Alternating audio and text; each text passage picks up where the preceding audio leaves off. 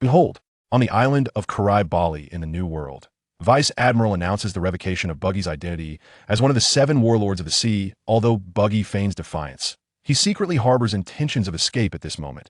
Having transmigrated into Mr.3, he binds himself to the most powerful Emperor's vice system, hoping to persuade Buggy to recruit the seven warlords to stand against the four emperors, even invoking the allure of a super treasure Buggy.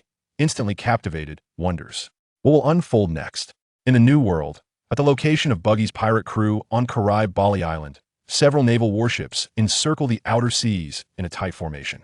On the foremost vessel stands a robust man with closed eyes, Vice Admiral Steelres of the Navy headquarters. Grasping a communication device, he suddenly opens his eyes wide, exuding an aura of menace. All rights of the seven warlords of the sea have been stripped away. You are no longer associated with the world government. In other words, Buggy, you are now merely a common pirate. Within the opulent hall of the island, the clown Buggy, cloaked in a brilliant red robe, grits his teeth in fury. Infuriating. How despicable. To pull such a stunt without any discussion. He twists his body and bellows towards the coast. You think you can capture me after using me? A bunch of hypocrites. Getting played by Crocodile and Doflamingo is your own doing. There should be limits to your venting. His flamboyant robe obscures the light, casting shadows behind him where a few individuals lurk. The beast tamer Machi, with a distressed expression, exclaims, "The coastline is surrounded. What should we do nearby?" The lion Ricky stares wide-eyed. Panic-stricken, it knows all too well the caliber of its captain, and without the protection of the warlords, the future looks bleak. Of course, we shall put on a grand show. Buggy, unperturbed beneath the sunlight, activates the powers of the chop-chop fruit, lifting his red robe as he floats into the air, radiating an overwhelming presence. All of you, muster your fighting spirit. Machi, Aurita, Kabaji, and the other veterans. The formidable pirates who escaped from Impel Down, in stark contrast, raised their weapons, their fighting spirit ignited. Oh, Captain Buggy! Buggy! Buggy! Amidst the crowd, a man sporting oval goggles and a hairdo shaped like the number 3 silently sighs. Who would have anticipated that in this world of pirates, I would become the wax fruit user, Mr.3. Ever since his arrival in this realm and catching a glimpse of his reflection, Mr.3 has been contemplating whether to bang his head against a pillar to start anew. Good grief, being a side character is one thing, but at least one should be handsome. What is this square face, spindly arms and legs, and that horrendously ugly 3 hairstyle? Ultimately, he decides against it. Being in this world could very well mean true oblivion, and given the hardness of those pillars, colliding with one would surely hurt and bring him to tears. Preferring to avoid pain, he resolves to observe the situation first. At the high hall, the clown Buggy, listening to his more capable subordinates fervently shout, wears a resolute expression. Let them witness the terror of the Buggy pirates. If you are afraid, then hide. I shall go and obliterate them. With that, he raises his red robe, exuding a murderous intent as he gazes toward the coastal warships. Captain Buggy, even without the identity of the warlords, your first thought is still our safety. His subordinates are moved to tears, and then, with fierce resolve, they brandish their weapons and position themselves before him. We shall go. Captain Buggy. Among them, a one-spounty pirate exceeding 300 million draws his sword, the formidable Hockey enveloping it in a deep black hue. But merely a vice admiral from headquarters, how could you disturb our king from the very beginning? He took the initiative, leaping down from the high hall and dashing towards the naval warship on the coast. Seeing this, the other subordinates felt their blood surge and followed suit. The hall, which had been crowded just moments ago, was instantly vacated. A bunch of fools. The Navy is clearly prepared. Only a simpleton would confront them heated. Buggy, retreating from his elevated position, exchanged mischievous glances with his comrades. While they hold off the Navy, we shall slip away through the hidden passage behind the island. The group nodded vigorously, yes, yes. Just as they were about to flee, a muscle-bound giant, who had forgotten his gun, turned back and happened upon them. Captain Buggy. Buggy was startled, his body in the red robe splitting open as cold sweat poured down. If these monsters realized he intended to escape alone, he would undoubtedly meet a gruesome end. Captain Buggy, how could you? The giant's face darkened. Just as Buggy was about to be exposed, the giant's demeanor shifted abruptly, tears streaming down his face. The captain trusts us so much, handing over the pirate crew without assessing the battlefield. Is this the courage of the Pirate King's crew, the rival of the red-haired? How fortunate I am to follow such a powerful figure. Rest assured, I shall never betray your trust. Wiping his nose in tears, he turned back to the battlefield, completely forgetting his missing weapon. Aha! Go forth, create chaos. Buggy instantly straightened his posture, brimming with confidence. Witnessing this self-aggrandizing spectacle, even Mr. 3, who had read the original work, couldn't help but exclaim, "What the heck? Is this the luck of the great Buggy combined with his supreme imagination? Absolutely splendid." 3, what's wrong with you? You've been acting strangely. Finally coming to his senses, Buggy noticed Mr. 3's odd behavior. The other crew members also looked over, puzzled. "I hadn't noticed until you mentioned it. But usually at this time, you two would be scheming about how to escape, right?" The alluring user of the slippery fruit, Alvita, interjected. "Don't conflate me with him." Buggy jumped up. "What I did was a strategic retreat." Alvita rolled her eyes. Sure. At that moment, the consistently peculiar Mr. 3 suddenly tilted his head back, his lips twitching as he let out a strange laugh. "I see now, ahaha. This just got interesting." His eyes sparkled with fervor, excitement brimming within him. He had just found a system and acquired the typical cheat for traversers. "Everyone, the warlord system has been abolished. The world is about to change. I have a plan. Would you care to listen?" Mr. 3 stifled his eccentric laughter, adjusting his goggles, the eyes behind the lenses gleaming with intelligence. Observing the suddenly serious demeanor of Mr. 3, Buggy and the others exchanged glances and simultaneously shook their heads. Their instincts warned them that what he was about to say was undoubtedly a trap. "I refuse. Not a chance. Escaping is our priority." "I concur." Roar. Time rewound a few minutes, right after Mr. 3 had dismissed his thoughts of self-harm. Ding. "Congratulations, you have gained the courage to survive and successfully bound the strongest Vice-Emperor system." The strongest Vice-Emperor system. Host, Mr. 3. Charm Charisma, 45. Physical Fitness, B. Luck, yes. Buff from the Clown Buggy's camp. Transient Disappearance Ability. Wax Fruit Awakening not yet achieved. Armament Hockey Novice. Observation Hockey Novice. Items none. Current objective. Recruit at least one warlord, new or old, to join the Buggy Pirates, thereby strengthening the crew and securing the position of second in command.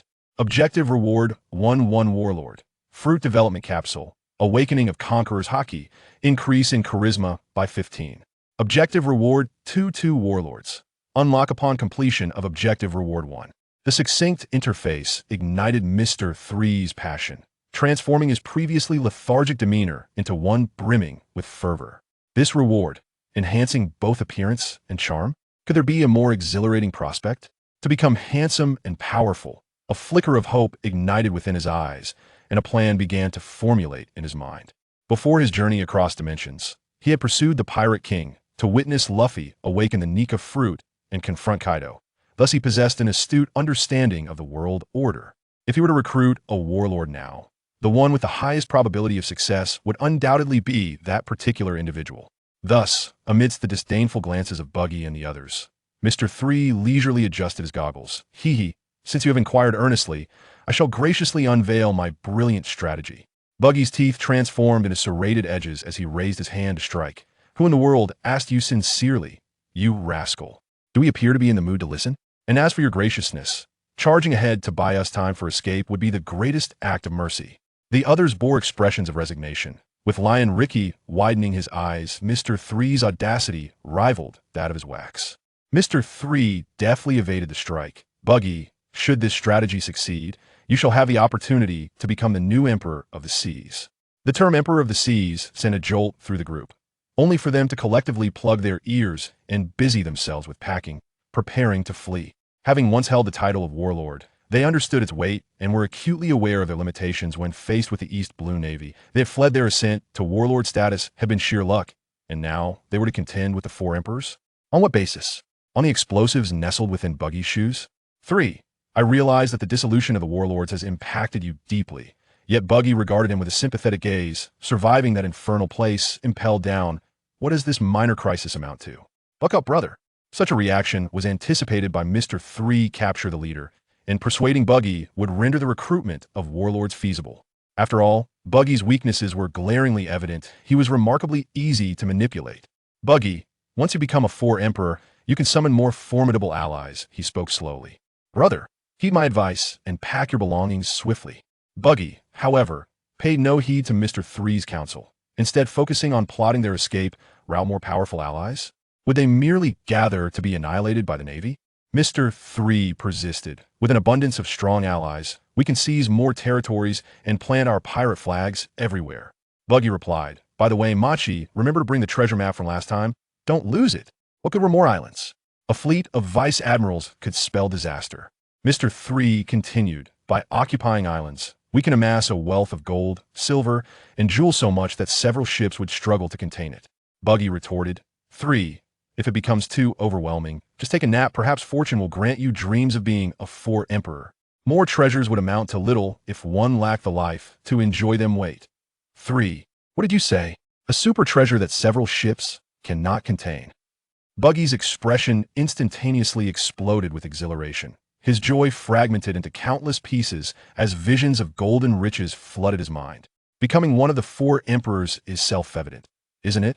With more territory, finding legendary treasure maps becomes far more attainable.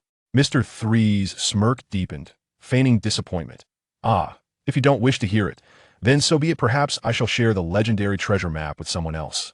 Before he could finish his sentence, Buggy's adrenaline surged, his clownish visage etched with fury. What nonsense is this? The treasure and the treasure map are mine. A mere emperor of the seas. Does it not seem trivial for me to seize them at will? Quickly reveal your ridiculous scheme. At this proclamation, the crew erupted in chaos. Captain, are you serious? Don't engage in reckless antics with Mr. 3. That's one of the 4 emperors. Do you wish to bring him down? People could die. This is serious. You're going to die. Buggy waved his hand to silence everyone and looked at Mr. 3 with a determined gaze. How can a pirate ignore treasure? Quickly tell me the plan. The atmosphere was tense, and Mr. 3 cleared his throat. It's like this. The world government has abolished the 7 warlords. Not just us, but even Mihawk and Boa Hancock, the current ones, have lost their privileges and become ordinary pirates with bounties on their heads.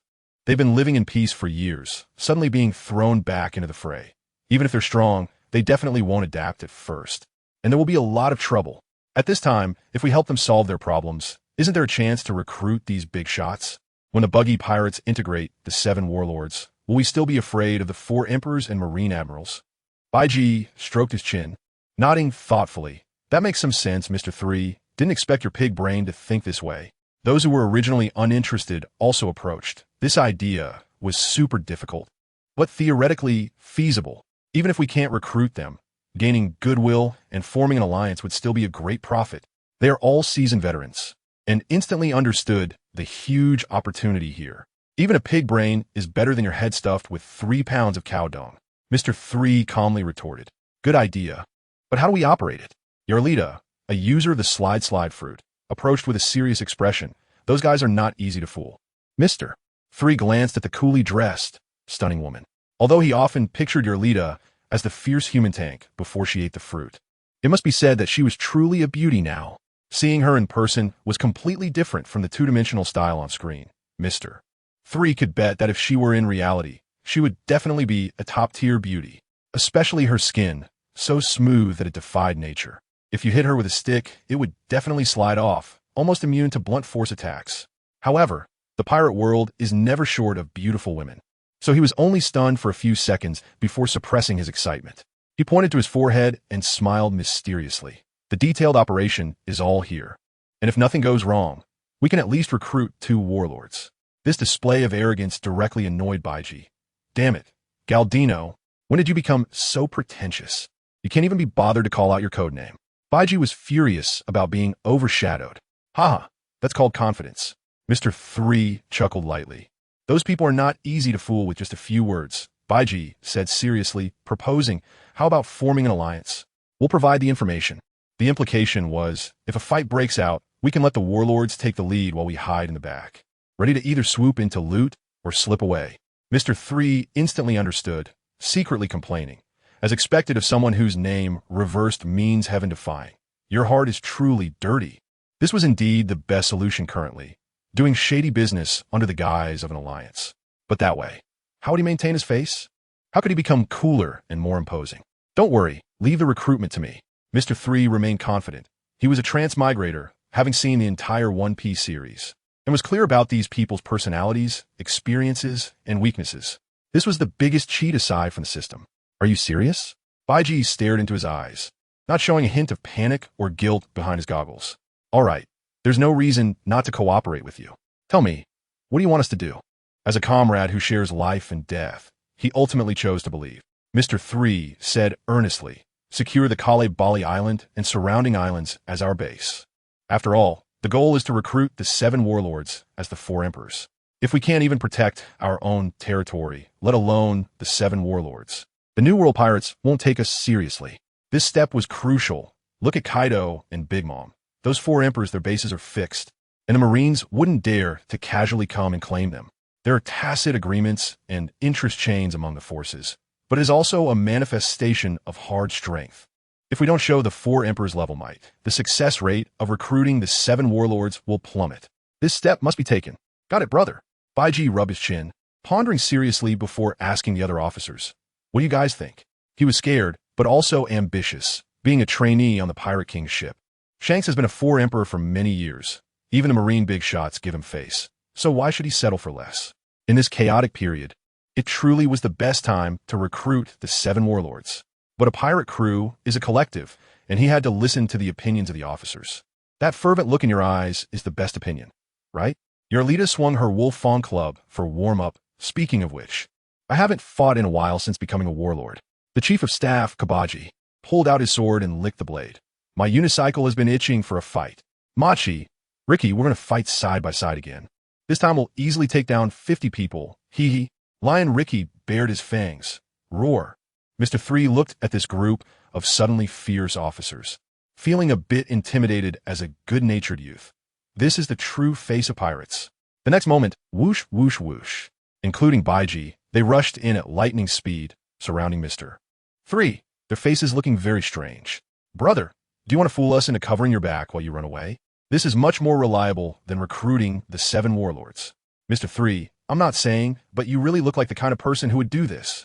A round of shameless teasing left Mr. 3 speechless. These guys were even more exaggerated than in the anime, changing styles in an instant, completely illogical. Also, how cunning must Mr. 3 usually be to be suspected like this? Don't worry, I swear by the name of Galdino one day, our pirate crew will definitely ascend to the throne of the 4 emperors. Mr. 3 assured while painting a bright future. Though the vision was crude, everyone present found it useful and nodded in agreement. By the way, who is the first warlord you want to recruit? Buggy asked the key question. Everyone instantly fell silent. All eyes on Mr. 3.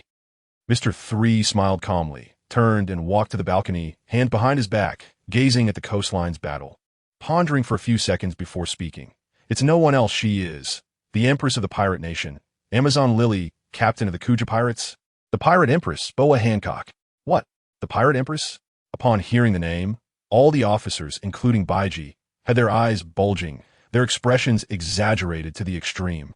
The Empress, as the leader of the combat kingdom, was notoriously ruthless, and although she held the title of the world's most beautiful, her personality was extremely terrible, often petrifying people and then shattering them.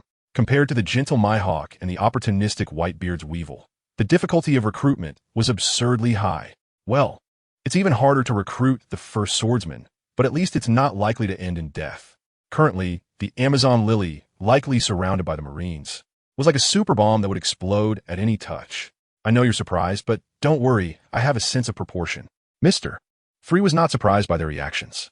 Choosing the Empress was a well-considered decision, not just because he wanted to see the world's most beautiful, though that was part of it, but mainly because she had to protect her country, bearing a heavier burden than the other 7 warlords, making it hard for her to showcase her strength and evade the Marines. If we lend a helping hand now, the success rate of recruitment will skyrocket. More importantly, as a transmigrator, Mr. 3 knew that the Empress had a fatal weakness that the other warlords did not have. She was once a slave of the Celestial Dragons, and that dark experience still overshadowed her. Utilizing this information well, he had a 60% chance of recruiting her. Even if that fails, forming an alliance would still be stable. Of course, saying it is easy, but doing it requires skill. All right, since you have this blind confidence, as comrades, all we can do is trust you and prepare a decent coffin for you in advance. After the shock, Buggy's clown face was filled with sadness and reluctance. He turned to Machi with tears in his eyes. Is there any expensive wood on the island? We need good materials to make a coffin, but Machi pondered. If Mr. 3 went, he would probably end up as rubble, so there was no need for a coffin, right? Mr. 3 was speechless. These people truly didn't believe him. Shut up, Buggy. Stop talking about coffins. Hurry up and find someone with strong intelligence to help me. He just wanted to get to Amazon Lily as quickly as possible. Intelligence is managed by Kabaji. Baiji looked at the chief of staff on the unicycle. Kabaji stopped the car. The Amazon Lily is in the comm belt. No penetration has occurred, but there is a base nearby. After becoming one of the Seven Warlords, they learned from Doflamingo to engage in underground industries, establishing Buggy Express. And their intelligence network is top-notch. That's it. Tell me the location of the base. Mr. 3 also said get another small fast boat, the fastest to Amazon Lily. All we need is a navigator and a helmsman. Buggy immediately responded, no problem, but then he became worried, his eyes fierce. If you don't come back, I will definitely take revenge. Betting the entire pirate crew, make Hancock pay the price. This ferocity startled Mr. 3. Though Buggy is cunning, he is loyal to his brothers. Don't worry, I've survived Magellan's poison, I won't die. He patted Buggy. Ha, isn't that right? Buggy recalled, impelled down, and burst into laughter. 20 minutes later, at the escape route on the back of the island, Mr. 3 stood at the bow of the fast boat, looking back at the island. The sounds of cannon fire and weapons clashing were continuous, and Buggy and the others were fighting fiercely against the Navy Vice Admiral. If the world government dares to come, they must have brought something deadly, perhaps even new weapons more powerful than human weapons. He could only rely on Buggy now. Hopefully, it won't be a desolate island when he returns. He sighed softly and walked into the lounge. The navigator said it would take 4 to 5 hours to reach the nearest base at the fastest. Mr. 3 needed to use this time to carefully plan the details of contacting Hancock. Although he appeared confident on the surface, he was anxious about negotiating alone. Hancock is a ruthless pirate, much more brutal than in the anime. Treating her like a love-struck fool could lead to death without knowing how. Not everyone is like Luffy, who has the protagonist's halo. Time passed quickly at sea, and the pirate flag of Buggy hung on the ship. Yet no short-sighted pirate dared to attack. Although the news that the Seven Warlord system was abolished spread throughout the New World, their power and prestige were still there, and few dared to provoke them. Soon, Mr. 3 arrived at the unnamed deserted island where the base was located. Several young men in black robes covered in tattoos had been waiting on the coast. Upon seeing Mr. 3 with his distinctive hairstyle, they immediately bowed. Hello, third brother. In a hidden cave in the jungle of the small island, candlelight flickered and Mr. 3 sat at the main seat. Tell me about the situation in Amazon Lily and the distribution of the Navy. A black-robed informant stepped forward and respectfully replied. Back to you, third brother. Daughter Island is surrounded tightly, led by Navy Major Kobe, and the experts in the dark are unclear.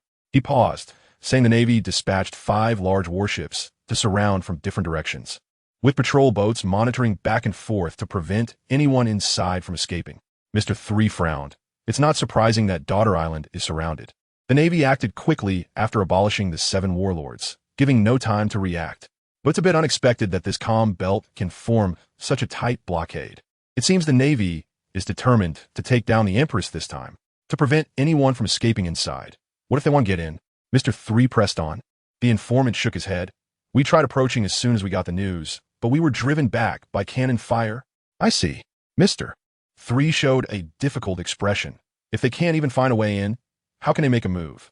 Wait, do you mean the Navy hasn't attacked Daughter Island yet? Mr. 3 suddenly caught the key point. No, there's a team of reporters from Morgan's in the Navy, and both sides are still in the negotiation stage. The informant speculated. But with the Empress being so tough, the possibility of surrender is extremely low. It will likely turn into a battle.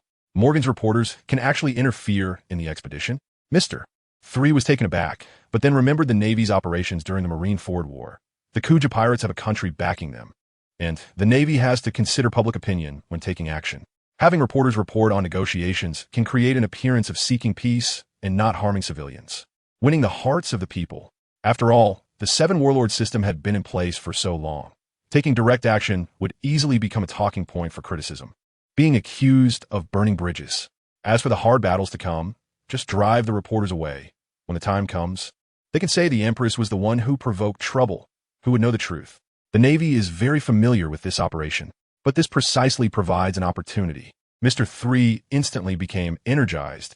Tell me the specific locations of their warships and the intervals of the patrol boats.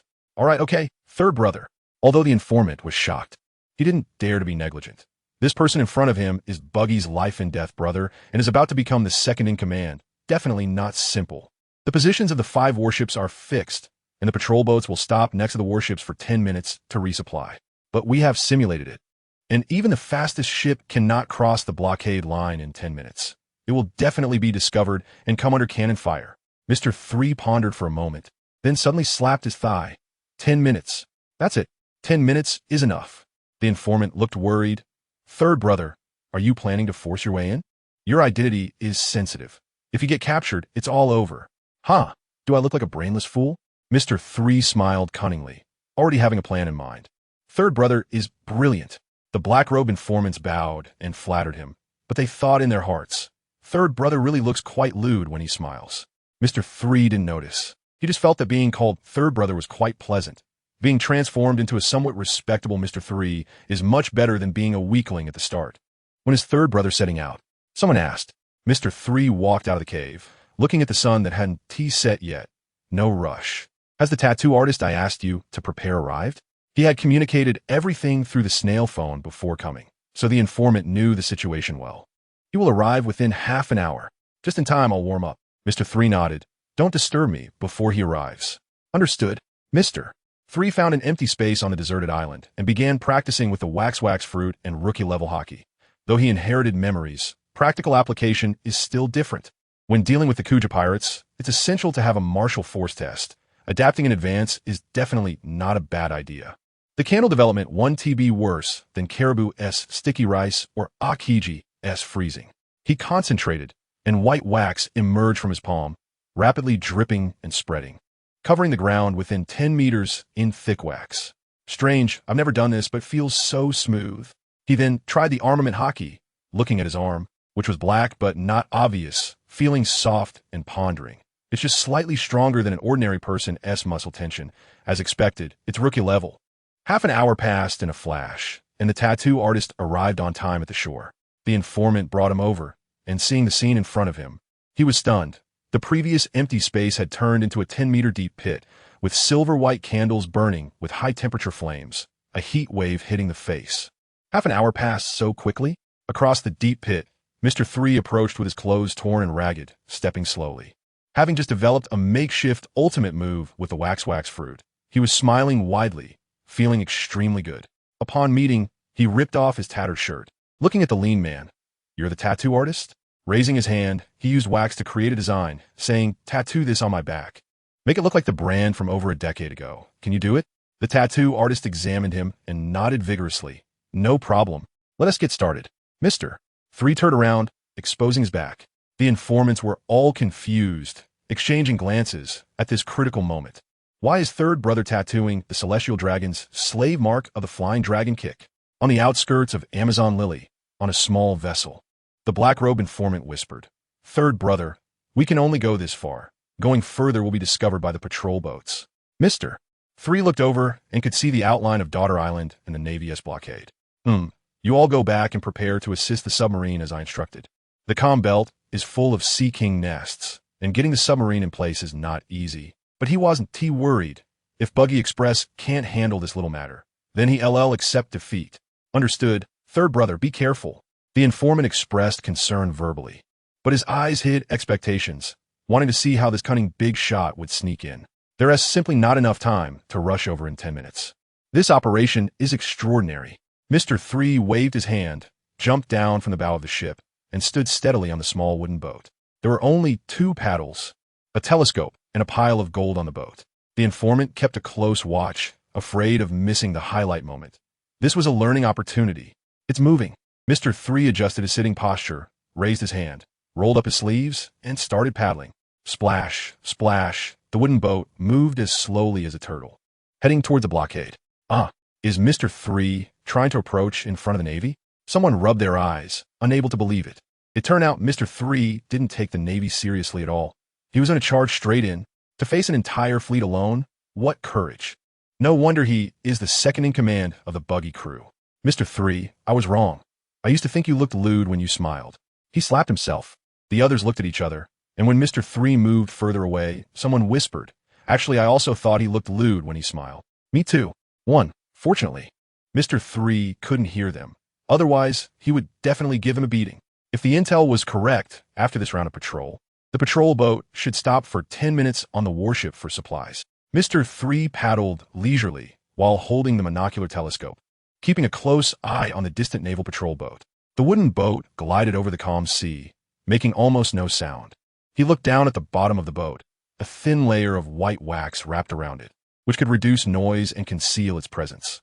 There were many sea kings in the windless zone, but Mr. 3 was naturally cautious, taking all preventive measures. Soon, he saw through the telescope that the patrol ship had completed a circle and was approaching a large warship in the distance. This is the moment. He suddenly exerted force and paddled like crazy. Buzz! The armed hockey emitted a light sound, and he actually coated the paddles with hockey. Although it was just a beginner's level, it at least made the paddles more durable, and it was a good practice. To really speed up, he needed the wax fruit, thickening the wax at the bottom of the boat and spraying white wax from the stern as a propellant. Whoosh! The wooden boat instantly broke through the wind, charging past the blockade straight towards Daughter Island.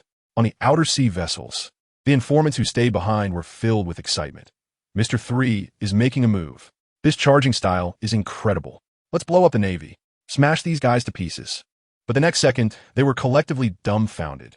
Mr. 3 slowed down after charging for about 100 meters, moving as slowly as a snail, and even turned back. What is Mr. 3 doing?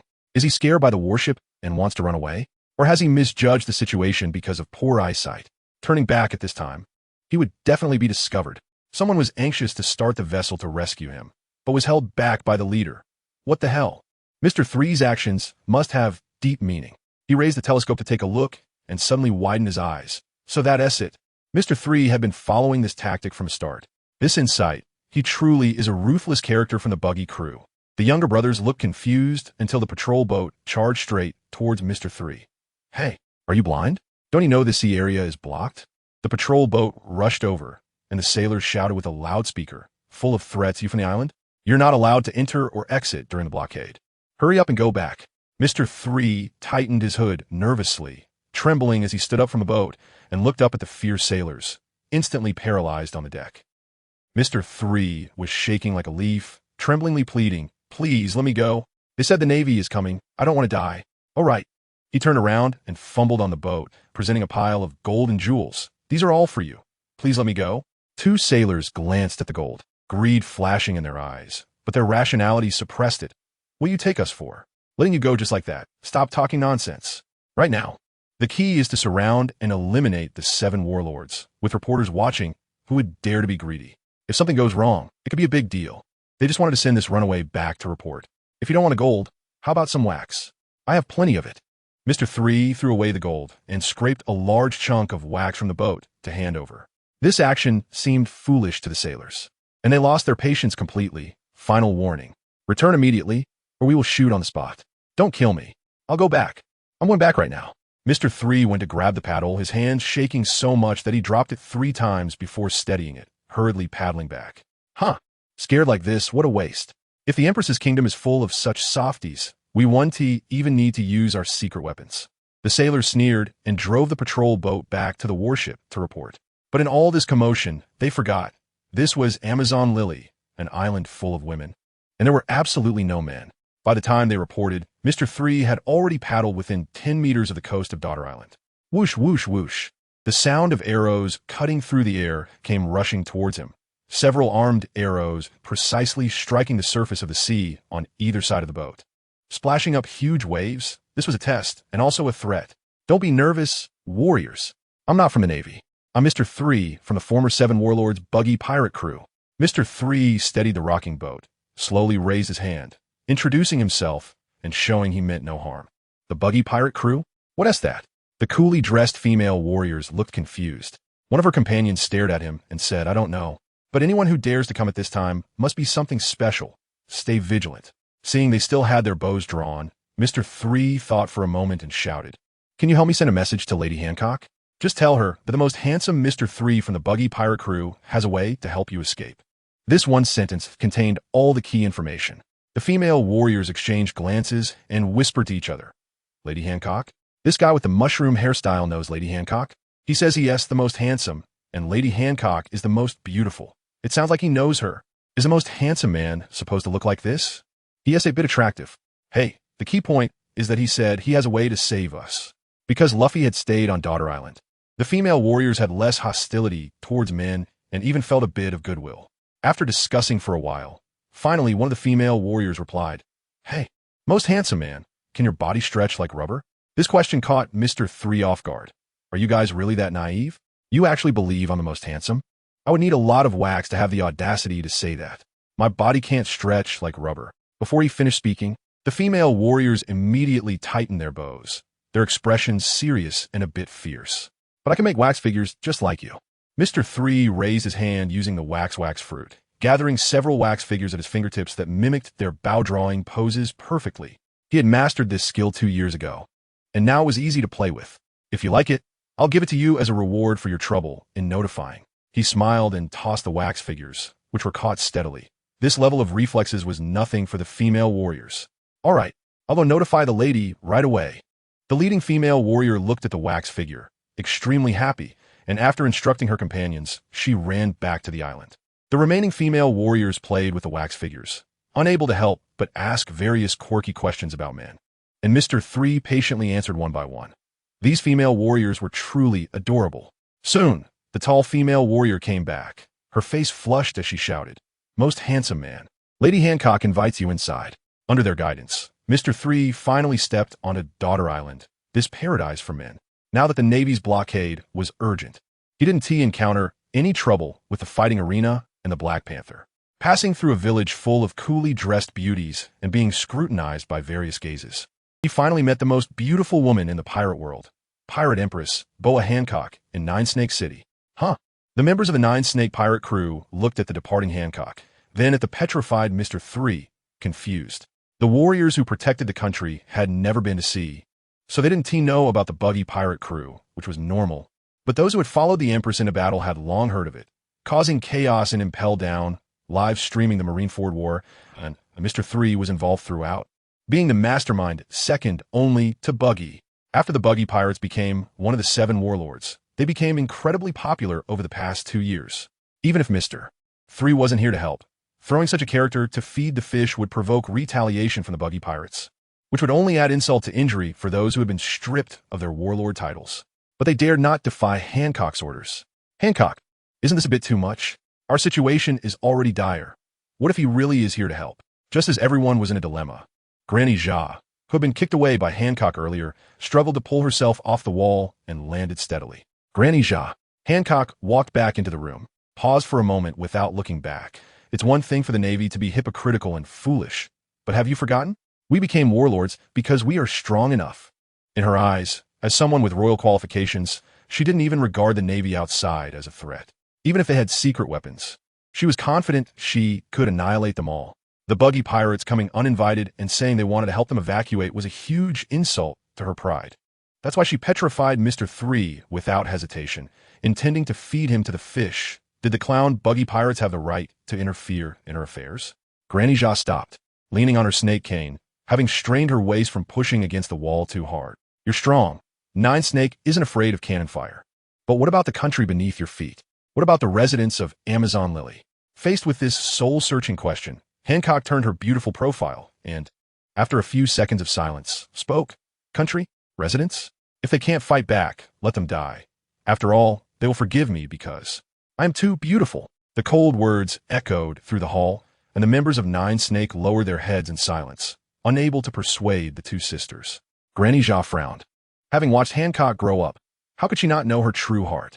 Just as she was about to speak, a voice interrupted. "You're not cold-blooded. First, listen to my proposal." This slightly lewd male voice startled Hancock, and she suddenly looked at Mr. 3's petrified form. Cracks appeared on the head of the stone statue, spreading like a spider web all over its body, and with a bang, it shattered into pieces, stone chips falling everywhere. Mr. 3 shook off the wax from his body, crossed his arms, and raised his head to meet her gaze, his goggles shining with confidence. "Maybe it's worth a try?" When enveloped by the sweet wind, wrap your whole body in wax to avoid petrification. Hancock stared at him, shocked and even angrier at his self-righteousness.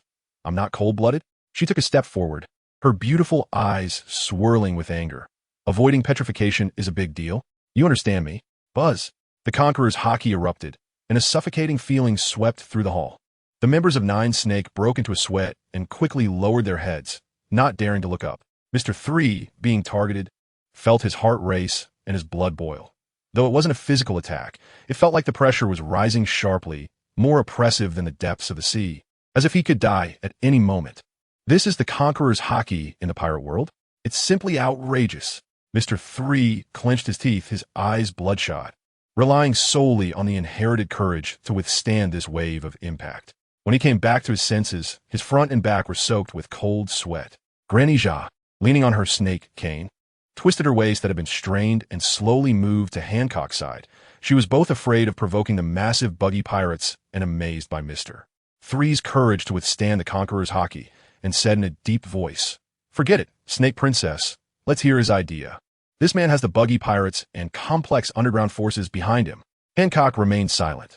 Despite her usual commanding tone towards Granny Geoise, she still respected this lifesaver in her heart. Weighing the pros and cons, she restrained her aura and sat back down on the pink python throne.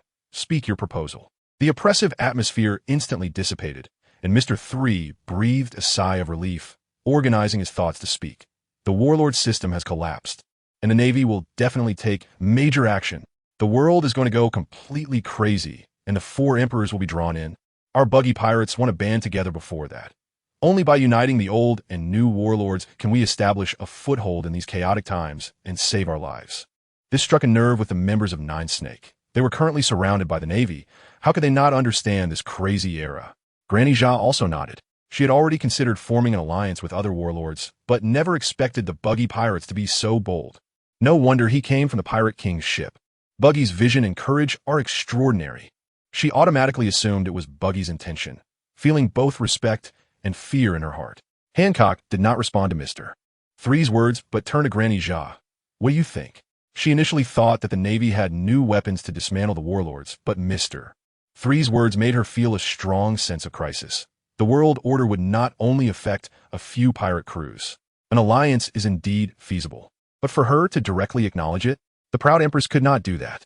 Granny Geoise, as a tool, was just right for the job. Granny Geoise understood immediately and nodded. "I have thought about the idea of the warlords banding together. It's just that the difficulty is high, so I didn't mention it to you. Since the Buggy pirates have taken the initiative to speak up, it is indeed worth considering." "How dare you?" Hancock, sitting on the pink python, suddenly darkened her expression and coldly questioned, "Granny Geoise, do you think that with my combat power, I've become weak enough to need to find others to cooperate?" The Empress's aura was directly overwhelming. "The world may change, but I'm still the center." The members of Nine Snake below felt the crisis dissipate. Right. Their captain is the Empress with Conqueror's hockey. What situation can't she handle? Granny Geoise didn't dare to. She hurriedly lowered her head. The Snake Princess's combat power was unparalleled. Why would she need help? But the Buggy pirates, sending their second-in-command to find us right away, showed enough sincerity. And it was worth cooperating, on the condition that they had the ability to break the siege of Amazon Lily. Hancock's expression eased slightly as she looked at Mr.3. "Since Granny Geoise has said so, I will listen to you. I can throw away the residents of Amazon Lily at will. It doesn't matter how many die, but allies are different. Speak. How do you plan to evacuate the people on the island?" All eyes focused back on him. Mr.3 rubbed his forehead, inwardly calling it tricky. These two were directly turning assistance into a qualification test, changing from passive to active. He had previously underestimated the Empress's cunning. She was completely different from the lovesick characters in anime. The people in this world are more real and more cunning. What's worse, his goal was recruitment, not an alliance. The pressure was overwhelming. The method of evacuation is very simple. Mr.3 sighed, taking it one step at a time, hoping that the Empress's fear of the celestial dragons had not changed. "You use your abilities to petrify all the residents, and I will cover the statues with thick wax to waterproof them. Then let your sea snake secretly transfer the people to a designated location at the bottom of the sea, where Buggy's delivery personnel will be waiting." To be convincing, he stepped down with his right foot, and his hair shaped like a 3 burst into flames, instantly covering the entire floor of the hall with thick wax. The ability is quite useful. Hancock stood up, tilted her head to examine him. The method was good, but before implementation, "I want to see if the combat power of Buggy's second-in-command is as good as his brain." Mr.3's nerves tensed instantly, the flames atop his head reigniting. There was no escaping the battle that was about to come. "Sandersonia, Marigold, treat our guest well." Hancock waved her jade hand, and the two sisters on either side stepped forward, directly activating their devil fruit abilities. Buzz. Under the enhancement of the snake fruit, their bodies became larger, their snake-like faces and thick tails exuding a cold, fierce aura as they whipped their tails and sped towards Mr.3. Yes, sister. Here we go. Mr.3's fighting spirit surged as he stood on the flowing wax, using giant wax gloves as a spear and the surrounding wax walls as a shield, ready to clash head-on with the Snake Woman sisters. In the pirate world, one must fight fiercely. He was not the coward the original owner was. Whoosh! As soon as the Snake Woman sisters made their move, the members of Nine Snake immediately retreated, clearing a wide space. Before they could steady themselves, a massive explosion erupted from the center of the hall, shaking the ground violently. The first to rush up was the Cobra-transformed Marigold, wielding a large saber and slashing fiercely at Mr.3's neck. Mr.3 calmly raised his hand, and the flowing wax walls instantly gathered in front of him. Thud! The blade struck the wax wall with a buzzing sound. This wax looks soft, but it's so hard after hardening. Marigold's snake-like pupils narrowed, and she immediately changed her move, stabilizing her broadsword with one hand while wrapping the other in hockey, her dark fist smashing toward the wax wall with a gust of wind. Bang! The wax wall that withstood the slash was instantly shattered, turning to dust. Mr.3 was knocked back, but just happened to fall into the trap of another giant snake. Under the shadow, a thick snake tail with a net pattern swiftly attacked, wrapping around his waist. Zizi, the muscles contracted violently. The strangling force was about to crush him to pieces. Mr.3, you have more than one opponent. Sandasonia, with her green hair flowing and forked tongue paired with hooked fangs, sneered coldly. Let me see if I can twist you into a rag. If you can't hold on, just surrender. Dying won't be easy to explain to my sister. Take a good look at my face. Does it look like I'm about to die? The bound Mr.3 turned back, his expression calm. Before Sandasonia could react, the wax fruit activated in an instant. Countless streams of fluid wax surged from him, wrapping up the giant snake tail and body in the blink of an eye. Sandasonia sensed something was wrong, tried to loosen her grip to retreat. But the speed of the wax solidifying far exceeded her expectations. Accompanied by scorching hot air, a 10-meter-tall wax statue of the Snake Woman appeared in the hall, and even the shock and panic on her face were clearly visible. From the attack to being encased as a wax statue, it only took a few seconds. Is this the power of the second-in-command of Buggy's crew?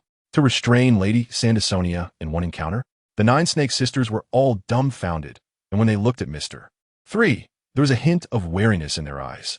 At a high position, Hancock leaned on her hand, looking relaxed, sipping the tea handed to her by her attendant. Although her two sisters were not strong, they shouldn't be defeated in an instant. With Mr.3's performance, it wasn't enough to see. Sandasonia, seeing her second sister being encased, Marigold roared and swung her sword down. This time the blade was fully wrapped in hockey, without any hesitation. Mr.3 did not dodge or evade, and the candle in his hand instantly transformed into a double-edged axe about the same size as him, the white wax gleaming with a faint black hue. He was going to face it head-on, testing the limits of his hockey. Boom! The giant axe of wax collided with the black broadsword, sparks exploding like fireworks. The two weapons clashed fiercely, both wanting to crush the other. Crack! After a few seconds of stalemate, the rookie-level hockey couldn't hold up, and the candle axe was brutally shattered, wax shavings flying everywhere, adding wax hardness. And the hockey is only this level? Mr.3 internally complained about the original owner. Kizaru was just pretending to be lazy, but the original owner was truly slacking off, living way too poorly. Do you dare underestimate me, Boa Marigold? Trying to fool me with this child's play hockey? Marigold's eyes turned red as if they would bleed, her snake-like face showing bulging veins. Zizi, the golden hair behind her suddenly ignited into flames, coiling into fiery snakes. With the snake hair manifesting, the flame serpent god, she directly entered her strongest form, not even using her signature venom. This was pure anger. Mr.3 felt wronged. That was truly the limit of my hockey. But he dared not say this, fearing it would explode the girl's lungs. Sister, let us finish this quickly. Marigold shouted at the wax statue. Sure enough, the wax statue began to tremble violently, cracks spreading like spider webs. In the next second, countless emerald green snake heads burst through the wax statue, and Sandasonia revealed her massive blood-filled mouth, sharp teeth glinting with cold light. Mr.3, you bastard. Are you ready to die? This was her strongest form, the snake hair manifestation of the eight-headed serpent, looking truly terrifying. The two sisters stood side by side, their thick snake tails lifting them high, directly blocking the light of the hall. A terrifying shadow loomed down, and Mr. 3 could only look up to meet their gaze. Although it was his first time seeing such a frightening monster, he felt unusually calm inside, his blood boiling even more. The Navy outside might launch an all-out attack at any moment, and he needed to show the ultimate technique he had honed in half an hour of special training on the island. Candle wall, Mr. 3 shouted loudly, and the candles beneath him surged like a fountain, instantly building a 2-meter-high wall, separating the observing 9 snake members, leaving only him and the snake sisters inside for a one-on-one fight. This move was too powerful. He hadn't fully mastered it yet. If it affected the other 9 snake members, it would be troublesome. Having no worries behind him, Mr. 3 tightened his right fist, pushing the wax fruit's power to the maximum. Pooh! Flames blazed on his top knot, and in the next second, liquid wax poured out from his fist as if it were free, tumbling and condensing in the air, transforming into a giant wax fist about the same size as the snake sisters. Sandersonia and Mary Gollad's pupils shrank suddenly, readying themselves to take it head-on. The Zoan-type instinct told them to dodge, but 2 against 1, how could they avoid the fight? Their pride wouldn't allow for it. At a high position, Hancock's relaxed demeanor completely vanished. She put down her teacup and stared intently at Mr. 3. She noticed the dark spots in the giant fist, which were not hockey, but clearly micro-explosives. Moreover, this posture was so similar to a certain former Marine Admiral. She stood up abruptly, her expression serious enough to drip water. This move by Mr. 3 was precisely using the high-temperature property of the wax, mixed with Buggy's special gunpowder, replicating Akainu's killing move. If she heard the Empress's words, she would definitely be shocked enough for her goggles to fall off. Be careful, it's birthday time. Mr. 3 tilted his head with a wicked smile, the flames on top precisely landing on the giant wax fist. Buzz! The gunpowder ignited instantly, flames surged wildly. The inner wax was ignited, and the high temperature triggered the explosives deeper inside, layer upon layer, finally transforming into a burning and exploding magma-like giant fist, looking terrifying. This move is called Candle Great Fire Blast. He leaped into the air, smashing the giant fist down toward the snake sisters. Boom! The loud noise shook the hall, flames shooting into the sky. White smoke filled the air, burning wax blocks flew everywhere, and the candle wall melted into puddles, leaving a scene of devastation. The 9 snake female warriors were all dumbfounded. Sandersonia and Mary Gollad reverted from their snake forms, kneeling on the ground, gasping for breath. Their bodies burned red and shiny, but not fatally injured. The Zoan type had tough skin and flesh, plus their hockey was strong enough to withstand this wave of impact. But the venue was destroyed like this. The power was truly explosive. If the impact hadn't concentrated entirely on the sisters, the magnificent hall would have been reduced to rubble long ago. Huff! Facing Sandersonia and Mary Gollad, Mr. 3 was also in poor condition.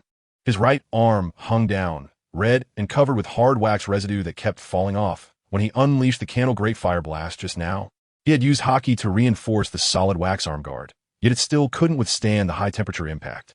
This move required chanting, and it could potentially hurt himself. The flaws were obvious, but he was extremely satisfied with the power. Next, I need to practice controlling the fruit and hockey. After finishing with the sisters, he clarified his goals. Observation hockey could wait. If his offense and defense couldn't keep up, predicting the future would only show him a few seconds earlier how he would fail. This fruit ability is really exaggerated. Sandersonia shook off her dizziness and stood up, while Mary Gollad picked up the broadsword, staring at Mr. 3, clearly indicating she wanted to fight to the end. Mr. 3 felt overwhelmed. The Zoan types really could take a hit, but he wasn't afraid of fighting again. Just as both sides were about to make a move, Hancock waved her jade hand from a high position. Enough. The testing is complete. You can see the combat power of Buggy's crew from him. For the well-informed Empress, although Mr. 3's punch was impressive, showing a hint of Akainu's shadow, it wasn't too shocking. There are many who can cause such destruction in the New World. She called a halt, actually because Mr. 3 had isolated the others with the candle wall, which was more important than his strength. Allying with a brutal guy was just asking for trouble. Yes, sister. The sisters looked regretful, withdrawing their fighting spirit. They didn't get to fight to their heart's content, but they absolutely listened to their sister.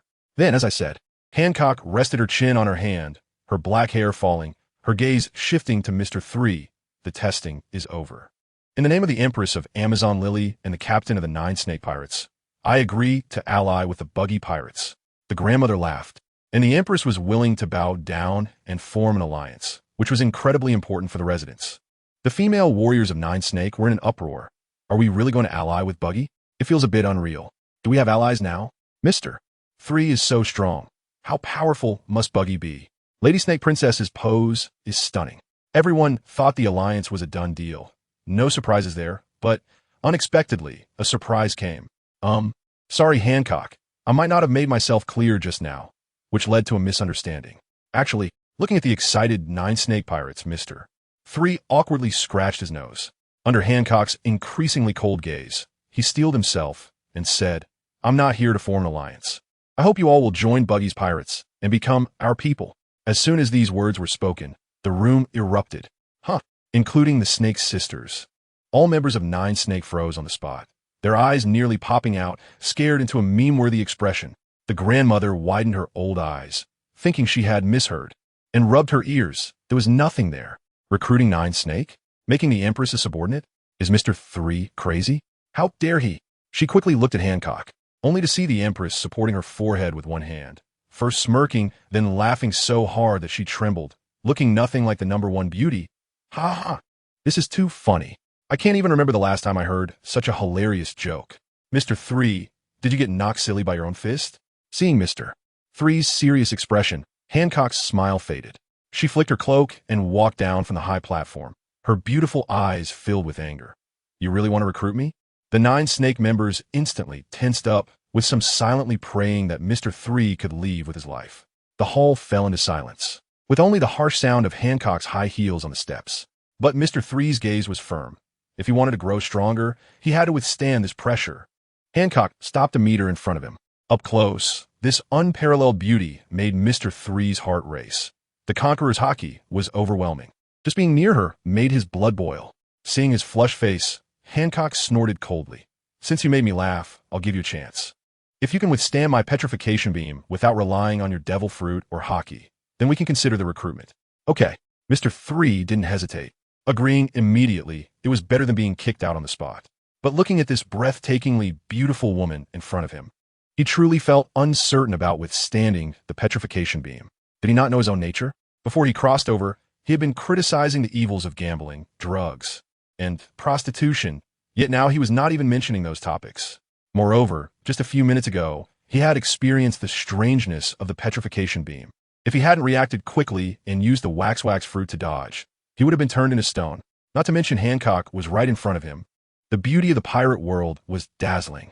But even in such a perilous situation, Mr. 3 felt he still had a chance. Hancock's ability wasn't unbeatable. Aside from someone like Luffy with a bizarre mindset, even Vice Admiral Squirrel had endured it. That tough guy had directly pierced his palm with a knife, using the intense pain to stay awake and not turn to stone. Mr. 3 knew he wasn't that tough. But making a small cut with the wax knife was still possible. He was afraid of pain, and his endurance was far less than Squirrel's, but roughly speaking, cutting the skin hurt about the same as piercing the palm. The first time was unexpected. This time I'm determined, unaffected by beauty, and at the critical moment. I'll rely on pain to distract myself. I can definitely do it. With that thought, his worries vanished, and his lecherous face turned calm and confident. Resisting the allure of beauty required either being brainless or absolutely confident. Come on, Boa Hancock. He took the initiative to challenge her. Seeing him so prepared, Hancock snorted coldly and stepped back a few paces.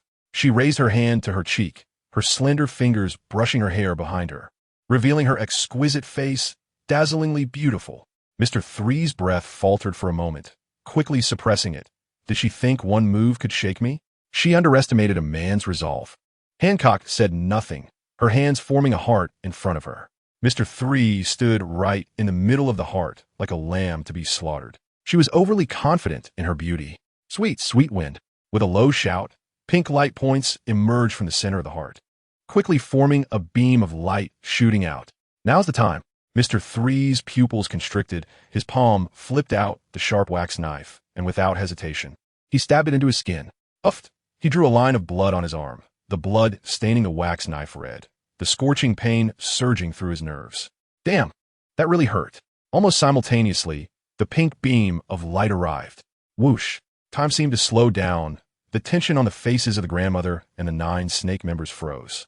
Although Hancock's ability was abnormal, it was hard to say for someone as bold and confident as Mr. 3.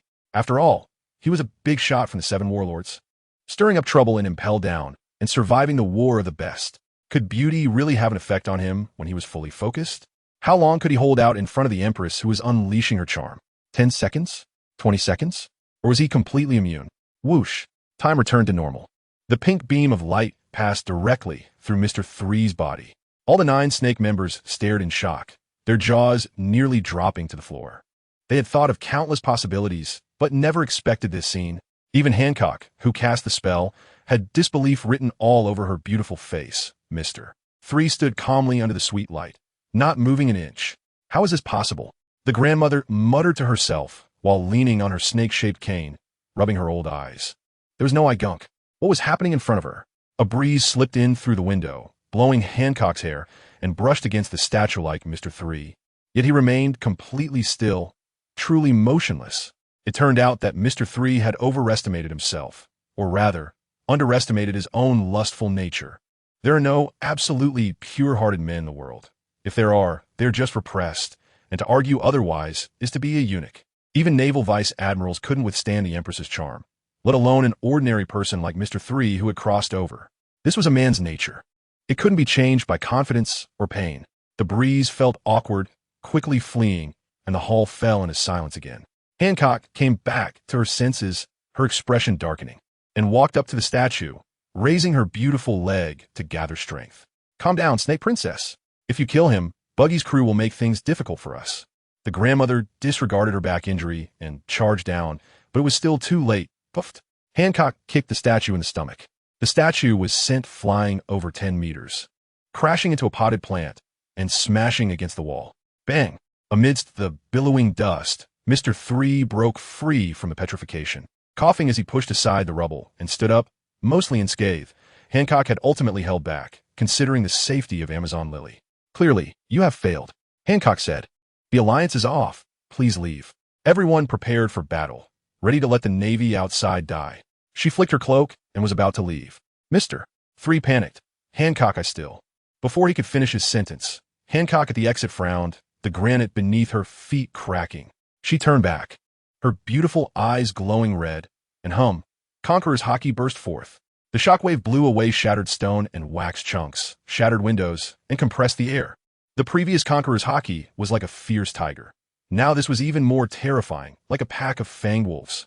Puffed. Mr.3 was enveloped by the Haki, unable to hold on for even a second, kneeling on one knee, blood dripping from the corner of his mouth. The full power of Conqueror's Haki is truly terrifying. He stared at his trembling hand, his heart shaken. He had still underestimated this top-tier ability. Did you think I really wouldn't kill you? The fully unleashed Hancock didn't give Mr.3 any time to adapt, taking a step forward. Buzz. The invisible pressure weighing down on Mr.3 instantly intensified, forcing him back to the ground. Hancock continued to stride forward, her Conqueror's Haki growing more intense. By the time her final step landed, Mr.3, who was kneeling on one knee, was already so overwhelmed that he couldn't move, unable even to look up at her. All he could see in his blurred vision were her long legs. Accept your fate. Mr.3, kneel down now, and I can spare your life. Hancock's gaze was icy as she looked down at him from above. Just as the word death left her lips, her explosive Conqueror's Haki exceeded Mr.3's tolerance limit. He felt as if his soul was trembling. Hancock had mastered Conqueror's Haki 2 years ago, and after 2 years of training, she had become ridiculously strong. This was her confidence to confront the Navy head-on. And now Mr.3 was experiencing it firsthand. With his head buzzing, his vision blank, and his limbs weak, he felt his knees gradually hitting the ground. Is this my limit? As his consciousness was about to collapse, he suddenly recalled his previous life, struggling with high school exams, living frugally in college, working 996 hours, dealing with disgusting bosses while forcing a smile, resigning to write, and barely affording instant noodles. After crossing into the pirate world, he had hoped to rise to the top with the help of a system, but instead, he was ambushed by a rear admiral right from the start. And after finally meeting the Empress, he still fell short. The memories of the original owner's failures flooded back. The misery of Baroque works, the cowardice in impelled down, the escape during the Marineford War. His mental defenses were about to crumble. What a loser. Just when he thought of giving up, his vision suddenly regained some clarity. He struggled to lift his head and vaguely saw Hancock's stunning face, filled with disdain for the weak. In that moment of eye contact, Mr.3's unwillingness and anger exploded completely. No, why should I bow my head to reality just because I've crossed into the pirate world? Accept my fate? Why should I accept my fate? If there's a ruler, why can't it be me? Yes, I have a system. I understand the overall situation of the pirate world. Why should I fear this little conqueror's hockey? This is my home turf. I am the protagonist. With this thought, Mr.3, who was about to kneel, suddenly widened his eyes and instantly became clear-headed. He clenched his fists and, before his knees hit the ground, slammed them down hard against the floor, stabilizing his wavering body. As a traveler, he possessed the innate potential of a king, and having absorbed the lessons of Mr.3's tumultuous life, combined with the stimulation from Hancock's full-force conqueror's hockey. Under these three enhancements, no one expected that a terrifying power would awaken within Mr.3. Boom! The intense unwillingness transformed into a will to conquer everything, bursting forth from his exhausted body, coalescing into an invincible aura that forcefully tore a hole in Hancock's conqueror's hockey. Ziz! Between the half-kneeling Mr.3 and the standing Empress, several arcs of dark red lightning exploded and disappeared, the short collision creating a tremendous impact. Centered on the point of collision, the rocky ground within a 10-meter radius shattered and vanished like foam. Thud thud. The new recruits of the Nine Snake Pirates rolled their eyes and fell unconscious, frothing at the mouth. The elite female warriors turned pale, sweating profusely. Finding it hard to breathe, their eyes wide with horror as they stared at Mr.3. His aura was just like Lady Hancock's, 1 in a million. Conqueror's hockey. Ding! The system's prompt rang in Mr.3's mind. Awakening Conqueror's hockey. Appearance 10. Physical quality improved, obtaining the same sea bicycle as Akiji. Target reward updated. But he was currently at the center of the hockey collision and had no time to care about these. Even the sudden boost in appearance couldn't make him feel happy. After withstanding Hancock's Conqueror's hockey, the pressure on him suddenly decreased, and his strength gradually returned. He straightened his back, slowly stood up, and made eye contact with Hancock, whose face was filled with disbelief. However, a novice's Conqueror's hockey could not compare with the Empress's long-term training. It lasted only 5 seconds before it faded. And Hancock also released her hockey, standing still, biting her thumbnail, her brow furrowed. Why did Mr.3, who had awakened Conqueror's hockey, seem so much more pleasing to the eye? No, what truly puzzled her was the drastic difference in Mr.3's performance before and after. Although it was his first awakening, this guy indeed had the qualities of a king, possessing Conqueror's hockey. Hancock herself was a holder of Conqueror's hockey and knew that it required impeccable will, belief, courage, and insight. This level of overlord, the sweet fruit, would be almost ineffective. Therefore, the question arose. Why would a man with such hockey be completely petrified by the sweet fruit beam, with no resistance whatsoever? Mr.3, I didn't expect you to have the potential of a king. Hancock didn't bother to guess, directly asking. A man like you shouldn't be affected by my ability. She stared at the still dazed Mr.3, her eyes darkening, having intentionally feigned being easily petrified twice. What do you want? Her voice was calm, but carried the unique dominance of the Empress. Mr.3 was stunned, his face blank. Being forced to unleash Conqueror's hockey had exhausted his spirit. He couldn't remember the details of the collision, only vaguely feeling that the state was very mysterious. Wait, was that Conqueror's hockey? I awakened it without relying on the system? As he regained clarity, he was overjoyed. Just now, he had been unwilling to lose and didn't want to bow to a woman, and it unexpectedly led to the awakening of Conqueror's hockey. This was quite a profit. Answer me. Did you deliberately get petrified, hiding some sort of scheme? Seeing he had no reaction, Hancock asked again, her tone colder. Being schemed against by someone with Conqueror's hockey was terrifying. She was already contemplating whether to eliminate this future strong enemy right now. The pirate world was this ruthless. An ally could stab you in the back the next second. If given the choice between allowing him to grow or offending a warlord, she would definitely choose the latter. It all depended on how Mr.3 would respond. Hancock's questioning finally pulled Mr.3 back to reality, his mind racing. Awakening Conqueror's hockey hadn't disrupted his plans. Instead, it could provide even more advantages. Before coming here, he had a 60 chance of recruitment. Now, it was at least 80. The answer I just gave.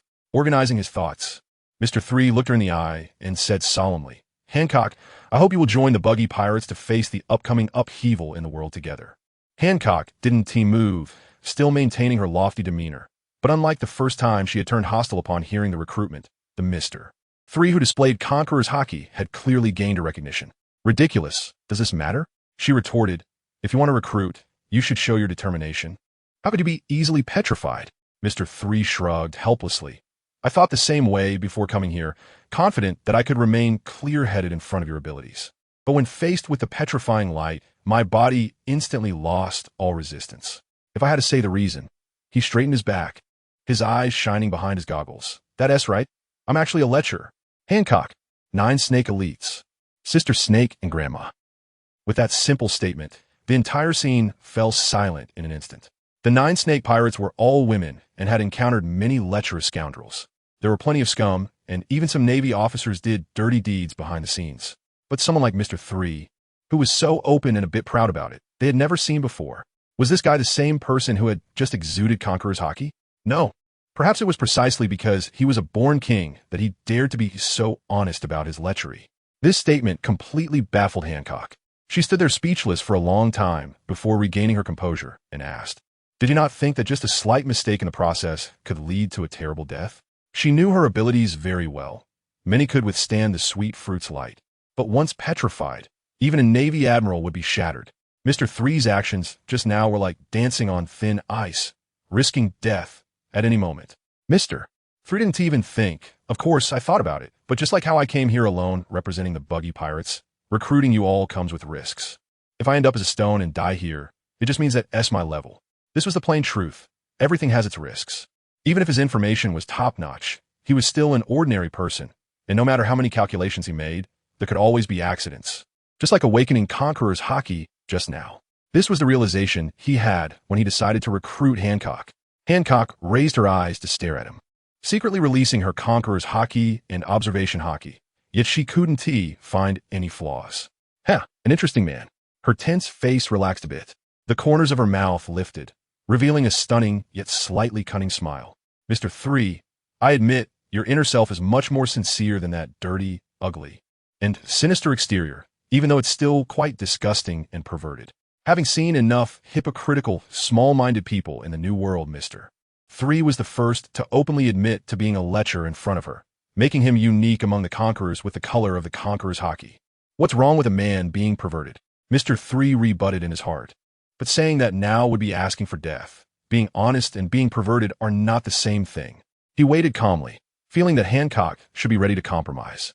Instead of recruiting you, I now officially invite you, as the highest ruler of Amazon Lily, to be the watchdog of the island, guarding my country alongside the warriors protecting the nation. Hancock's expression was serious, not at all like she was joking. Mr.3 couldn't hold back. What the hell? What S with that thoughtful expression? Clearly, I'm the one trying to recruit you. And what's a watchdog supposed to be? The female warriors of the 9 serpents were also in an uproar. Lady Snake is actually inviting a man to the island? Oh my god, are there going to be men living on the island from now on? Even the title of watchdog is an insult. His wax fruit ability is more suited for a latrine. Mr.3, so I have to feel grateful to be a watchdog? This is ridiculous. He was choked with words, unsure of what to say. Just now, his admission of being a lecher had silenced the whole room. And now Hancock's mention of a watchdog left him speechless. It seemed the two were indeed evenly matched. Sorry, Hancock, I still have grand ambitions that haven't been realized. So I can't spend the rest of my life here. Of course, if my dreams come true in the future and I can come here to retire, guarding so many youthful and lovely girls on the island, then I would be more than willing. It would be my honor. Feeling Hancock's strong attitude, Mr.3 understood that conventional means wouldn't shake her determination and will. So, he planned to go all out and lay his cards on the table. In my opinion, you could completely skip that boring dream, save yourself the effort, and retire decades early. Isn't that appealing? Hancock didn't even acknowledge him. Mr.3 sighed inwardly. No wonder she was the most astute of the former 7 warlords. He had intended to use dreams to provoke Hancock into questioning him and seize the initiative in the conversation, but she didn't even take the bait. It was probably true that she wasn't interested. Given her temperament, that likelihood was even greater. But this didn't significantly affect the big move he was about to make. Actually, I didn't want to bring this up, but let it be. After saying this nonsensical line, Mr. 3 stood there pondering for half a minute, as if he had made a difficult decision, and sighed heavily. Hancock, you're definitely curious why I sought you out first among so many discarded warlords.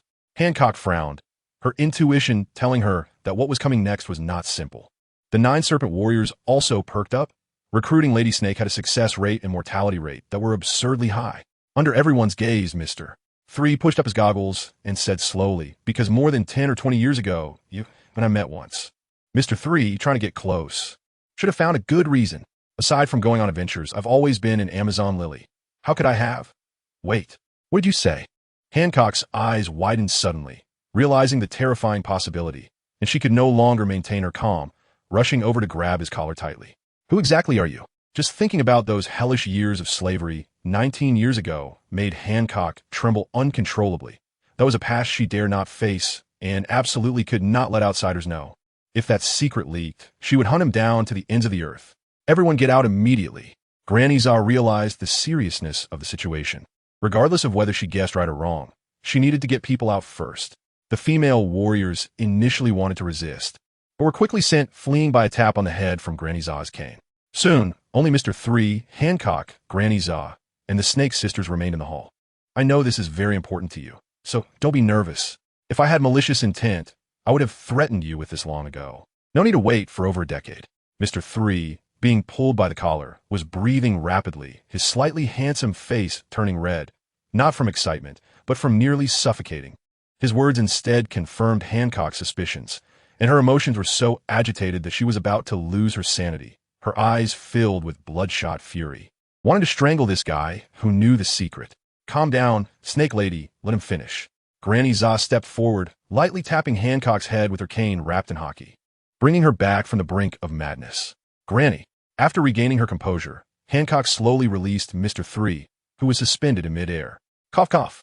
Cough, cough, cough. The nearly asphyxiated Mr. 3 hurriedly coughed, greedily gasping for air. He had planned everything, but never expected that the closest he would come to death would be like this. A crazed Hancock was terrifying. Even using his wax fruit abilities, he couldn't do anything. Compared to such an old powerhouse, the gap was indeed quite significant. Mr. 3 reflected as he regained his life. Now tell me, where did you see me more than 10 years ago, and under what circumstances? Hancock appeared domineering and confident, but the tremor in her voice revealed her unease. Sister, Sandersonia and Marigold leaned in closer, their eyes filled with fear. They too recalled that terrifying memory. That was truly a miserable time. Facing the tense and hostile gazes of the 3, Mr. 3 raised his trembling hand, slowly taking off his shirt, awkwardly turning around to reveal his back. He struggled the whole time, as if exhausting all his strength, making it look extremely realistic, as his convulsing back was fully exposed. The mark of the celestial dragon slave's flying dragon kick appeared in the eyes of the 3 sisters. The 3 sisters clenched their fists, instinctively stepping back. Hancock was fine, but the other 2 sisters fell to the ground in fear, their eyes filled with terror. Seeing that scar made their backs flush with heat. This pattern was a lifelong nightmare, and Mr. 3 likely felt the same, as evidenced by how quickly he put his clothes back on. The Snake sisters immediately felt a sense of shared suffering. They had no idea that Mr. 3 was dressing so quickly out of fear that the false mark would be seen, and he'd be turned into a meat patty on the spot. Seeing this pattern, you should understand now. After Mr. 3 put his clothes back on, he turned around, beads of sweat on his forehead, his eyes filled with painful memories. When I escaped from Mariewa, I hit my head, and many things are unclear. But I have a deep impression of the 3 of you. I almost ran into you when fleeing as a slave. So when I saw you in the newspaper, I recognized you immediately. He crafted a memory patch to avoid revealing the truth. After all, they wouldn't bring up that past. Who would have thought that after more than 20 years, he would encounter victims from that time again?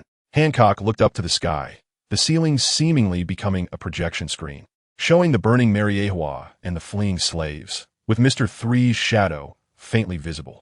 After so long, back then she had only cared about escaping. How could she remember the details clearly? The slave mark on his back was enough to explain everything. Those who knew this secret numbered fewer than 5. Now you understand why I had to recruit you, right? The time has come. Mr. 3 took a deep breath and spoke out the ambition he and T finished saying earlier. Though it sounded a bit fanciful, he had always wanted to be someone like the hero Fisher Tiger who liberated slaves. One day, I will use wax to break open the gates of Marie. Smash those damned celestial dragons, and liberate all those who are enslaved. In the past, the balance of power made this nearly impossible. But now that the Seven Warlords are gone, the balance at sea has collapsed, and the world is about to descend into chaos. This is the best opportunity, and the only opportunity. For this, even if I die without a burial place, I and we, the Buggy pirates, will overturn this world. Mr. 3 clenches fists. His facial features twisted, eyes filled with anger and determination to overthrow the celestial dragons. His acting was incredible. He fixed his gaze on Hancock. So we need you. We need the Empress's explosive combat power. Please, join the Buggy pirates and help us out. Hancock was stunned, her mouth slightly agape. If anyone else had said this, she would have laughed it off, but Mr. 3, like her, had been enslaved by the celestial dragons, and she understood that kind of anger and hatred. Unexpectedly, even the clown Buggy had such a crazy idea. Granny Geoise, holding her snake staff, looked on with admiration. She might have doubted other pirate crews, but Buggy was from Roger's ship, had a brotherly relationship with Shanks, caused chaos and impelled down, and boldly confronted the world government during the Marineford War. Whatever he was thinking wasn't surprising. Perhaps becoming a warlord or running mercenaries was all part of a plan to overthrow the celestial dragons. The more Granny Geoise thought about it, the more shocked she became. Buggy's image suddenly became unfathomable, and Mr. 3's imaginative bravado was at an all-time high. Once this road was taken, there would be no turning back. Hancock murmured, clearly impacted.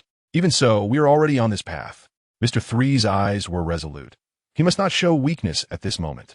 Hancock recalled the evil of the celestial dragons, and her dormant blood began to surge. In that case, I also... Snake Princess.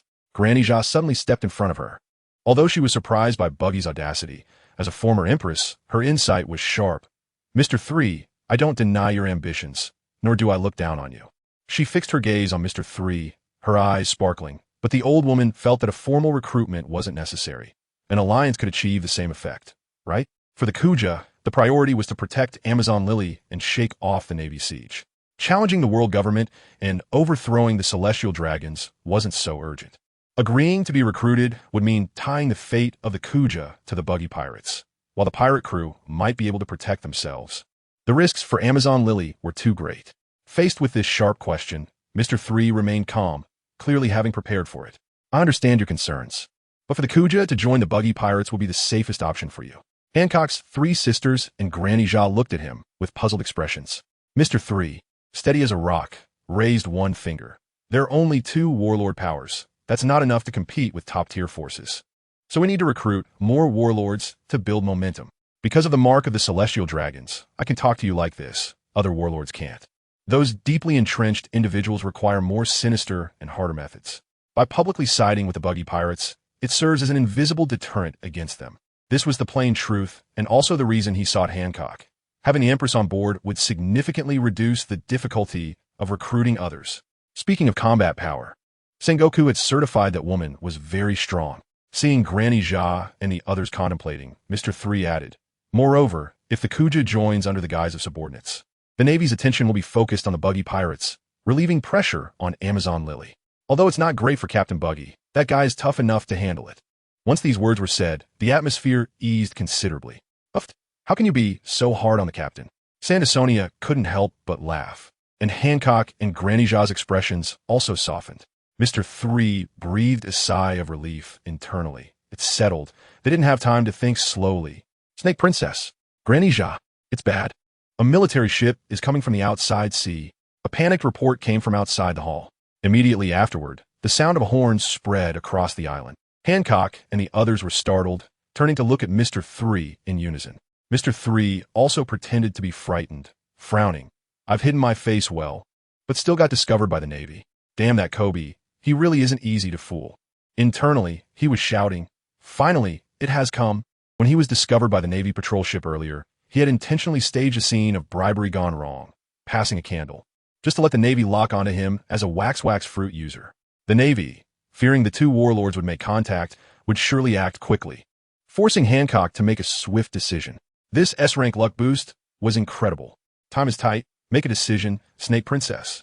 Granny Geoise looked at Hancock, her attitude very clear. Hancock nodded, walked up to Mr. 3, and looked him in the eyes seriously. All right, Mr. 3, I can join the Buggy pirates, but... She paused. Let me clarify. We have the right to refuse unreasonable orders from Buggy, and we can withdraw at any time. No problem, I agree on behalf of Buggy. Mr.3 immediately responded. After all, as long as he successfully recruited her, he would get the rewards and become stronger and more handsome. The follow-up agreements and conditions could be left for Buggy to worry about. Then, on behalf of the core members of the Buggy Pirates, I welcome you to join. Boa Hancock. Mr.3 extended his hand to Hancock. Don't pull this, hurry up and evacuate the residence. Hancock flicked her cloak, her face full of disdain. Of course. But before that, Mr.3 reluctantly retracted his hand, scratching his head. Is there something else? Hancock raised an eyebrow. Mr.3 hesitated for a moment but still spoke. According to our crew's rules, new partners must call me third brother. What do you think? Sweet beam. Thud. A statue crashed to the ground. The system notification immediately rang out. Recruitment of former Warlord Hancock. Objective completed. Rewards. Fruit development capsule. Rayleigh's hockey lecture. Appearance 15. Evaluation A. Slight increase in physical attributes. Reward stored in system space. Unlocking main storyline phase 2 and side quest. Hancock's Transcendence. Host. Mr.3. Appearance 70. Physical quality B. Luck ES. Buggy's cam buff. Ability. Wax fruit. Not awakened. 3-color hockey. Beginner preschool level. Items. Akiji's bicycle. Fruit capsule. Rayleigh's lecture. Main storyline objective reward 2. 2 Warlords fruit capsule. Interdimensional training manual. Hockey upgrade. Appearance 6. Side objective. Overcome Hancock's Conqueror's hockey. Reward. Advanced martial arts manual. Mr.3, now turned into a statue, sensed all of this, especially the appearance rising to 70. He couldn't hold back anymore. He had become handsome. It was so hard-won. Although he couldn't shed tears as a statue, completing the first phase perfectly, with both the fruit and hockey able to improve, was a huge profit. Hancock didn't keep him petrified for long. As the reverse light passed, Mr.3 regained his freedom. Do I still need to call you third brother? Hancock's expression was emotionless, her tone icy, but inside she was shocked. How did this guy become handsome in just a few seconds? Even his scruffy beard had gained a bit of manliness. Could it be that my sweet beam has a beautifying effect? He had also been petrified before awakening Conqueror's hockey. I need to test it on Granny Jia later. The Snake's sisters and Granny Jia also noticed Mr.3's change, secretly speculating it was the effect of the wax fruit. But they didn't pay it much mind. No need. Mr.3 chuckled awkwardly and shook his head. He cursed inwardly. Damn it. This Empress's fruit is too overpowered, completely forgetting that he was also a freak. Hurry up and evacuate the residence of Amazon Lily. Granny Jia leaned on her snake staff, stepping forward with a worried expression. There was no further movement, and the Navy was really going to break in. Mr.3, you said using petrification and candles to transfer from the seabed. You must have a complete plan, right? She looked at Mr.3. Hancock's 3 sisters also looked over. They were all people who spoke with their fists. Planning really wasn't their strong suit. Of course, Mr.3 suppressed the urge to check the rewards and began to outline his premeditated plan. On the other side, in the Navy ship's command room, Major Kobe, there hasn't been any movement from Hancock. Is it time to take further action? The colonel was worried. The Buggy crew was under attack, yet sent Mr.3 to contact her, which was a suspicious signal. The generals were discussing among themselves. On the main seat, Vice Admiral Kobe, draped in a justice cloak, was already capable of standing alone. He raised his hand to interrupt the discussion. The Nine Snake hasn't made any moves, indicating there is a conspiracy. Starting now, please send the reporters from the newspaper. If there is no response in 5 minutes, then... His expression darkened as he initiated the encirclement, ensuring the safety of the residents, capturing or annihilating the Nine Snake. This was his first major task since being promoted to Rear Admiral, and he had to make a name for himself in front of Admiral Garp. Unfortunately, he was destined to fail. Vice Admiral Kobe, the Nine Snake has made a move. An intelligence marine rushed in. Speak quickly, Kobe asked anxiously. They didn't mention Mr.3, but instead, they called for us to withdraw to 2 nautical miles offshore, according to the original Seven Warlords treaty, and even demanded an apology letter. Otherwise, they will launch a full-scale attack at sunset, the Marine said, gathering his courage to finish. How outrageous. Does she still think she's one of the 7 Warlords? An apology letter? The scar-faced colonel slammed the table in anger, smashing it to pieces. The other generals also looked pale, filled with rage. The command room fell into dead silence, filled with killing intent.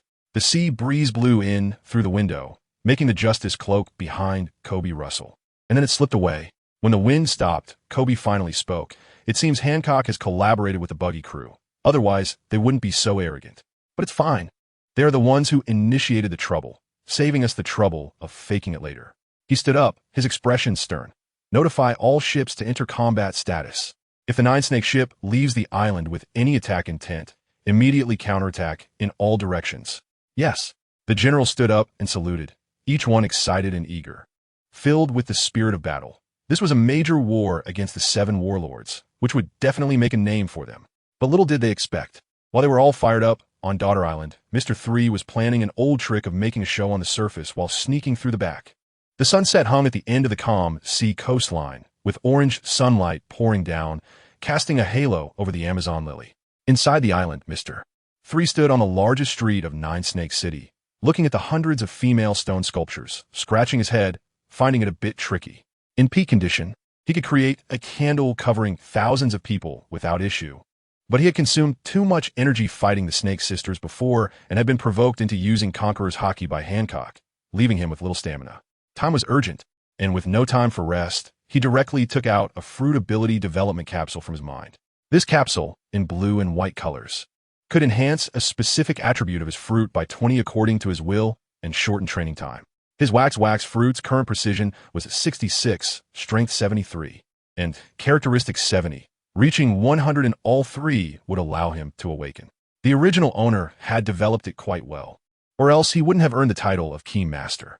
He wanted to improve the precision, which would reduce waste and save stamina. Gulp, he studied the capsule and swallowed it directly. The system prompted. Precision increased to 86. A cool sensation spread throughout his body, gathering in his mind, instantly clearing it. Experiences and inspirations related to controlling the precision of the wax fruit surged in, and within seconds, it felt like he had trained for a long time, deepening his understanding of his abilities. What did you just eat? Hancock walked over in high heels, her beautiful eyes filled with curiosity. Behind her were the Snake Sisters and 9 Snake crew members. A restorative potion. Mr.3 moved his wrist, glancing at her, who looked relaxed while everyone else was petrified. Unlike you, a monster so strong it's abnormal. I'm just an ordinary person with limited stamina. An ordinary person with Conqueror's Haki? If this gets heard in the New World, you be killed. Hancock scoffed. Mr.3 chuckled awkwardly. He received displeased glances from the Snake Sisters and the 9 Snake girls. It was indeed a bit too much of a humble brag. I'm starting. He hurriedly stepped forward, his 3-shaped hairstyle igniting with flames. Thick wax candles poured out from his arms. After the precision enhancement, they acted like sentient liquid beings, covering each statue precisely, instantly hardening into a uniform and sturdy protective shell. In the blink of an eye, hundreds of wax statues emerged. But it wasn't over. He was sweating, and the candle range continued to expand. Hancock hadn't concentrated the petrified residents, fearing it would draw the Navy's attention, which increased his burden. But he wanted to see how far he could push the enhanced precision. Eventually, the liquid wax covered an area 50 meters away. This meant that if his stamina was sufficient, he wanted to turn a 50-meter radius into a wax domain that was extremely advantageous to him. Thinking deeper, if he could incorporate something like mini explosives similar to Candle Big Fire into this domain, the effect would definitely blow him to pieces, considering his frail physique. Mr.3 shook his head, putting aside this crazy thought. However, with this precision, could he create wax soldiers like the Cookie Soldiers? Compared to the self-destructive Big Fire, this direction was worth trying. Of course, the most urgent matter was to wrap the residents in wax. 10 minutes later, Mr.3 leaned against the wall, gasping for breath. His stamina nearly depleted, barely standing. Done?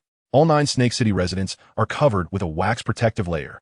This operation blew everyone's mind. On the street, there were pure white wax statues, leaving the 9 Snake members in awe. This control is incredible. No wonder he's a senior officer of the Buggy crew. Suddenly, they found Mr.3 much more pleasing to the eye. Was this the charm of a man? Don't think about it. He doesn't like you. Get lost. I didn't say anything. He doesn't like you. You bastard. Granny Zhao came out, not sparing any praise, as expected of a man with Conqueror's Haki. This fruit control has opened my eyes. Granny, you can't help from here. Are you ready? Hancock said, and a sweet light shot over. She had long been curious if the petrifying light could enhance beauty, and she wouldn't miss the opportunity. Snake Princess, is this how you treat the elderly? Granny Zhao's words were cut off as she turned to stone. After a few seconds, Hancock released the petrification, and Granny Zhao continued to scold. Do you understand politeness, do you? Sweet, sweet wind. She turned to stone again. Hancock looked at Granny Zhao, who showed no changes, frowning. There was no beautifying effect. What about Mr.3? Did he put wax on his face? Just as she was puzzled. The sun had set more than half, and the night crept over the coastline. Sandersonia and Marigold execute the lure plan. Mr.3 knew time was running out. Understood. The sisters nodded and left, one arranging to move the wax figures, and the other opening the gates to let the perfume snake ship sail out to sea. On the deck, all 9 snake members were in place, armed with knives and cannons, looking fierce as if ready to fight. Behind them, Hancock sat in the main seat, her cloak billowing, her eyes filled with murderous intent, looking like a female emperor ready to embark on a campaign. Mr.3's ability is really useful. It can actually achieve this effect. Sandersonia murmured as she looked at the wax statues on the ship. The wax figures were so realistic that even the Navy wouldn't be able to tell the difference unless they got close. This was a key part of Mr.3's relocation plan, responding to the previous threat of the Navy's sunset attack. As long as this ship, loaded with all the combat power of the 9 Snake, appeared in the Navy's field of vision, it would definitely attract their attention and concentrate most of their forces to be on high alert. This way, the surveillance in other parts of Daughter Island would relax, and the relocation plan would stabilize. Sandersonia looked reluctantly at the perfumed snake ship. This ship that had accompanied them on adventures for many years was now shouldering its final task, slowly sailing toward the Navy's warships in the open sea. The night had just enveloped everything from a distance. The ship sailing into the darkness looked like a proud and lonely warrior, steadfastly heading toward the abyss of destruction. This was its last representation of the Emperor's prestige and honor. Set sail. In the Navy command room, a major rushed in with a document. Vice Admiral Kobe confirmed that the 9 Snakes perfumed snake ship is heading toward us, and Hancock and her sisters, along with their officers, are all on board. Is the intelligence accurate? Are they coming to negotiate, or do they really intend to fight? Kobe asked in a low voice, feeling an ominous premonition in his heart that something was wrong. It was far away, the sky was dark, and he couldn't see the details clearly, but the entire 9 Snake crew was armed, and their intention to attack was very obvious. The colonel quickly responded. Then follow the original plan. As soon as we enter range, open fire immediately. Kobe knew he couldn't hesitate based on intuition. The battlefield changed in an instant, especially when the opponent was an old 7 Warlords. Have the main warships around been redirected? Have the reporters noted down the appearance of the 9 Snake's attack? He had previously worried that the 9 Snake was hiding on the island using the residents as shields. But now Hancock dared to take the initiative to fight. She would have to pay for her arrogance. The officers rubbed their fists and quickly got to work. 4 warships soon closed in while 5 spread out, heavy artillery creaking as they aimed at the gradually appearing perfumed snake ship. Kobe, draped in a cloak of justice, stood on the main ship's deck with a group of officers preparing to engage in battle, besides executing the order to abolish the 7 Warlords. They also wanted to showcase the new weapon SSG. However, everyone was more eager to face the Empress, to hone their skills and those of their subordinates, and to take down a few pirates to gain credit for promotions. They couldn't just unleash the secret weapon right away, although the Navy was on high alert. With cannons aimed, the perfumed snake ship remained calm, its outer hull rotating steadily at a slow speed.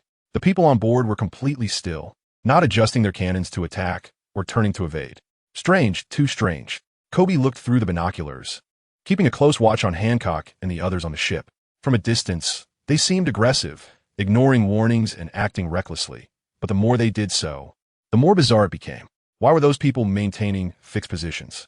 There should at least be some basic communication among them, right? Wait. Kobe suddenly realized a key piece of information. Where were the 2 large sea snakes that usually towed the ship? If Hancock really intended to launch a full-scale attack, how could she not use the flexible sea snakes and instead rely on the clumsy outer hull? A strong sense of unease made Kobe's heart race. He rushed to the edge of the deck and shouted, "All warships, follow orders, immediately bombard the pirate ship ahead." This wasn't what they agreed upon. The opponent hadn't even entered the precise strike range yet. The people on the warship were puzzled, but military orders were absolute, and after a moment of hesitation, they ignited the cannons. Boom! Flames erupted. Black cannonballs tore through the night sky, crashing down on the perfumed snake ship. Instantly, explosions erupted around the ship. Water columns shot up several meters high, waves churned, and flames soared into the sky. Strangely, despite the intense bombardment, the perfume snake ship showed no reaction and continued to charge forward. Because it wasn't evading, the Navy gunners seized the opportunity, and a cannonball accurately struck the deck. Boom! The cannonball exploded, flames engulfing the pirates on the deck. More cannonballs hit the mast and the cabin, flames devouring the slowly stopping, sinking ship. The pirates on the deck melted like wax figures. This ship, which had witnessed the Empress's legend, sank into the calm sea in just a few minutes. Major Kobe, did I see that wrong? Why did the Nine Snake not react to being hit, not resist? As the officers who dreamed of promotion witnessed the easy sinking of the enemy ship, they finally sensed something was off. Kobe did not respond, his gaze fixed on the sea surface not far from the sinking ship. Amidst the flames, he could see Hancock's head blown apart. It was actually grayish-white like a candle. Oh no, it's a trap. Damn, Mr.3. The usually composed Kobe was instantly furious, crushing the deck railing, and shouted for the entire ship. Full speed ahead to Amazon Lily. On the other side, in the hidden bay behind Amazon Lily, the two large sea snakes of a Nine Snake appeared. Under Hancock's orders, they towed the last batch of wax figure residents into the depths of the sea. Mr.3, along with other cadres, was among them, protected by a wax coating, safely reaching the seabed to meet with Buggy's mercenaries. The full moon hung high. Bubbles rose from the sea surface, and then Amazon Lily fell into silence until the hurried Navy set foot on the island. Looking at the empty Nine Snake City, with Buggy's pirate group, Mr.3's flag planted there, Kobe, leading the Navy generals, was furious, blowing his beard and glaring, cursing Mr.3's ancestors for generations, nearly bursting with rage. But no matter how angry he was, it couldn't change the fact that they had been played. Just as the intelligence indicated, that guy Mr.3 was indeed a mastermind full of tricks. Kobe's face, which should have been filled with confidence, was now full of despair. He never expected that his tight blockade, careful layout, and utmost seriousness had turned to ashes, utterly defeated when Mr.3 infiltrated Amazon Lily. The gap between both sides was too great. When he returned this time, he would probably be laughed at by Garp and Sengoku, and maybe even get a few punches from Garp. Kobe sighed helplessly. Major Kobe, they definitely haven't gone far. We can still catch up if we pursue at full speed. A colonel, unwilling to be played, expressed his frustration. Other generals echoed, filled with hatred, wanting to chop Mr.3 into 1,000 pieces. Facing the anger of his subordinates, Kobe looked up at the full moon, shaking his head in distress. It's completely dark, and it's a calm sea around. Where do we pursue? It was then that he belatedly realized that provocative letter about the sunset full-scale attack was just a ruse. The full-scale attack was a cover, and the trap was set for sunset, just to drag it into the night, making it hard for them to pursue.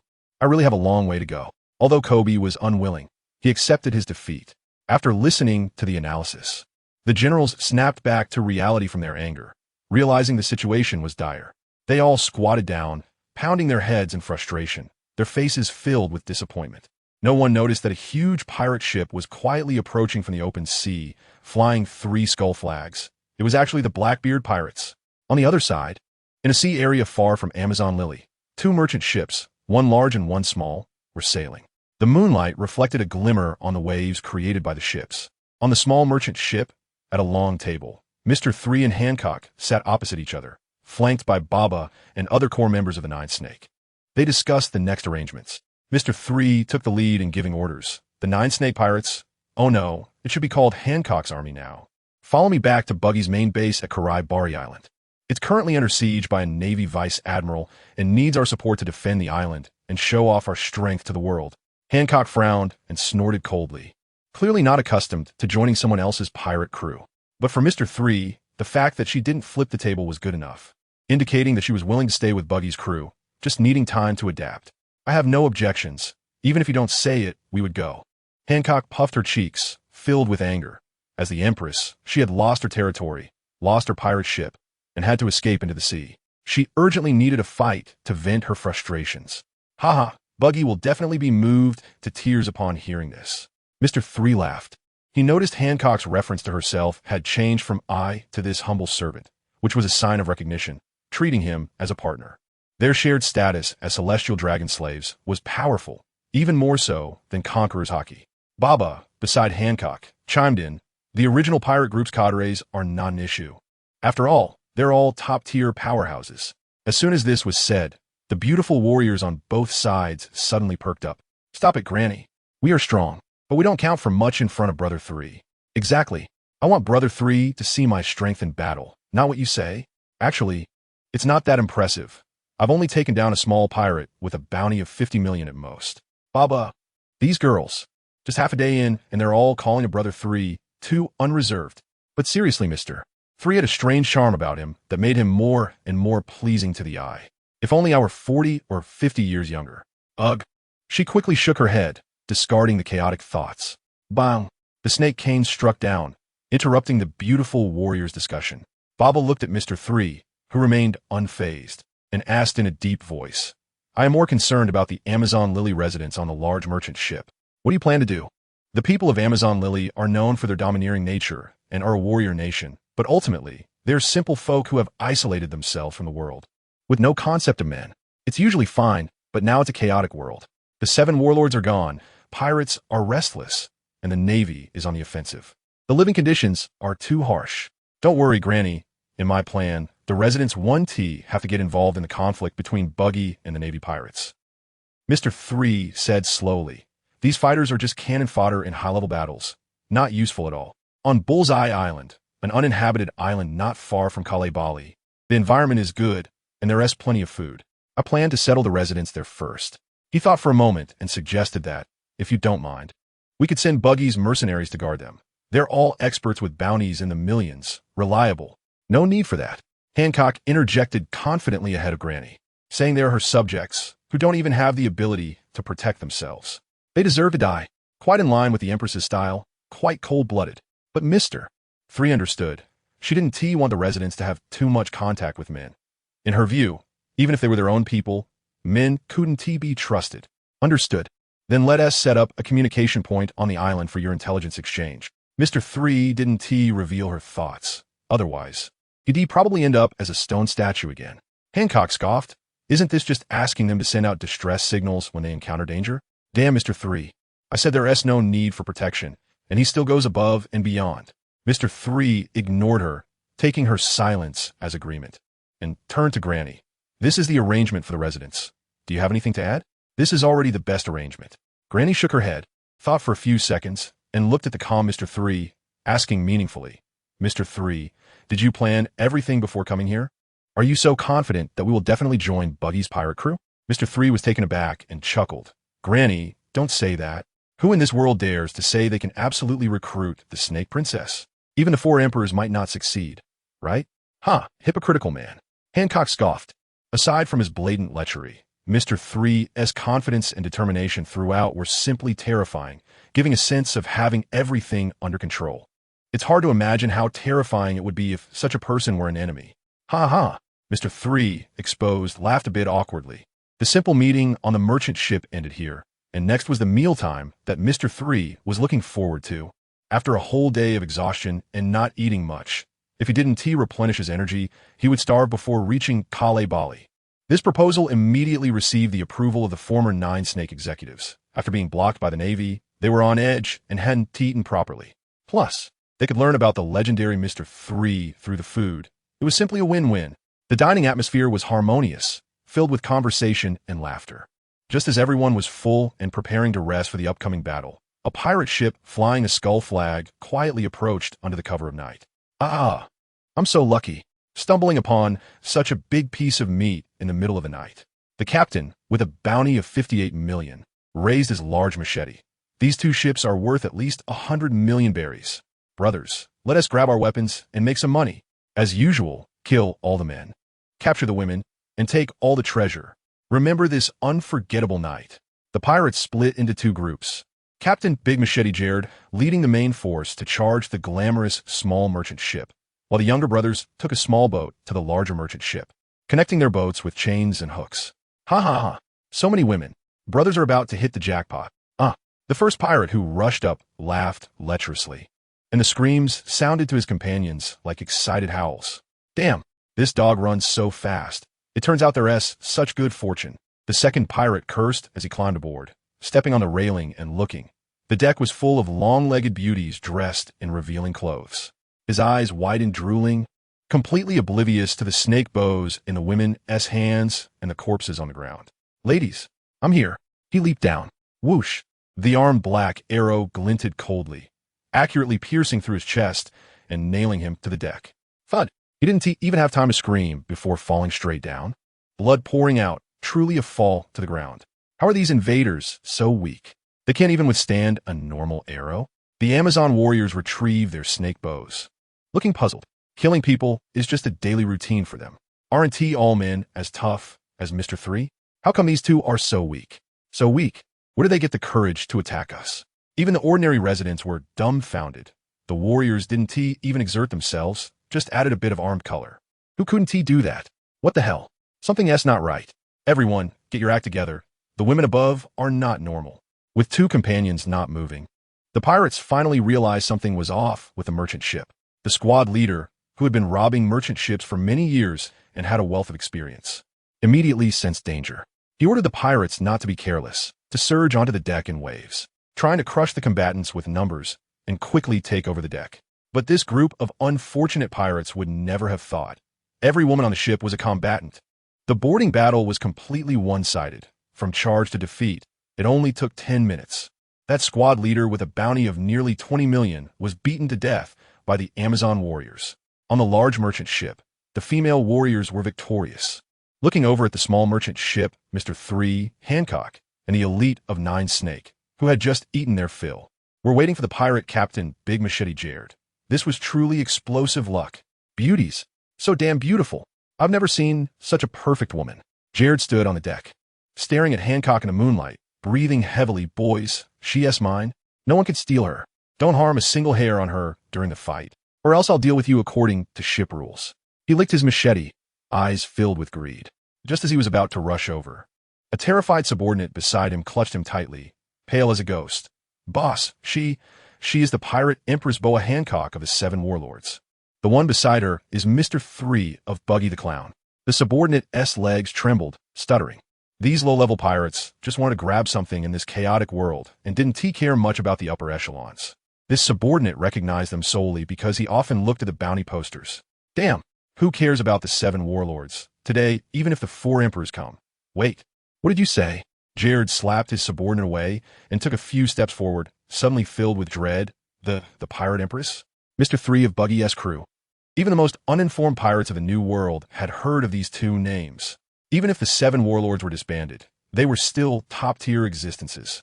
He, a lowly underling, was not even worthy to look them in the eye, let alone engage. Is this real? Don't trick me. Jared suddenly panicked as he recalled the stunning beauty from earlier. No wonder she looked familiar. He had seen her on the bounty poster before. Wait, where is she? He looked at Hancock's previous position, now empty, and his hair stood on end. Just the name of the 7 warlords was enough to suffocate him, and his machete clanged to the ground. An invisible pressure surged forward like a demon descending, instantly draining his strength, and he collapsed on the deck. Please spare me." Just as Jared begged for mercy, a high-heeled foot came whistling in, kicking him hard in the face and sending him flying over 10 meters, crashing heavily against the ship's hull.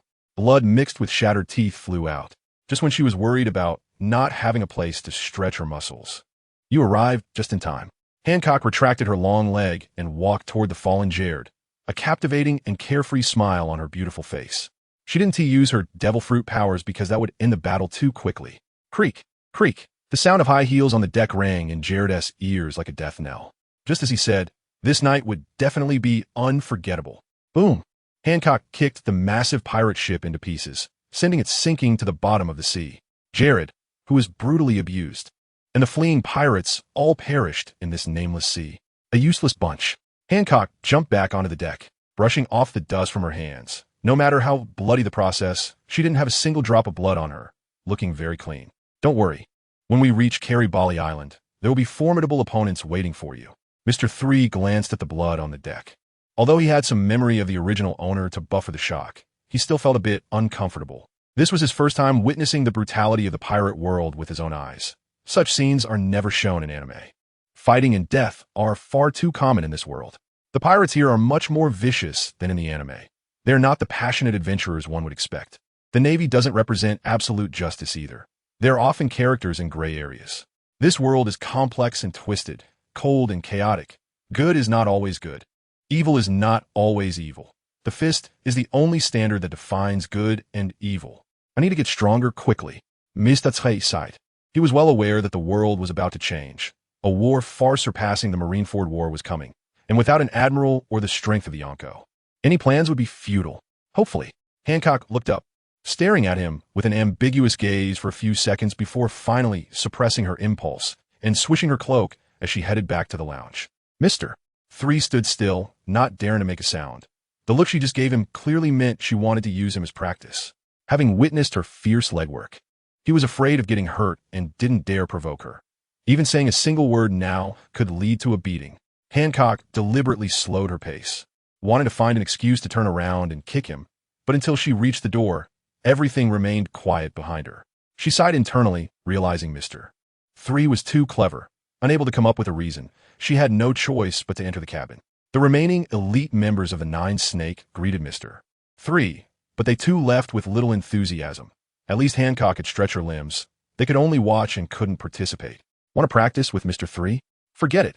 That candle explosion punch could take down Sansonia and Marigold, and he didn't want to end up getting beaten up without releasing any frustration.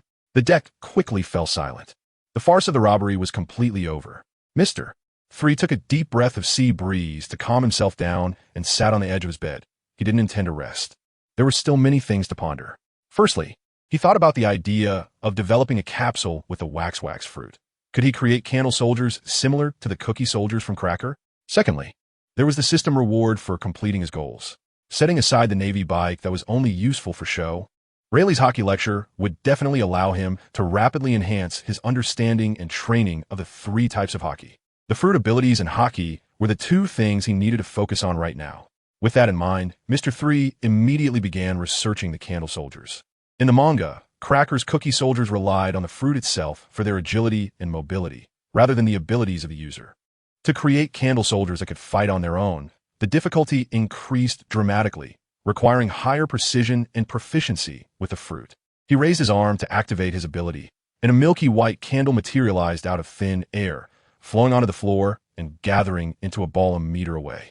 Whoosh, whoosh, whoosh, the candle mass twisted and rolled, growing sturdy arms and legs, followed by 8 perfectly defined abdominal muscles, a well-defined chest, broad shoulders, and a head that transformed into a medieval knight's helmet made of candle. Bang! A nearly 3-meter-tall, muscular candle soldier was completed, standing firmly before him. Not bad. Mr.3 looked at the handsome figure he had crafted, grinning from ear to ear. Appearance is just the foundation and can be changed at any time. The hardest part is making it move. He closed his eyes to sense it. In his dim vision, the silhouette of the candle soldier appeared, as if countless invisible candle threads were connected to him. Trying to control it with his will was surprisingly simple. An 86 precision was no joke. The soldier's eyes lit up under the helmet, and although its movements were stiff, it really did kneel on one knee. Wow, it really works. Mr.3 suddenly opened his eyes, staring at the soldier beneath him, his eyes wide like stars. What man could resist a super toy that could listen to commands? Although it was still far from Cracker's cookie soldiers, it proved that this path was viable. If he could pair it with powerful hockey, it would definitely be a game-changer in battle. He was ecstatic, deciding to strike while the iron was hot and directly used Rayleigh's hockey lecture. Buzz! A bright white light pierced his eyes, and he quickly closed them. Smoke swirled around him, and the surrounding environment changed rapidly like a revolving lantern. When a wind from the forest brushed against his cheek and bird calls entered his ears, he opened his eyes to see. Everything had changed dramatically. An old man in a white cloak and flip-flops was walking towards him along the vines, his white hair billowing in the wind, with a smile that was both domineering and confident. Mr.3's pupils constricted. Wasn't this the Pirate King's first mate, the top hockey master, Dark King Rayleigh? Ding! Rayleigh's hockey lecture concluded. An excellent teacher can help you avoid detours and become stronger. With your humble learning, your observation and armament hockey have progressed from novice to average levels. Your Conqueror's hockey has seen a significant improvement, barely manageable, stepping into the novice stage. In the cabin, the flickering oil lamp emitted a faint glow. By the time Mr.3 finished the exhilarating simulation lesson and returned to his room, it was already deep into the night. Phew, he had thought he could become a legend instantly with just one use of the hockey lecture. But he didn't expect to be beaten down by Rayleigh for so long. Mr.3 sat on the soft mattress, feeling dazed. as if he were swaying on a merchant ship in the waves. Only an hour had passed in reality, but in the illusion, he had endured for a full 7 days and nights. No, that wasn't just a simple illusion. He touched his face. His beard was long and prickly.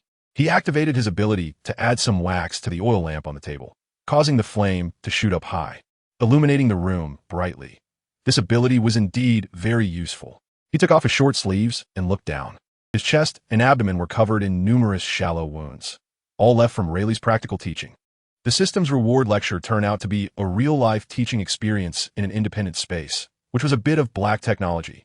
But because he had experienced it firsthand, the things he learned were much more reliable. After all, hockey was something that couldn't be mastered without personal practice, right? Overall, it was a blood profit. Mr.3 clenched his fist, feeling the flowing power, and pulled up the system panel. In the strongest Vice Admiral system, his appearance was 71, physical quality B. Luck ES, Buggy's camp buff, wax fruit precision 86, strength 75, characteristic 71, and his hockey had all improved, plus he had a Navy bike like Akainu's. He had completed one main objective, and the rewards were excellent. The side objective was to surpass Hancock in Conqueror's hockey, with a reward of advanced martial arts. Compared to before, not only had his hockey greatly increased, but his appearance and physical qualities had also slightly improved, and the fruit metrics had risen by 1 or 2 points. This lecture not only trained hockey, but could also provide comprehensive enhancements.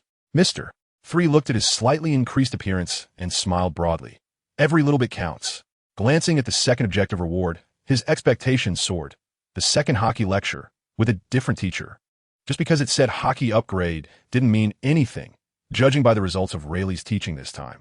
The final benefits would depend on comprehension. If Kaido were to teach, would he be able to knock out the Conqueror's hockey on the spot? That was very possible. Mr.3 rubbed his hands with excitement, calmed down after having a perfect dream, and continued researching the candle soldiers. Whoosh, whoosh, whoosh. Ability activated. A giant candle soldier appeared in an instant. He concentrated his mind to control it. With the enhanced observation hockey, the soldier's movements were no longer stiff. It could punch, kick, and block like a conventional humanoid weapon. Unfortunately, ordinary armament hockey couldn't be applied to distant soldiers unless he trained to the level of a high-tier form like Flowing Cherry that could release it from afar. Therefore, the hardness and combat power of the candle soldiers still depended on the strength developed from the wax fruit. Approaching steel-like hardness, it definitely wouldn't hold up against top-tier fighters, but it was truly satisfying to bully weaker foes. Mr.3's imagination began. He envisioned himself sitting in a small boat, sipping coffee with his legs crossed, while a group of newcomers across from him was being ruthlessly beaten by the candle soldiers, struggling to the end. At that moment, he would leisurely put down his coffee and nonchalantly say, "Sorry, I don't have any smaller candles." That would be so classy. The more he thought about it, the more excited he became. He wished he could immediately fly to Karaibari Island and rush to the battlefield of the Buggy group to test the power of this big guy. The Buggy crew would definitely be shocked, exclaiming, "What the hell?" Perhaps after spending a week in Rayleigh's class, Mr.3 was not at all sleepy. Instead, he felt refreshed, and his mind was racing. Speaking of style, he remembered the sea bike similar to Akainu's in the system panel, which was said to be able to be developed into a black bike using hockey. This was a reward for awakening Conqueror's hockey, and he hadn't had the chance to check it out yet. Even if it could be developed in a Mihawk's black sword, could he really run over enemies with wheels? Anyway, since he had nothing to do, he decided to see what this bike was all about. Mr.3 had an idea and took the bike out from the system space. It turned out to be an ordinary dark blue bicycle with no basket or rear seat, just a manual bell on the right handle. He pressed it, and a crisp ding sounded, but then there was nothing more. Was it really just a bike for showing off on the sea? Remembering Akainu riding a bike on the sea, Mr.3 decided to give it another try. The system wouldn't reward him with garbage that could be bought for a few hundred berries, right? He pushed the bike to the deck, and after just shaving his beard to look handsome, he leaned over the bow of the ship and looked down. Under the moonlight, the sea was unfathomably deep, and in the distance, it was pitch black with only the sound of waves and wind, eerily quiet, making him feel like a deep-sea monster with sharp teeth could pop up at any moment. Fortunately, he was bold, equipped with a devil fruit and hockey, so dealing with most deep-sea beasts wouldn't be a problem. Let me see what this bike is all about. Mr.3 lit a large chunk of candles and threw them onto the surface of the sea, forming a 10-square-meter platform. Confirming that the buoyancy was sufficient, he hugged the bike, climbed over the railing, and jumped into the sea, On the dark sea surface, small chunks of candles adhered to the merchant ship, swaying with the waves. There was a small hill on the candle block, with a little flame illuminating it. Mr. 3 squatted on the candleboard, writing and drawing, as if calculating something. According to the buoyancy formula, to support himself and the bike, the candle path needed to be at least 1 meter wide, and the edges had to be raised for sufficient drainage. He paused and continued writing. Also, the bike speed had to be at least 433 meters per second. Otherwise, he wouldn't keep up with the sinking speed, and he would end up capsizing and sinking into the sea. The density of the candles was less than that of water, and they didn't dissolve in water, so as long as he paved the candle path in advance, he should be able to ride the bike on the sea like Akainu and show off. But to ensure everything was foolproof, Mr. 3 felt that it was necessary to do some theoretical calculations first. After calculating several times, he finally came up with a safe value for riding a bike on the sea. At this moment, he truly understood that mastering physics and chemistry could take you anywhere without fear. His physics teacher wasn't lying to him. Mr. 3 clapped his hands and stood up. It was time for practice. The nearby miniature candle soldier stood upright, supporting the bike. Even though he had calculated the theoretical value, his cautious, cowardly nature made him want to simulate it. What if the buoyancy was calculated incorrectly? What if the path didn't connect properly? What if the tire burst? He was a devil fruit user. If he fell into the water, his life would be at risk. The role of the candle soldier was about to come into play. Brother, it's up to you now.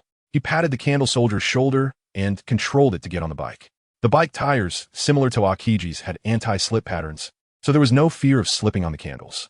Letting the soldier ride a few laps on the candleboard was no problem, and Mr. 3 began to pave the path. The original Mr. 3 found this detailed work difficult, but now that he had developed his fruit powers and increased his haki, he easily handled it. The candle soldier rode smoothly, except for a little wobbling without tipping over. Mr. 3 breathed a sigh of relief and got on the bike himself. Riding a bike on the sea was much bumpier than on land. He had to concentrate constantly to maintain balance while continuously paving the candle path. It seemed simple, but it required high demands on his fruit ability, focus, and coordination. A moment of inattention could lead to a crash. The longer he rode, the greater the pressure became, and he was sweating. Only then did he understand how formidable Akainu was. A marine admiral couldn't be measured by the standards of ordinary devil fruit users. He finally understood that Akainu riding a bike wasn't just for show. It was a way to practice control over his devil fruit, strengthen his will, and become stronger. Moreover, he looked down at the bike. The farther he rode, a faint energy flowed from the handlebars and seeped into him, replenishing his stamina and doubling the exercise of his fruit proficiency. Simply a power bank combined with a workout machine. The system rewards were indeed impressive. Just as he was planning to return, a ball head suddenly popped up on the sea ahead. Under the moonlight, it turned out to be a uniquely shaped, adorably expressioned kung fu manatee. Ding, ding, ding. Mr. 3 quickly pressed the bike bell. The manatee, attracted, turned its neck to see the approaching bicycle. Probably having never seen such a thing before, blinked its round eyes and stood there in a daze. Until the candle path came over and the bike wheels were about to roll over its face, the kung fu manatee finally reacted, its eyes bulging instantly, and its mouth opened wide enough to fit a fist. Scared out of its wits, it dove back into the sea at the last second, narrowly escaping this disaster. Oh dear, sorry, Mr. Manatee. Mr. 3 turned around and apologized to the kung fu manatee, which had resurfaced. Gurgle, gurgle. The kung fu manatee, puffed up with anger, quickly opened and closed its small mouth, splashing the water with its little hands, looking like it was complaining. Very glad to have your forgiveness. I will be more careful next time. Mr. 3 replied nonchalantly, his heart racing, as he couldn't understand what the manatee was babbling about. Kung fu manatee. F your mom. Ha ha ha. I appreciate your good intentions, and see you next time. Feeling the manatee's frustration, Mr. 3 was in a great mood, whistling as he rode back to the candleboard. Mr. 3, should I say you're bored or just have too much leisure? Riding a bike in the sea in the middle of the night? Just as he got off the bike, Hancock's charming voice floated over from the merchant ship. Looking over, she was wearing a black and purple long robe nightgown. Leaning on the railing with her hands, her beautiful eyes filled with a hint of playfulness. The sea breeze lifted her long black hair, and under the moonlight, she looked stunning, truly the most beautiful woman. The atmosphere was a bit awkward. Forget it. Just say it directly. Hancock tidied her hair, her face filled with disdain. Mr. 3, you seem to have a problem with your head. Mr. 3 scratched his head, ignoring the mockery and chuckling. Hancock, you're not asleep either? Came to the deck to enjoy the sea breeze in the middle of the night, riding a bike on the sea in the middle of the night, and almost colliding with a manatee. Mr. 3, you really have a problem in your head. Hancock said expressionlessly, her snake-shaped earrings swaying as she repeated her words. Why emphasize it twice? Mr. 3 felt helpless. If it were someone else, they would have slapped him by now, but he couldn't fight Hancock. Knowing his behavior was odd, he activated his ability to lift the bike. The candles beneath him bubbled up, supporting him and the bike as they crossed the railing and landed in front of Hancock. I'm training hard at night for tomorrow's battle at Bari Island, Mr. 3 said seriously. Training? Hancock's eyes turned, looking at the bike. Are you talking about such a boring thing as riding a bike for fun? She recognized it as Akiji's model, being a warlord of the sea. It was normal for her to have seen marine admirals. This can train the control of your devil fruit and speed up your awakening, Mr. 3 explained earnestly, not mentioning the secret that the bike could replenish stamina and gain experience. Seeing that he didn't seem to be joking, Hancock withdrew her gaze and asked with curiosity and doubt, You're a Conqueror's Haki user, qualified to rule. Why do you always imitate marine admirals?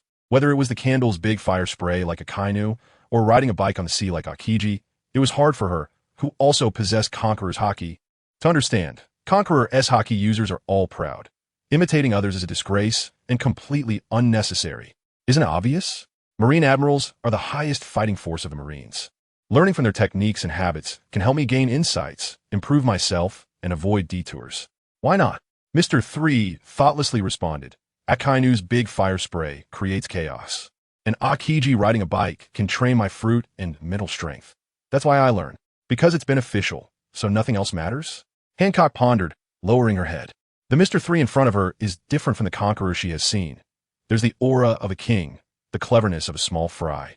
And he even sincerely apologizes to the manatee, without any pride or concern for trivialities. Such a person cannot become a hero, but is definitely a more terrifying tyrant. Looking at Mr. 3, she feels a hint of wariness. With her joining, the battle in Bali will surely be swift. Hancock crossed her arms, proud and confident. Although the timing is not great, I want to ask, which warlord do you want to recruit next? After recognizing Mr. 3's tyrannical nature, she became even more interested. The remaining old and new warlords. Mihawk acts alone, his strength on par with the 4 emperors. Recruiting him is harder than battling the Navy headquarters. Weevil is easy to fool, but is brutal and unpredictable, with Miss Backen by his side.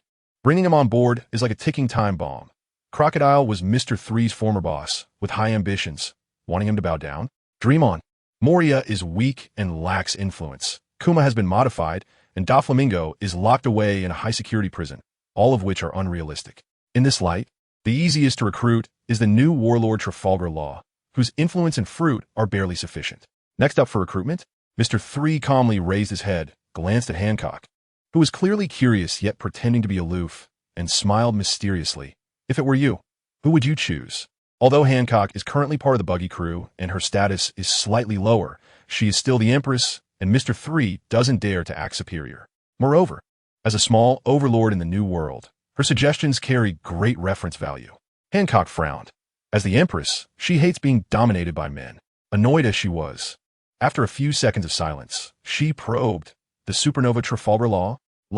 Mr. 3 was taken aback, quite surprised. He thought that a proud powerhouse like Hancock would first react with an old-school warlord. Trafalgar? Didn't see that coming. In fact, he hadn't considered Law at all. His godlike perspective made it clear that Law was currently entangled with Kaido and Big Mom and Wano. Who has the time to listen to him? Even if he did, causing trouble in Wano at this time is like playing with fire. Hancock saw the glaring impossibility on Mr. 3's face, and her already irritable mood skyrocketed. Crack! The deck was stomped into a hole as she stepped forward and coldly asked, So who exactly is it? I said, don't be impulsive. Mr. 3, who originally wanted to keep them in suspense, was startled and quickly discarded the reckless idea. Hancock could kick a stray dog off the street. Her patience was indeed scarce. After pondering for a few seconds, Mr. 3 slowly revealed the next warlord to be recruited. The sea breeze blew, and only Hancock could hear his voice. Upon hearing the familiar name, even she couldn't help but be stunned. Her eyes filled with disbelief. Are you serious? Mr. 3 nodded. In terms of strength, experience, and influence, he is exactly what the Buggy crew needs now. I don't care about him. I care about how many lives you have to spare. Hancock's expression turned serious. Mr. 3 patted his chest. Just one. Then I hope you don't die too badly. Before coming to Amazon Lily, I hope the same. So you are quite confident? I might be hopeless alone, but with a powerhouse like you, no problem is insurmountable. Ha, you're not wrong. It's like you're a lowly sycophant. Hancock's words were peculiar, and Mr. 3 shrugged helplessly. So I should thank you for your acknowledgement? It's your honor. Hancock tilted her head back, as if it were only natural. Mr. 3 tactfully changed the subject. By the way, how long does it take to master Conqueror's Haki? He recalled his side quest, surpassing Hancock's Conqueror's Haki, with a reward of advanced physical techniques. This goal is difficult, but achieving it would propel his physical skills to new heights. It depends on comprehension. Having someone teach can speed things up significantly. Hancock, full of superiority, replied, I mastered it in a month, all thanks to my own exploration. You want to master it quickly? Kneel and beg me. I can guide you, but with your qualifications, it'll take at least 2 to 3 months to start. She thought she had seen through Mr. 3's thoughts. After all, Conqueror's Haki is a top-tier ability. Who wouldn't want to master it quickly? Cough. Thanks for your kind intentions. But I seem to already be able to control Conqueror's Haki at will. Mr. 3 scratched his head awkwardly. What did you say? Hancock, who had been struggling to believe it just a second ago, now had her pupils shrink, her pretty face filled with shock. If it weren't for the serious atmosphere, her eyes would have popped out. Mr. 3 had anticipated her disbelief, closing his eyes to recall the 7 days of intense training with Rayleigh. Buzz, an overwhelming aura gathered, like the thunderclouds before a storm, creating a suffocating sense of pressure. With his Conqueror's Haki charged to the limit, he suddenly opened his eyes. Boom! The aura exploded, a mental shockwave sweeping across. Hancock, unleash your Conqueror's Haki and let me see the difference. His hair flew, and his clothes billowed, like a king between heaven and earth, issuing a challenge. Seeing that Mr. 3 had mastered the release of Conqueror's Haki in less than a day, Hancock bit her crimson lip, utterly shocked. After a few seconds, Hancock realized she was being provoked, took a heavy step forward, her eyes gleaming with cold light, and opened her arms, unleashing her Conqueror's Haki with no reservations. Zzz. 2 powerful auras collided. The dark red lightning storm exploded with a roar, intertwining as if to tear apart space. This was the true clash of Conqueror's Haki. In a new world, Calais Bali, the base of the clown buggy, the flames of war illuminated the entire island, the firelight overshadowing the night, thick smoke billowing, and the cannon fire booming shook the island. Countless birds were startled awake, fleeing in panic, most of them ending up as roasted birds. At the center of the cannon fire, Vice Admiral Geoise commanded elite Marines, launching a third wave of charge. They were entangled with the clown buggy pirate crew.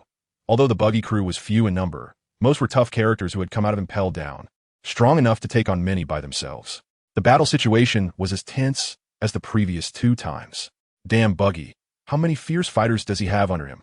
On the Navy ship, Steelres leaned on his katana, staring at the battlefield on the beach, his expression grave. After much hesitation, he called his aide. Prepare to activate the SSG special weapon. After this charge, regardless of the outcome, release it and take down Buggy on the island before dawn.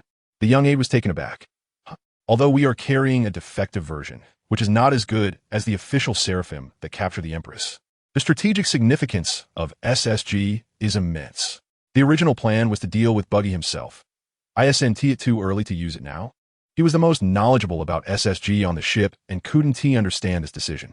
The charge was meant to weaken the Buggy crew and let the new soldiers witness the brutality of war.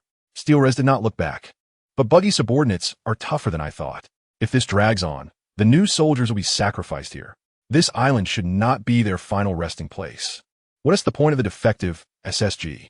The aide looked at the battlefield, where medics were constantly dragging heavily injured new soldiers back to the ship. Blood rushed to his head, urging him to charge in and take down the pirates. But reason kept him calm. He still needed to activate SSG and complete the command center's mission. But what about dealing with Buggy and his strong subordinates afterward? The aide was worried. Don't worry, my sword is saved for that moment. He was a commander hiding behind, watching the juniors charge. I will step up then, Steelres replied casually, but it revealed his resolve and confidence. Understood. The aide saluted and quickly ran back to the SSG activation command center, until the aide disappeared. A trace of worry and doubt appeared on Steelers' resolute face. How strange, Buggy, this selfish individual, should have secretly run away after his subordinates blocked the first charge. Why is he so determined to defend the island this time? He is still sitting at the base now, showing no intention of fleeing? Steelres thought hard, but couldn't understand. Most of the Buggy crew were escapees from Impel Down, their identities difficult to discern. Long before Buggy became a warlord, the Navy had sent spies to infiltrate, with a low rank, but capable of delivering a fatal blow to Buggy at a critical moment. For example, right now, as long as Buggy and the Corps members want to abandon their subordinates and run away, spies will jump out to expose them, undermine the crew's trust, incite infighting, and with another fierce attack from the Navy, easily take down Buggy. This plan is quite sinister, but unfortunately, there's the variable of Mr.3. It seems the problem lies with the Mr.3 who escaped earlier. A sense of unease rose in Shaitelaris's heart, and he couldn't help but sigh. If he had known earlier, he shouldn't have let Mr.3 go to avoid alarming the enemy, resulting in this uncontrollable variable. It turns out Mr.3's escape didn't evade the Navy surveillance. This makes sense. Even KB knows to blockade Amazon Lily. How could an old fox like the Vice Admiral not understand? Although he knows Mr.3 won't cause much trouble, the more he thinks about him, the more anxious Shaitelaris feels. This is also one of the reasons he used SSG in advance. He must win quickly and take down Buggy as soon as possible. Soon, the Navy's third assault ended without taking the beach, and they could only retreat in disgrace amidst the cheers of the pirates. Ha ha! The Navy is nothing like this. Without Captain Buggy needing to intervene, we could smash them ourselves. Are they scared to the point of needing to change their diapers? Is this the Navy's capability? The pirates mocked wildly by the coast. Deep inside Karai Bali, Buggy sat in a high position, listening to the report of the frontline victory. The corners of his mouth curling up, suddenly feeling capable again. Tell the brothers not to get complacent over a few small victories, if they can't help but. He activated his ability, his fragmented body supporting a big red robe. Then they could laugh and make a fuss. You have me behind you. A powerful monster who has fought with Shanks several times without losing ground. Ha ha ha. The sharp laughter echoed, and the younger brothers were filled with excitement. Their eyes full of admiration. Captain Buggy is a god. Buggy. This group of fans would never have thought that their omnipotent captain was internally monologuing. I didn't expect these guys to be so strong. If I just faced one of them, they could probably beat the blood out of me, right? What luck. Behind Buggy's massive figure, Yarlita, Machi, Kabaji, and Lion Ricky huddled in the corner, their faces full of worry, 100 in sync. Is this really going to work? I feel like this is unreliable. Yarlita said softly. I also feel it. My eyelids have been twitching as if something bad is about to happen. Machi replied timidly. Woof woof. Lion Ricky gave a low growl to show his agreement. The unicycle acrobat, Kabaji, scolded angrily. Stop talking nonsense. When has your crow's mouth not been effective? Before he finished speaking, pirates rushed in from outside the hall, their faces filled with panic. Not good. Captain Buggy, something big has happened. A terrifying monster jumped down from the Navy warship, and the brothers on the front line were wiped out in just a few seconds. Buggy was immersed in the admiration of his younger brothers, feeling proud. Annihilated? Those guys were quite capable, and so quickly they wiped out the entire Navy? Wait. He finally reacted, shocked to the point of stammering, his eyes bulging, scared stiff. What did you say? Such strong guys were actually killed so quickly. Even if it's a defective model, once SSG joins in, the situation on Karai Bali turns around completely. The Navy quickly occupies the outer beach and pushes into the interior. In this critical situation, even the strong men who Shaitelaris feared in Buggy's crew appeared to join the battle. But these ruthless characters, each with a bounty over 100 million, found themselves at a loss against SSG, only able to delay the Navy's advance and block them in the forest. Seeing this, the elite officers at the colonel level all rushed out, engaging in fierce combat with the pirate strongmen. With SSG's help, their advantage was maximized as they approached Buggy's headquarters at a speed of several meters per minute.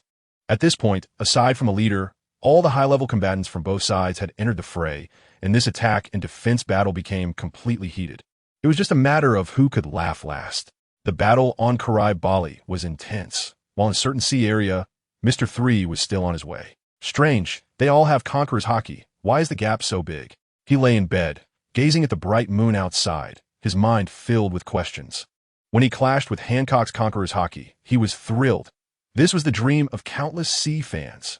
Although he knew that a rookie like him would definitely lose against Hancock, who had trained for many years, he didn't expect that he wouldn't even last 3 seconds and was completely suppressed by her momentum. feeling as soft as a slug, taking a long time to crawl back to his room. At that moment, he finally understood that Hancock hadn't really put an effort to suppress him with Conqueror's Haki in the Nine-Snake Palace. Perhaps at that time, she didn't even consider him, who hadn't awakened Conqueror's Haki, worthy of her attention. Of course, this time Hancock went all out mainly because Mr.3 had grasped Conqueror's Haki in a short time, which stimulated her to want to prove herself. Truly the proud devil. What a pirate empress, just a child's temper. Thinking of Hancock's mocking smile when she left, Mr.3 gritted his teeth in anger. She just bullied me for being a newbie. When I get stronger, I'll definitely look back at you with a prouder gaze and give you the middle finger. He didn't realize that this little notebook behavior of his was quite childish. In his indignation, Mr.3 fell into a deep sleep. The waves rocked the two merchant ships, swaying like a cradle, making him feel even sleepier. The sea breeze filled the sails, pushing the merchant ships towards Bali. Unbeknownst to them, they had already sailed out of the windless zone. Nearby pirates probably got wind of the situation, and during the second half of the night, there was no further incident of the big sword-wielding Geoise boarding to rob. The night quietly slipped away, and the horizon lit up with flames like light, signaling the arrival of a new day. Third brother, we can see the outline of Blaystar Island. Are you getting up? A knock on the door woke Mr.3, who was dreaming of punching admirals and kicking emperors, just as he regained some awareness. The door was kicked open with a bang by long, beautiful legs. Hancock, dressed in a combat cheapao, grabbed the reporting subordinate and tossed him out, saying, Blaystar Island is right ahead. You're coming with us to inspect the environment. If everything is fine, we'll rest a bit and find Buggy. She stood at the bedside, unflinching as she spoke. The old lady with the snake cane followed.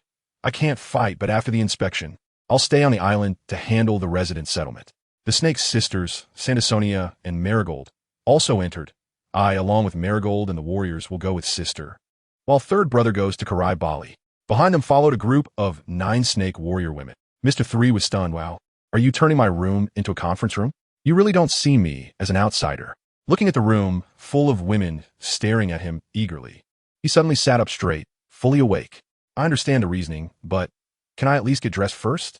If it weren't for the fear of burning my hairstyle, he would have really wanted to dig a hole in the ground with a candle. This is so awkward. You can't blame him for being a heavy sleeper, sailing, infiltrating Daughter Island, recruiting the Empress. And the 7-day and 7-night devil training with Rayleigh were enough to keep him awake. But when he slept, he was engulfed by fatigue. From the island inspection, arranging personnel, comforting the public, to returning to the merchant ship to set sail, Mr.3 didn't waste any time and deliberately simplified the process. Because he received a special call from Buggy. 3. Urgent rescue. Then came the sound of explosions. Buggy's side could barely hold on. He panicked, not wanting to attract Hancock's attention, and what he saw was the ruins of Buggy's crew, just as Mr.3 and the original 9 snake pirates rushed over quickly. On Bali, after a night of bombing, the beautiful scenery had turned into a half-ruined site. The beach was filled with thick smoke, the rocks shattered, the forest ablaze, and giant trees toppled, leaving a scene of devastation. In the depths of the forest, Buggy's headquarters was surrounded by the Navy led by shatter. Trapped with no way to escape. Buggy, you've reached the end of the road. Surrender. Shatter, bloodied, shouted. The elite strength of Buggy's crew exceeded his expectations. They not only shattered the incomplete SSG, but also left him injured. Although it was hard to believe, he still had the situation under control. The Navy's elite remained intact. But the clown Buggy's pirate crew was already out of steam, left with just Buggy, a few weak officers, and a bunch of incapacitated wounded. Inside the headquarters, Buggy stood tall on the balcony, facing off against shatter from a distance, flanked by Yarlita, Kabaji, and other veteran officers wielding their weapons. Listening to Shatter's shouting, Buggy appeared calm on the surface, but inside he was panicking. I'm dead. I'm dead. The Navy is all around. There's no way to escape. What should we do? Brothers. He secretly turned his small eyes, communicating with the cadres through glances. Yalita, what else can we do? Just fight, let's go all out. Machi, are you serious? The other side has a vice admiral and hundreds of elites, and we only have a few useless ones. Kabaji, didn't we call for the mercenary group for support a few hours ago? Where are they? Buggy, Shatter's guessed it early. They're being chased and attacked by the Navy everywhere. They can't come at all. Machi, so our only hope is Mr.3? Yalita, stop thinking about it, Mr. 3 couldn't be contacted just now. Let's just fight. Buggy, It's all the Navy's fault for blocking signals. Otherwise, we could have communicated more. Kabaji, Baggy, Portino wouldn't he have run away?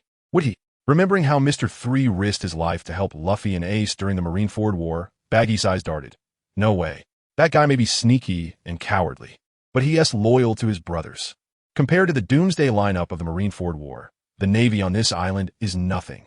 The cadres also felt that Mr. 3 wouldn't run, but a glance from Lion Ricky scared everyone. Mr. 3 wouldn't be scared to run away, but he went to an island full of beautiful women. Yalata, Machi, and Kabaji's pupils shook. Holy crap, it's all women. Even Baggy, who had confidence in Mr. 3, panicked. 3, don't be foolish. In the distance, Shitali saw Baggy and his group just posturing and not surrendering, and shouted loudly. Baggy, Admiral Akainu said, considering your former Shichibukai status, you will be treated leniently. I advise you to give up resistance and surrender. This directly angered Baggy, who scowled and cursed. Shut the hell up. Pirates who trust Sakazuki are already 6 feet under. If you want to fight, then let us see what terrifying power can rival the Yonko red-haired. The words were fierce, and the clown makeup added a hint of fierceness, of course. If someone pulled away his big red robe, they would see the trembling parts hidden underneath. Captain Baggy, this legendary pirate, is finally getting serious? Hurry up and take down that arrogant group. Let the world see the captain's unfathomable depth. Brothers, help me hold my drooping eyelids open. I don't want to miss the captain's heroic appearance. In the base, the injured subordinates were like they had been injected with adrenaline, holding up their bodies to wave flags and cheer. In contrast, the Navy side was a bit anxious. The new recruits were frightened by Baggy's arrogant aura and stepped back, their hands shaking while holding their weapons, with panic written all over their faces. They couldn't be blamed. The name of Clown Baggy was indeed too terrifying. Don't be intimidated by him. No matter how powerful he is, we have the upper hand now, Shitali shouted, dispelling his subordinates' retreating thoughts. He didn't want to wait any longer. Drew his katana and with a murderous aura said, Baggy, do you really want to die here? All units, encircle Baggy and his remaining followers, regardless of life or death. The Marines, seeing the Vice Admiral's justice cape fluttering, had their blood surge over their fear and all drew their weapons. Yes, Vice Admiral. Baggy saw that his reputation couldn't hold up, and his forced fierce demeanor broke down, panicking internally. It's over, it's over. I'm dead. In a moment of tension, he slipped and fell directly off the balcony. His little brothers were starry-eyed, their admiration at an all-time high. As expected of Captain Baggy, wanting to take on the entire Navy alone. Falling freely, Baggy roared internally. What fight? Someone come save me, I don't want to die. Just then, outside the Navy's encirclement, a Marine stumbled over. Not good. Vice Admiral, from the beach direction. Buzz, an overwhelming aura suddenly erupted. The mental shock came like a mountain, causing the Marine's eyes to roll back, collapsing on the ground and foaming at the mouth. Subsequently, the weaker Marines fainted one after another, losing their fighting capability. The little brothers were dumbfounded. So terrifying. This is the power that can rival red-haired. With one move, half the enemy is down. This is the man. The man we admire has the qualities of a king. Baggy, Baggy. The upside-down Baggy pulled his head out from the ground. Seeing the fallen Marines, immediately became arrogant. Damn Marines, did you see? This is the strength of your Uncle Baggy. But inside he was thinking, although I don't know what happened. I'm finally saved. Shitali's was shocked by the overwhelming aura, his heart racing. This is Baggy? No, it's coming from behind. He turned around sharply, his expression instantly replaced by horror and fear. Behind the Marines, deep in the forest ignited by war, a group of shadows walked through the flames. And leading them was Mr. 3. Shitali's forehead broke out in cold sweat. It's definitely Conqueror's hockey. How does that bastard Mr. 3 have such terrifying power? And behind him is Mr. 3 leisurely walked over, running so fast. How could he show off Conqueror's hockey? How could he act cool? Mr. 3 raised a hand to adjust his goggles, met Shitali's gaze, and smiled slightly. Vice Admiral, you didn't do anything to my captain, right? Shitali's gripped his katana tightly, his aura exploding, the blade covered in dark hockey. Mr. 3's appearance had already put him on high alert, but seeing the breathtaking beauty with her arms crossed behind Mr. 3, he was left with nothing but coldness and despair. Why was the pirate Empress Hancock, who was surrounded by Kobe, here with the Kuja pirates? Shitali's eyes darted, looking at his subordinates, who were barely holding up against the Conqueror's hockey. No matter why Hancock came, she was obviously on Baggy's side. He had no confidence to face two Shichibukai groups at the same time, quickly thinking of an escape route to protect his subordinates' lives. While Shitales was on high alert. The Marines were dumbfounded, but the Baggy group was ecstatic. Recognizing Mr.3, the little brothers were overly excited. Brother 3 is back, and he brought a bunch of girls. Keep it down. Look who's behind Brother 3. Oh my god, it's the pirate Empress Hancock. So Brother 3 went to form an alliance with the Kuja. Brother 3, I was wrong. I just scolded you for running away. Not that man, but that man. Brother 3 is on fire. The ones at the balcony, Yalita, and the others were also dumbfounded, unable to believe Mr.3 actually brought the Kuja pirates. And not only was he not infatuated with beauty, he was also thinking of them. Machi breathed a sigh of relief. Brother 3 is amazing. Our lives are saved. The Kuja and Hancock are tough characters. They can take down Shitales. We're safe. Kabaji wiped cold sweat. As expected of Brother 3, leaving it to him is definitely right. Yalita put down her mace, looking at Mr.3 with a hint of something unusual. Is it just me, or does he look more pleasing to the eye? The falling Baggy floated back to the balcony, using his fruit ability, his gaze skipping over Mr.3 to look at Hancock, and said seriously, the point is that Conqueror's haki just now was Hancock's. She originally had all three types of haki. He emphasized this, as if to confirm that Mr.3 didn't have Conqueror's haki. He didn't envy others awakening Conqueror's haki, even blessing them, but as fellow brothers, he genuinely didn't want Mr.3 or Kabaji to have it. He wasn't afraid of being surpassed, he just didn't want his brothers to outshine him. Baggy's expression twisted. Come on, 3. Please don't let it be you. The other friends had the same thought. Kabaji pointed at his unicycle, resolutely. Do I need to say more? If Brother 3 awakens Conqueror's haki, I'll swallow this bike on the spot. Yalita raised her mace in agreement. I'll gnaw on this mace, not leaving a single spike. After saying that, the two turned to look at the confused Machi. The white-coated Machi looked around, finally fixing his gaze on Lion Ricky. Then I'll swallow Ricky whole. Lion Ricky's fur bristled. His silly eyes widened. Jealousy drove these guys completely crazy. It's no wonder they think so. Mr.3's insidious and cowardly image is too deeply ingrained. It's normal for him to awaken his fruit and see a surge in power. But to say he has Conqueror's haki? That's even more absurd than Buggy becoming the Pirate King. Buggy himself doesn't think so. In the distance, Mr.3 is facing off against the Snake Warriors and Steelus. Still immersed in the thrill of showing off, completely unaware that Buggy and his gang are swearing and cursing over there. Boa Hancock, what are you doing here? Are you with them? Steelus shouts nervously, his attention fully on Hancock. Compared to the danger of the Empress, Mr.3 is hardly worth mentioning. But what happens next will completely overturn his view. Hancock brushes aside her hair, standing tall and proud. Who do you think you are? Kneel and bow, and I might answer. You. Steelus's face turns ashen, but he doesn't dare move. A Marine can't stand it. Damn pirates. How dare you speak to a Vice Admiral like that? Don't provoke that woman. Steelus quickly tries to stop it, but it's too late. With a single glance, Hancock turns that Marine into a stone statue. 2 years have passed, and her fruit has developed further. Dealing with such weaklings, she can petrify them without using light. Boa Hancock. Steelus is furious. Surrounded from all sides, he gives a deadly order. Everyone who can still move, listen up. I'll create a path. You just run. As far and as fast as you can. This is a deadly order. His eyes are filled with a determination to die, his voice thunderous. And the symbol of justice on his cloak gives him courage. To protect the new recruits, he decides to fight to the death, charging towards Mr.3 and the Snake Pirates.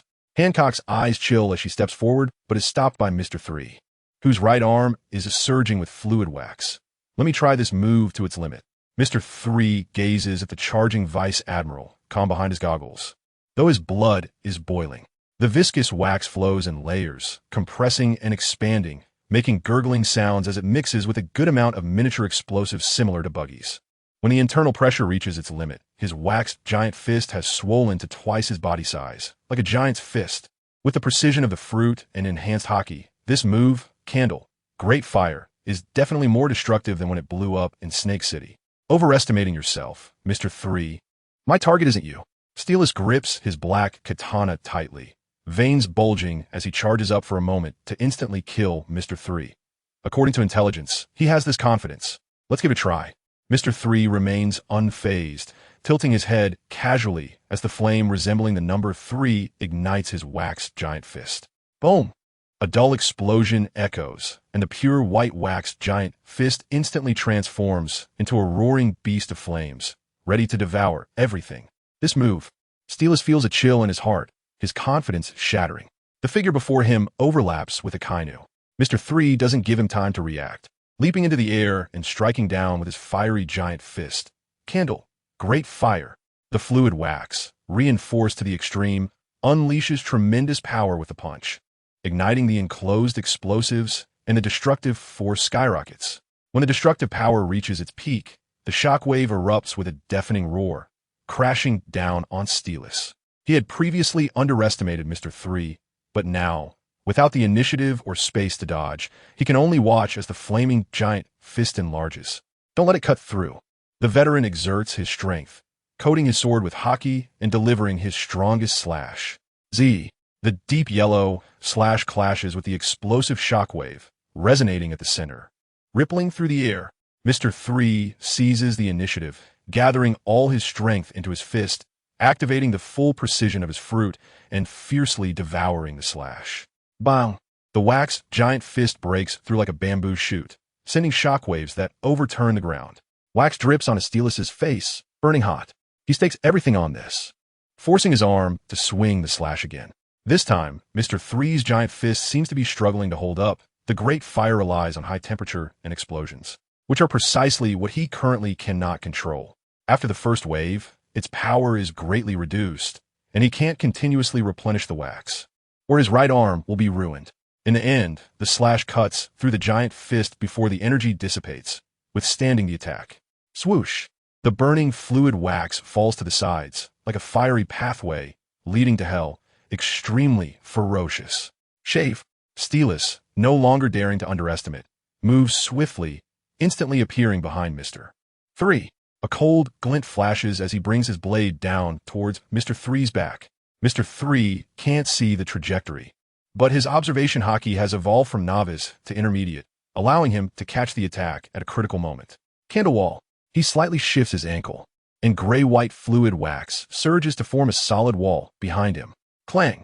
Just as the wax wall is formed, Steelus's blade comes crashing down, creating a sharp, screeching sound of friction.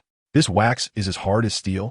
Looking at the blade that only penetrated a little over 10 centimeters, Steelus is shocked. Trying to pull his blade back for another attack, the wax, which had just been as hard as iron, suddenly turns liquid, wrapping around the blade like a living creature. Crawling up the blade towards him. Crescent moon kick. Steelus reacts quickly, lifting his foot to execute the enhanced version of the 6 styles. Z.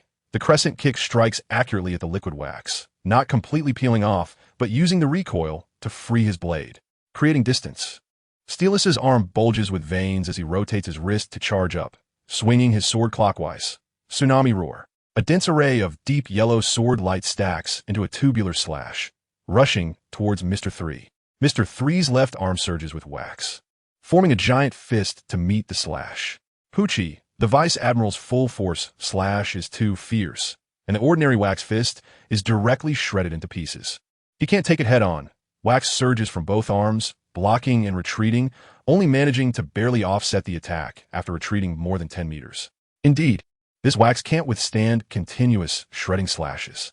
Steelus finds the weakness and presses the attack, using Moonwalk to ascend and deliver another tubular slash from above. Mr. 3 gathers his fists into giant fist covers to resist, weakening the power before running away. Swoosh! The slashes follow like shadows, scattering wax fragments in their wake, quickly covering the ground in a layer of wax shavings. After several exchanges, Mr. 3 is pushed to a dead end. Candle wall. He turns to summon a wall to block. Now's the time. You're dead.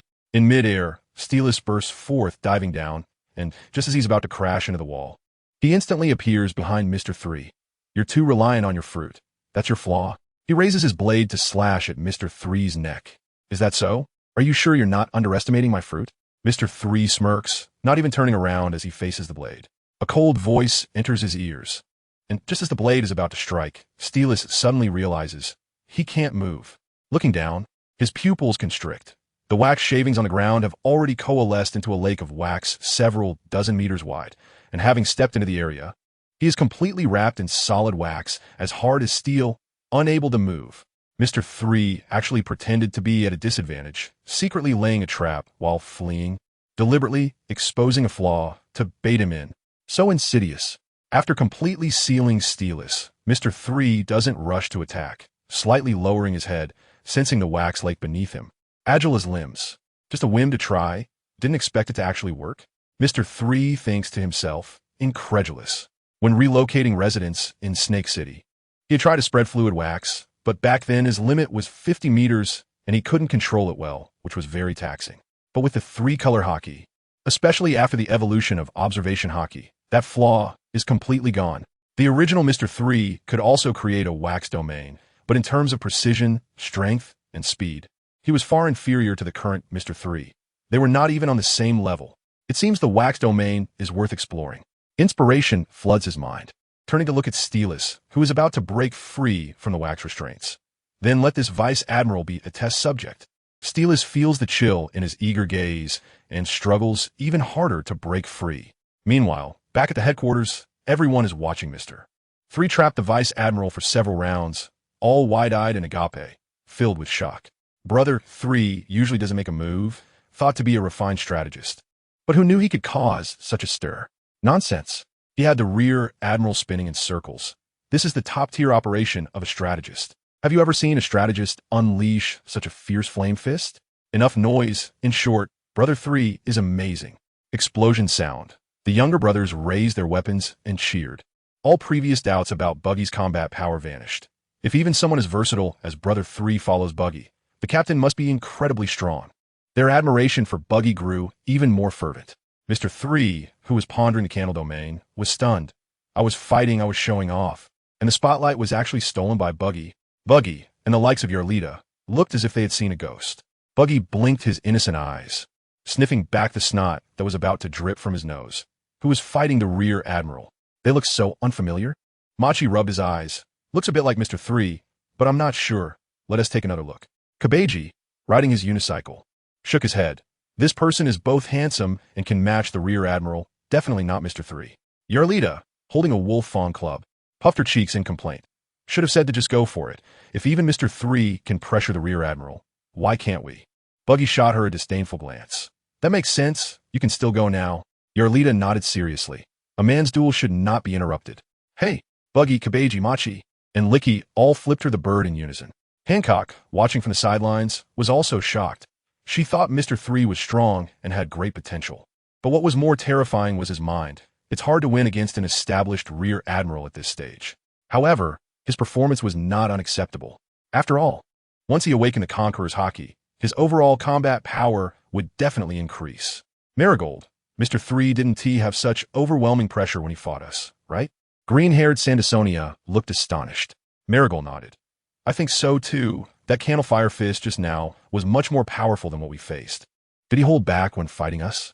The two were full of questions. Hancock glanced over and said slowly, his fruit ability is stronger in open areas, and after awakening the Conqueror's hockey, he has indeed become a bit stronger. Speaking of which, her beautiful face flashed with unwillingness. Damn Mr. 3. How did he control the Conqueror's hockey in such a short time? I see. The Snake's sisters suddenly realized, nodding repeatedly. When they looked back, the silent Mr. 3 finally moved. Candle iron fist. His right arm oozed grayish-white liquid candle wax, wrapping around his fist to release heat, transforming into a hard solid state, without adding explosives. This distance would mean mutual destruction with a big fire. The iron fist smashed down ruthlessly, shattering the candle restraints on Steel Res boom. His fist solidly struck Steel Res's chest, sending him flying over 10 meters. But Mr. 3's expression was grave as he quietly shook his numb right arm. Steel Residential stabilized his form, and beneath his torn shirt were his hardened chest muscles reinforced with advanced hockey and the 6 powers. Bad move, Mr. 3. He discovered Mr. 3's weakness from this punch. His physical fitness is lacking. This punch didn't really hurt him, but it helped him break free, catching the weakness that would affect the battle. Truly a bad move, but having learned from past mistakes, he didn't dare to underestimate it. Really? Mr. 3 chuckled, raising his index finger to point at Steel Residential in the candle domain. Whoosh! Liquid candle formed into a white, ghostly hand that lunged at him. Steel Rez's eyes flashed, and with a glint of his sword, he sliced through the ghostly hand. The ghostly hand turned into ordinary candle wax and melted back into the domain. Before he could relax, his pupils constricted, a sense of crisis overwhelming him. Ghostly hands emerged again in the domain, dividing into 2, then 4, creating a dense jungle of ghostly hands, like claws from hell. Even more terrifying, hidden among the ghostly hands were candle maces, large swords, long spears, and harpoons, glinting menacingly. Enough to scare anyone. This was Mr.3's new trick based on the domain, Candle Purgatory. Swish, swish, swish. The sky was filled with ghostly hands rushing in like white waves, with candle weapons occasionally slashing. Steel Residential moved like a ghost, using paper drawing, soru, and iron block as shields against the weapons, while using finger gun, gale foot, and slashes to break through the ghostly hands, darting and weaving through the sea of candles. As an established rear admiral, his fully unleashed 6 powers were indeed top-notch. Especially combined with his hockey and observation hockey. He was like a hedgehog-shaped tank, crushing all candles in his path into white powder. Mr.3 was not surprised at all. His fruit's hardness hadn't increased, and his hockey had just started. Was it realistic to rely on these two to deal with Steel Rez? Not at all. But he wiped his sweat, crossed his arms, and tilted his butt, directly sitting back into the air behind him, firmly sitting on the throne generated by the candle domain. The terror of Candle Purgatory wasn't the unpredictable weapons, but the endlessly flowing candle wax. Whoosh, whoosh, whoosh. Just as Steel Residential broke through the ghostly hands and was 5 meters in front of Mr.3, a new wave of ghostly hands and weapons emerged, forcing him to retreat again and again. Bang! He shattered the candle harpoon coming at him. But injuries were now visible on his face, arms, and stomach. He finally understood. In this candle swamp, Mr.3 was the master. Getting close meant he had to use absolute power to break through all obstacles, or overturn the entire domain. Having learned his lesson, he decisively rejected the former and turned to run, instantly escaping the domain's range. Want to run? Mr.3 guessed his thoughts, stood up from the throne. Candle ice blades sprouted from beneath his feet, and with a swing of his arms, he surprisingly slid across the smooth candle surface at incredible speed. Just as Steel Residential escaped the domain and stepped onto the ground, wanting to swing his sword to destroy the candle and ground, he turned to see Mr.3 rushing towards him. So fast. Iron block, steel. He instinctively steadied himself, using iron block plus hockey for double defense. Bang! Mr.3 instantly closed the distance. His candle iron fist striking accurately. Just like last time, hard against hard couldn't break the defense, and the iron fist began to crack from the point of contact.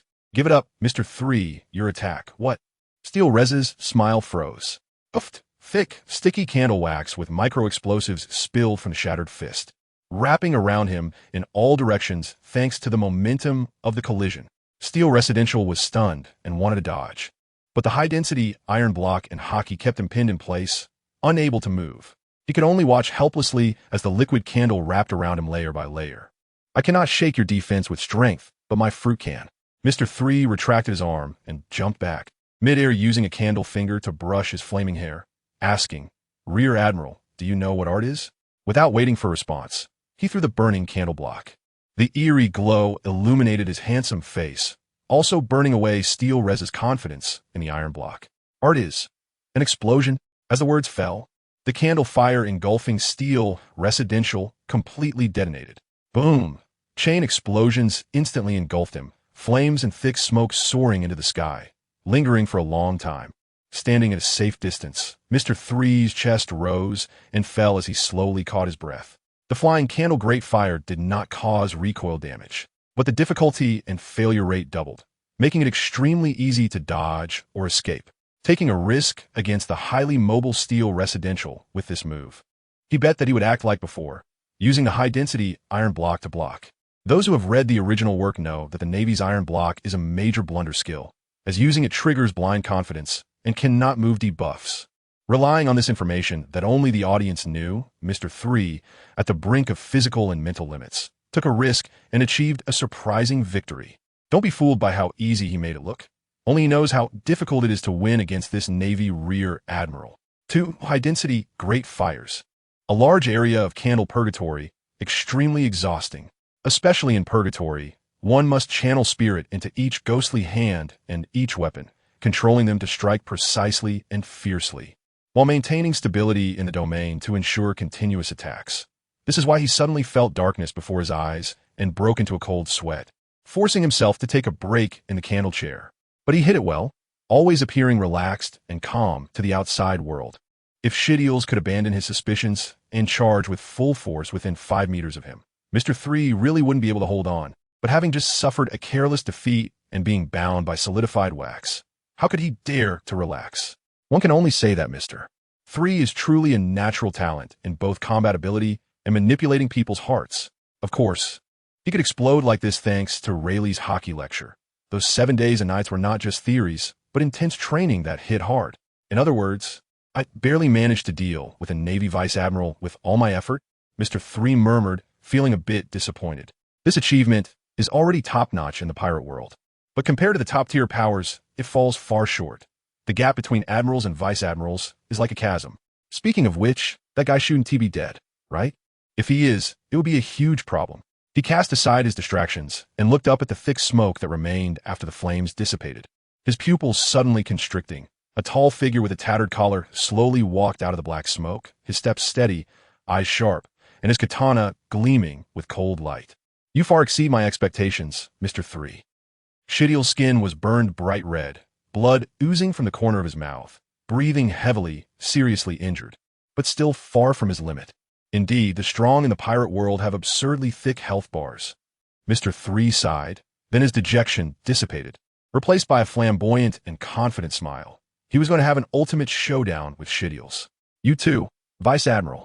Just as Mr.3 was getting into position to attack, a sudden gust of wind blew overhead, extinguishing his fiery, three-shaped hairstyle.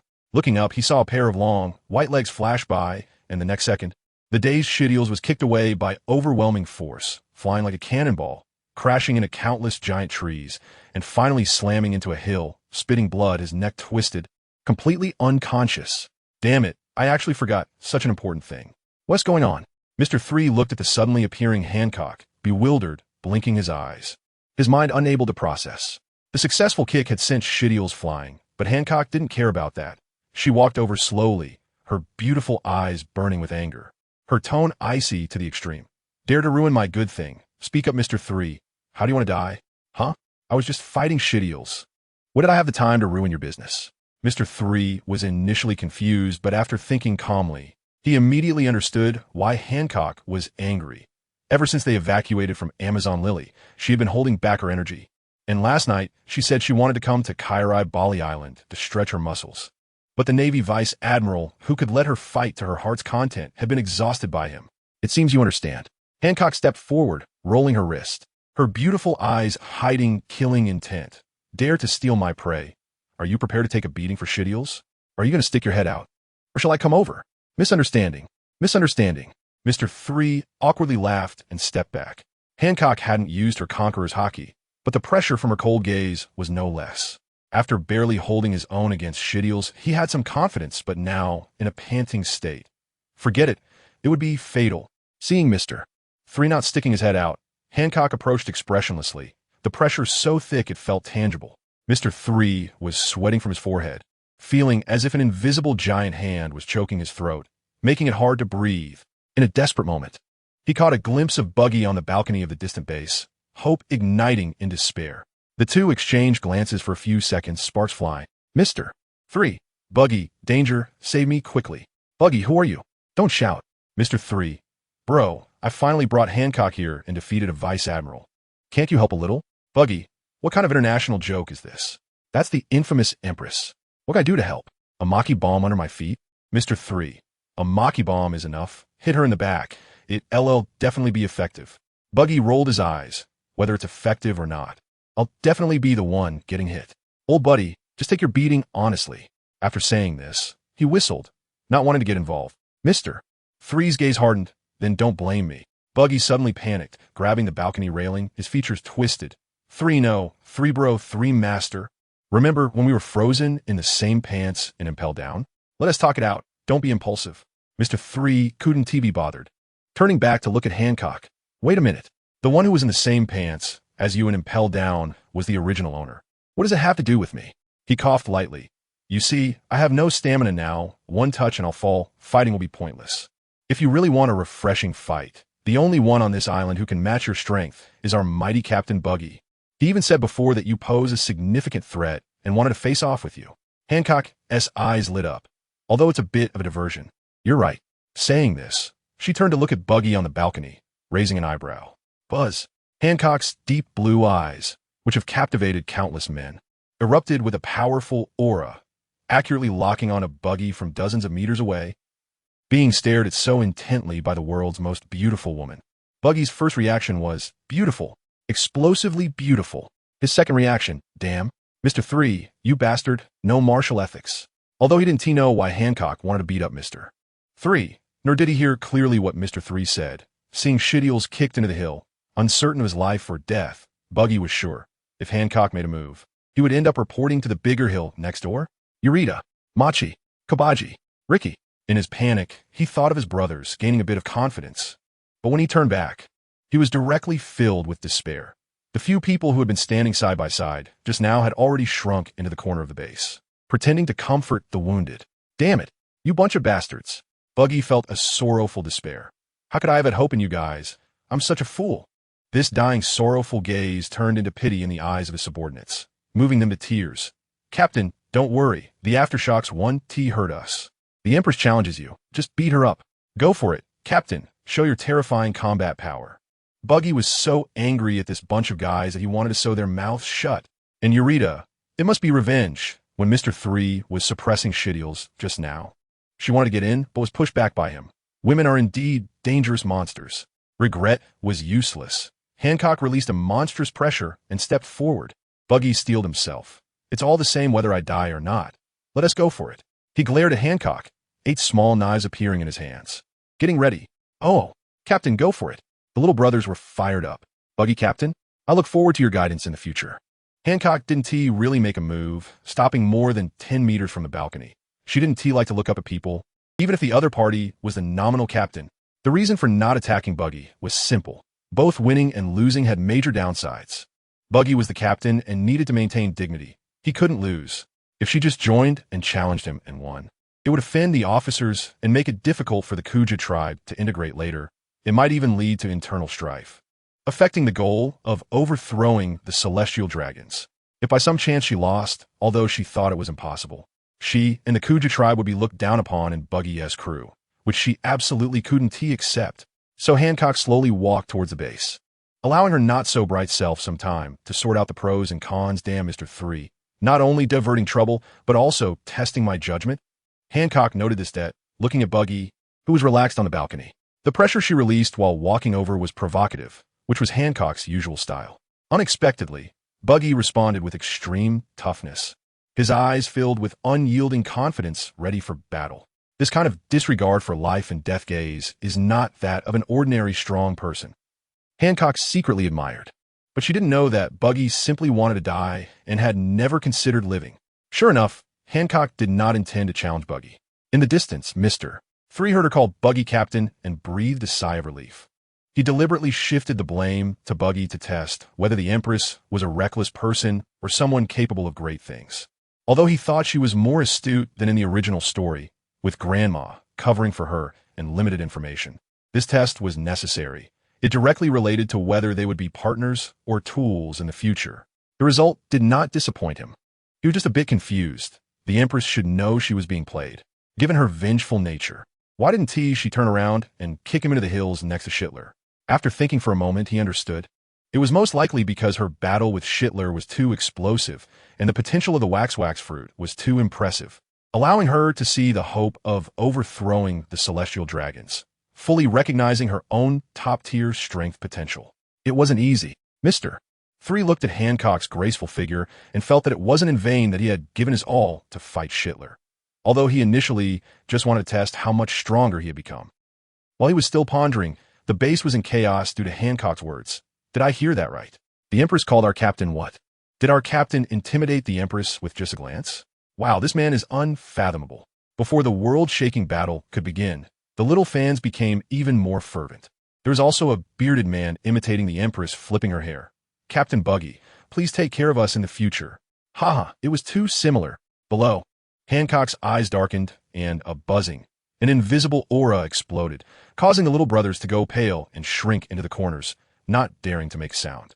Once the noise was dealt with, she pointed her toes and jumped in front of the bewildered Buggy. Before coming, Mr.3 told me the general situation.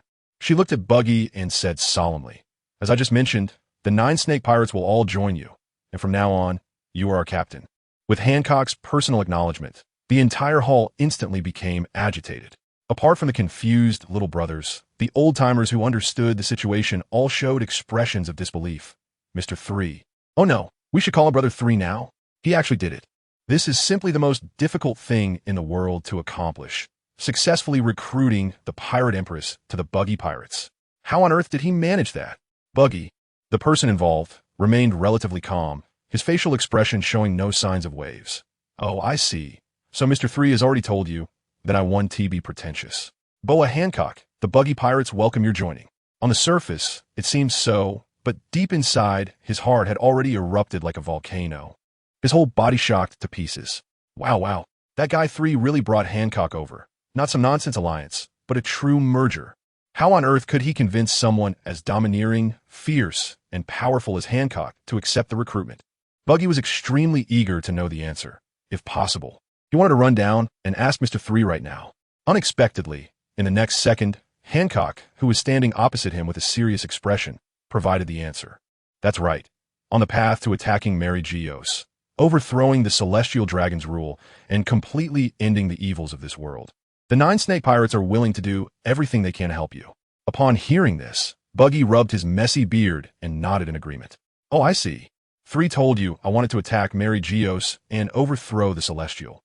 Wait, what did you say?" As he spoke, Buggy realized something was off, and his calm expression changed visibly frame by frame. First, the action of rubbing his beard froze, his facial muscles trembled slightly. A bubble of snot slipped out of his nostril, his eyes bulged out, popping out of their sockets, and his jaw quickly dropped, hitting the ground. Attack Geoise. Overthrow the celestial dragons? Behind the nearly scared-to-death Buggy, his numerous underlings finally couldn't help but let out earth-shattering gasps. Attacking Geoise and overthrowing the celestial dragon's rule. No, I never expected Captain Buggy's goal to be so grand and ambitious. Even the Pirate King wouldn't dare to have such thoughts, right? Damn it. As his underlings, we foolishly had to learn about your dreams from others. I thought Captain Buggy's ambition was to become the strongest in the world, but I never expected I was so shallow. Buggy. The voices of his underlings cheering wildly stimulated Buggy's confidence to some extent.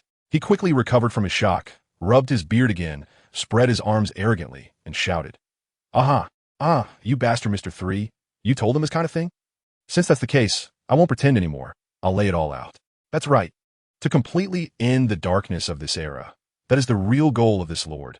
A mere pirate king is nothing. As soon as these words were spoken, the ones who were shocked turned out to be the ones behind, Aurita and Machi. The few of them looked at each other, seeing confusion in each other's eyes. Hey, what the hell is that guy going crazy about? Don't get lost in this unnutritious admiration. Buggy, you're actually incredibly weak. Brothers, can we jump ship now? I suddenly remembered there's an 80-year-old mother back home that needs support. Wait, Ricky, aren't you a lion? Where did this mother needing support come from? I just made that up. Wait, can lions not have mothers? In the end, it was Aurita, who was more intelligent, who noticed something was off. Can you all use your brains and take a closer look? Does Buggy still have a way out? The few who read the information from Aurita's eyes looked up at the upright Buggy. Through Buggy, they saw Hancock's frown gradually relaxing, and after a moment of thought, they suddenly realized. That's right. From the words of the pirate empress, it was very clear that her agreeing for Mr.3 to join Buggy's crew was precisely because of the so-called overthrowing the celestial dragon's rule. If Buggy were to deny this now, it would undoubtedly expose Mr.3's lie and thoroughly anger Boa Hancock, this monster.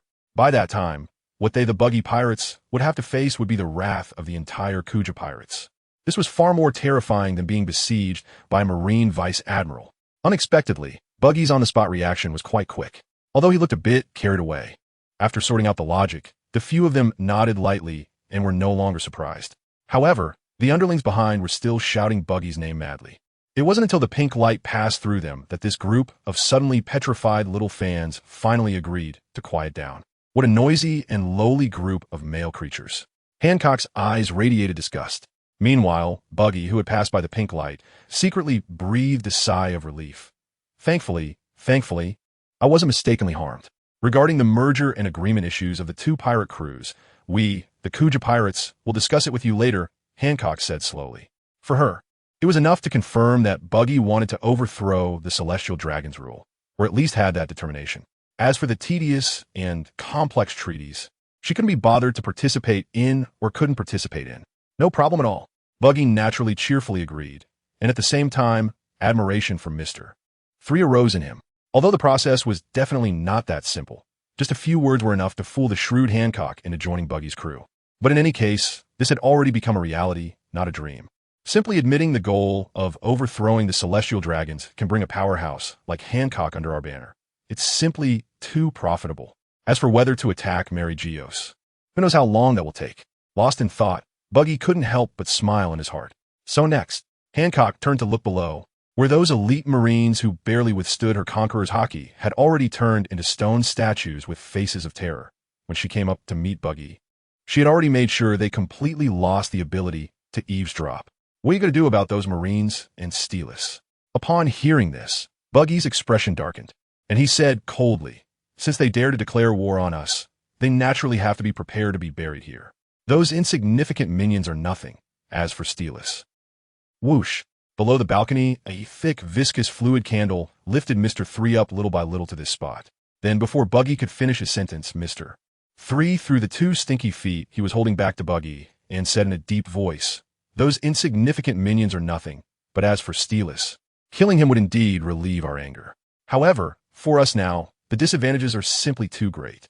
Seeing Buggy bending down to reattach the 2 feet to the ankles with a puzzled look, Mr.3 explained, if we kill Steelus, a vice admiral in the Marine headquarters here, it would be equivalent to formally issuing a declaration of endless war to the Marine headquarters. By that time, the next ones to come to this island might be Admiral-level forces. Admiral, Buggy was greatly startled. Hancock remained relatively calm. This was only natural after all. The influence and status of a vice admiral in the Marine headquarters were evident. Seeing Buggy calm down a bit, Mr.3 continued. What we need most now is time to develop stealthily, to recruit more Shichibukai as quickly as possible and quietly grow our power. It's really not suitable to confront the Marines head-on, as long as we don't offend the Marines too much. Knowing that Hancock and the Kuja pirates have already joined us, they want to be foolish enough to launch a second round of attacks on 2 Shichibukai forces in a short time. At this point, Mr.3 let out a heavy sigh. Doflamingo was indeed not wrong. The rulers of these seas were always the Marines and the Celestial Dragons. They could define justice at will, tear up treaties at will, launch attacks against the Shichibukai, and even besiege and hunt them down. Yet, they had to act cautiously and consider many factors. After speaking, Mr.3 looked apologetically at Buggy, who was staring wide-eyed in realization, and said, Sorry, Buggy, I accidentally said everything you wanted to say. Ahem.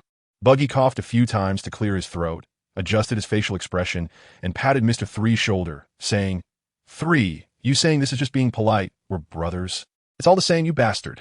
Hancock furrowed her brow slightly, looking at the 2 old men in front of her, feeling a strange sense of being deceived. But she couldn't quite pinpoint what was wrong. Received a 2-minute admiration message from Captain Buggy. The core members Yarlita, Kabaji, Machi, Leaky, and Hancock's appearance increased by 1. Physical fitness improved by 2.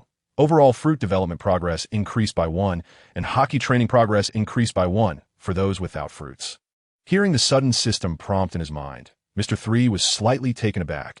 Buggy's admiration also has such a beneficial effect. It's not surprising that Captain Buggy, who is closely related to the strongest vice admiral system, receives special treatment. It can't be that the entire Buggy pirate strength is rapidly increasing, right? In fact, Mr.3 had similar doubts before, or perhaps complaints. It was clearly his own cheat. Why was it linked to Buggy, this useless character? Is it possible that he really has to push this guy to the throne of the Pirate King in the future? Switching to someone like Shanks or Kaido would be much stronger than Buggy. Thinking deeply, and combining the original works setting with the system's description of Buggy's camp's luck S buff, although he was reluctant to admit it, Mr.3 thought of a possibility. Buggy's luck-related hockey is terrifying. Even the system, which is full of metaphysics, can establish an inexplicable connection. In any case, I should act less pretentious in front of Buggy from now on. Mr.3's secretly made a decision in his heart. It's ridiculous. How can he show off and benefit others? Benefiting others without benefiting oneself is something only great people would do. Moreover, he is still his own brother. Since the crisis on Bali Island has been resolved, we will return to Blaze Island first. There are still many things to arrange. Hancock's expression changed slightly as she elegantly flicked her cloak and leaped off the balcony railing.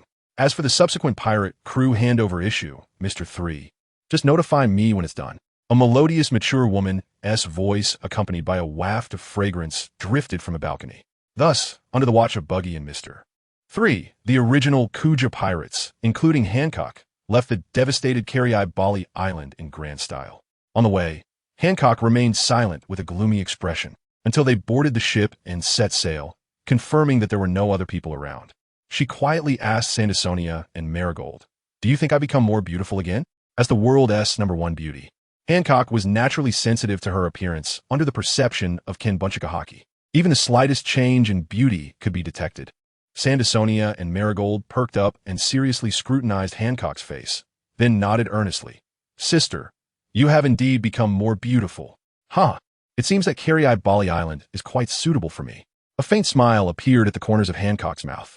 Although she knew very well that her two younger sisters hadn't noticed any change at all. On the other side, inside the Bali Island headquarters. "So, what should we do with these guys?" Looking at the stone statues covering the ground behind him, Mr.3 exchanged a glance with Buggy, both seeing confusion in each other's eyes. Those who were not petrified, like Yarlita, quickly surrounded them. The first thing they did was shower Mr.3 with compliments. "Wow, Brother 3 is amazing. At first, I thought you were just bragging, but you really brought the pirate empress over. Now we finally have a strong ally we can rely on. It's like divine blessing. By the way, Brother 3, you usually hide it pretty deep. Defeating a Navy rear admiral. Compared to strength, I'm more concerned about your appearance. Although it's still the same face, why does it look so much more handsome?" Yarlita, holding a wolf fawn club, noticed the key point. As soon as these words were said, everyone, including Buggy, brightened up, frowning in confusion. Indeed, Brother 3's temperament looks really different now, more handsome and no longer as sleazy as before. Hearing compliments from people who usually only mocked him, Mr.3 felt great and silently revoked his earlier decision about benefiting others without benefiting oneself. Complimented well, rewards are due. "Hey, 3, is Daughter Island really that good? You just went there once, and you've changed so much?" Buggy's head detached from his neck, floating and sticking to Mr.3's face, asking mysteriously, "Come on, tell me, what did you do on that so-called Paradise Island?" "Damn, I went there to handle important business. What do you mean by that ambiguous look?" Mr.3 grabbed Buggy's hair and threw him out over the balcony. After lingering in the air for a few seconds, Buggy's head wobbled back to his neck, retracting the teasing on his face, and seriously said, "Just joking, 3, but to be honest, I'm really curious." Yeah. Yarlita and the others gathered around. Mr.3 thought for a moment. Their curiosity was thoroughly piqued, and if he didn't say something, they would probably be even more annoying later. So, he cleared his throat and briefly explained to Buggy and the others about his experiences in the Amazon Lily Kingdom, including debating with Hancock's grandmother, fighting the Snake Sisters, and colliding with Hancock's aura. He even mentioned being robbed by pirates. He spoke lightly, but Buggy and the others could clearly sense the lurking dangers. Any misstep could lead to sinking into the sea. "I see." Buggy looked up at Mr.3, nodding thoughtfully. Just when everyone thought he was going to make some heartfelt speech, he suddenly changed the subject. "I understand now, 3. The reason your temperament has changed so drastically is definitely because you were petrified several times." As he spoke, Buggy's expression grew more resolute. Yes, it must be. Next time I get the chance, I'll have Hancock shoot me with her petrification beam to try it out. If possible, I want my red nose to be rounder and redder. Looking at his proud appearance lost in fantasy, Yarlita and others shrugged, speechless. "Is that the point?" "My Captain Buggy." Mr.3 stared at Buggy's red nose for a few moments and frankly expressed his thoughts. "That would only make you look uglier, right? What are you saying, you candleman?" Buggy instantly exploded with rage, slapping his right palm back, delivering a knife hand strike to Mr.3's head. The red nose was his taboo. "You're talking about me? Huh, you bastard Buggy? If you want to fight, just say it." Mr.3 certainly wouldn't let Buggy off the hook and rolled up his sleeves to fight back. The scene descended into chaos. After the scuffle, Mr. 3, Buggy, and several cadre stood in a row at the balcony railing, gazing at the devastated Bali Island after the battle. Before setting off, Mr. 3 had requested Buggy and the others to defend Bali Island. Although it had been accomplished, the cost was not small, and the subsequent reconstruction would take a lot of time. This was absolutely necessary, as the current Bali Island was just like Big Mom's Cake Island in Kaido's Wano country, serving as the base for the Buggy pirates and a necessary facade to attract other strong characters. By the way, 3, have you really awakened the Conqueror's Haki? Why is it that I can never believe your face that says I'm weak? Buggy, holding his swollen eyes, was filled with doubt. Mr. 3 did not hide the fact that he awakened the Conqueror's Haki in Snake Princess Island. Holding a cold towel, he gently pressed it against the 2 large bumps on his forehead and calmly replied, "Did I not use the Conqueror's Haki when I first landed on the island? Otherwise, do you think those Marines lying on the ground were knocked out by whom?" Buggy licked his swollen lips with his tongue, shook his head, and said, "Stop fooling us. That was clearly Hancock's Haki. Don't think we don't know she is a wielder of all 3 Haki types." It was certain that Mr. 3 had not awakened the Conqueror's Haki before leaving Bali. To awaken and master the Conqueror's Haki after just a short visit to Snake Princess Island? That's ridiculous. Even Captain Roger wouldn't scare people like this. Yes, it's absolutely impossible. Brother 3, we know your talents well. The Beast, Tamer Machi, and others also expressed disbelief. The more they understood Mr. 3, the less they believed he could awaken the Conqueror's Haki. This kind of thing was as exaggerated as Buggy suddenly awakening a devil fruit ability, causing the whole world to fall apart. However, they could never have imagined that the person standing beside them was not the timid Mr. 3 they remembered, but a time traveler with the qualities of a king. You're still too young. Mr. 3 noticed the disdain and contempt in their eyes, turned around, and made a gesture for Buggy and the others to step back. Since that's the case, let me reluctantly show you what the Conqueror's Haki feels like. Step back. I'm going to start showing off. Cough, cough. I'm going to unleash my Haki. He decided to use facts to make Buggy and the others completely shut up. Feeling the strong aura emanating from Mr. 3, Buggy and the others couldn't help but swallow hard and step back into the hall of the palace. At the same time, they were shocked. This aura, this confidence, could it be that Mr. 3 is really not just bragging? Mr. 3 was very satisfied with their facial expressions, his lips slightly curling up as he shouted, "Be careful. Don't faint." At the moment when Buggy and the others held their breath, their hearts in their throats, Mr. 3 spread his arms and released his Conqueror's Haki with all his might. Here it comes. Buggy and the others braced themselves, muscles tense, not even daring to open their eyes too wide. That was the Conqueror's Haki. If they couldn't withstand it and fainted, wouldn't they be laughed at for a lifetime? Thus, in their highly concentrated state, time passed little by little. 1 second, nothing happened. 2 seconds, nothing happened. 3 seconds, nothing happened. Whoosh, still the sea breeze that blew over Bali earlier, brushing past the oddly posed Mr. 3, then past the slightly fearful Buggy and others, and then awkwardly slipped away through the large windows on the other side of the hall. Nevertheless, it couldn't take away the awkwardness in the atmosphere. Buggy and the others. Sorry. My physical and mental energy were all spent in the battle with Steel Res, and it seems I can't temporarily release the Conqueror's Haki. Mr. 3 panted, standing awkwardly by the big balcony, scratching his head. Damn it, how could I forget something so crucial? Goodness, Mr. 3, you really acted like it. Even I was fooled. The reacting Buggy cursed loudly, laugh out loud. You have successfully deceived all of us. Mr. 3 helplessly shrugged. Buggy, I know this is a big blow to you, but I really did awaken the Conqueror's Haki. Haha, this is hilarious. Look, this guy is still pretending. Upon hearing this, Buggy burst into laughter. Seeing Mr. 3's unfazed expression, his clown-painted face gradually turned gloomy, a strange and inexplicable smile creeping up his lips. Hey, there's nothing you can do about it. 3. The Conqueror's Haki, isn't something that can just be claimed. Saying this, Buggy stepped forward, mimicking Mr. 3's earlier pose. Arms spread wide, looking serious and imposing. At a certain moment, his aura suddenly changed. Take a good look. This is what the Conqueror's Haki looks like. Boom. The moment the words fell, a terrifying pressure radiated from Buggy, clad in a bright red robe, exploding in all directions. Thud thud, under Mr. 3's shocked and incredulous gaze. Machi, Kabeji, and Lion Ricky, standing next to Buggy, all showed horror, their bodies shaking violently. Then, their eyes rolled back, unable to withstand Buggy's conqueror's hockey. They fainted and collapsed on the ground, convulsing wildly. Even the usually calm and composed Yarlita dropped her wolf fawn club with a clatter, her long legs clamped together, her pretty face turning pale as she fell to the ground. At the center of the storm of aura, Buggy's red robe billowed violently under the impact of the conqueror's hockey. Seeing Yarlita and the others collapse, he couldn't help but let out a wild and unrestrained laugh. Haha, did you see that, Mr. 3? This is the real deal of conqueror's hockey. Ah, this. Mr. 3 felt his head buzzing, a bit dazed. What is happening? I didn't hear Oda mention that Buggy has conqueror's hockey. Could it be true, as rumors online say, that Buggy is actually a hidden master on par with Shanks? Shocked, Mr. 3's gaze fell on the convulsing lion Ricky lying on the ground. Looking up, he glanced at Buggy's oddly billowing red robe and felt a wave of horror dissipate in an instant. That's enough, Buggy. Why don't you put away that hand you separated from the red robe? And as for the few acting on the ground, stop pretending. Seeing through everything, Mr. 3 said leisurely. Hearing him, sure enough, Machi and the others lying on the ground got up with a puff, dusting off their clothes. Nothing happened at all.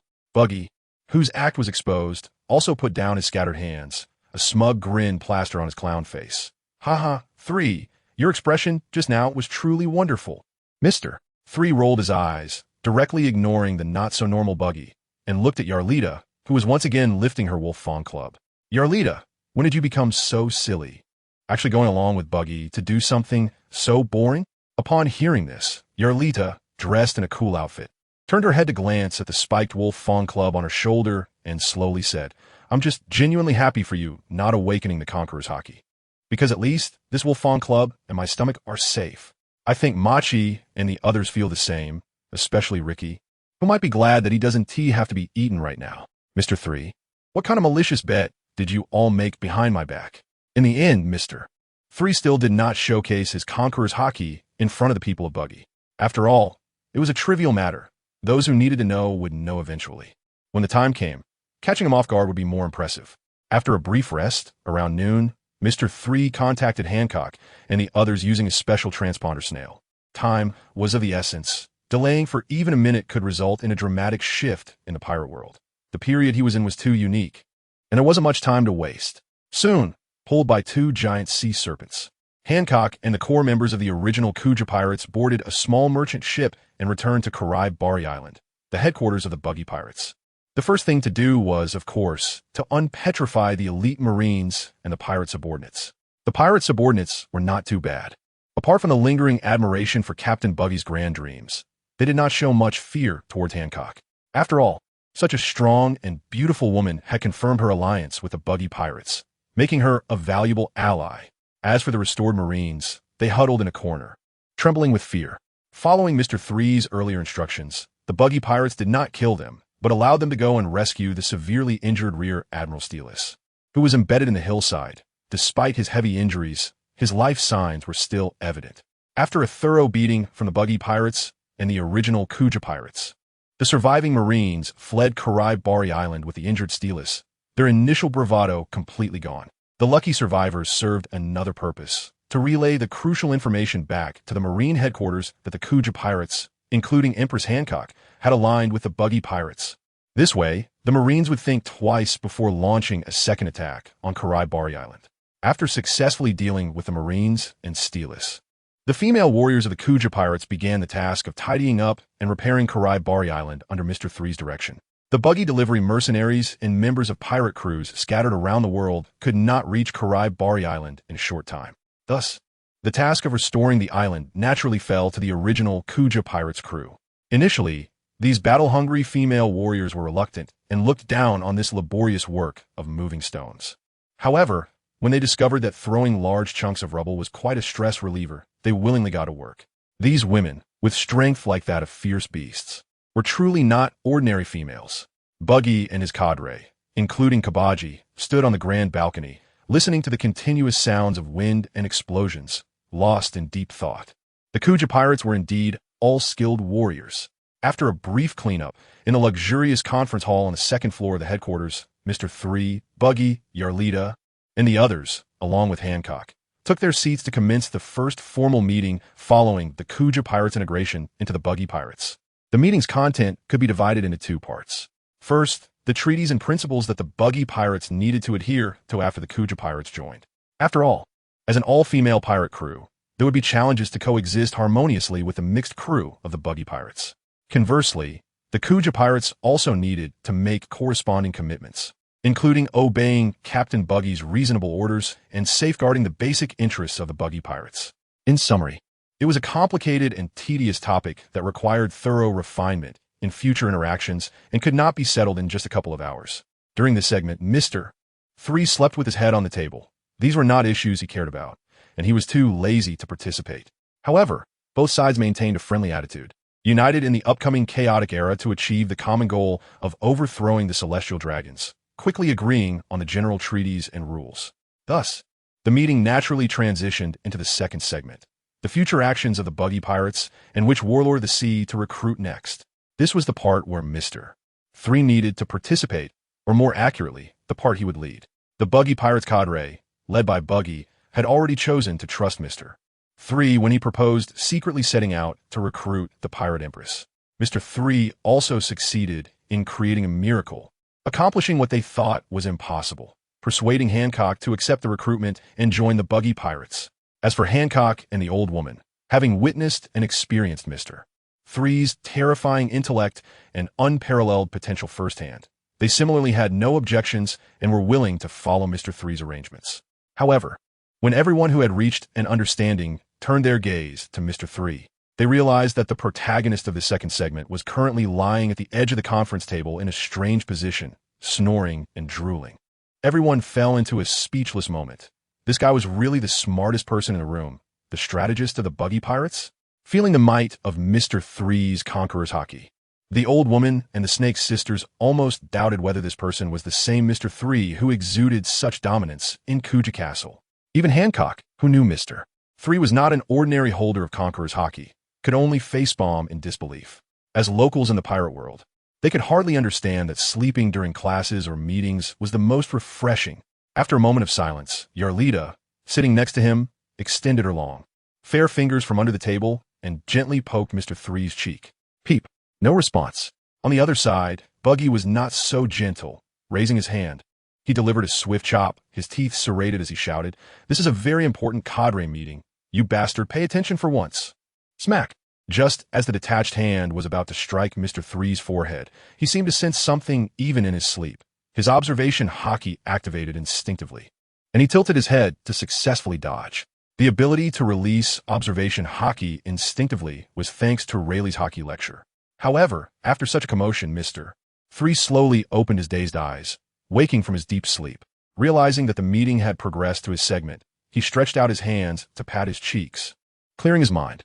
Then, he raised his deep-set eyes to scan the room. Since everyone trusted him so much, he would not keep them in suspense and would directly state the conclusion. As soon as he said this, Buggy, Hancock, and the others all put away their relaxed demeanor and focused intently on Mr.3. Mr.3 pushed up the goggles on his nose and slowly began to speak.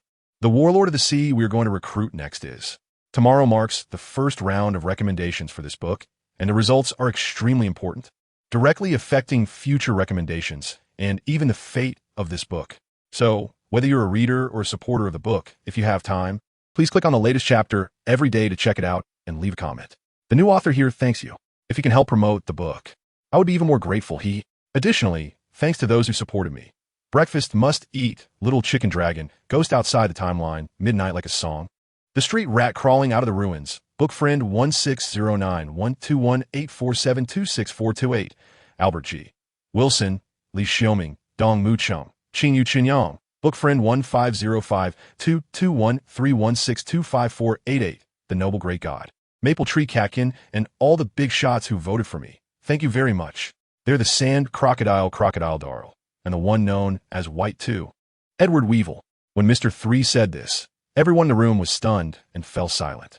Even Hancock, who knew Mr.3's next recruitment target in advance, couldn't help but be taken aback. This damned liar. Didn't he only mention crocodile on a merchant ship's deck? How come there's suddenly a violent White 2? Recruiting two new and old warlords at the same time? Is he not awake? Or does he really think his life is too long? Hey, 3. Are you sure you're not joking? Recruiting two at the same time, and they are both this difficult? After the shock, Buggy, as the captain, was the first to speak up, voicing everyone's doubts. If I remember correctly, isn't Crocodile still your original boss? And while White 2 is strong, on par with the young Whitebeard, but mentioning Edward Weevil, a faint worry appeared on Buggy's clown face. This guy who suddenly popped up claiming to be Whitebeard's biological son does not seem like someone who values righteousness and follows morals. The person involved, Miss Bakken, is even more cunning. Any careless contact with them could lead to a backlash. Buggy's words made everyone at the conference table nod in agreement. Whether it was Granny of the Nine Snake Pirates or others like Yerlita, they all guessed that these two were not the best choices. Compared to them, the Supernova Luffy and the Righteous Mihawk are better options. Although the difficulty is also considerable, even if negotiations fail, it is not easy to provoke unwarranted attacks from them. At least there is some basic assurance for their lives. However, such thoughts are not viable in Mr.3's view, who has a big-picture perspective of the Pirate King world. It is simply a waste of effort. There is no need to mention Law, who is currently in a decisive battle with Kaido and Big Mom on Onigashima. The difficulty is extremely high, and Mihawk, as the world's #1 swordsman, has always preferred to work alone and does not have weaknesses like Hancock, who was once a slave to the Celestial Dragons, making him a nearly perfect and mysterious man. Recruiting such a lone wolf under the current conditions is as difficult as ascending to the heavens. As for the possibility of an alliance with Mihawk, it is not within Mr.3's current consideration of strengthening by recruiting the warlords. Thus, counting it down, there are actually not many remaining warlords. Jinbei, who joined the Straw Hat crew and is also in the battle on Onigashima, Moria, who is invading Blackbeard's territory to find his subordinates, and Bartholomew Kuma, who has been transformed into a plaything for the Celestial Dragons, are not options for now. Of course, these involve elements from the original work, and Mr.3 naturally cannot discuss them with those present. Even if he did, he couldn't explain clearly. Therefore, facing the puzzled looks of everyone, he looked up at Buggy, the corner of his mouth curling up, and confidently said, "It is precisely because Crocodile is my original boss that I know him quite well. So the chances of successful recruitment are not too low." As for White 2, from the information published in the previous newspapers, this simple-minded guy is completely obedient to Miss Bakken. And Miss Bakken, like you, Buggy, is a person who values money above all else and has no bottom line for it, so Mr.3's eyes sparkled. As long as there are enough enticing benefits to make her agree to White 2 joining us, it shouldn't be a big problem. Wait, Galdino, who the hell are you calling a money-obsessed scoundrel? Buggy immediately caught the hint that he was being insulted, stood up and shouted indignantly. Pirates are just choosing to set sail for money, right? Treasure maps and treasures are a man's romance. What do you know, you bastard? Mr.3 waved his hand in denial. Buggy's words were not wrong. Upon closer thought, it seems that in the entire pirate world, only this guy is keen on collecting treasure maps and seeking treasures. Other pirates are either adventurers or aiming to become the strongest in the world, or they're some ruthless outlaws. On the other side, Hancock ignored Buggy's unnutritious remarks and asked Mr.3, "Mr.3, since you were so confident about recruiting Crocodile, I won't say more, but can Weevil, a ticking time bomb, really be of use to our team?" Mr.3 caught the implication in her words. Under the control of the profit-driven Miss Bakken, the White 2 joining Buggy's pirates will become the biggest hidden danger. Any slight misstep could lead to a backlash, a loss that outweighs the gain. In fact, he never included White 2 in his recruitment plan from the start. However, after a difficult battle with Marine Headquarters Rear Admiral Steelres, he deeply realized his own lack of strength and urgently wanted to become stronger to cope with the impending chaotic era. After all, when the time comes far beyond the anime's plot, the big-picture perspective of being a transmigrator will lose its effectiveness. The only thing that can save one's life is strength, strong enough to rival admirals and emperors. Therefore, recruiting White 2 is considered a risky move with practical value. If successful, it could achieve twice the result with half the effort and complete the system's goals in the shortest time, gaining the greatest enhancement in power. By that time, even if Weevil truly has ulterior motives, he can be eliminated on the spot. Weevil is indeed a ticking time bomb, posing a significant threat to the safety and stability of Buggy's pirates. But thinking about it the other way around, isn't this also a powerful weapon that can blow the enemies to pieces? Mr.3 paused for a moment, looking at Hancock and Buggy. A mysterious smile appeared at the corner of his mouth. Or do you not have confidence in controlling Weevil, thinking that his strength and intelligence are above yours? A casually spoken sentence struck Buggy and Hancock like a bolt from the blue. Damn, Mr.3, I can't just pretend I didn't hear that. Buggy floated up, activating his chop-chop fruit ability, making his big red robe expand greatly. I am Buggy the Clown. What the hell is Weevil? Hancock's face also darkened, her beautiful eyes swirling with arrogance and anger as she coldly said, Mr. 3, do you know the consequences of underestimating me? Sitting next to Hancock, Granny looked at Mr. 3 with a serious expression, beads of sweat forming on her forehead. Secretly alarmed. This man has actually figured out the temperament of the Snake Princess in such a short time. However, due to Mr. 3's special identity as a former celestial dragon slave and his agreement with his proposal, Granny did not speak out to stop him.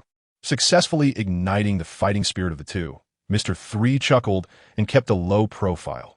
Since you both have no problem, then it's settled. After speaking, he looked up at Buggy and said, Buggy, you will handle the negotiations with Miss Bakken and the recruitment of Weevil. Buggy, whose pride was at an all-time high, nodded emphatically. No problem, leave this small matter to... Halfway through his sentence, Buggy suddenly realized something was off, pointed at himself, and his relaxed demeanor instantly crumbled. Wait. You want me to recruit Weevil? Recruiting 2 warlords at the same time was a decision made by Mr. 3 after careful consideration. After all, time was really tight, and those cunning Navy leaders were not to be underestimated. Once they realized that the Buggy Pirates' goal was to gather all the new and old warlords, it would be incredibly difficult to make further contact with the warlords. After all, according to the Navy's initial layout, the warlords were a very special existence, a third force that could balance and counteract the Navy headquarters and the 4 emperors. If these ruthless and powerful individuals gathered together, it would develop into a legendary pirate crew, something akin to the nightmare that was the Rocks Pirates. The threat to the Navy headquarters would far exceed that of the Rocks Pirates, because each warlord had a hidden network of influence that was quite terrifying, almost spanning the entire New World in both the underworld and the legitimate world. Therefore, before the Navy headquarters discovered their true intentions, Mr. 3 needed to recruit more warlords as quickly as possible. Delays could lead to changes. To put it another way, just leaving Buggy to guard at Bari Island would be of no use. They would still be attacked if necessary. So it was better to make full use of him. That's right, Buggy, this task of recruiting Weevil can only be done by you. Mr. 3 answered Buggy's doubts with certainty. Then what about Hancock? Buggy looked at Hancock, who was calm not far away. In his slightly flustered eyes, he saw that the stunningly beautiful and cold face, said to be the world's most beautiful, was now filled with words like thigh, safety, stability, and amulet. Mr. 3 seemed to have seen through Buggy's thoughts and naturally said, Of course, she'll come with me to find Crocodile. With a powerhouse like Hancock by my side, I can feel at ease and avoid being suddenly killed by the sand crocodile. Recruiting a defiant figure like Crocodile was inherently a very difficult task. Not to mention that the former Mr. 3 had once worked on a crocodile and almost had his neck snapped by him. Given the circumstances, the difficulty of successfully persuading Crocodile to join the Buggy Pirates had undoubtedly increased several levels. Although Mr. 3 already had a corresponding strategy in mind, he could not ensure a 100 success rate, only less than 70. And this was under the protection of Hancock. Hearing this, Buggy, who was already lacking confidence, immediately went into a rage, his eyes flashing with ferocity, and his teeth turning jagged. Damn it, so my safety isn't a concern, right? That's Whitebeard's biological son, the brutal and violent monster Weevil. Mr. 3 was fully aware of his reaction and preemptively pushed away Buggy's head, which was spraying saliva, and said with a determined gaze, That's precisely why we need you to take action yourself. Such a challenging task would end in failure no matter who attempts it. Only you, Captain Buggy, the strongest and most resourceful among us, can handle it. After a flurry of flattery, the panic on Buggy's face gradually dissipated, replaced by overwhelming arrogance and elation. Infuriating. Mr. 3, I never expected you to trust me so much. In that case, I won't pretend anymore. In serious mode, dealing with a small fry like the Whitebeard's son and old Jean is a piece of cake, right? Buggy laughed heartily, confidently patting his chest. Captain is wise. Mr. 3 added another round of flattery. Sending Buggy to find Weevil was not a desperate move due to time constraints. On the contrary, he was the best candidate for recruiting Weevil. The reasons were simple. First, Buggy and Miss Bakken, who controls Weevil, were of the same kind, cunning and shrewd, placing great importance on money and treasures. Letting them negotiate could easily find a balanced condition acceptable to both parties. Second, Buggy's split fruit had a natural restraint against Weevil, who wields a giant cleaver. Even if the negotiations fell through, Buggy still had the strength to fight back. And he could even bypass Weevil directly to deal with Miss Bakken. Conversely, if he went to find Crocodile, if the old Sandman was in a bad mood and unleashed his desert saber, Buggy would definitely be done for. Third, and this was a bit more mystical, Buggy had a natural aura of luck. Sending him to recruit Weevil might yield unexpected surprises and gains. After all, even the system cannot avoid this guy's lucky color. Sitting opposite, Hancock and Grandma Jia looked at the laughing Buggy, then at the composed Mr.3, and finally exchanged glances, seeing a mix of confusion and disparity in each other's eyes. This clown Buggy seemed quite different from the rumors, a bit unexpectedly pure. It was well known that Buggy, who possessed the special two-color hockey, lucky color hockey and imaginative color hockey, had his lucky color only beneficial to allies, while imaginative color was only effective against enemies and confused passersby. Therefore, it was normal for Hancock and Grandma Jia to have this illusion. Over time, they would get used to it, just like the current Yarlita. Forgive me for being nosy, Mr.3, but if what you said is true, who will guard the Buggy Pirates base here? Temporarily setting aside unnecessary thoughts, Grandma Jia slowly spoke, pinpointing the biggest hidden danger in Mr.3's arrangement. Without Mr.3, Buggy, and Hancock, Bari Island would fall into an extremely empty state and could be occupied by the Navy at any time. Naturally, it will be you all. Apart from the three of us, Mr.3 stood up and called out names one by one. Apart from the aging and fading Grandma Jia, Yarlita, and her three companions. And the Snake Sisters were all included. Us? We are no match for the Navy Vice Admirals. Yarlita exclaimed in surprise. Machi and the others nodded in agreement. We will do our best. The Snake Sisters, however, were full of fighting spirit, their faces brimming with fearlessness, clearly determined to defend this place at all costs. You don't need to be so nervous, Mr.3 said calmly. As I mentioned before, we let go of Steel and the elite Marines, and we didn't completely offend the Navy headquarters. Given the current situation, they're unlikely to go all out against us, who have the power of two warlords. The uproar caused by Sabo and the army at Holy Land Mariewa, along with the battle between the 5 supernovas and the 2 Emperors Kaido and Big Mom, is enough to keep the Navy headquarters busy. Mr.3 thought to himself. This was something he, who had long been planning, found to be quite reasonable, but it presented a completely different impression to others. Yarlita's pupils constricted as she murmured, I see. I didn't quite understand when you said you wanted to let Shittiries go earlier, but it turns out you had already considered this step. Machi and the others shook their heads and sighed, feeling inferior. Brother 3, truly a hidden talent. Hancock and Zabo were also surprised, but it was limited to that. They weren't too shocked. After all, they had seen with their own eyes how Mr.3 had played the newly promoted Rear Admiral KB around like a fool. After pondering for a few seconds, Zabo couldn't help but ask, Mr.3, when you successfully evacuated the residents using the snake ship as a cover in Amazon Lily, you mentioned that this strategy was called openly repairing the road while secretly crossing the enemy's storehouse. So what about now? Mr.3 answered without hesitation, just in case. And also to stabilize the military's morale, I will leave wax figures of Buggy and Hancock in Hall as a deterrent to the Navy and some audacious pirates, using false appearances to confuse the enemy, thus achieving the clever use of deterring the enemy's retreat and maintaining an empty city camp with minimal forces. This tactic is called the empty city strategy. The crowd at the conference table blinked, pondering Mr.3's term they had never heard before, somewhat impressed. Indeed, similar tactics in my hometown amount to 36 strategies, and I've only learned a bit of the basics. The intricacies are hard to describe. Mr.3's face beamed with unabashed pride.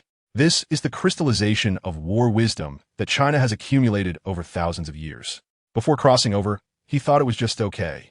But when he arrived in the chaotic pirate world and perfectly toyed with the Navy fleet led by KB, he deeply felt the psychological game contained within it and how terrifying its level truly was. If the overall perspective of the pirate world is the foundation for his invincibility, and the strongest Emperor's deputy system is his super cheat to quickly become stronger, then these ancient wisdoms that can be considered dimensional strikes are the winning treasures in the later chaotic era. With all three in hand, how could this unbeatable opening possibly lose? Damn, I can't believe it. 3, you never mentioned such amazing things before?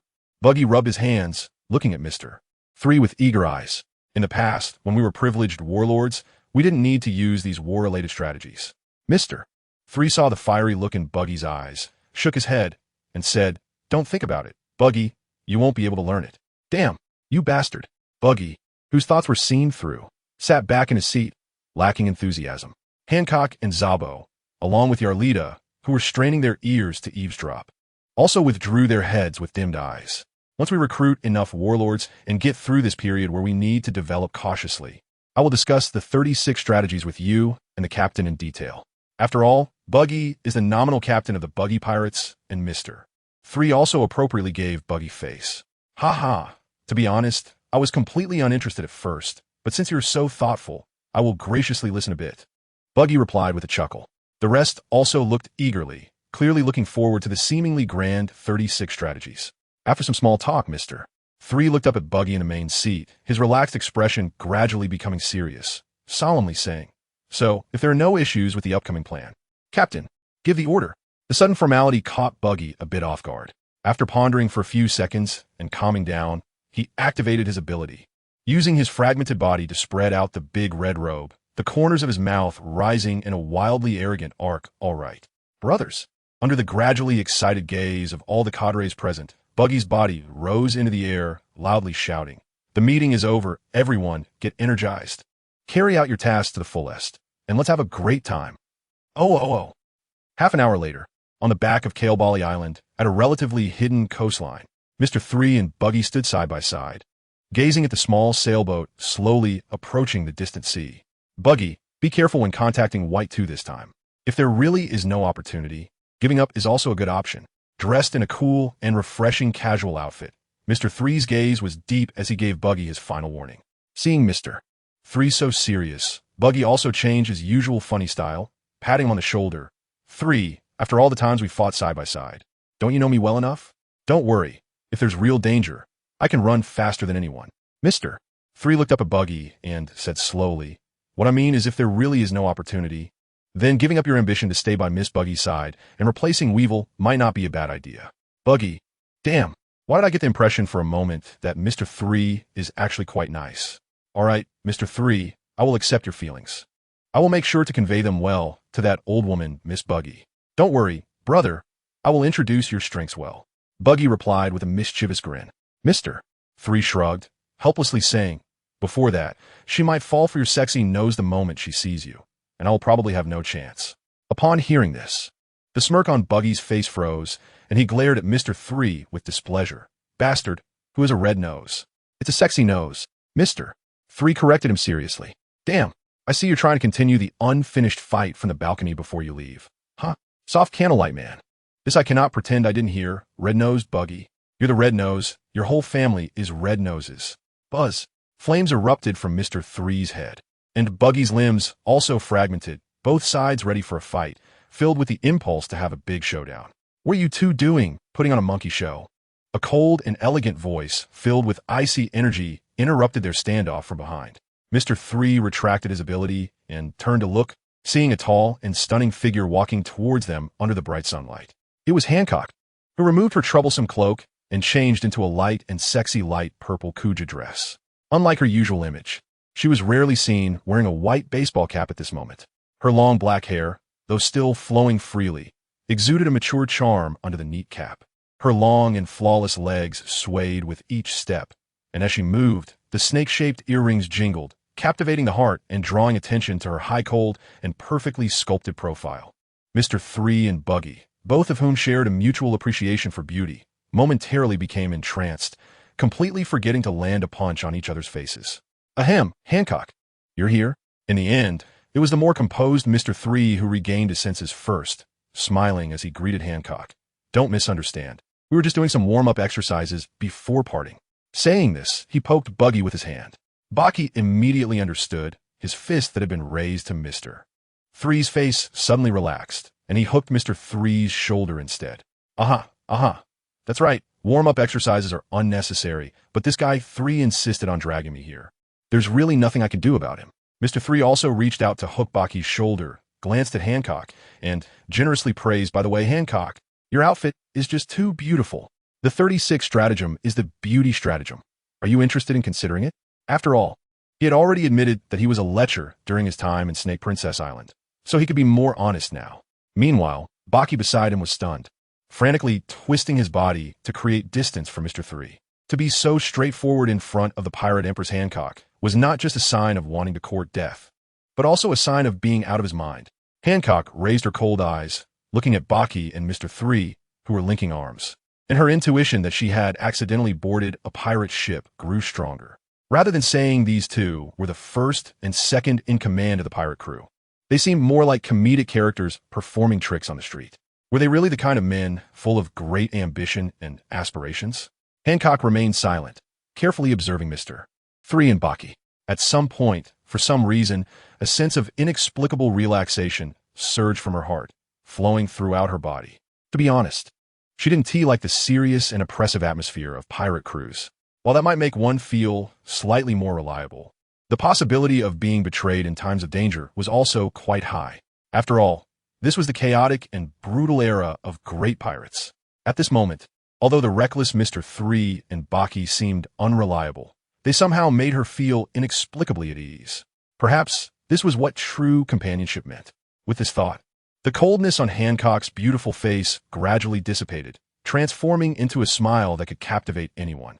If the beauty stratagem you mentioned is understood in the same way I do, then success is inevitable because she placed one hand on her hip, lifted her chest, allowing her stunning beauty to be exposed to the sunlight, without striking the iconic pose of bending over in disdain. I'm just too beautiful. From this moment on, she truly decided to regard Buggy and Mr. 3 as companions. Under the bright sun, a uniquely shaped seagull flapped its wings and swooped down, skimming over the shimmering sea surface, diving into the water. Caw-caw. When the seagull emerged from the sea, it was already holding a wildly struggling fish in its beak. The fat fish clearly weighed more than the seagull had calculated. Even though it flapped its wings desperately, it could not resist the slow descent.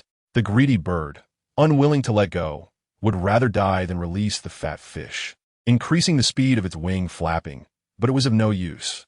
Unsurprisingly, the unfortunate seagull landed back on the sea surface. However, it did not sink into the depths of the ocean. Instead, it very fortunately made a forced landing on a piece of pure white land. Thank you for the gifts from the gods. The seagull stood firmly on the white land, its bird eyes rolling, gazing devoutly into the distance. This inexplicably appearing white land on the sea surface looked like a white giant snake, twisting and floating, making it difficult to see the end at a glance. If the seagull could be a bit smarter, it would be able to judge that the white land beneath its feet was not a divine gift, but wax. At this moment, at the end of the white wax passage, Mr. 3 was sitting on a sea bicycle, pedaling his feet continuously, moving towards the destination island under the guidance of the permanent needle at the front of the bike. Ever since the Marine-Ford War ended, Crocodile had brought Mr. 1 back into the New World, a place filled with powerful figures, lurking in a relatively remote and quiet island, secretly developing his forces, looking to make a comeback. Although he had been quite low-key for the past 2 years, without causing any shocking news, his movements were unpredictable, without a fixed territory or faction. For ordinary pirates, and even the Marine headquarters, accurately locating his position was quite difficult, but with the Buggy delivery, one of the strongest mercenary groups in the New World, the Buggy pirate crew had impressive intelligence capabilities, especially with all kinds of inside information. Therefore, after Mr. 3 issued instructions to search for Crocodile through internal channels, relevant news quickly emerged. Crocodile was currently hiding on a relatively remote and quiet island. Thus, he wasted no time in taking action. As for why he didn't take a faster and more convenient pirate ship, the reason was simple. Mr. 3 wanted to use the sea bicycle to double the training effect. He aimed to improve his strength as much as possible before meeting Crocodile. Whether it was his physical fitness, fruit abilities, or the 3 types of hockey, from the sweat continuously dripping from Mr. 3's face and his slight heavy breathing, it was evident that this long-duration, high-intensity sea exercise was quite exhausting. Simply riding a bicycle was too strenuous. The main reason was still because of the luxurious convertible trailer being towed behind. Speaking of which, Mr. 3, what exactly did you write in the so-called brilliant plan that you handed to Captain Buggy when you parted ways? Hancock crossed her legs, sitting cross-legged in the convertible trailer, her white cap effectively shielding her from the sun's glare. She casually picked up a specially made red tea with ice and took a sip before putting it down again. That posture was just like that of a queen. Meanwhile, Mr. 3 was in front, pedaling the bicycle with all his might, looking like a humble car driver. There was no choice. This was Hancock's biggest concession regarding traveling by boat. Originally, Mr. 3 wanted to add a seat behind the bicycle, But unsurprisingly, it attracted Hancock's full disdain and disgust. Left with no choice, he had to settle for a second option, specially crafting such a luxurious trailer adorned with gold and silver. Don't underestimate this trailer that only accommodates one person. However, for Mr.3's South Wax Passage calculations, the difficulty increased exponentially in terms of releasing an appropriate amount of lubricant wax between the candle and the trailer to reduce friction, as well as sensing the dangers beneath the sea surface with observation hockey, and so on. A brilliant plan? It was actually just a small item, along with some kind encouragement. Mr.3 held the front of the bicycle with one hand, while the other hand grabbed the towel hanging around his neck to wipe the sweat from his forehead. Looking even more like a cart driver now. Kind encouragement? Hancock frowned, harboring significant doubts about the embellishments in front. Just as she was about to ask for more details, a flash of red light representing the activation of observation hockey suddenly flickered deep in her dark blue eyes. What is beneath the sea? Following closely, Mr.3, who also sensed something, suddenly stopped pedaling, activating the wax fruit ability to generate wax on the bicycle wheels for an emergency brake. Whoosh! Suddenly, a huge water bulge rose from the previously calm sea surface, pulling the surrounding seawater into a wild whirlpool. Mr.3's pupils suddenly constricted, and he stepped onto the candle pathway that was about to be smashed to pieces by the waves. Buzz! Solid candles generated out of thin air, spreading in all directions with their hard stability and good buoyancy, successfully resisting the impact of the waves. This is... Mr.3 stood solemnly on the candle continent, his eyes wide with shock. A giant shadow with immense pressure slowly spread over, blocking the bright sunlight and completely overshadowing him and Hancock's tiny figures. Before them, a massive bubble erupted, slowly revealing its interior. A red and white mountain peak, 20 meters high. No, wait. Mr.3 focused his gaze on either side of the mountain peak. Two jet-black pupils, the size of dining tables, grew symmetrically. Whoosh! The black pupils pushed aside the flowing seawater, turning slightly with a greedy predatory desire, landing on Mr.3 and Hancock, not far away. This is unbelievable. It's a gigantic goldfish. It seems to regard us as a delicious afternoon dessert. Hancock glanced at the menacing goldfish, her expression leisurely, casually taking a sip of iced tea as if it were nothing unusual. A giant goldfish. How terrifying. After a brief moment of shock, Mr.3 spread his hands, revealing an exaggerated expression of fear. Ding ding. He rang the bell of the bicycle on the sea, politely asking, "Mr. Goldfish, you're blocking our way. Could you please move aside?" The giant goldfish's eyes slightly focused, clearly detecting the contempt in the eyes of these two bipeds. As the top predator of this sea area, when had it ever been treated with such disdain? Roar. Offended. The giant goldfish let out an enraged roar, opening its mouth, as huge as a mountain, to bite down at Mr.3 and Hancock, intending to swallow these two humble bipeds in one gulp. However, buzz! A kingly aura that transcended all suddenly erupted. In the perception of the attacking giant goldfish, this overwhelming conqueror's hockey was like the most terrifying and dominating super monster from the deep sea. It seemed that in just a moment, it could shatter its proud, massive body along with its weak soul. Gurgle, gurgle. Brother, big brother. The little brother has no eyes to recognize the mountain. Please make way. Please make way. Wishing you a smooth journey and all the best. Before Mr.3 could react, the goldfish that had been so aggressive just a second ago plopped and transformed into a large shadow, quickly retreating back to the sea. In the blink of an eye, it disappeared without a trace. What a wasteful use of power. Hancock changed her sitting posture and commented on Mr.3's sudden display of conqueror's hockey. "I think this is the quickest way to solve unnecessary troubles." Mr.3 corrected her. This experience of scaring a giant sea monster into retreating with just a glare is simply too cool, too showy, right? Unfortunately, this is the vast ocean, and it's impossible for bewildered onlookers to gasp in amazement. Mr.3 thought it was a pity, but the next second, as a ringing sound echoed from the distant horizon, his nerves instantly tensed, and every hair on his body stood up, though it was clearly a scorching sunny day. What approached was a bone-chilling cold wind. "Mr.3, look ahead. That man is..." Even Hancock, who had been calmly sipping tea throughout, dropped her teacup in shock and suddenly stood up from the convertible. "Ah, I thought it was an illusion, but I didn't expect to encounter a strong wielder of conqueror's hockey out here in the vast ocean." A relaxed and cheerful male voice came from the opposite side. As a one-legged man, riding a bicycle slowly, stopped amidst a field of floating ice. He raised his hand to tidy up his somewhat disheveled clothing, revealing his full appearance in the sunlight.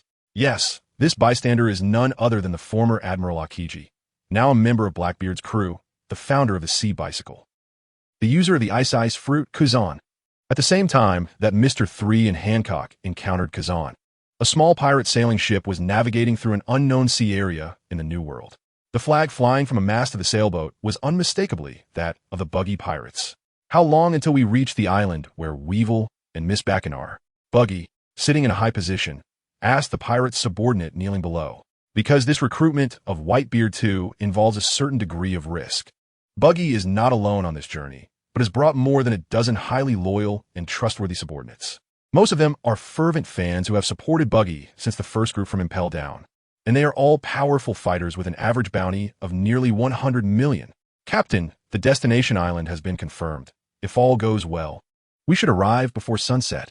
The muscular pirate's subordinate replied with admiration. Upon hearing that their captain intended to meet with the notorious Whitebeard 2 and had the intention to recruit him, this fervent fan could hardly contain his excitement.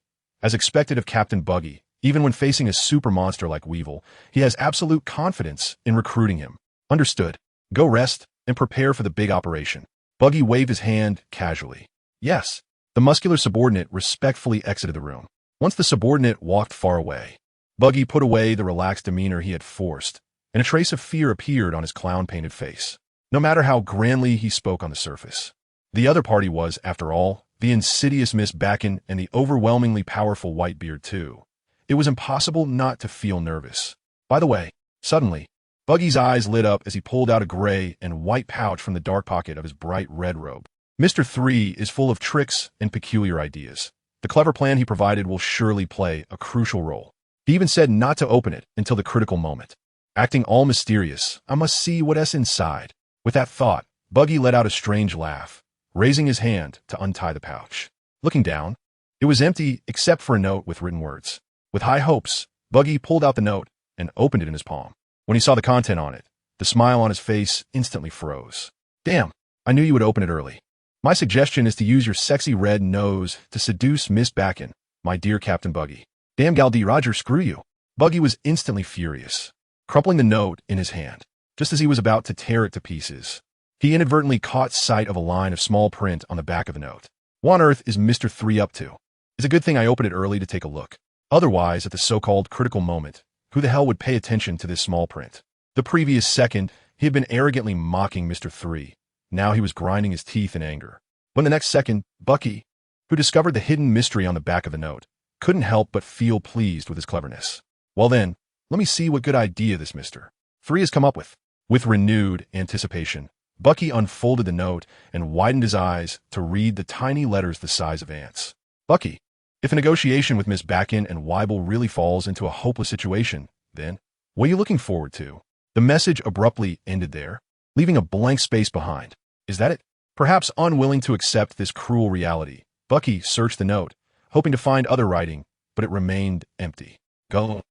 Dinos. After standing still in a daze for about 10 seconds, Bucky finally exploded, tearing the note into pieces.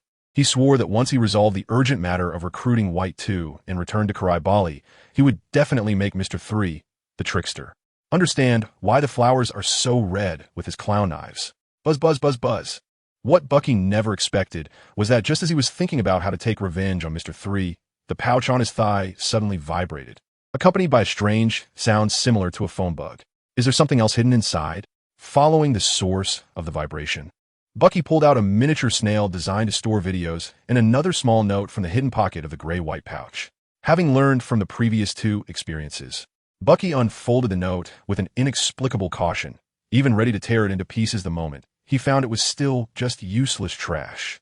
With a suspicious gaze, the small note was carefully opened. This is... Bucky's pupils suddenly constricted. What came into view were two completely unexpected large characters. Suicide note. On the other side, at the endless sea level, where the narrow white candle path intersects with the cold ice flow path.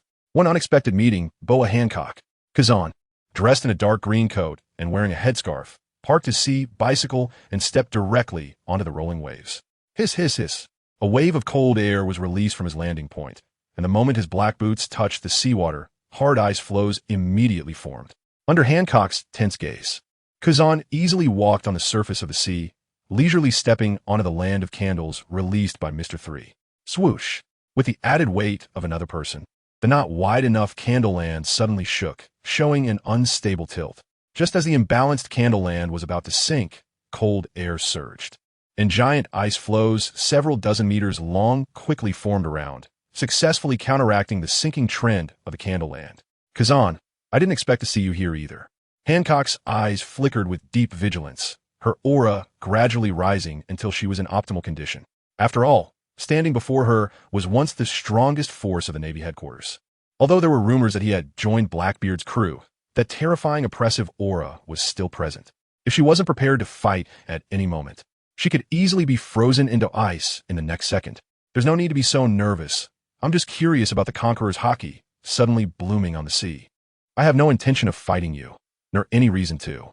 To show his attitude, Kazan raised both hands and tucked them into his pants pockets. Although it was Conqueror's hockey, its strength and precision were quite limited, not at all like a seasoned powerhouse like you. In other words, it was only when Hancock relaxed slightly that Kazan slowly turned his head, directing his gaze at Mr. 3 beside him. The black sunglasses absorbed all the sunlight, making it impossible to discern what kind of gaze lay beneath them. Gal Dinos, even you possess the qualities of a king? That's right, I'm Mr. 3, who possesses Conqueror's hockey. You, a mere former Marine Admiral, have quite the audacity. A confident smile appeared on Mr. 3's calm face, and a violent, domineering aura erupted from within him, instantly enveloping the area made of candles and ice floes. Kazan, let me, Mr. 3, test whether you truly deserve to be called the strongest force of a navy. The domain unfolded, candle purgatory. Under the enhancement of Conqueror's hockey, Mr. 3's aura surged, and the rushing liquid candle extended from his feet in all directions, covering the giant ice floe, transforming into an absolute candle domain. Buzz! A flash of red light crossed Mr. 3's eyes as he activated both observation hockey and armament hockey at the same time, maximizing the power of candle purgatory. Whoosh, whoosh, whoosh. The overwhelming candle ghost hands and candle weapons instantly condensed and surged toward the center of the domain with unstoppable speed, while Kazan remained with his hands still in his pockets. Ah, is this your welcoming ceremony?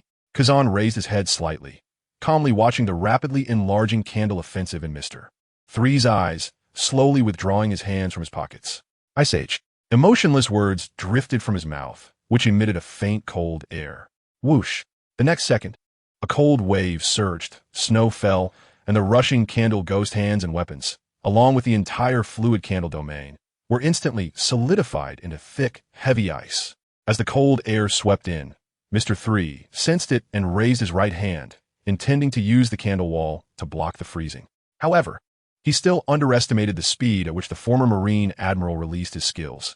As soon as he raised his hand, he was frozen into an ice sculpture. It's over. Kazan walked over slowly, expressionless, and raised his right leg to step down on the ice sculpture of Mr. 3. Crack! The ice sculpture shattered instantly, turning into countless flying ice shards. Along with it, the scene simulation of Mr. 3's battle against Kazan also shattered. The level difference was too great. He was completely no match for him. Emerging from a simulation, Mr. 3 looked up at Kazan, beads of cold sweat trickling down his forehead.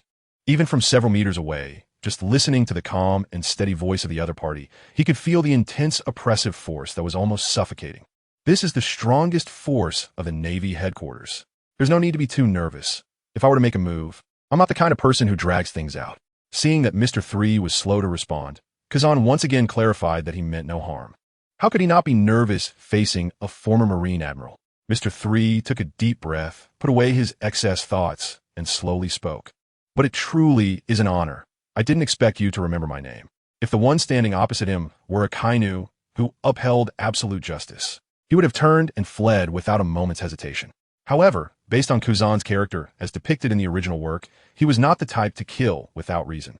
Together with the clown Buggy, they caused a commotion in the top war, disguising as executioners under the watchful eyes of Sengoku and Carp to rescue Fire Fist Ace, thereby changing the entire battle situation.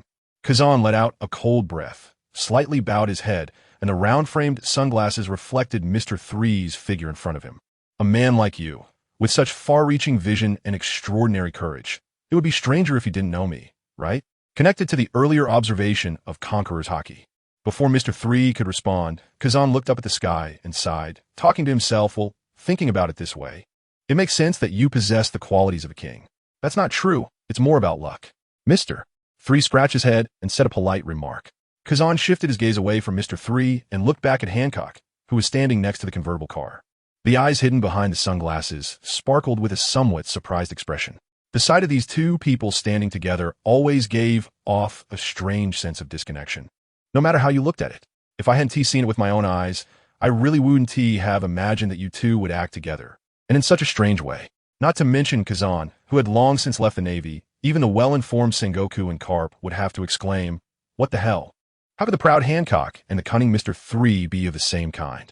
There's no other choice. After the Shichibukai system was completely abolished, the world is about to enter a chaotic era. If our two pirate crews don't band together for warmth, we'll definitely die a miserable death. Mr.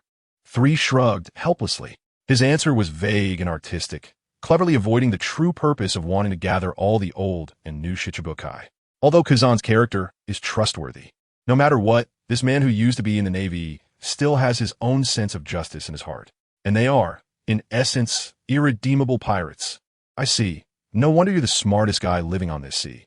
It seems you guys have sensed something too. Kazan nodded slightly, standing in place, not knowing what he was thinking. After announcing his withdrawal from the Navy, did you really join the Blackbeard pirates without any premeditation?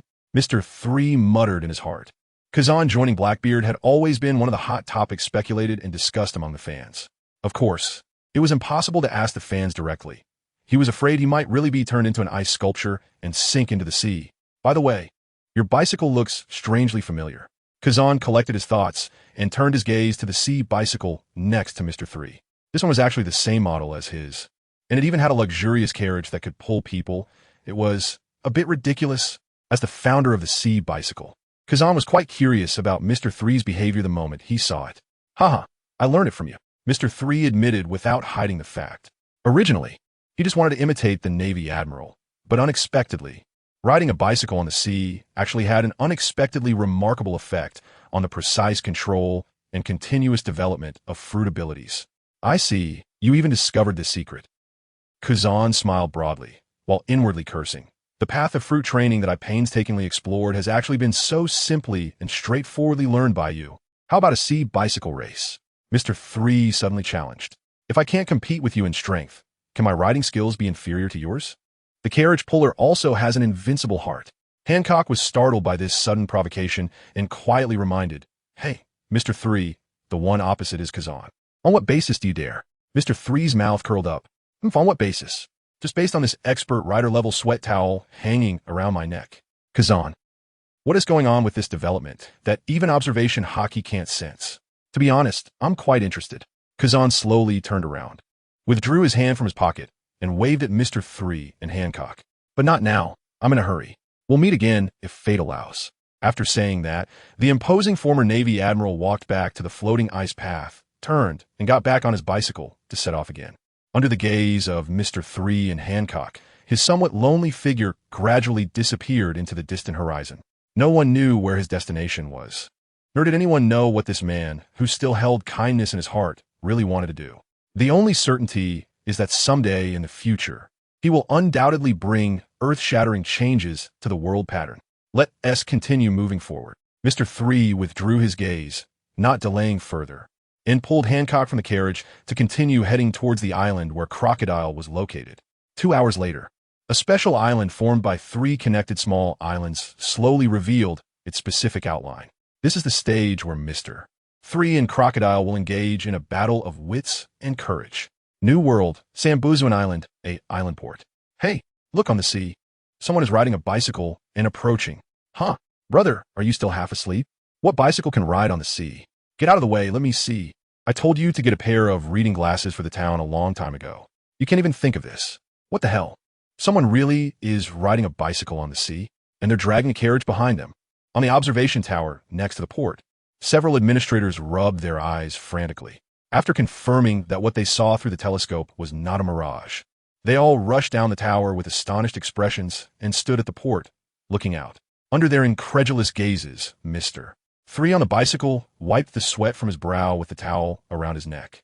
The long ride on the sea, though completed without incident, still left him gasping for breath due to the double consumption of physical and mental energy, making him feel more tired than fighting a hard battle. This method of training is really not easy at all.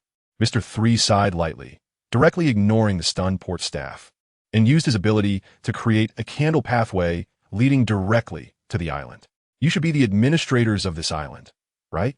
Varoda over. So we shouldn't have to pay any docking fees for the ships, right? Mr. 3 looked up and spoke to the administrators on both sides. The administrators stood there dumbfounded, somewhat at a loss. As longtime employees working here for over 10 years, they had never encountered such a situation, and they couldn't even dream of such a bizarre occurrence. According to the island management rules, they indeed had the right and requirement to charge docking fees for incoming vessels, but does a bicycle count as a vessel? It probably doesn't, right? Or should a bicycle that can ride on the sea be called a sea bicycle? They had never heard of such a thing. No, that is not necessary, sir. This is a island of Sambuzuan Island. Welcome to your arrival, and I hope you have a great time. In the end, an experienced old administrator with narrowed pupils shakily stepped forward, smiling and greeting Mr. 3 and Hancock in the carriage. Then, thank you. Mr. 3 waved his hand, not looking back as he drove towards the town on the island, until their figures disappeared at the end of the line of sight. The young administrators finally rushed forward and surrounded the old man. Hey, old man, aren't you usually the one who loves to extort foreign merchants? Why are you acting so strangely today? A strange light flickered in the old man's murky eyes. Did you not see the woman sitting in the carriage? I saw her.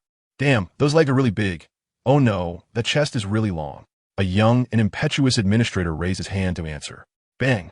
He was met with the old man's merciless iron fist. Speak carefully, or you might not even know how you died.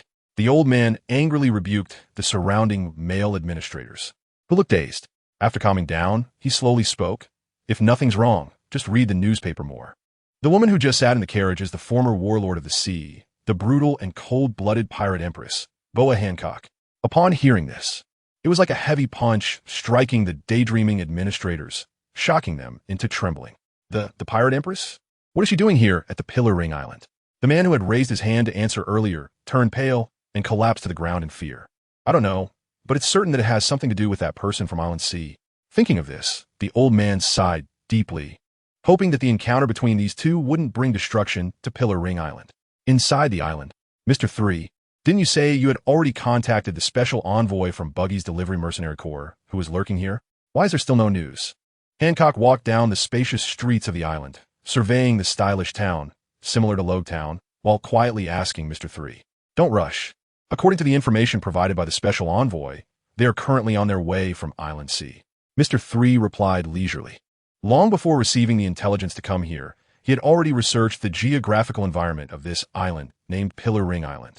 This triangular island is made up of 3 connected sub-islands. Among them, Island A, the small island they're standing on, is the core of Pillar Ring Island. Nearly 70% of the residents of Pillar Ring Island live here, and it has a relatively complete town life system, similar to other ordinary islands in the New World. Island B is a primitive island completely covered by forests and hills, where a variety of fruit trees grow, along with various fierce beasts, making it the main food source for the other 2 sub-islands.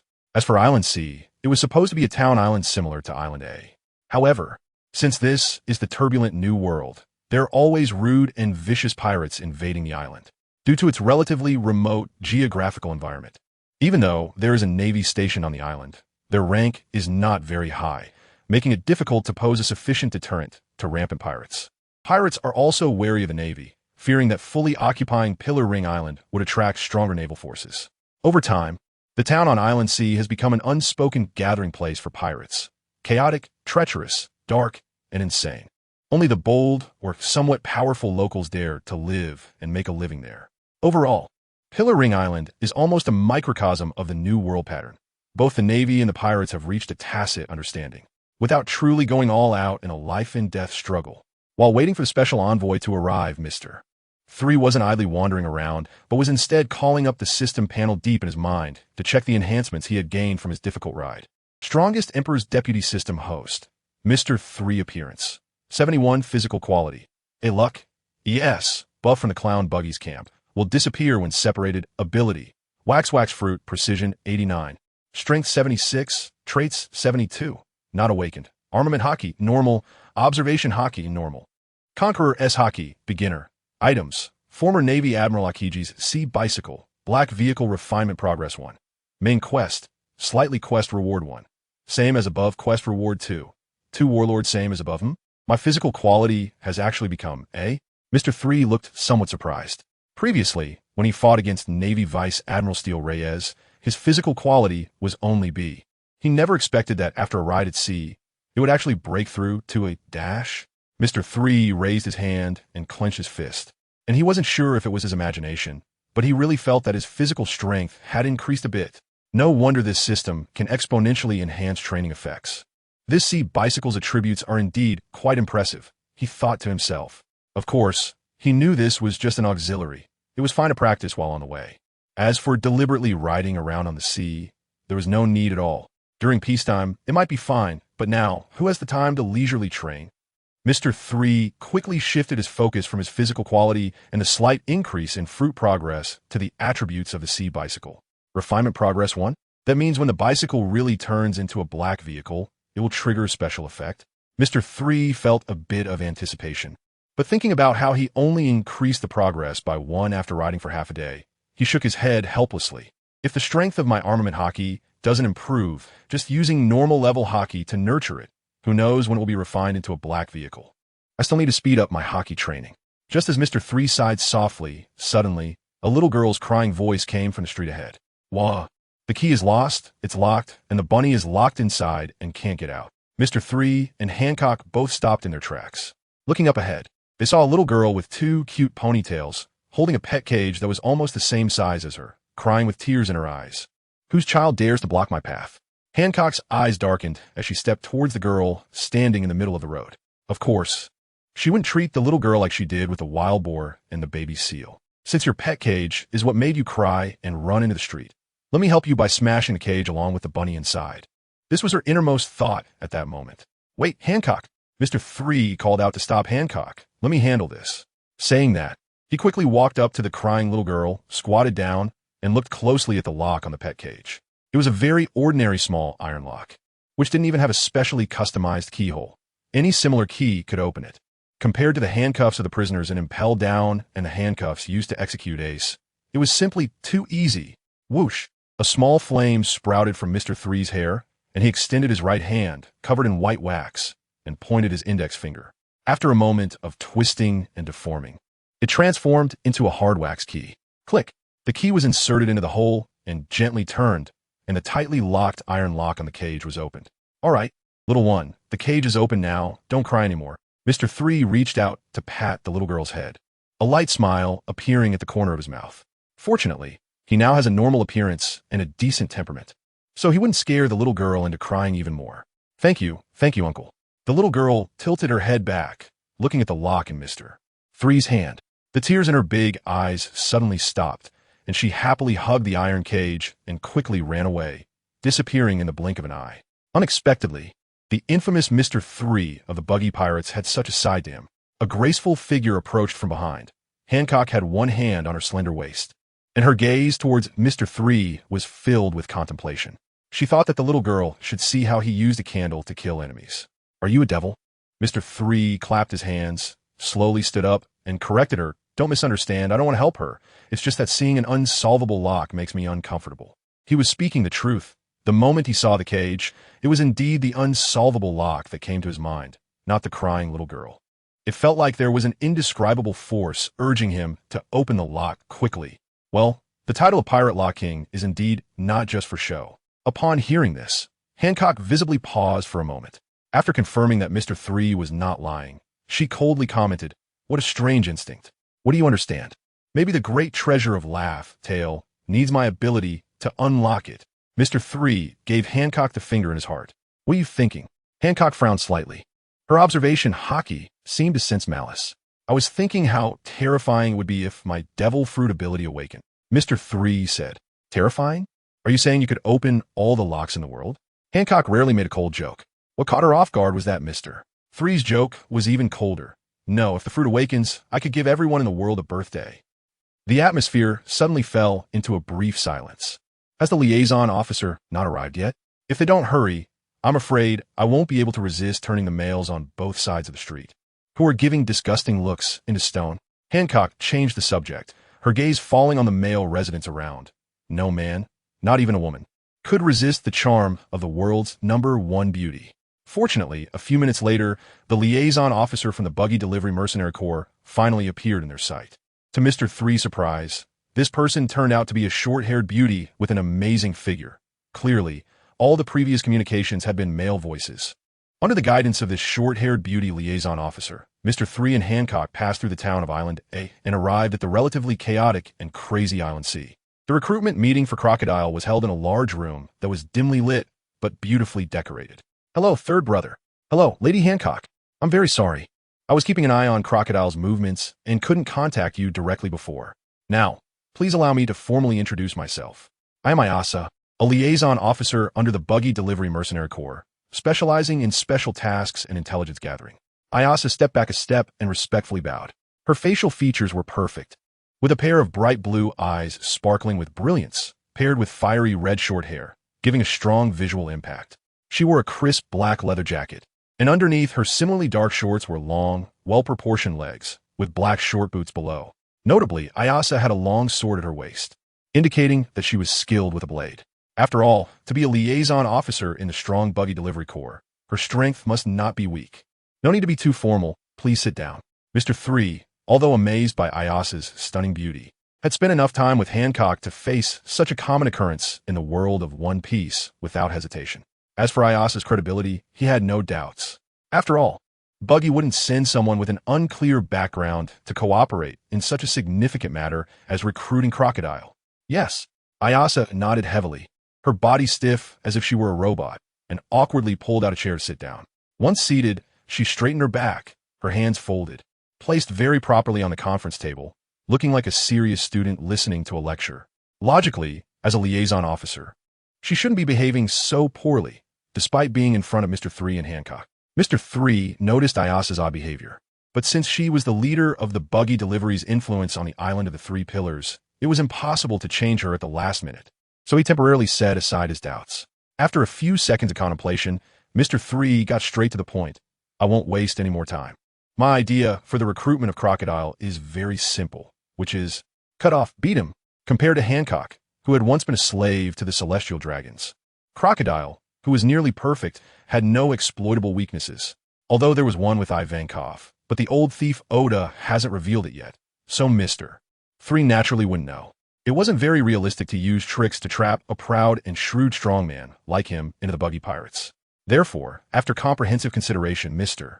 3 decided to deal with Crocodile in the most brutal way. Of course, while the method was brutal, the planning and design required were not simple at all. Because, can this work? From what I know of Crocodile, just beating him up is unlikely to yield results. He doesn't seem like the type to yield to brute force.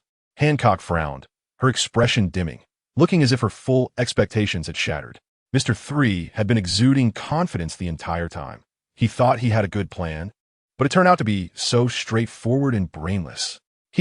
As if he had already guessed Hancock's doubts, Mr. 3 pushed up his goggles, the corners of his mouth curling up to reveal an extremely sinister smile. If one beating doesn't work, how about two? If two don't work, then how about three? Upon hearing this, Hancock was greatly shocked, sitting there in a daze, her mouth agape. Mr. 3 was very pleased with her reaction, standing up and walking to the floor-to-ceiling window of the room. In my hometown, there's a story about capturing Meng Hua 7 times. To summarize, it's about a brave and unyielding tribal chief who was let go and beaten 7 times, ultimately having to surrender. A calm voice floated from his hidden back, sending a chill down Hancock and Ayasa's spines. And this was precisely one of the 36 stratagems, to capture and then let go. After saying that, Mr. 3 turned to look at Hancock. Hancock, how do you think Crocodile's pride compares to that of an ambitious tribal chief? How many rounds of beatings can he endure?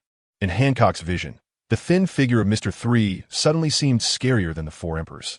She imagined the scene of Crocodile being captured, beaten, released, and then captured again. Hiss! Even though she was the pirate empress who had seen many storms, at this moment, she couldn't help but feel a chill down her spine. Silently mourning for Crocodile, who was about to face a tragic fate. At the same time, she finally understood why Mr.3 insisted on having her accompany him to the meeting on Kalibari Island. Because, with only the recently awakened Conqueror's haki and limited strength, Mr.3 could never execute a strategy called catching someone by letting them go. Is this one of the 36 stratagems? After listening to Mr.3's plan to recruit Crocodile, Hancock, who was lightly biting her right index fingernail, murmured to herself, feeling even more amazed by the mysterious and profound 36 stratagems of Mr.3's hometown. Suddenly, a flash of red light flickered in Hancock's beautiful eyes as she turned sharply to look at Mr.3, who was standing by the floor-to-ceiling window. Whoosh! Just as she was about to make a move, a black shadow rushed past her. Ayasa, who had been sitting at the meeting table listening attentively since earlier, moved at lightning speed and appeared in front of Mr.3 in the blink of an eye. Bowing her body, her blue eyes were filled with killing intent, and she pressed down on the sheath at her waist with one hand, lightly flicking the hilt of her sword with her right thumb. With a clang, the long knife was drawn, transforming into a flash of cold light, slashing down at Mr.3's back with an extremely fierce and swift momentum. Crash! In front of Mr.3, the tightly drawn curtains of the floor-to-ceiling window, along with the solid concrete wall, were split open by the dark blade energy. As the suddenly bright external light shone in, a flurry of debris mixed with shattered glass flew wildly. Along with this, there was also a splash of blood. Accompanied by a mournful and painful scream, a figure fell along the shattered windowsill, crashing heavily onto the street below, twitching in the blood-soaked debris, and soon lost its breath. What the hell? What has happened? Mr.3 exclaimed in his heart. Everything happened in the blink of an eye, and by the time he reacted, the short-haired beauty beside him had already sheathed her dark long knife and stood confidently in place. Ayasa's cold and beautiful face was filled with a murderous aura. But when she looked at Mr.3, who had a calm, actually confused, expression, her chilling and cold demeanor instantly disappeared, leaving only panic and helplessness. Brother 3, I'm very sorry. Really very sorry. As a special envoy of the Tri-Pillar Island, I didn't notice the pirate hiding outside the window in time. It turned out that the reason why Brother 3 walked to the floor-to-ceiling window while speaking was to remind me, the foolish one, that there was an enemy outside. Damn it, I really should be damned. I couldn't even see such an obvious hint. Ayasa bowed deeply to Mr.3, her body at a 90-degree angle. Her actions quite exaggerated. Mr.3 looked very surprised. With only the level of observation haki of an ordinary person, he simply thought that standing in front of the floor-to-ceiling window with his hands behind his back, leaving a deep and hidden silhouette, was quite stylish. And he couldn't possibly perceive the enemy outside. Cough, cough. Looking at the nervous Ayasa, who was slightly trembling, Mr.3 cleared his throat a few times, hiding his surprise, and casually said, "Forget it, I won't blame you. After all, you did react in time, so you didn't disappoint me. Thank you very much for your forgiveness." Ayasa raised her head, still using honorifics. This submissiveness was completely different from her earlier fierce demeanor when she drew her sword. This is strange. In the original work, Mr.3 didn't have much interaction with the mercenary group. Why is the special envoy so afraid of me? Mr.3 furrowed his brows, looking perplexed. I'm actually more interested in your rapid reaction just now. Hancock walked over in her high heels, her beautiful eyes reflecting Ayasa's figure. To what extent has your observation haki been cultivated? Although she was reluctant, she could barely understand that a hidden powerhouse like Mr.3 would have observation haki that surpassed hers. But this young girl in front of her, whose observation haki was actually on par with her. How could this be possible? Returning to Lady Snake, my observation haki isn't very impressive. The reason I was able to sense the enemy's presence is mainly due to my devil fruit ability. Ayasa addressed Hancock respectfully, making her explanation. From her straight posture and unwavering gaze, it was evident that her admiration and fear of Hancock were quite limited, completely incomparable to Mr.3. This made things even stranger, as Hancock, a warlord of the sea and captain like Buggy, should have been more intimidating in terms of title, prestige, and strength. You're also a devil fruit user? That's right. Ayasa did not hold back and explained her devil fruit ability to Mr.3 and Hancock. I see. No wonder your perception is so sharp. Hancock nodded, understanding in her heart. After resolving her doubts, she looked up at Mr.3 with a serious expression. Mr.3, that pirate just now was most likely an informant sent by Crocodile, right? Mr.3 sighed calmly. After all, My old boss is known for his caution and sharpness. It's even stranger that we arrived at Tri-Pillar Island so boldly, and he had no reaction at all. Then what about the subsequent plan of letting him think he can take advantage? Hancock hesitated. Mr.3's lips curled into a signature confident smile. Whether he knows we landed on the island or not, it doesn't affect the beating he is about to receive, does it? With someone like Crocodile, who had a heart bigger than the sky. It was impossible for him to hear that his former subordinate and the pirate empress had landed on the island, and then hide in fear or run away. Even the timid Buggy wouldn't act so cowardly. Understood. The enlightened Hancock nodded and mourned for Crocodile once more. Since he has already greeted us, it seems inappropriate not to pay him a visit. Mr.3 brushed off the dust from his clothes and asked Ayasa, "Where is Crocodile now?" This was a situation that should have been clarified long ago. According to the information, he is currently at a tavern in the town, reading a newspaper with his subordinates. Have someone lead the way. After saying this, Mr.3 turned to walk toward the room's door, with Hancock following closely behind. "Hey, Brother 3, what about me?" Ayasa stood there in a daze, raising her hand to point at herself. "You stay here for now. If anything unexpected happens, you can provide support at any time." Mr.3's voice came from the doorway. Although with his current strength and Hancock's cooperation, capturing Crocodile shouldn't be a big problem. After all, the opponent was an old hand who had been traversing the seas for decades. It's always good to leave some backup and escape routes. Okay, I understand. It was only when Mr.3's figure completely disappeared from view that Ayasa's tense nerves could finally take a breath, and she relaxed in an instant. Indeed, Brother 3 looked much better in person than in photos. His observation haki was also incredibly powerful, and he could command a strong figure like the pirate empress. Looking out towards the chaotic streets of city, see through the broken windowsill, a longing light flickered in Ayasa's eyes. Soon, the light in her eyes gradually dimmed again. She gently covered the long knife at her waist, sighing with a face full of disappointment. She had joined the mercenary group precisely because she wanted to see him quickly, but now that she had finally met him, she didn't even have the courage to ask for an autograph. "I really am just too awful." On another note, under the guidance of the intelligence personnel, Mr.3 and Hancock walked through the harsh streets of Island C. After casually teaching a lesson to a few pirates who were foolishly drawn to Hancock's beauty, they finally arrived at the tavern where Crocodile was located. Perhaps because a significant figure was present, the tavern, which should have been noisy and lively, felt unusually quiet. Just standing at the door, one could deeply feel the oppressive atmosphere emanating from inside, ignoring the watchful eyes of the tavern guards at the entrance. Mr.3 stepped forward and pushed open the wooden double doors. The moment the wooden door opened, sunlight poured in as if it were free, illuminating the dark and oppressive tavern. Mr.3 stood in the sunlight, casting his shadow, and scanned the interior of the tavern. He quickly locked onto a man sitting on a leather sofa in the corner, puffing out smoke rings. Crocodile, sporting a slicked-back hairstyle and dressed in an incredibly stylish black suit, sat casually with a lit cigar in his mouth. A group of similarly suited, muscular men surrounded him, exuding the aura of a mafia boss. Upon seeing Mr.3 burst into the tavern, Crocodile, who had already received news of his arrival, showed no surprise at all, and a meaningful smile appeared at the corner of his mouth. He set down the newspaper in his hand, looked up at Mr.3, and in a deep, magnetic voice, slowly said, "Oh, Mr.3, how nice to see you." Click, click. The sound of high heels clacking against the wooden floor echoed in the quiet atmosphere as Hancock, dressed in a light purple dress from the Kuja tribe, followed Mr.3 into the tavern. With each step she took, the world's most beautiful woman's presence captured the attention of all the muscular men in black suits, causing them to swallow nervously, their nerves suddenly becoming tense. The main reason was not just Hancock's stunning beauty, but the intimidating title she held, Empress of the Sea, Boa Hancock. "I never expected you to be working with that fool, Galadino." After the world government abolished the Shichibukai system, have the Kuja pirates and the Buggy pirates formed an alliance?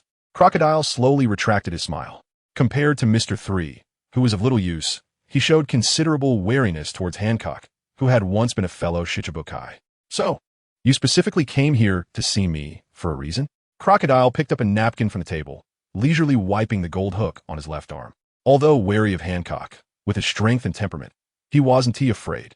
"I'm sorry, Crocodile, but the one who wants to talk to you isn't me." Hancock waved her hand lightly in front of her. Whoosh! A strong gust of wind suddenly arose, blowing away the thick cigar smoke that filled the tavern. Breathing in the fresh air, Hancock walked expressionlessly to a nearby chair at the table, her cold gaze fixed on the few drops of liquor that had dripped onto it. Deep down, she couldn't help but feel regret. What a major miscalculation.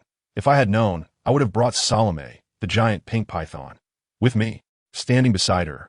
Mr. 3 noticed the noble empress's full display of disdain and embarrassment and promptly conjured a pure white wax candle.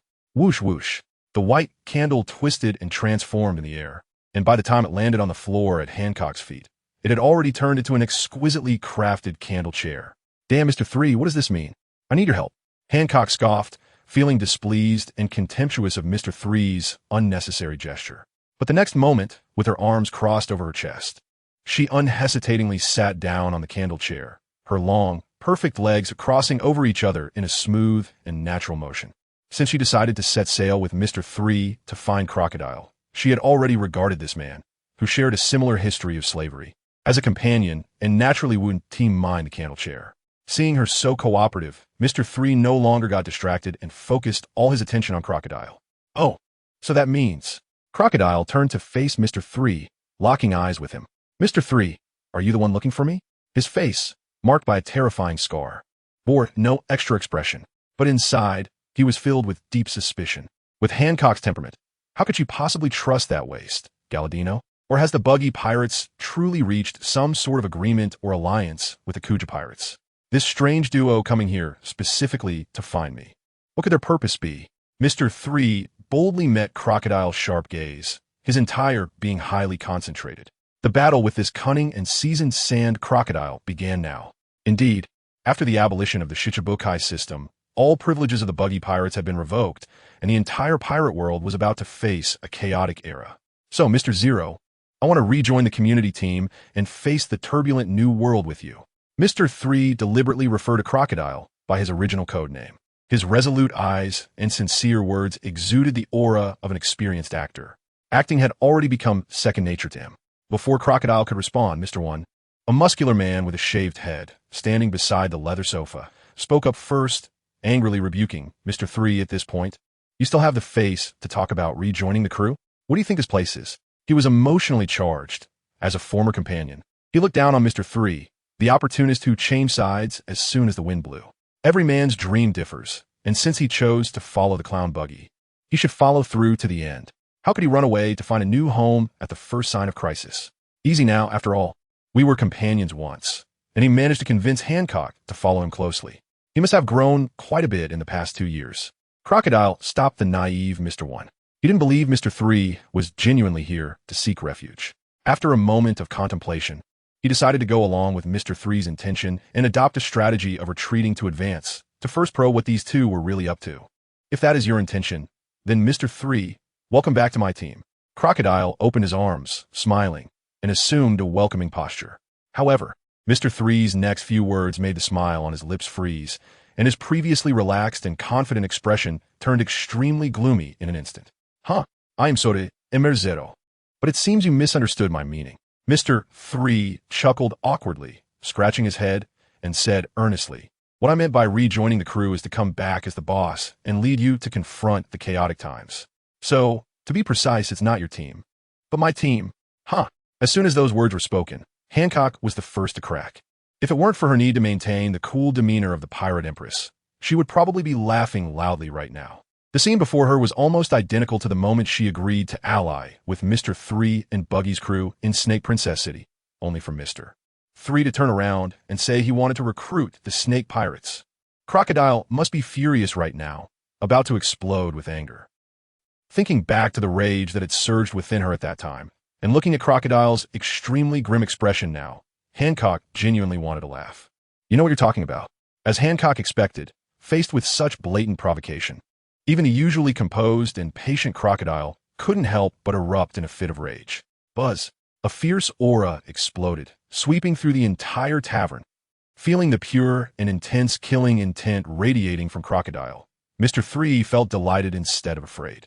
Because he had won the first round of psychological warfare, successfully angering Crocodile, making him unable to maintain absolute calm, and thereby losing his dominant position in the upcoming confrontation. Next up was the issue of the leadership of the organization. Mr. 3 slightly lowered his head, locking eyes with Crocodile, who was sitting on the leather sofa and on the edge of fury. his eyes fearless, his blood gradually boiling. "Come and fight me one-on-one, crocodile." "Ha ha ha. Interesting, Mr. 3, you want to challenge me? This is really too interesting." Crocodile leaned back against the leather sofa, tilting his head back and letting out his signature loud laugh. "President, let me handle this." Daz Bones walked over slowly, his naturally drooping arms glinting with cold light, transforming into two extremely sharp blades.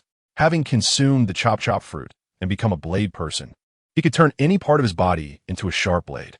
After hanging out with Crocodile in the New World for 2 years and gaining the enhancement of armament hockey, his strength had undoubtedly increased significantly. In Daz Bones' eyes, the pirate empress sitting not far away was the true rival that President Crocodile should be measuring himself against. Mr. 3 was simply not qualified. No need, since Mr. 3 wants to die so badly. Let me have a good chat with him after a long time. Crocodile put away his reckless laughter, slowly stood up from the leather sofa, and his sharp gaze turned dark. After a brief moment of anger, his meticulous mind quickly regained its calm. Although he knew that Mr. 3's purpose for coming was definitely not as simple as one-on-one, the only one who truly made him raise his guard was Hancock. He just needed to be slightly cautious during the battle. Thinking deeper, this could also allow Mr. 3 to showcase some strength, making Hancock retreat in the face of difficulties. After all, he had never slacked off in the past 2 years in the New World.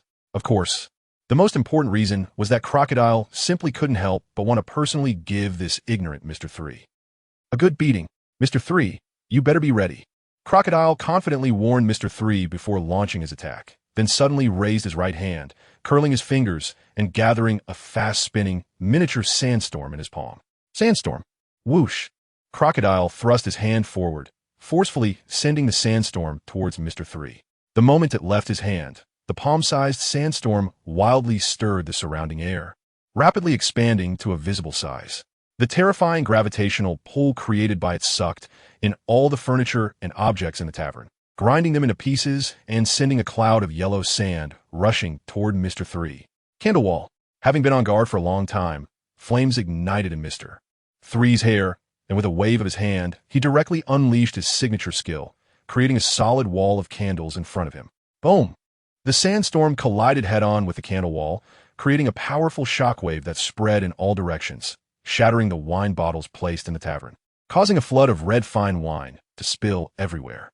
Before the wine could even soak into the slightly trembling wooden floor, it was sucked into the more powerful sandstorm, leaving no trace. This was the troublesome aspect of Crocodile's sandstorm technique. It could increase in strength over time. If not forcefully interrupted by a strong attack, it would evolve to an uncontrollable level. Sizzle, sizzle. Feeling the candle wall in front of him being gradually pushed back by the increasingly terrifying sandstorm, Mr. 3 made a quick decision, raised his hand, and threw out a white candle that solidified in the air into a giant warhammer. Try this move. Mr. 3 gripped the handle of the giant hammer tightly, and as he dispelled the candle wall, he leaped into the air, striking down towards the core of the sandstorm. The chaotic hammer wind disrupted the operation of the sandstorm, causing the yellow sand enveloping various debris to become uncontrollable, and finally reaching its limit. It exploded. Boom!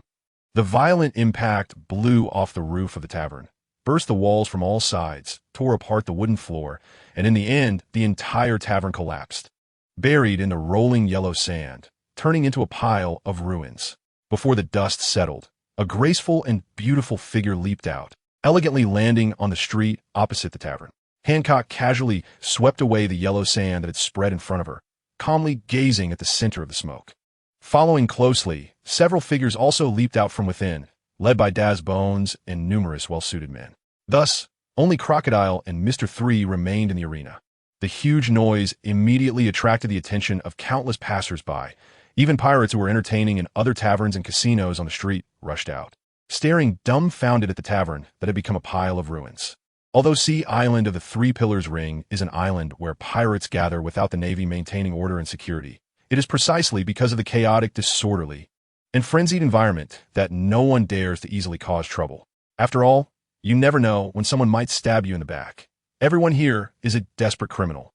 What's that noise? Did someone start a fight at the Pudding Tavern? It shouldn't be. The tavern owner told me a few days ago that he was planning to renovate, so it must be the construction crew making the noise, right? Fool! Have you ever seen a renovation that requires demolishing the entire house? Aside from the onlookers who were eager for excitement, Some brutal-looking pirates were also stirring restlessly. The leading boss even licked the tip of his knife with his tongue, his eyes gleaming with greed. Hee hee, this is great. Sea Island hasn't had such commotion in a long time. Isn't business coming right up? Let me take a good look at who's causing trouble. If it's someone famous on the bounty list, then I can't help but. This boss focused his gaze, and, upon recognizing the figures in the arena, his bloodthirsty expression instantly fell, his eyeballs popping out at an exaggerated angle, his mouth gaping wider than his face. One could clearly see the teeth leaping out from his mouth, and his tongue shaking in fear like a rattling drum. The visual impact was quite strong. Hey, is that the pirate empress, Boa Hancock? And is that Daz Bonez from Crocodile's crew? The person fighting in the thick smoke right now. ISNT, that crocodile. Guys, hurry up and pack your things to escape. Having spent years in the harsh environment of the New World, this pirate captain's ability to assess the situation is definitely not something ordinary people have. He immediately noticed something was off and turned to run with his crew without a hint of hesitation.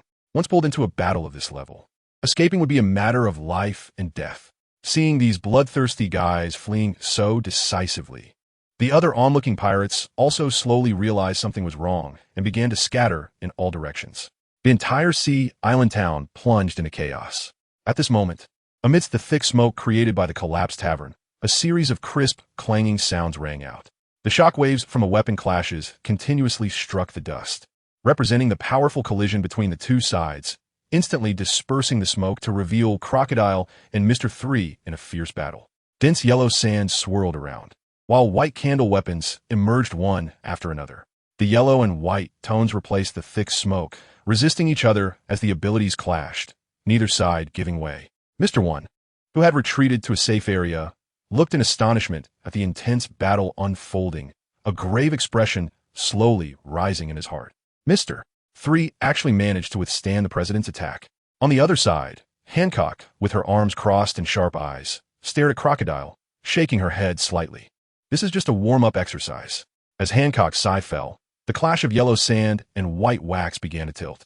After holding on for a few seconds, the white wax ultimately couldn't withstand the erosion of the yellow sand, and Crocodile delivered a vicious flying kick to Mr. 3's abdomen. Bang! Mr. 3 was sent flying by the powerful kick and crashed heavily into the wall where the previous pirate captain had been. Bang, bang, bang. In an instant, rubble rolled, and the fragile wall, along with the tables and counters in the casino, was smashed to pieces, leaving a scene of devastation. Phew! Relying solely on physical skills is indeed no match for an established powerhouse like Crocodile. Mr. 3 slowly stood up from the rubble, several hard pieces of candle armor falling from his abdomen, while a pool of soft wax had formed behind him to cushion the impact. The moment he was kicked by Crocodile, he cleverly used the powers of the candle fruit to reduce the impact he suffered to a negligible level. The commotion seemed massive, but in reality, he didn't sustain any injuries. This is the advantage of prioritizing the precision of fruit abilities. Thinking that his physical attributes had at least reached a dash, he should be stronger than when he fought against Steel Rain. Unfortunately, this body still lacks sufficient experience in high-paced, direct confrontations. Mr. 3 held the candle giant axe he had just used against Crocodile, now with the blade covered in chips. Looking up at Crocodile, who was standing in the yellow sand smoking a cigar, Mr. 3 couldn't help but smirk slightly. It seems he underestimated me. What's wrong, Mr. 3? You talk so big, but is that all you've got? Crocodile brushed the wax off his black suit, his golden poisonous hook gleaming ominously as he slowly walked toward Mr. 3, exuding a heavy sense of pressure. Not far away, Hancock observed Mr. 3, whose chest was slightly rising and falling, her brow furrowing in concern, a sense of doubt swirling in her beautiful eyes. Although Mr. 3's physical skills in hockey haven't reached Crocodile's level, why is he in such a weakened state after just a short warm-up? Is he deliberately showing weakness to lower Crocodile's guard? Mr. 3 should know better than me how cautious and cunning Crocodile is, so he should realize that such a simple trick wouldn't work.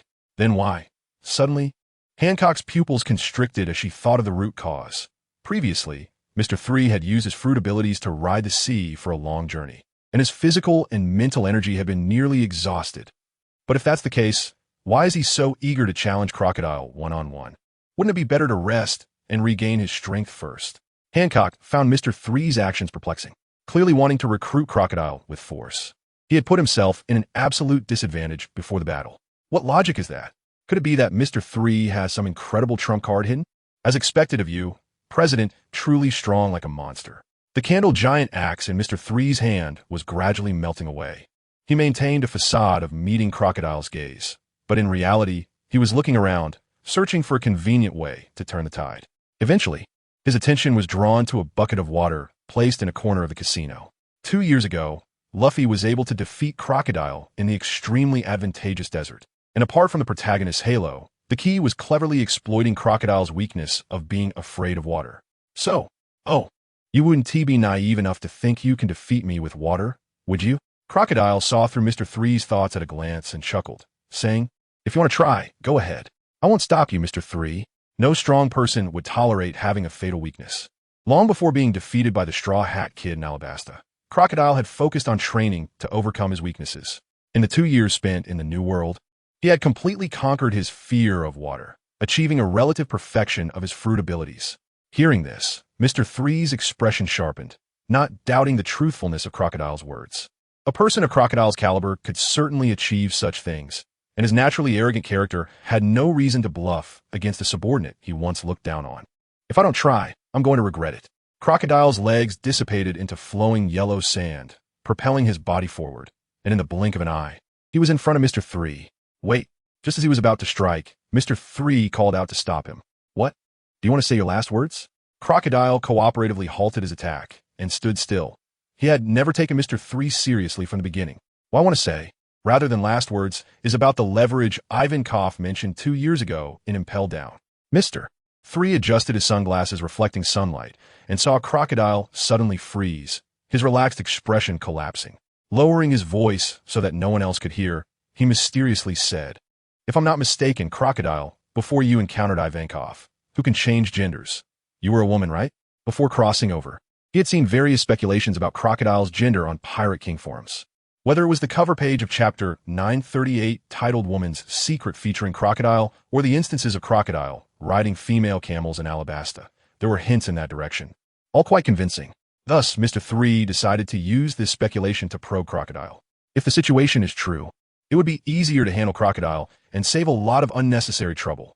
Upon hearing this, Crocodile was clearly stunned, then covered his forehead and threw his head back, laughing loudly. "Ha ha ha, my previous form was female? Should I say your imagination is rich, or your brain has been dried out by the flames on your head?" Crocodile didn't hold back his furious laughter, which everyone present could hear clearly, under the shocked gazes of Hancock and a group of black-suited Das Bonus. Crocodile retracted his crazy smile. In its place was a quickly darkening gaze and a tone filled with killing intent. He hit it well, a mix of frustration from having his secret exposed and the humiliation of being seen as a woman, making it hard to discern what he truly felt. However, one thing was certain. Crocodile was extremely angry. He stepped forward, his right arm hanging at his side, continuously spilling dense yellow sand. Like a prehistoric giant crocodile in a furious state, about to launch an attack. Desert Blade. With a loud shout, Crocodile's entire right arm was completely covered in flowing yellow sand, which condensed into a terrifying sand blade with a high density. Crocodile's figure flickered, moving so fast that it was almost impossible for the naked eye to capture, and he appeared in front of Mr. 3 in an instant. "What the hell? This is not what we agreed on. Damn it, the online brother misled me too deeply." There was no time for complaints. Mr. 3's eyes glowed red as his observation hockey reached its peak in that moment. He stepped onto the fluid wax candle on the ground and quickly raised his arms, covered in armament hockey and high-hardness wax armor, to block in front of his chest. The next second, the incredibly sharp yellow sand blade came crashing toward him. Boom! At the moment of contact, the hard and heavy wax arm guards shattered inch by inch. It couldn't even hold for a second. Fortunately, the solid wax weakened the instantaneous explosion and subsequent power of the Desert Blade, allowing Mr. 3's arms covered in armament hockey to successfully withstand the blade without being cut open. Even so, the immense force transmitted from Crocodile's right arm still sent him flying, crashing through 3 walls in succession. "Go to hell and repent for your words and actions, Mr. 3. Crescent-shaped sand dune. Unlike the first time he was sent flying, Crocodile, in a fit of rage, did not intend to give Mr. 3 a chance to breathe. The yellow sand flowed at the elbow of his right arm, transforming into a crescent-shaped blade made entirely of gravel. Unlike the Desert Blade, This crescent-shaped sand blade did not possess the lethality to cut enemies, but had an even more terrifying effect. As long as it touched a target's body part, it could instantly drain all the moisture from the target's body, turning them into a dried-up mummy. Crocodile's speed was simply too fast, as the blown-away Mr.3 just stood up from the dust. The crescent-shaped sand blade had already sliced through the air, cutting him in half. Hee, as expected, still the same as before. A useless waste. Crocodile showed disdain, retracting the sand blade and not even glancing at Mr.3 before turning to leave. He had absolute confidence in his abilities. With a worthless character like Mr.3, he had no way to counter the corrosion of the yellow sand and could only watch helplessly as his body's moisture drained away, slowly dying in despair. After taking a couple of steps, Crocodile sensed something was off and stopped, his eyes slowly turning to look behind him. He saw the Mr.3 behind him still standing still, like a wooden man, showing no signs of dehydration at all. Gurgle, gurgle, gurgle.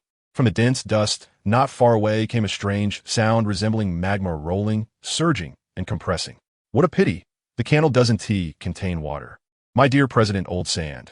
Mr.3's unique voice floated out from the rolling dust, while the Mr.3 that had been cut in half by the crescent-shaped sand dune twisted and collapsed, slowly melting into wax, creating a lifelike wax figure at the moment of landing. Crocodile was quite shocked, but his expression remained relatively calm. However, in the next second, his pupils suddenly constricted, feeling an almost solidified crisis rushing toward him. The calmness on his face completely crumbled. Try this move, President Candle. Great fire blast. Boom! A violent impact, mixed with scorching high temperatures, suddenly exploded on Crocodile's face.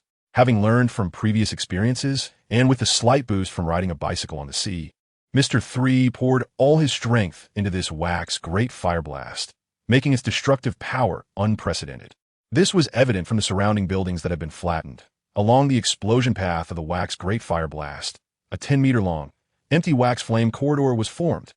In the thick wax mist created by the intense burning, Crocodile's expression darkened as he gasped for breath. He looked somewhat disheveled. Not only was his clean and handsome black suit burned to tatters by the high temperature, but even the big cigar he was biting was burned down to nothing but ash. His exposed upper body muscles were slightly reddened, and his handsome, domineering face was a mix of black and red. The black was from the cigar ash, and the red was from wax burns. Although Crocodile had tried to elementalize his body to avoid damage the moment he sensed danger, he never expected that Mr.3's wax giant fist had a layer of blisters wrapped in wax, which burst open before the giant fist exploded, soaking his entire body and preventing him from elementalizing in time. Indeed, Crocodile had overcome his fear of water. But that was only in situations where he was prepared or could see the attack coming. As long as water was used to launch an attack in a moment when he couldn't react, it could still be effective. He had only overcome his weakness, not eliminated it. Therefore, when he heard Crocodile actively mention that he was no longer afraid of water, Mr.3 had a preliminary wicked plan in mind. Cough, cough, cough. A preliminary strategy. That was to secretly control the scattered wax on the ground, the fluid wax candle used as a cushion when he was first blown away, and the melted wax from the giant axe that dripped onto the ground, wrapping the water in the casino's water bucket for later use, waiting for the perfect moment to deliver a fatal blow to Crocodile. Of course, given Crocodile's cautious nature and his highly sensitive battle instincts, it was quite difficult to carry out such a sneaky act under his nose without being discovered. Thus, Mr.3 would temporarily throw out that perplexing question about him being a woman. If he could prove this information was true, it would give him leverage against Crocodile. Even if he couldn't verify its authenticity, it could subconsciously stir Crocodile's emotions, making him feel uncomfortable or even angry, thereby prompting him to attack. With this back and forth, Crocodile's vigilance in other areas would naturally decrease significantly, ensuring the success of the water theft strategy. The result was exactly as Mr.3 had planned, with all his might. The candle's big flame successfully hit and injured Crocodile, showing weakness, taunting, secretly stealing water, wax figure disguise, precise strikes. Layer upon layer of tricks, every move interconnected. In this brief confrontation, where he initially held the disadvantage, Mr.3 crushed Crocodile with nearly perfect psychological tactics and superb combat intelligence. Although from Crocodile's current state, which was far from his limit, it was still a long way to victory in this duel. But there was no doubt that this was already the limit of what Mr.3 could achieve.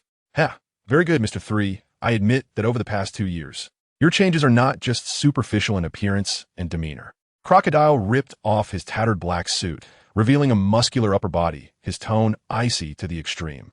Yet you managed to hurt me to this extent. Mr. 3 stood there with slightly trembling legs.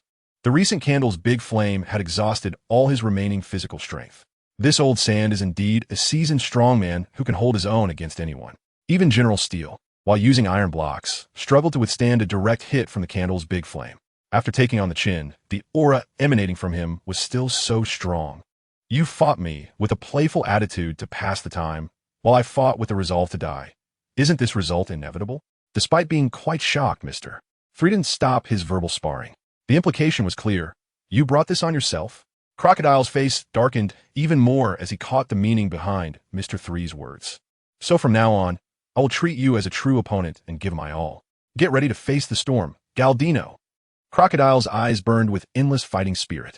From this moment on, his naturally proud nature no longer saw Mr. 3 as a weak subordinate to be easily manipulated, but as a true worthy adversary. Hancock, standing not far away, also looked on with anticipation, eager to see what other hidden cards Mr. 3 had that gave him the confidence to challenge Crocodile while exhausted. Hancock had no doubts. After interacting over the past 2 days, Mr.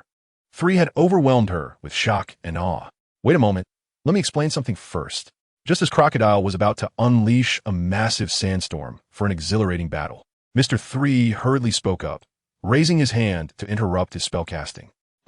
Crocodile, although puzzled, cooperatively stood still. Clearly, he had enough patience for Mr. 3, whom he had already recognized. Gasping for breath, Mr. 3 immediately turned to Hancock, firmly declaring, Hancock, I need your cooperation. Please raise your right hand, open your palm, and run quickly toward me. This hidden card still needs my cooperation? Obsessed with what hidden card Mr. 3 had, Hancock didn't think much and followed his instructions, raising her hand and running down the street with her long, beautiful legs. At the same time, Mr. 3 also raised his hand and ran toward Hancock, quickly closing the distance between them. As they were about to pass each other, with a smack, Mr. 3's palm slapped against Hancock's palm. The relay was successful.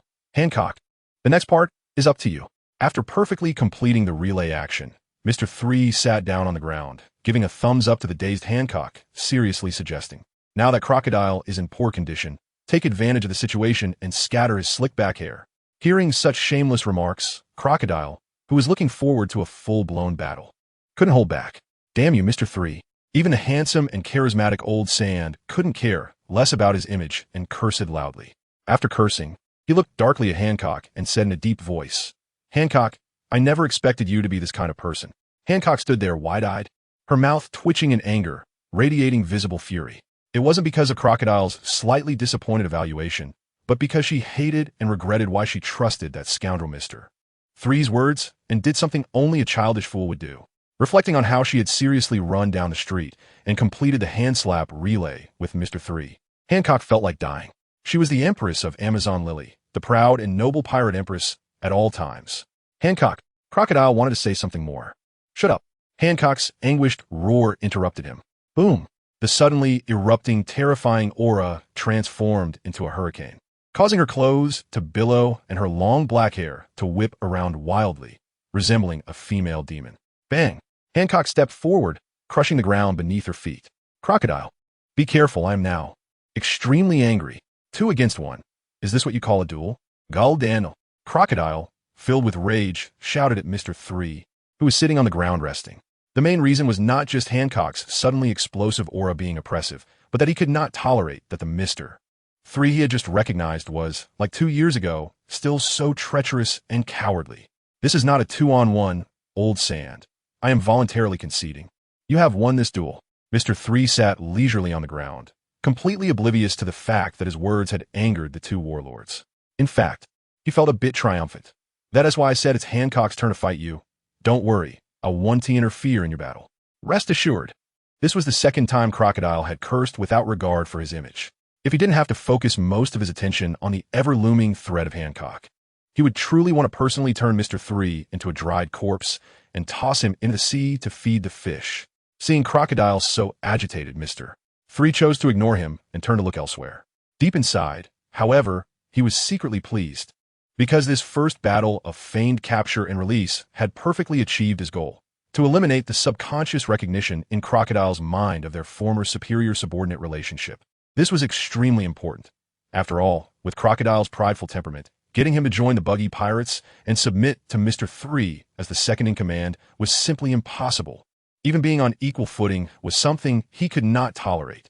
Therefore, it was necessary to make Crocodile recognize Mr.3's strength and view him as a formidable opponent to lay the groundwork for future recruitment. The strategy of feigned capture and release sounds simple, but the actual steps and planning involved are quite intricate. It requires not only defeating Crocodile physically, but also breaking down his arrogant mindset. If it were as easy as casually beating Crocodile a few times to recruit him, many people at sea could easily accomplish such a feat. Recruitment is all about the recruit word, emphasizing layered and intricate strategies. This is similar to flirting with girls. If you come right out and lay your cards on the table about your personality, preferences, interests, and size, wealth doesn't count. The girl will just think you're dull and too straightforward. On the contrary, if you gradually reveal your advantages during communication, surprising her bit by bit, you can maintain an air of mystery while also engaging her emotions and attention. This way, you can unconsciously embed your image in her subconscious and ultimately achieve your goal. The same principle applies to why Mr.3, despite being physically exhausted, still chose to challenge Crocodile head-on.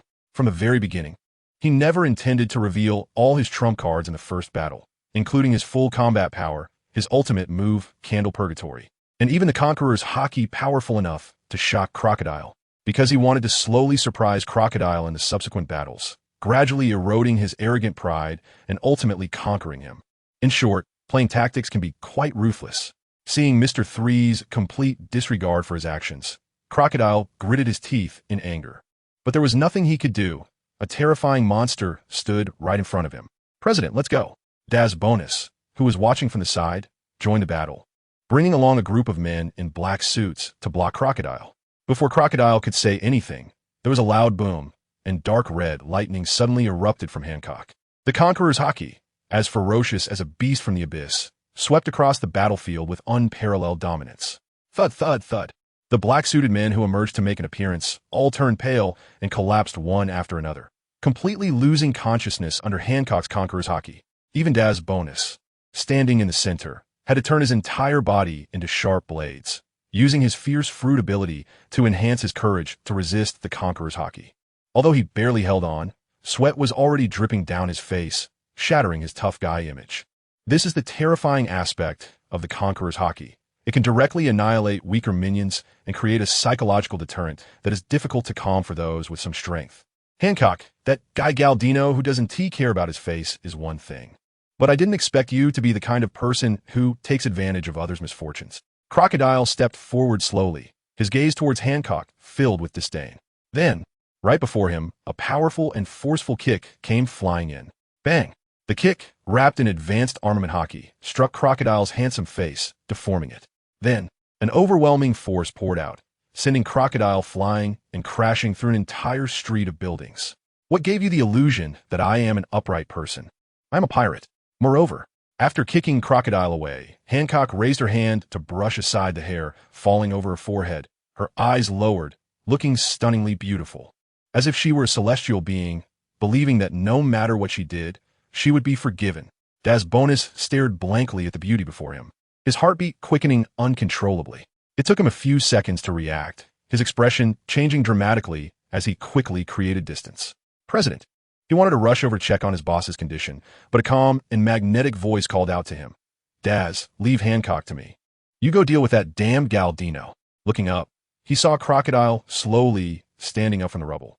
After moving his jaw and adjusting his dislocated joints, he coldly stared at Hancock. Bonus's mouth was slightly open, somewhat worried about his boss's condition. But after carefully considering the pros and cons, he still responded in a deep voice. Understood. In the 2 years in the New World, he had deeply realized his own weakness. It was unrealistic to forcefully stop a powerful and alluring Hancock. He couldn't be of much help. Since that was the case, it would be better to take this opportunity to capture Mr.3 and use him as leverage to turn the situation around, thereby driving Hancock back. Upon hearing this, Mr.3, who was resting not far away, couldn't help but want to laugh. They were facing a fully powered Hancock at her peak, which she easily let Mr.1 come over. Mr.1 was nothing more than a kick from Hancock. What the hell? Suddenly, The calm and confident expression on Mr.3's face rapidly crumbled, and his eyes nearly popped out in shock. What the hell? Why is Hancock completely ignoring Mr. 1 and just watching him walk over? Looking at Daz Bonus swaggering toward him, Mr.3's mouth twitched, and he instantly felt uneasy. He had nothing left. How could he fight with Daz Bonus, who had just eaten the chop fruit? Dare to make me do such a shameful thing. Just go down to hell properly. Noticing Mr.3's incredulous and panicked expression, Hancock clapped her hands, feeling quite pleased. The pirate empress is quite vengeful. Watching Daz Bonus, whose arms had turned into blades and were slowly approaching, Mr.3 realized that Hancock really didn't intend to intervene. Damn it, I should have known better than to provoke him. Mr.3 regretted in his heart, fully aware that Daz Bonus would not kill him. But that didn't mean he wouldn't be severely beaten. Big brother, don't be impulsive. Have you forgotten the friendship we built while training together under the sunset in Alabasta with Mr.2? To buy time and minimize his suffering, Mr.3 desperately searched his memories of Daz Bonus, playing the emotional card. He hoped to wait until that woman who sensed something was wrong would come to the rescue. However, the emotional card held no weight for the iron-blooded tough guy, Daz Bonus. Galdino, I haven't used the name Mr. 1 in a long time. Daz Bonus's voice was cold and merciless, his steps never slowing. Once your hand blade got rusty, it was I who helped you clean it. Big brother, why don't we sit down and have chat? Mr.3 continued to try to sway him. Daz Bonus remained unmoved, slowly raising his arms that had turned into blades, crossing them over his chest, and said in a deep voice, Enough with the nonsense. You attacked the president and shamelessly used a wheel battle against Hancock, so just accept your death. After all, he was a person who was ruthless and spoke little. Daz Bonus, assuming a fighting stance, quickened his pace. And in the moment his words fell, he charged in front of Mr.3, unleashing 2 fierce cross slashes. Candle wall. With no way to avoid it, Mr.3 could only force himself to exert his stamina, raising his hand to create a hard wax wall in front of him. Bang! The powerful slashes struck the center of the wax wall, instantly sending wax shavings flying and leaving 2 nearly 10-centimeter deep cross cuts in it. Damn! Mr. 1, you bastard. You really want to kill me, right? Looking at the wax wall that had almost been sliced into pieces, Mr.3 was spitting mad. It's not like nothing happened. Daz Bonus's response indirectly denied Mr.3's claim. As a former comrade, he believed he understood Mr.3 to some extent. If he could be killed so easily by himself, what right does he have to be the second in command of the Seven Warlords? However, Daz Bonus looked at the crazily retreating Mr.3 with confusion. This guy didn't seem to be injured much during his fight with the captain, so why does he look so weak now? Is it because that powerful candlefire fist drained his stamina? Daz Bonus shook his head slightly, temporarily putting aside this puzzling question, and continued to move towards Mr.3. Regardless of the reason, his top priority now was to carry out the captain's orders and capture Mr.3 alive. Crack, crack. Daz Bonus' right arm emitted a sound like blades rubbing against each other. Upon closer inspection, his once flesh and blood skin had transformed into several rapidly spinning blades, looking as terrifying as a meat grinder. Let's try this move, Spiral Slash. The meat grinder-like arm tore through the air, attacking Mr.3 from an incredibly tricky angle. Mr.3's eyes flashed red as he activated his observation hockey, narrowly dodging the incoming spinning slash. Boom! The shockwave from the attack hit the building wall behind him, leaving a neatly cut hole. With one attack missing, Daz Bonus' expression showed no fluctuation. He then raised another arm, also covered in rapidly rotating blades, and launched another attack. Mr.3, unable to fight back, could only drag his exhausted body backward, using the various buildings along the way for cover. Daz Bonus relentlessly pursued, giving Mr.3 no chance to breathe. Finally, a solid, hard feeling came from behind Mr.3. He had been forced into a dead-end alley. It's time to end this boring game of hide-and-seek, Galdino. Daz Bonus coldly stared at Mr.3, raising his right arm, which had transformed into a long blade. Mr.3's 3-shaped hairstyle suddenly flickered with small flames. After several attempts, he still couldn't muster the stamina to create a candle. Damn it, do I really have to take this hit with my body? In a moment of despair, the goggles on Mr.3's nose suddenly reflected light, and he vaguely saw a dark glimmer from the building above. Finally, Mr.3 changed from his previous cowardly appearance, lifted his head, puffed out his chest, and opened his arms, exposing his torso to Daz Bonus' blade. What do you mean? Daz Bonus asked in confusion. Mr.3's lips curled slightly, the scars on his back are. He wanted to imitate Sora and say something cool, but as the words came out, he realized he wasn't a swordsman after all. Well, damn it, That was a failed attempt at being impressive. Seeing Mr. 3 suddenly stop speaking, Bones no longer hesitated and swung his blade, arm down, fiercely. He needed to incapacitate Mr. 3 as quickly as possible. Dark wheel slash.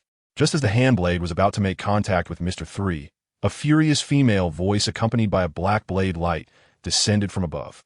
What? Bones' pupils suddenly contracted, sensing a strong aura of danger.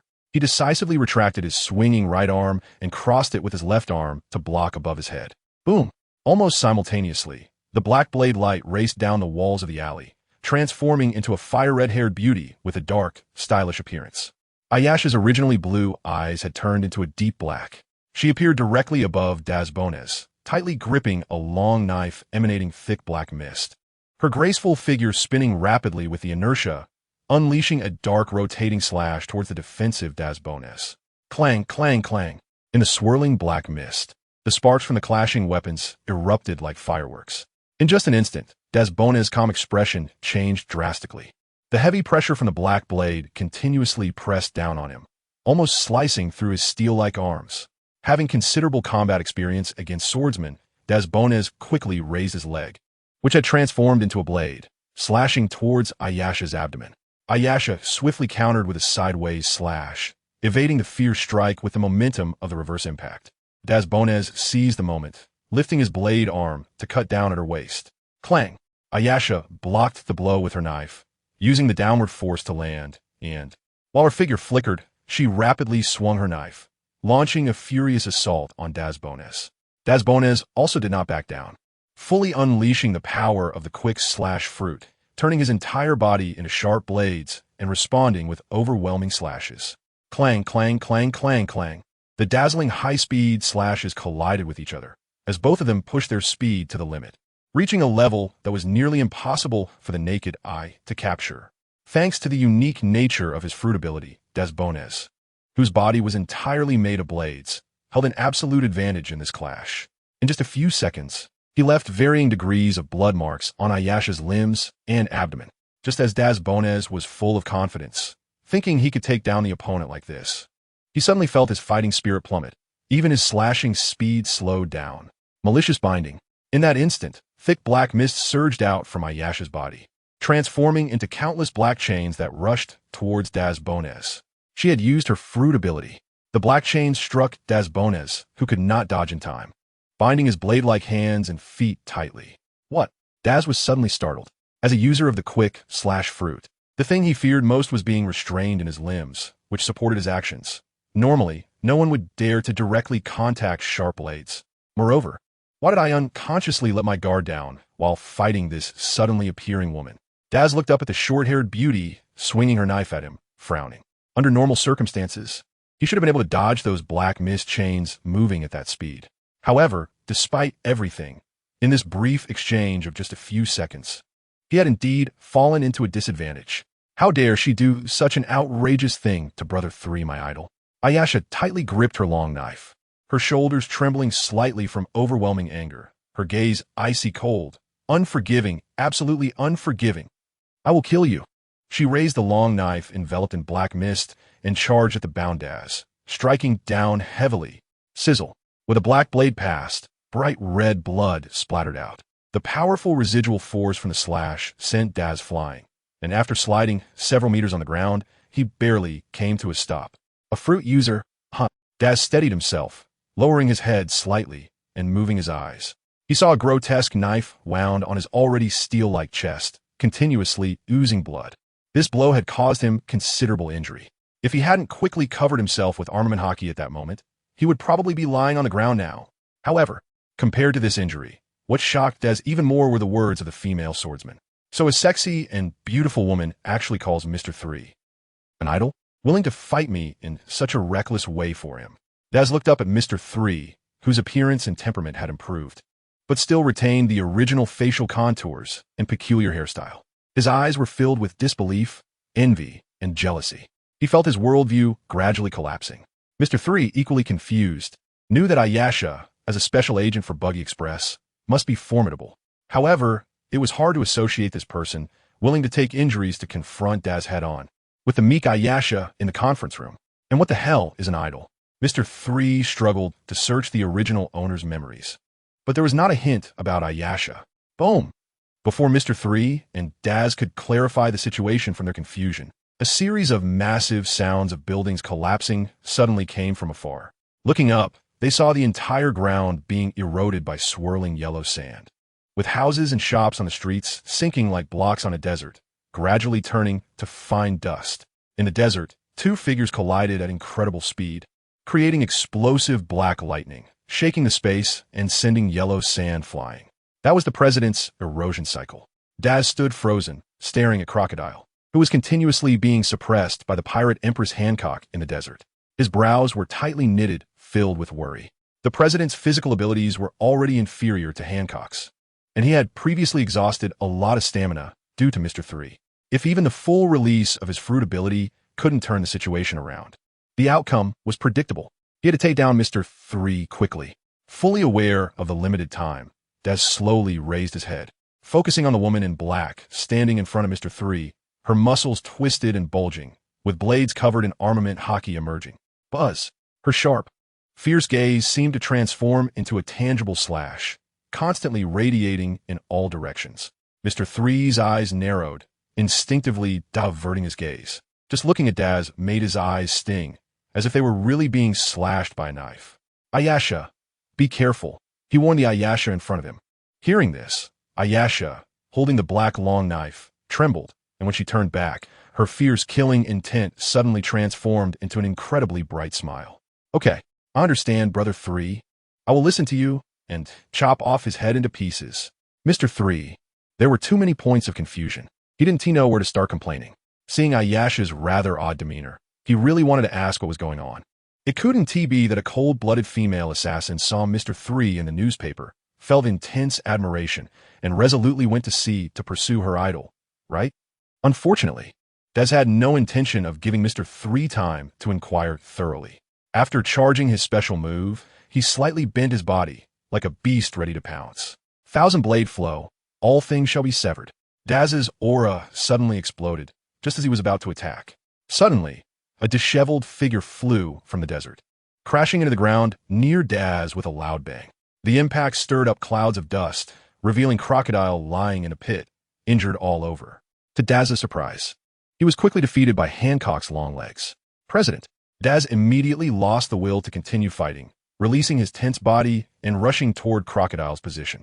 However, such a serious mistake in a battle of equal levels was undoubtedly extremely fatal. Whoosh! A black figure flashed by. Reflected in Daz's wide-open eyes was Ayasha, slightly bent over, gathering power for a slash. Her dark eyes emitted endless killing intent. She really wanted to chop off the enemy's head. Wait, Ayasha! Mr. 3, sensing something bad, quickly shouted to stop her. Zing! Although Ayasha retracted her knife at the first moment, due to excessive inertia, she couldn't completely stop. In an instant, blood splattered, and Daz suffered a nearly 1-meter-long gash from his abdomen to his chest. Daz was severely injured, blood spilling from the corner of his mouth as he knelt on one knee on the ground. Mr. 3 couldn't help but breathe a sigh of relief. He thought to himself that Ayasha, living in a bloody and brutal mercenary organization, was indeed fierce and ruthless, killing without hesitation. Meanwhile, Hancock, with slightly dirty clothes, walked over from the rapidly dissipating yellow sand. Seeing the unharmed Mr. 3 and the kneeling Daz, a hint of obvious surprise flashed in her eyes. Oh, Mr. 3, why are you still alive? Thanks to you, Mr. 3 replied with a face full of gratitude, then added, so, let's proceed according to plan. Glancing at Crocodile lying in the pit, Mr. 3 signaled Hancock and Ayasha that their objective had been achieved and they could leave. As a loyal fan, Ayasha naturally didn't need to be told twice, and after some hesitation, Hancock ultimately decided against taking revenge on Mr. 3 herself and silently followed the two as they left. In the pit, Crocodile, whose slicked-back hair was disheveled, had no energy to notice their departure and simply lay with his eyes closed, waiting for death. Boa Hancock, if I were at my peak, how could you bully me like this? And Mr. 3, although I don't know what your purpose in finding me is, but in the end, it's the victor and the vanquished. Come on, let us proceed with your plan. If you want my head so badly, just take it. If I blink, I won't be called Crocodile. His words revealed the old Sand's arrogance, fearlessness, and determination in the face of death. Whoosh, a light breeze blew by, bringing only a bit of awkwardness, with nothing else happening. After a few seconds of silence, the severely injured Daz spat blood and said with difficulty, "President, they have left." Crocodile, ready to welcome death, suddenly opened his eyes. Left? Yeah. No signs of any other intentions? Yeah. Those three just came over to beat me up? It seems so. Damn. On the west side of the town of Sea Island, which was not affected by the battle between Hancock and Crocodile, in the temporary command center of the Buggy Express mercenary group. As the main participants in this operation, Mr.3, Hancock, and Ayasha sat at the conference table discussing the specific steps of the capture and release second battle. While it was called a discussion, it was mostly Mr.3 doing the talking, with Hancock occasionally raising a question. As for Ayasha, she reverted to being the diligent student, bowing her head and concentrating on taking notes. The purpose of the first battle is merely to eliminate the lingering doubts in Crocodile's heart about me, who was once his subordinate, without revealing all my cards. In this situation, he would feel that I only defeated him with your Hancock's strength, or that we used a war of attrition to win, which would leave him feeling dissatisfied, and that would be a defeat in itself. Mr.3, sitting in the main seat, gently sipped the coffee on the table, secretly thinking how bitter it was, and continued, in the next second battle, I will go all out to completely shatter Crocodile's such thoughts with my strength. The huge psychological gap before and after can leave an indelible shock deep within his rebellious heart, and that is psychological warfare. Once Crocodile's body and mind are torn open, the third battle will be enough to completely subdue him. Listening to Mr.3's detailed plan, Hancock felt a sudden clarity. She immediately understood why Mr.3 insisted on dragging his tired body to face Crocodile one-on-one. This was to feign weakness and lay the groundwork for the subsequent psychological blow. Wait a minute. Hancock looked up at the composed Mr.3, her perfect eyes revealing a hint of shock. Could it be that he had already devised the strategy back on Carly Bali, deliberately choosing the physically taxing method of riding a bike at sea to weaken himself? He even calculated himself. The more Hancock thought about it, the more shocked she became, her pupils seeing Mr.3 as increasingly unfathomable. Although there was a small accident in between. The first battle of beating Crocodile was considered a complete success. The accident Mr.3 referred to was naturally the impulsive slap he gave himself, which almost got him cut down. In other words, from now on, all they needed to do was quietly wait to recover and then continue to beat Crocodile, right? Hancock asked. That's right. Understood. Hancock nodded lightly. She no longer held any doubts about Mr.3's arrangements. After this battle, the proud pirate empress reluctantly accepted the reality. Her mind and Mr.3's were simply not on the same level. Mr.3 slowly raised the coffee in front of him and skeptically took another sip. Still bitter. This sip also completely cut off his desire for coffee. And after placing it far away, he looked at the note-taking Aisha. Speaking of which, Aisha, now that the serious business was done, it was naturally time to satisfy his curiosity. He genuinely wanted to know why a fierce and strong beauty like Aisha would regard the original Mr.3 as an idol and remain steadfast. Here. Hearing Mr.3 suddenly call her name, Aisha jumped up from her seat, bowing at a 90-degree angle and apologizing. I'm sorry, Mr.3. The next time I see that bald man, I will definitely chop off his head. Mr.3, why are you still entangled in this matter? No. You should be able to feel clearly that he has no intention of killing me, right? Upon hearing this, Aisha frowned, her blue eyes flashing with determination, and said matter-of-factly, So what? Anyone who dares to harm Mr.3 deserves to die 100 times. Cough, cough. Our ultimate goal is to recruit. Looking at the extremely radical, short-haired beauty, Mr.3 felt a headache. True fans can sometimes be quite difficult to handle. After simply sorting out his thoughts, he explained to Aisha the serious consequences of killing Daz. Oh, that's right. Aisha nodded as if she understood. Seeing her agree so readily, Mr.3 sighed in relief. Then next time we meet, just chop off his hands and feet. Mr.3. No, sister. How did your thought process lead you to a special envoy position in such a complex and treacherous mercenary group? After recalling Aisha's fruitability, Mr.3 suddenly felt relieved. In a mercenary group of all villains, her fruitability was indeed a bit overpowered. Listen carefully, Aisha. Unless the other party is also trying to kill you, otherwise, try not to leave irreparable wounds on Crocodile's people. Mr.3 seriously instructed Aisha. Oh, okay. Aisha was stunned for a moment and then nodded. Seeing her agree so readily, Mr.3 relaxed a bit and after pondering for a few seconds, he still asked the question he most wanted to know. So, Aisha, why do you regard me as an idol? As soon as these words were said, Hancock, who was quietly eating nearby, suddenly raised her eyebrows, leaned forward, and quietly perked up her ears. After you say this, can you give me a sign candle seal? Aisha attempted to say. No problem. Mr. 3 readily agreed. Really? That's great. Aisha's pretty face blossomed with a smile brighter than the sun. After briefly organizing her emotions, she recalled her bad memories, and her expression dimmed again. Then she slowly began to share her childhood experiences with Mr. 3 in the eavesdropping Hancock. It was a story about a grumpy old man, the previous user of the wax fruit, and a little girl known as a monster. Proceed to the side story. At the same time, far away from the Pillar Ring Island, on an island in the New World, at a dimly lit negotiation table, Buggy and Miss Bakken sat facing each other. Behind Buggy stood a group of fierce and brutal pirates, while behind Miss Bakken stood the gigantic, scythe-wielding Edward Weevil. The short-statured Bakken wore thick, red lipstick, had a face full of wrinkles, and draped a leopard print coat over her shoulders. She raised her hand and slammed the table heavily, spitting saliva everywhere. 20%, Buggy, that is my bottom line. Otherwise, no matter how much you say, this old lady will never agree to the recruitment. Opposite, Buggy took a handkerchief handed over thoughtfully by a subordinate, his face dark, and elegantly wiped the disgusting saliva off his face. After putting down the handkerchief, his chest puffed up a little, brewing emotion spit, before he erupted, You old hag. What are you thinking? 20% of the entire earnings of the Buggy pirates? I suggest you just go rob a Navy headquarters instead. A torrent of spit flew all over the unprepared Miss Bakken's face. After all, the great Buggy perfectly illustrated what it means to repay grudges with a vengeance. What was originally just a simple war of words, but in the eyes of the younger brothers behind them, it was an incredible display of might. Captain Buggy is completely disregarding Miss Bakken's face, even though the one standing behind her is the second Whitebeard, who cut off the arm of the former Navy Admiral Zifa. He is still arrogant and composed. Whitebeard 2 defeated Zifa, and Captain Buggy ignores Whitebeard 2, which means that, gasp, Captain Buggy completely disregards the Navy Admiral. The younger brother's eyes sparkled with excitement, and their breathing became rapid. If it weren't for the need to maintain the serious atmosphere at the moment, this group of imaginative fools would definitely raise their hands and shout the name of the great Buggy. Hee, Buggy, when you first came to me, I thought you were a smart person.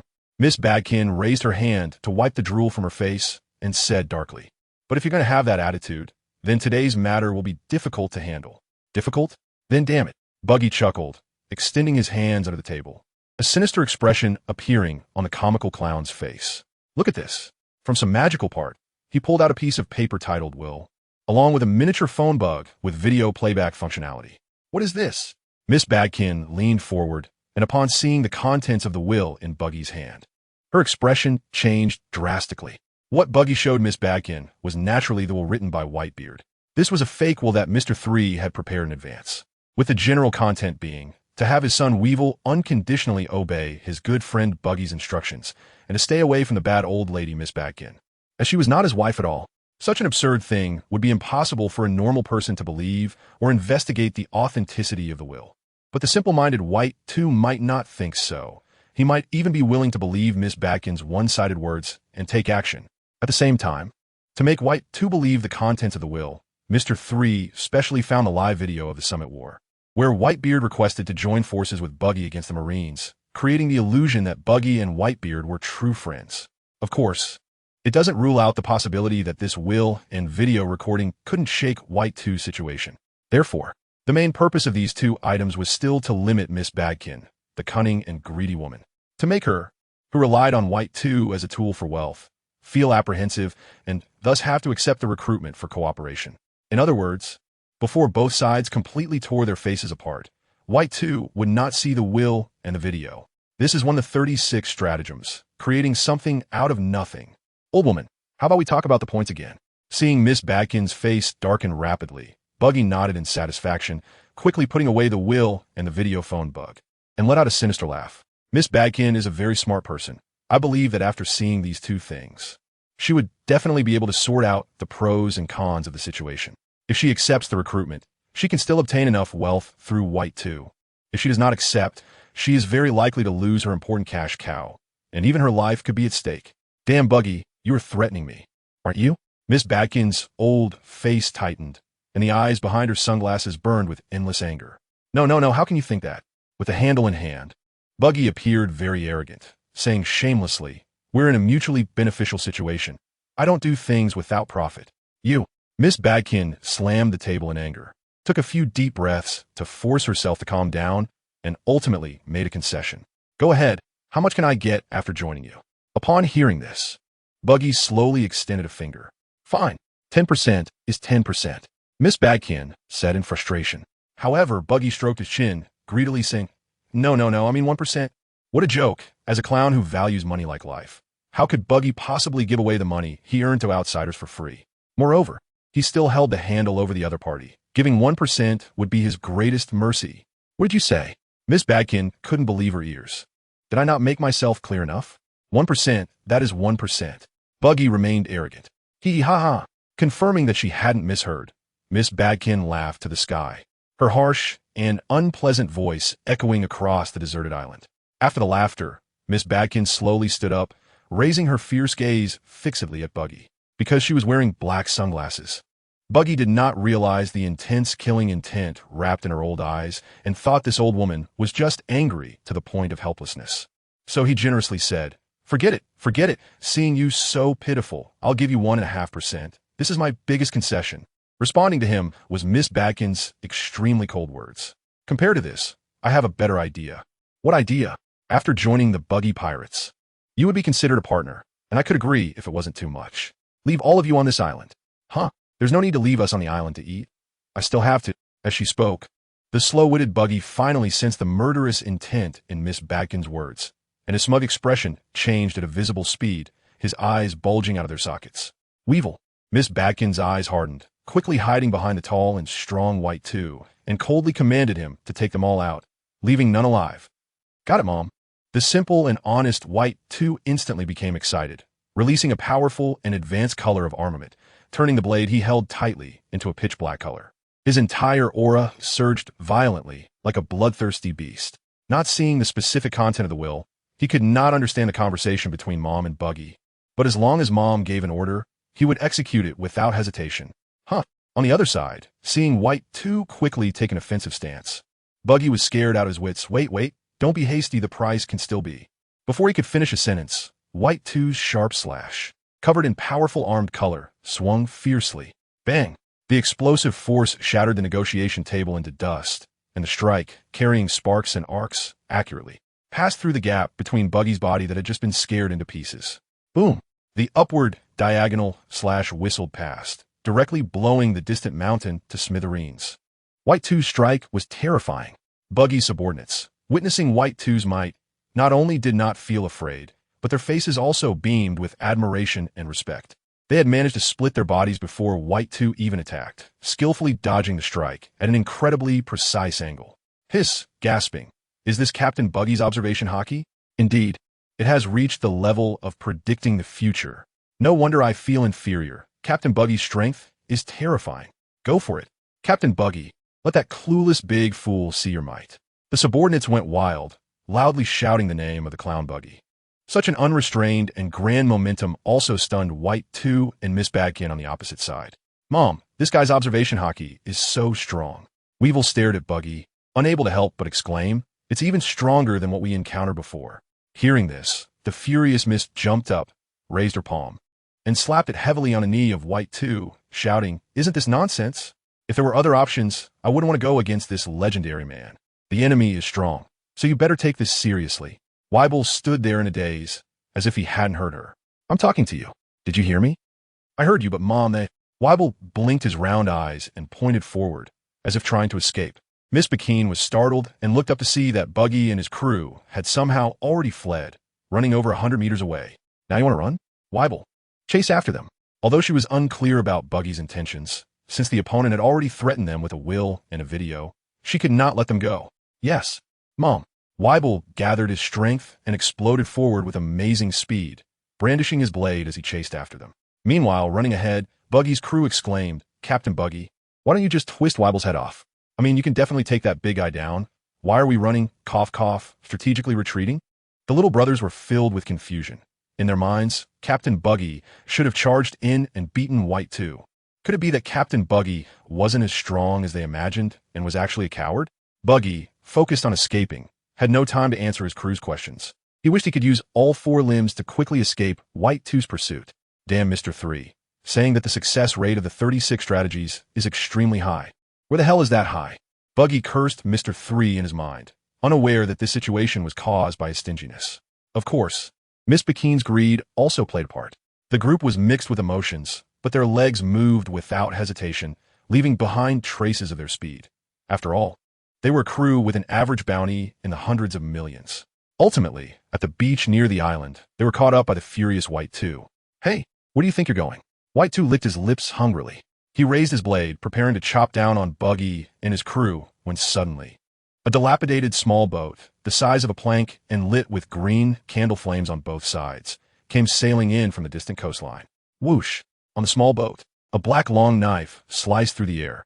In an instant, the world dimmed, and a supreme green slash with the power to destroy everything surged towards White 2, who was about to strike. Although White 2 quickly reacted and blocked with his sword, he could not withstand the subsequent explosion of the slash, sending him flying hundreds to thousands of meters away.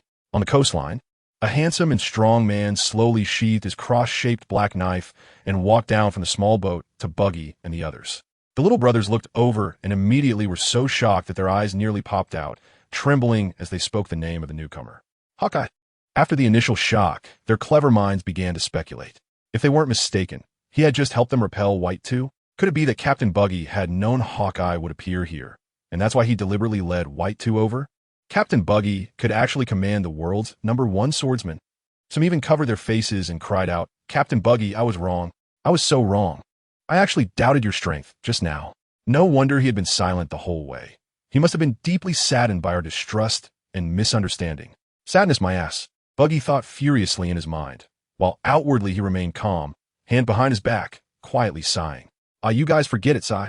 Upon hearing this, the little brothers cried even harder, tears flowing like a dam breaking. Taking advantage of their distraction, Buggy swiftly moved next to Hawkeye. Yo, Hawkeye, what's up? A bunch of fools. At a time like this, it's definitely safer to hide next to the world's #1 swordsman. I didn't expect to run into you here, Buggy. Hawkeye's voice was steady and low. Considering the Navy that was constantly pursuing him from behind, he looked at Buggy and these capable little brothers. The sharp glint in Hawkeye's eyes flickered with a strange light. Perhaps he could use this guy Buggy to shake off the Navy that was swarming after him like flies. After hesitating for a few seconds, Hawkeye made up his mind and slowly spoke the words that left Buggy dumbfounded. So, Buggy, how about forming an alliance? At the Tri-Pillar Archipelago, as the sun set, the afterglow illuminated the yellow sand on the eastern side of the ruined sea island town. The western side of the town, where fearsome pirates should have been walking with no regard for kinship, was now empty and desolate, aside from a few residents fleeing with their families. It was hard to find any signs of life in Sea Island Town. Even the taverns and casinos that operated 24 hours a day were deserted. Just an hour ago, the pirate Empress Hancock and Mr.3, a core member of the Buggy pirate crew, had delivered a war letter to Crocodile, the biggest boss secretly operating in Sea Island. The two sides would have a decisive battle on Sea Island tomorrow morning. Realizing the seriousness of the situation, ordinary pirates did not hesitate to leave Sea Island as soon as they heard the news. Some even left the Tri-Pillar Archipelago, fearful of getting caught up in the conflict. Although a few stronger pirates chose to stay to watch the battle, their numbers were quite scarce. At this time, at the temporary base of the Buggy Mercenary Corps, Mr.3 lay on a luxurious single bed, his mind racing as he pondered the details and possible special circumstances of the decisive battle tomorrow morning. After finishing the tedious preparations for battle, in his leisure time, Mr.3 couldn't help but think of Ayasha, whose eyes sparkled with stars after receiving the candle's signature in the meeting room. Even though he had only written a simple 3 on it, Ayasha's fruit ability was very useful for the unpredictable Buggy pirate crew after recruitment. It was truly a treasure. Not only the new and old warlords, but for the Buggy pirate crew to establish themselves or even overturn the world, they needed more powerful individuals. In other words, her role would only grow larger. Mentioning the Buggy pirate crew, Mr.3 suddenly thought of a certain unreliable but incredibly lucky captain. Speaking of which, he wondered how Buggy was doing. Suddenly, Buggy's sly and lecherous face floated in Mr.3's mind, and he couldn't help but feel a bit worried. Normally, if Buggy wasn't too greedy, the success rate of the strategies he provided would definitely be high. He just feared something unexpected might happen in between. After all, that was the Buggy who could do anything without a hint of surprise. Ding! Just as he was thinking this, a long-lost system notification sound suddenly echoed in Mr.3's mind. Mr.3 concentrated his mind, and several question marks suddenly appeared in front of him. Former Warlord Edward Weevil, White 2, accepted the recruitment, and the current target progress 2 has been completed. Since the recruiter is Captain Buggy and not the host himself, the target reward has changed to a team-wide enhancement. Target reward 2. Host's physical fitness, fruit ability development total progress, and hockey training progress increased by 10. Clown Buggy's physical fitness, fruit ability development total progress, and hockey training progress increased by 5. Core members, Hancock, Alrita, Kabeji, Machi, and Leaky's physical fitness increased by 1. Fruit development progress increased by 1. And hockey training progress increased by 1. Target evaluation, D. Although the strategy of creating something from nothing is commendable, the executor Clown Buggy is overly greedy, and the recruitment completed through intimidation with benefits and strength has very low practical significance. The main storyline target phase 3 has been activated. The side quest Weevil's justifiable filial piety has been activated. Looking at the prompts on the system panel, Mr.3 couldn't help but twitch the corner of his mouth. How did Buggy manage to complete Weevil's recruitment so quickly? How much time has passed? Furthermore, how could this tool man get his rewards? It's simply incomprehensible. Also, what does it mean to complete the recruitment through intimidation with benefits and strength? Can Buggy really intimidate Weevil with his strength? For the first 2 questions, Mr.3 calmed down and thought about it, finally coming to terms with it. After all, Buggy is the soul of the Buggy Pirates, and his lucky color hockey can influence the system's great existence. Although this little enhancement feels like a loss just thinking about it, overall, it is still understandable. After all, if the captain's strength is too weak, it would indeed be unreasonable. Thinking of Buggy's arrogant and smug appearance after inexplicably becoming stronger, Mr.3's face suddenly flashed a ruthless expression. Dare to take advantage of my experience. I will definitely make you regret it later. The kind that is hot and scalding. As for the third question, Mr.3 had no clue for the time being. He absolutely does not believe that Buggy could suppress Weevil in terms of strength. He can only wait until they meet to see what the situation really is. Vaguely, Mr.3 felt that Buggy's recruitment of Weevil this time should bring him unexpected surprises. After sorting out his thoughts, Mr.3's mind moved slightly, and he opened his information panel. Strong Emperor's Deputy System Host. Mr.3 appearance. 72 physical fitness. A luck, E+S. Clown Buggy's camp comes with a buff, which will disappear once detached. Ability. Wax Fruit. Precision 99. Strength 86. Characteristics 82. Not awakened. Armament Hockey. Normal. Observation Hockey. Normal. Conqueror's Hockey. Novice. Items. Former Marine Admiral Akiji's Sea Bicycle. Black Car Refinement Progress 1. Main storyline target. Successfully recruit at least 1 warlord to join the Clown Buggy Pirates. Strengthen the power and solidify Buggy's position as second in command of the Buggy Pirates. Target reward 1. Completed. Evaluation A. Target reward 2. Completed. Evaluation D. Target reward 3. Fruit ability development capsule. Interdimensional ability training manual. Choose one to upgrade Conqueror's Hockey. Instructor to be determined. Side quest. Hancock's Transcendence. Completely surpass Hancock in Conqueror's Hockey. Target reward. A high-level martial arts manual side quest. Weevil's justifiable filial piety. Let Weevil see the true face of Miss Backen and carry her away. Target reward. Designated weapon with a weak shock effect aside from minor attribute increases. The character information has not changed much. However, the 99 fruit precision caught Mr.3's attention. He didn't expect that the precision attribute was almost maxed out without him realizing it. Moreover, both strength and characteristics have been significantly improved. With this in mind, an inspiration struck suddenly. Mr.3 raised his hand and casually created a small ball of wax at his fingertips. His focus was highly concentrated and like squeezing foam. He began to compress the wax ball in all directions. The surface of the wax ball rippled, contracting inward little by little from the outside. When it reached about 2/3 of its original volume, he could clearly feel the intense force rapidly increasing inside the wax ball. Ultimately, the wax ball could not withstand the immense pressure and pop. It exploded. White, somewhat viscous wax liquid splattered everywhere, covering the entire large bed.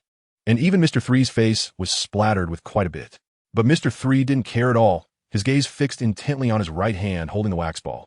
With this enhancement in fruit attributes, unexpectedly, I can achieve this level of density and explosion. Does that mean that move has a chance of being realized? Mr. 3 murmured to himself, growing more excited as he thought about it, and finally stood up, eager to try it out with his slightly recovered stamina. Then, with a bang, his room exploded. Hancock and Ayasha, who were resting next door, were startled and jumped out of bed. An enemy attack? In the new world, the climate is bizarre and changeable. One moment it could be clear skies for miles, and the next it could welcome terrifying thunderstorms. Under the dark clouds, flashing with lightning, a massive Navy warship sailed through the waves, enduring the relentless wind and rain while maintaining a steady speed. In the direct path of the Navy warship, there was a pirate ship that seemed very small in comparison. Colonel, the pirate ship that Hawkeye boarded turned and headed towards them. Not only was Hawkeye aboard, but also White 2 in Clown Buggy. On the lookout of the warship, a young Marine soldier trembled in fear. Through the monocular he held, he could see 3 figures of different builds standing proudly on the small pirate ship in the distance. On the left stood Edward Weevil, holding a dark scimitar, with a silly expression. On the right stood Hawkeye Myhawk, with a crossed black sword on his back and sharp eagle-like eyes, and in the middle was Clown Buggy, whose large red robe supported his inflated figure, with a ruthless and arrogant look written all over his face. The young Marine soldier, upon making eye contact with the terrifying gaze radiating from those eyes through the monocular, was so scared that he trembled all over and the monocular thudded to the ground. Huh, aren't these 2 warlords being pursued by other Marines? How did they all get mixed together? On the deck of the warship stood a Navy branch colonel, known as the Strange Fist Jack's original character. Colonel, how about we retreat for now? If we confront them. Before the soldier could finish his sentence, Colonel Jack swung his large fist and angrily shouted, "We have the secret weapon SSG. What is there to be afraid of? The rules of this world are that the Navy captures pirates. How can the Navy be chased by pirates? What do you take me for? Accelerate. Get the ship over here." With the colonel's command, a fierce battle is about to break out in this turbulent sea. On the other side, at the 3 Pillars Island, on the empty street on the east side of City C, Mr. 3, Hancock, and Ayasha stood side by side, quietly waiting for Crocodile's arrival. "Brother 3, will Crocodile really come as promised?" Ayasha couldn't help but ask, dressed in a black leather jacket, setting aside the fact that she was injured in yesterday's battle. The current combat power of Crocodile's camp was far weaker than theirs. In her view, her idol Mr. 3's strength was not inferior to Crocodile's. A smart person would definitely think about escaping. Why would they come to deliver themselves? Others might not say much, but that man will definitely come. Mr. 3 replied calmly. With Old Sand's proud and unrestrained temperament, he would never run away with his tail between his legs before being thoroughly defeated. That's not his style. Oh, Ayasha nodded heavily. Although she didn't know much about Crocodile, since Brother 3 said so, it must be true. Just then, a gust of swirling yellow sand rose at the end of the street. Amidst the sandstorm, 2 figures walked slowly, revealing their reckless and unrestrained demeanor. It was none other than Crocodile and Daz Bonez, dressed in black suits. Perhaps knowing that low-tier combatants were useless in front of Hancock, who possessed Conqueror's Haki, Crocodile did not bring many of his subordinates stationed at the Sabadi archipelago. "Hey, Old Sand, your hairstyle looks quite neat today." Mr. 3 greeted Crocodile, who was approaching. The words were full of mockery and struck at Crocodile's sore spot. Crocodile wore a brown coat fluttering in the wind, with a large cigar in his mouth, showcasing the unique charm and coolness of the sand crocodile with every puff of smoke. Of course, this was under the premise of not deliberately pondering the high-heeled shoe prints still lingering on his profile. 2 years have passed, and your strength hasn't improved much, but your audacity and verbal skills have certainly changed a lot, Mr. 3. Crocodile replied leisurely, puffing on his cigar, seemingly unaffected by Mr. 3's words. "So, are you still planning to hide behind that woman Hancock today and drag out this so-called final battle?" As a veteran of the New World, he sarcastically retorted Mr. 3. Mr. 3 snorted coldly. Such low-level taunts might work on those hot-headed fools, but as someone with thick skin like him, they were completely ineffective. Just as he was about to speak, a furious shout suddenly erupted beside him. "You bastard sand creature! What did you say? How dare you say Brother 3 is dragging it out?" Ayasha, filled with rage, drew her sword and prepared to charge at Crocodile. Mr. 3 raised a hand to cover his face and sighed heavily. "All right, there really are hot-headed fools on our side. Calm down, Ayasha." After stopping Ayasha, He slowly looked up at Crocodile, who was calmly biting his cigar. Old Sand, you were injured in yesterday's battle. Now, your strength is at most 60 to 70% of your peak. Why are you still accepting a final battle?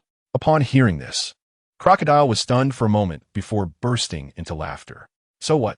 If I were to submit to power just because of this trivial matter, what kind of man would I be? Although he spoke strongly, his inner monologue wanted to scream, damn it, if I don't accept, won't you all just stand by? With the conversation reaching this point, Mr. 3 had no intention of wasting more words. Beneath his goggles, the fighting spirit in his eyes gradually ignited, setting ablaze the three-shaped hairstyle atop his head. As expected of the president I admire, this resolve is truly domineering. So in response, this time, I will go all out without reservation. Come on, before one of US falls, Hancock will definitely not intervene. I guarantee it in the name of Mr. 3. With a heavy step forward, a torrent of fluid wax candles surged wildly, instantly covering an area of 50 meters. The domain unfolded. Wax. Purgatory. The pure white fluid wax candles spread out like a flood bursting a dam, radiating from Mr. 3 in all directions. In the blink of an eye, the uniquely styled town's ground transformed into a lake of candles. Just standing on it would cause anyone to wobble due to loss of balance. Hancock glanced down at the thick and sticky layer of wax beneath her feet and gently lifted her slender leg. She noticed that her immaculate ankle, along with the red high heels she wore, was already encased in a layer of wax. When she watched Mr. 3 battle against Vice Admiral Steelres before, Hancock had seen the tricky and bizarre nature of this move. It could be said that Mr. 3, within this domain, was nearly invincible unless facing an opponent with attribute restraint. This guy wants to end it quickly. Hancock looked up at Mr. 3, who stood proudly in the center of the wax lake, and with her keen insight, she had already recognized the fatal flaw of this move during their last battle. It was very taxing on stamina and hockey, making it hard to sustain. Of course, for someone she had already recognized as a partner, Hancock chose to trust unconditionally. She slowly turned around, wanting to leave the battlefield to Mr. 3. However, as she turned, her cold and elegant face clearly showed a moment of surprise as she saw an unexpected sight. Following Hancock's gaze, Ayasha, who was staring at the wax lake beneath her feet, was incredibly excited, her mouth forming an O shape, and her blue eyes, which were originally calm, had turned into sparkling starry eyes, continuously emitting a bling-bling sound. Hancock, isn't it just a puddle of broken wax? What is this eager desire to leap in and swim? Let's go, Ayasha, Hancock reminded her. Ayasha stood still, unmoved. Do you want to stay here and disturb Mr. 3's duel? Swish. A whirlwind erupted, and the black figure with fiery red hair instantly transformed into a streak of light, darting away from the scene. Hancock looked up and saw Ayasha had already blinked and disappeared several dozen meters away. She shook her head in helplessness. What a simple-minded girl. Compared to Ayasha's lightning speed, Hancock's movements were much more graceful. Even in high heels, she could stand steadily on the surface of the wax, slowly walking out of the covered area. Once Hancock had moved far away, Crocodile, still biting his large cigar, finally moved his eyes, focusing on the wax lake beneath him. Then, he slowly moved forward, eventually fixing his gaze on Mr. 3 across from him. I sensed a bit of your chaotic state during yesterday's battle. I didn't expect you would really dare to challenge me while exhausted. Crocodile's expression gradually soured. Mr. 3, it's been 2 years, and you surprised me. In response, Mr. 3 smiled mysteriously. The most surprising part is still to come. Crocodile. His address had changed from president to directly calling him by name. I hope you won't disappoint me this time. Crocodile took a step forward, only to find a tall, burly figure standing in front of him. President, let me handle this. Daz Bonez took off his black suit, revealing a body bursting with muscles. Just as Crocodile was about to make a move to test him, he raised an eyebrow when he noticed the fighting spirit surging in Daz's eyes, and a slight smile appeared on his lips. It's rare. You actually have such a restless moment. With that, Crocodile turned to Mr. 3 across from him. Galdino, it's a pity. It seems that if you want to fight me, you first have to get through Daz. He spread his hands in a helpless manner, knowing that regardless of how things went, Hancock, who was with Mr. 3, would definitely not stand by and watch. Since that was the case, why not satisfy Daz's rare desire for battle, letting your subordinate come out to take a beating? Old Sand, you really have your ways. Mr. 3 took the opportunity to mock Crocodile. As for the matter of fighting Daz Bonez, he showed no signs of resistance. Rather, it suited him just fine. Cut the nonsense. Daz was clearly the type who was fierce and spoke little. He raised his arms. which had turned into sharp blades and charged at Mr. 3 at incredible speed. Upon seeing this, Mr. 3 slowly withdrew his mocking expression, his gaze gradually becoming sharp. Brother, I remember very clearly. Yesterday you were quite arrogant, weren't you? Whoosh. The moment the words fell, the fluid wax on the ground within the candle domain twisted and moved, transforming into a bizarrely angled pure white ghost hand that suddenly reached out to grasp Daz, who was charging in. Daz was startled. With his sharp battle instincts, he immediately stopped, raising his hand blade to slice at the ghost hand. Clang! Sparks erupted, and the sound of steel clashing echoed between the hand blade and the ghost hand. This hardness, Daz braced against the suddenly incredibly hard wax ghost hand, his expression gradually growing serious. Just as he was about to exert force and chop off the ghost hand, it unexpectedly wriggled first, returning to a fluid state, and bypassed his arm to grab at his face. Daz reacted swiftly, suddenly opening his palm to grasp the wax ghost hand. His 5 fingers transformed into sharp curved blades. Crack! The ghost hand was forcefully sliced into several pieces of wax, which clattered back into the wax lake. In just a few seconds, both sides had completed a series of probing exchanges, attack, counterattack, and then counter-counterattack. From a silky feedback coming from the wax ghost hand, the 99 precision control is indeed quite powerful. If it were me now, facing Steelus again, I probably wouldn't be as passive as before. Mr.3 gestured with his fingers, and a moderately soft wax sofa immediately appeared in the candle domain. Sitting down, Mr.3 calmly looked at the sharp-eyed Daz Bonez, leisurely crossing his legs. Unlike the previous day, when he was exhausted and fled in embarrassment, he now showed no regard for Daz at all. This wasn't because he was careless or underestimated Daz Bonez's strength. The fundamental reason was that Daz's quick-slash fruit overly relied on close combat. In close proximity, he could launch a swift and ferocious all-around slash at his enemy in an instant, just like he had firmly suppressed Ayasha yesterday. However, this advantage was completely nullified in front of Mr.3, the user of the wax fruit, especially while within the candle domain. The restraining effect between their fruit abilities was simply too obvious. Prepare to pay the price for your arrogance, Mr.3. Daz, standing on the surface of the wax, had cold eyes. Realizing that conventional attacks were ineffective, he tightened the muscles in his legs and channeled power into his feet, which had turned into double-edged blades. Whoosh! The sharp slashes cut open a gap in the surface of the wax, revealing the solid, flat ground beneath. He intended to use the blade-like feet to quickly break through the wax ghost hand and charge straight at Mr.3. However, just as Daz finished gathering his strength and prepared to launch his attack, a shocking scene unfolded before his eyes. The surface of the wax lake ahead began to churn restlessly like ocean waves, and as it stirred, one by one, the troublesome wax ghost hands slowly emerged. Just like before. Following that, from the surging surface of the wax lake, twisting streams of fluid wax shot out, their ends distorting and transforming into massive wax weapons. Wax giant axes, wax long swords, wax harpoons, wax heavy hammers, and so on. An endless array.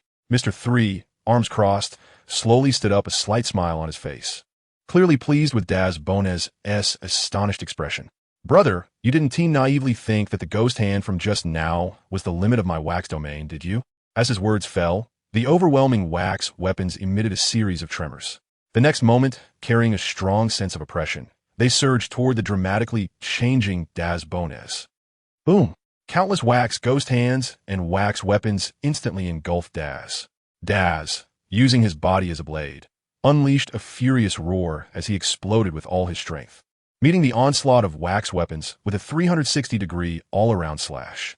Bang, bang, bang, bang, bang. Under such fast and powerful slashes, the wax weapons, with hardness close to steel, shattered into pieces, filling the air with wax debris like falling snow. In the center of this snowstorm, Daz Bonez's hands, feet, back, shoulders, and even his head transformed into sharp blades. While spinning his body at high speed, he continuously struck, embodying the romance of strikes that combine beauty with destruction. At this moment, he resembled a ballet dancer lightly rising on tiptoe, dancing gracefully on a white stage. While the muscular ballet dancer, the scene was too beautiful to relate to. But for Mr.3, who was casually picking his nose, Daz posed no greater threat than a ballet dancer. Don't ask why Mr.3 was so arrogant.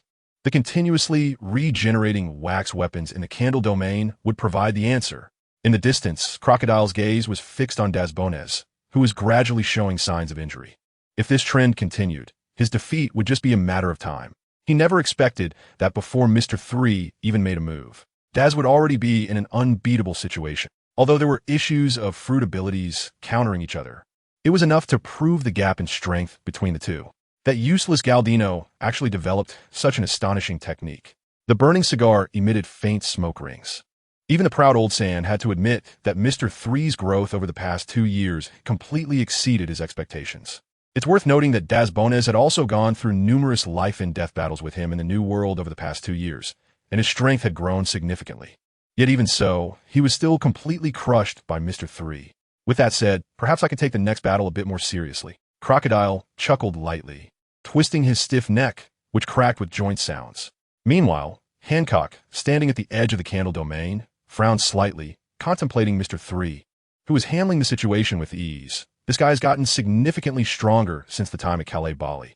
The exercise effect of riding a bicycle on the sea is surprisingly obvious, or is it that this posture now truly represents his peak strength? Hancock subconsciously immersed herself in a battle simulation against Mr. 3, wanting to see how she would handle those troublesome candle weapons if she were in the same position.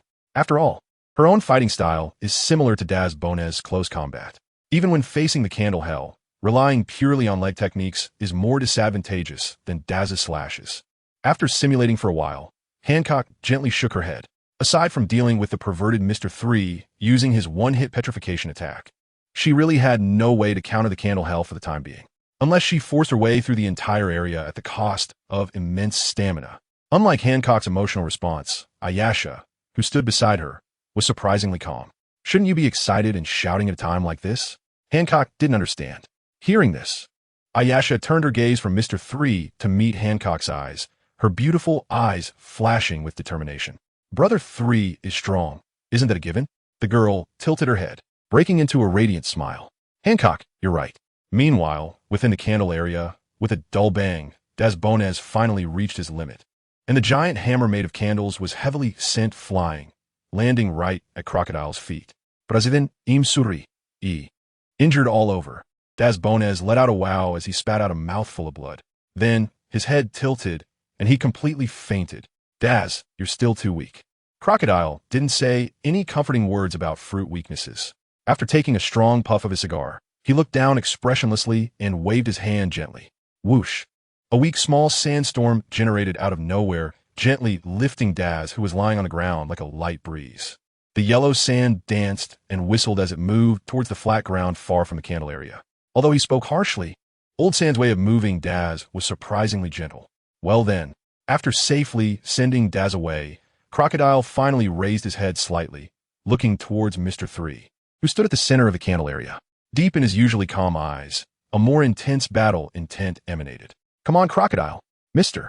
3 stopped his leisurely and unrefined nose-picking, his expression gradually becoming serious. The moment he locked eyes with Old Sand, it felt like encountering a ferocious, cold-blooded giant crocodile in the wild, causing his adrenaline to surge and his heart rate to involuntarily quicken. Next, he would face not the easily manageable quick slasher, but a seasoned powerhouse who had roamed the New World for decades. The serious crocodile. Whoosh whoosh. A sea breeze blew in from the beach outside the town, brushing past the two standing face to face, creating ripples on the candle lake. Feeling the oppressive atmosphere filled with murderous intent, even the sea breeze dared not linger, quickly retreating several hundred meters back into the embrace of the sea. The surroundings immediately fell into a deathly silence. Heavy sandstorm. At a certain moment, a deep voice with great magnetism and charm broke the silence. Boom! An incredibly violent energy erupted from Crocodile's palm, forming a powerful sandstorm. The sky was filled with swirling yellow sand at an astonishing speed, and under the terrifying force comparable to a natural disaster, the candle lake covering the ground was gradually torn apart and devoured, revealing the yellow earth buried beneath. With just one strike, he had broken the candle area that had left Daz Bonez helpless. All right, now what will you do, Mr. 3? In the center of the sandstorm, Crocodile took a puff of his cigar, looking indifferent. As the gale tore at him, the black coat he wore swayed wildly, combined with the black suit underneath, exuding an inexplicable aura of a big shot. When Old Sand took action, one could tell right away. Mr. 3 looked up, only to see the massive shadow of the sandstorm filling his entire vision. After swallowing nearly 2/3 of the candle area, the sandstorm mixed with white wax became even more terrifying. The nearby town's houses shattered upon contact, instantly ground to dust by the high-pressure gravel. This was the unparalleled power of a natural disaster. "Crocodile, a man like you, actually fears my candle area?" Mr. 3 scoffed. If it weren't for Daz Bonez's early attempt. Given Old Sand's personality, he likely wouldn't have taken the seemingly ordinary Candle Lake seriously. In such a situation, if he rashly attacked and fell into the candle area's restraints, he would lose the upper hand in the confrontation. And now, Old Sand cautiously maintained his distance, using the sandstorm to clear the field, ensuring his own foothold was safe. Undoubtedly, this was due to his wariness of the candle area. This also indirectly proved Old Sand's acknowledgement of this move. The fact that a technique developed by himself could gain recognition from such a seasoned powerhouse in the pirate world made Mr. 3 feel a sense of achievement. As for the candle area being broken, from a moment he was willing to engage with Daz Bonez. There was no intention to hide the attack method of the candle area, because even without prior intelligence, with Old Sand's battle IQ, he would certainly be able to counterattack at the first opportunity, diminishing the effect of the initiative. "Your verbal skills can't change your current situation, Mr. 3. Crocodile calmly puffed on his cigar. Hearing this, Mr. 3 revealed a pained expression, slowly bending down and extending both arms into the candle area beneath him. "Then let's see how long your proud sandstorm can last." Buzz. A massive liquid candle spilled from Mr. 3's arms, rapidly flowing across the ground and violently crashing into the yellow sandstorm above. The candle area was an absolute domain to ensure his advantage and could not be easily broken. Therefore, Mr. 3 decided to forcefully rip open a gap at the side of the sandstorm with his massive volume. "Interesting. So how will you respond to this?" Just as the sandstorm was about to be torn apart, Crocodile raised his palm and casually threw out another enhanced sandstorm. Buzz. The powers of the two sandstorms overlapped, their destructive force becoming increasingly chaotic, the centripetal force generated by their rapid rotation continuously absorbing the incoming candles, transforming them into nutrients for the rolling yellow sand. Over time, the deep yellow sandstorm took on a grayish-white hue, appearing even more terrifying from a distance. Even so, Mr. 3, undeterred, continued to increase the output of the candles. Such reckless behavior appeared quite puzzling to Crocodile. According to Mr. 3's character, he shouldn't be this stubborn. Thinking of this, Crocodile's lips curled slightly, inexplicably looking forward to what kind of surprise Mr. 3 might bring him.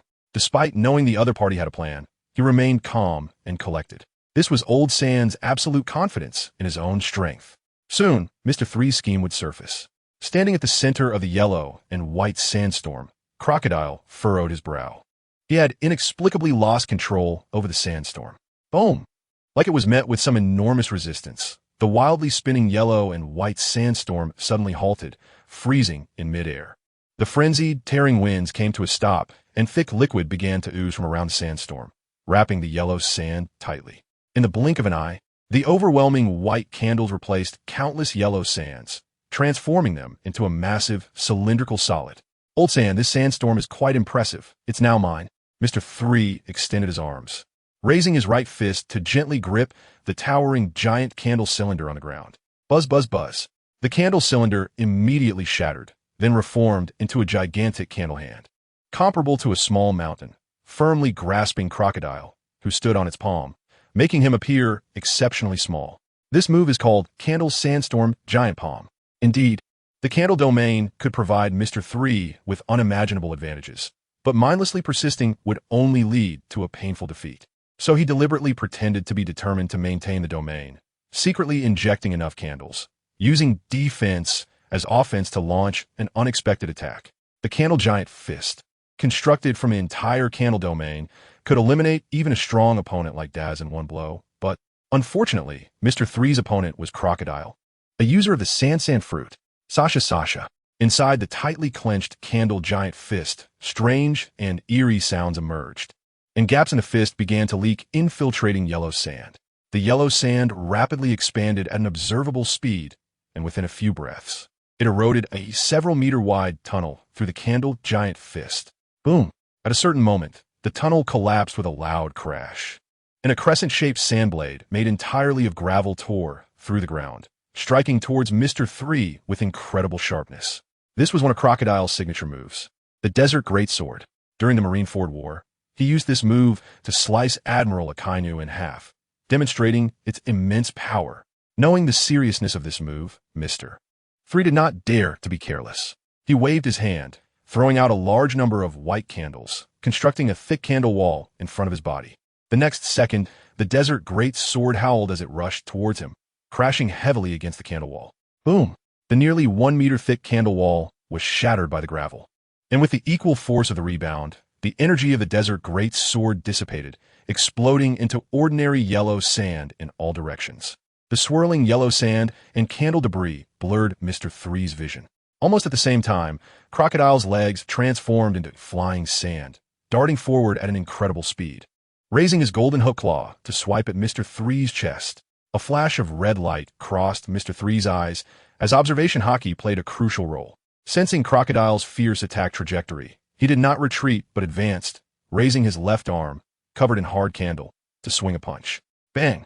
The golden hook claw collided with the candle iron fist, creating a violent impact that exploded, scattering the sand and debris suspended in the air, revealing Mr.3 and Crocodile hidden within. It seems you've been training hard these past 2 years. This strength is quite impressive. Crocodile, biting his cigar, sighed, then focused his gaze, the muscles in his arm bulging. Boom! The powerful force crushed the candle iron fist, relentlessly pushing Mr.3 back. As Mr.3 jumped away using the force, he controlled the remnants of the candle wall on the ground to coalesce into a small-scale candle purgatory. Then, he manipulated several ghostly hands to grasp at the unprepared Crocodile. Just as the ghostly hands touched Crocodile's black coat, they passed right through. Catching nothing, Crocodile decisively transformed into sand to evade.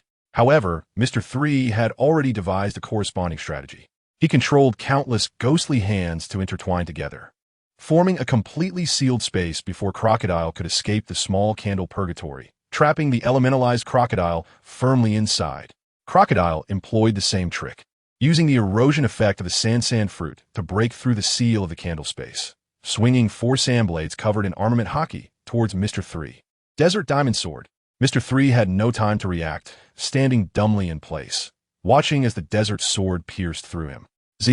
His frail body was instantly sliced into 5 pieces. That sensation is wax figure?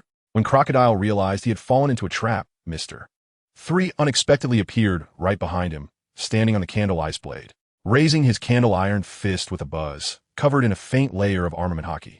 It expanded rapidly within Crocodile's pupils at an unavoidable angle. Poochie! The sensation of hitting something solid transmitted back through the candle, as Mr.3's fist struck Crocodile's calm profile, sending the cigar flying. Sandstorm. After taking a hit from the friendship punch, Crocodile frowned slightly, but remained unfazed, retaliating with a sandstorm aimed at Mr.3. Buzz. The fierce impact erupted close to him, and Mr.3, wanting to press the advantage, was knocked back, crashing heavily onto the roof of a building dozens of meters away, then plopping down to the ground. This back-and-forth, ever-changing clash ended with both sides sustaining injuries. Crocodile panted slightly, feeling a burning pain on his cheek. On top of the previous high heel imprint, there was now a distinct fist imprint. Interesting. Crocodile wiped the blood that trickled from the corner of his mouth, raising his head to look at the ruins at the corner of a distant building. There, Mr.3, choking on the dust-filled air, was clearly not in a good condition either. After all, his physical defense was quite limited, and it was only natural that he struggled to withstand Crocodile's furious strike. Candle domain. The injured Mr.3's hair burst into flames, with white fluid candles spreading out like crazy, once again forming a domain. Give up on this boring move. For me, it's simply. As he spoke halfway, Crocodile suddenly froze, because after spreading to the maximum distance, the white candles began to flow back like a tide, wildly gathering above Mr.3's raised right arm, coalescing into a gradually enlarging candle sphere. When the last drop of candle wax left the ground to merge into the sphere, the size of the massive sphere that Mr.3 was holding up reached that of a warship. Mr.3, what on earth are you trying to do? Watching Mr.3 compress the giant candle sphere inch by inch toward the center, shock finally appeared on Crocodile's normally calm face for the first time. From that massive sphere exuding terrifying pressure, he sensed a danger so intense it was nearly tangible. What do you want? Mr.3 gasped for breath, Even though his fruit ability and hockey had both been enhanced, his physical quality had successfully reached A grade. But the move he developed last night required far more mental and physical stamina than he had imagined. Fortunately, he succeeded. He successfully created this high-density, high-pressure, large-volume super candle sphere. Of course, it's a one-hit knockout. Take out your strongest move, Old Sam, because with this move, even I don't know how powerful it will be. If you're too careless, you might actually die. As the words fell, Mr. 3 no longer hesitated, igniting the flames on his three-shaped hairstyle to the extreme, and then lighting the high-pressure candle giant sphere held above his head. Buzz! At the moment of contact with the open flame, the candle giant sphere, mixed with micro-explosives, became extremely agitated, like a sun that is constantly undergoing nuclear fusion. It unleashed intense high temperatures and blinding white flames outward, in tribute to the forever fiery fist ace. This move that combines the candle's Great Fire Spray and Candle Purgatory is named Candle Demon, Great Flame Ring. Sanctuary Island, Town A, civilians, Navy, and pirates are rarely seen coexisting peacefully, gathered in the central square of the town, looking in horror towards City C. Mom, look, it's the sun. Why is there also a sun appearing over there in City C? A delicate and cute little girl stood on her tiptoes, pointing with her chubby little finger towards Island C. In her round, big eyes reflected the giant fireball floating in midair. At her feet sat a pink rabbit pet cage. That's the grandson of Grandpa Sunday. Because Island C needs light, it has appeared. A woman in a light-colored long dress patted the little girl's head with a smile. But when she stood up and looked towards the giant fireball in the distance, letting the scorching airwaves hit her cheeks, the forced smile in her eyes vanished in an instant, revealing sheer terror. Why would such a terrifying sun appear in City C? She wanted to know too. Everyone present was trembling, unable to comprehend what they were seeing and feeling. It was too shocking. Island C. The giant candle sphere hovering in midair constantly burned with high-temperature flames, shining white light even brighter than the surrounding sunlight. Drip, drip. The scorching candle wax dripped down like burning raindrops, quickly covering the entire ground and turning it into a sea of fire. Standing in the middle of this candle sea of fire, Mr. 3, holding a small sun, looked like a candle demon emerging from the flames of hell. Because the amount of micro-explosives carried this time was not much, most were concentrated in the center of the high-pressure sphere. So long as Mr. 3 did not detonate the core area, the candle giant sphere remained under control. Ha ha ha. Mr. 3 laughed loudly in the firelight, like a supervillain. Did this move put such a burden on your mental strength that it broke your brain? Even facing such a big move, Crocodile still did not show excessive panic. Instead, he had the leisure to mock. Mr. 3 smiled indifferently, recalling the shock and even awe that Old Sand displayed when he first saw this move, and felt an inexplicable joy soaring in his heart. The proud Crocodile, who dared to confront even Whitebeard and Akainu head-on, and could exchange a few moves with anyone, actually showed instantaneous astonishment because of the big move he developed. No, I'm just very satisfied with your expression just now, Mr. 3 said to Crocodile. Crocodile was taken aback for a moment, and after understanding the meaning, he also laughed heartily. Galdi, Eno, you should know, rather than praising the enemy, I prefer to respond with strength. However, Crocodile took a deep breath and looked up at Mr. 3, who stood amidst the raging flames. His right hand subtly moved, wanting to take a satisfying puff from a cigar, only to suddenly remember that it had been knocked away during the earlier battle. Even now, occasionally he felt a pang of pain on his side. Fortunately, he still had a prepared cigar. Crocodile reached into his side pocket and pulled out a golden box containing cigars. Thus, a scene unfolded, amidst the fierce firelight and scorching heat waves. A man in a black suit remained calm, leisurely taking out a large cigar from the box and placing it in his mouth. Although the lighter was in the box, Crocodile had no intention of lighting the cigar. Because the flame was right in front of him, why bother? At this moment, you are indeed as powerful as a monster, making me eager to defeat you. With a resonant roar, Crocodile spread his arms wide, unleashing the full extent of the Sansan fruit's power. Boom!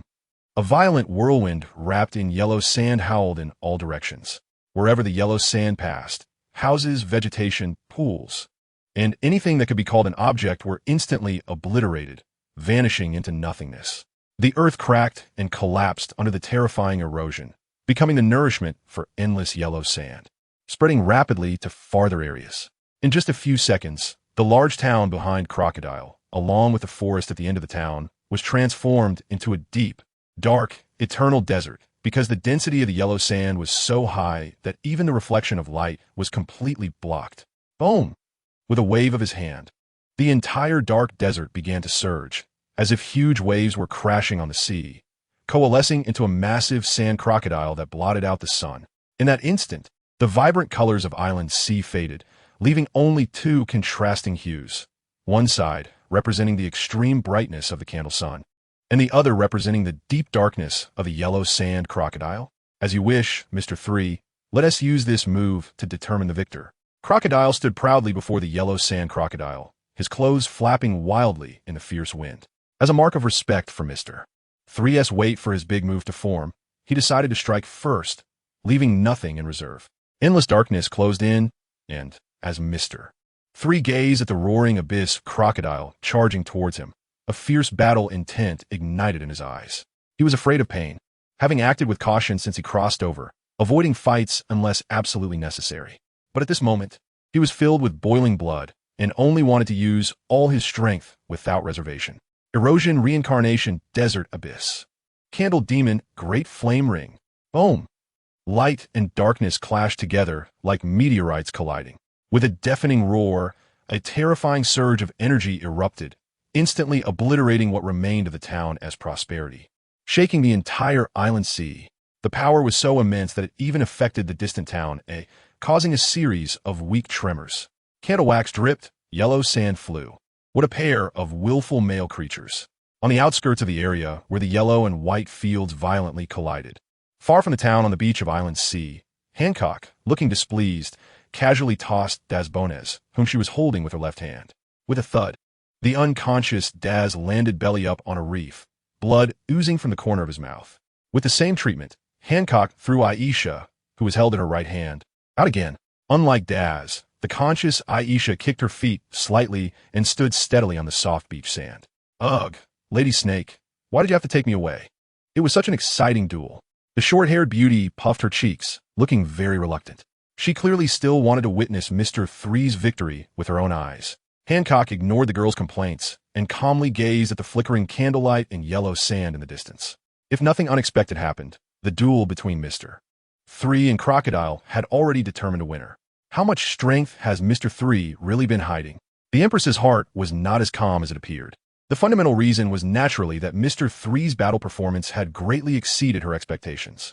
Although Crocodile on the opposite side was injured and only exerted about 70% of his strength, this was enough to prove that Mr. 3 truly possessed the power of a warlord. An unpredictable mind, combined with impressive combat ability and a super talent for mastering Conqueror's Haki in just half a day. The proud Hancock once again witnessed the terrifying aspects of Mr. 3. And a man like this is actually only the second in command of Buggy's pirates. Unknowingly, Hancock's mind floated to the unreliable Buggy, who was always joking around. If he, coming from the Roger Pirates, also hid his strength like Mr. 3. In the area where the battle had taken place, the energy shock gradually weakened and eventually returned to calm. Once the rolling smoke and dust dispersed with the wind, what appeared in sight was a desolate landscape filled with devastation. In the center of the wasteland, two figures lay and knelt. Mr. 3, now you can tell me, what is your purpose in coming to find me? Crocodile, with disordered breathing and severe burns all over his body, was covered in wounds on his face. Half kneeling on the ground, he looked disheveled and lost the rebellious demeanor of his past. On the opposite side, Mr. 3 was in an even worse state, lying flat on the ground without any strength left. Seeing Crocodile take the initiative to ask, Mr. 3, who had already considered proposing recruitment, strained to sit up from the ground, the corner of his blood-stained mouth slightly curling into a grin. Old Sand, since you want to know so much, then I won't tell you. That's why I've never liked you, Mr. 3. Crocodile was clearly taken aback, and, feeling quite frustrated, took a hard puff of his cigar. Miraculously, it had not been burned to ash during the intense encounter and had even been successfully lit. What a miracle! Ha ha ha! I actually quite like your frustrated appearance. Mr. 3 laughed heartily in response, noticing that Crocodile had reverted from calling him Galdino back to Mr. 3. This familiar address was no longer one of a superior-subordinate relationship. Old Sand had genuinely acknowledged him. Watching Mr. 3, who was sitting on the ground, coughing up blood while laughing, Crocodile did not continue to press for answers, but rather staggered to his feet and turned to leave. A faint smoke ring drifted from his rugged yet upright back, showcasing Old Sand's unique pride and charm. Just a few steps away, a very serious invitation from Mr.3 slowly came from behind Crocodile.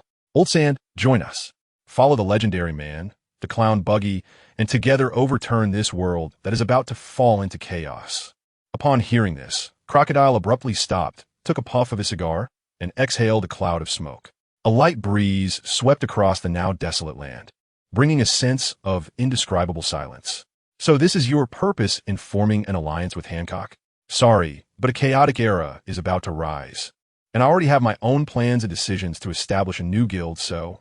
After a few seconds of silence, having finally processed Mr.3's words, Crocodile responded without looking back, "Hey, impossible. All right, I respect your choice." Mr.3 was not surprised by the expected response and had no intention of continuing to persuade him. After all, there would be plenty of time in the future.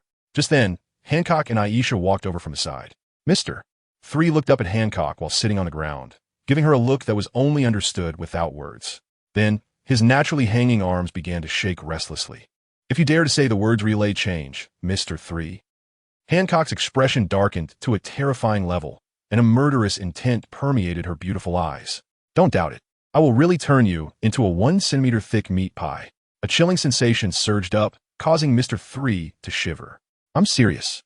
Hancock's gaze was absolutely serious. To save his own life, he obediently lowered his arms, abandoning the idea of replicating the previous relay change segment. Calm down, I won't say it. You do it, just do it." Mr.3 mischievously pointed at Crocodile, who had his back turned to him. Crocodile, who was leisurely smoking his cigar in front, trembled slightly, realizing that something might happen next, and the corner of his mouth that held the cigar twitched.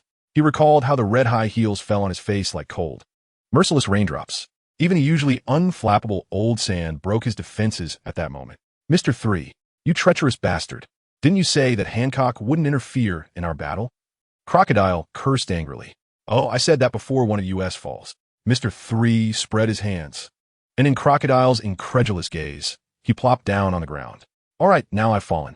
Crocodile, Mr.3, Galdano, I. Without giving him much time to prepare or react, a long, fair leg swept across. Time seemed to slow down at that moment.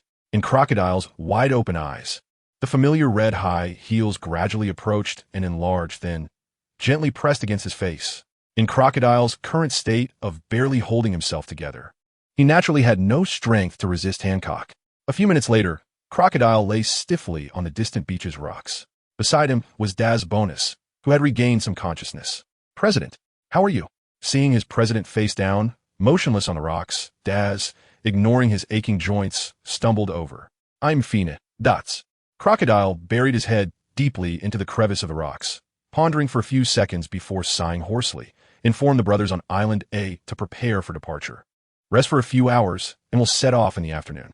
After enduring 2 rounds of beatings, the proud Old Sand had completely lost his temper, deeply realizing one fact. He could no longer stay on his tri-bush island. On the other side, in a wasteland of the Great Battle.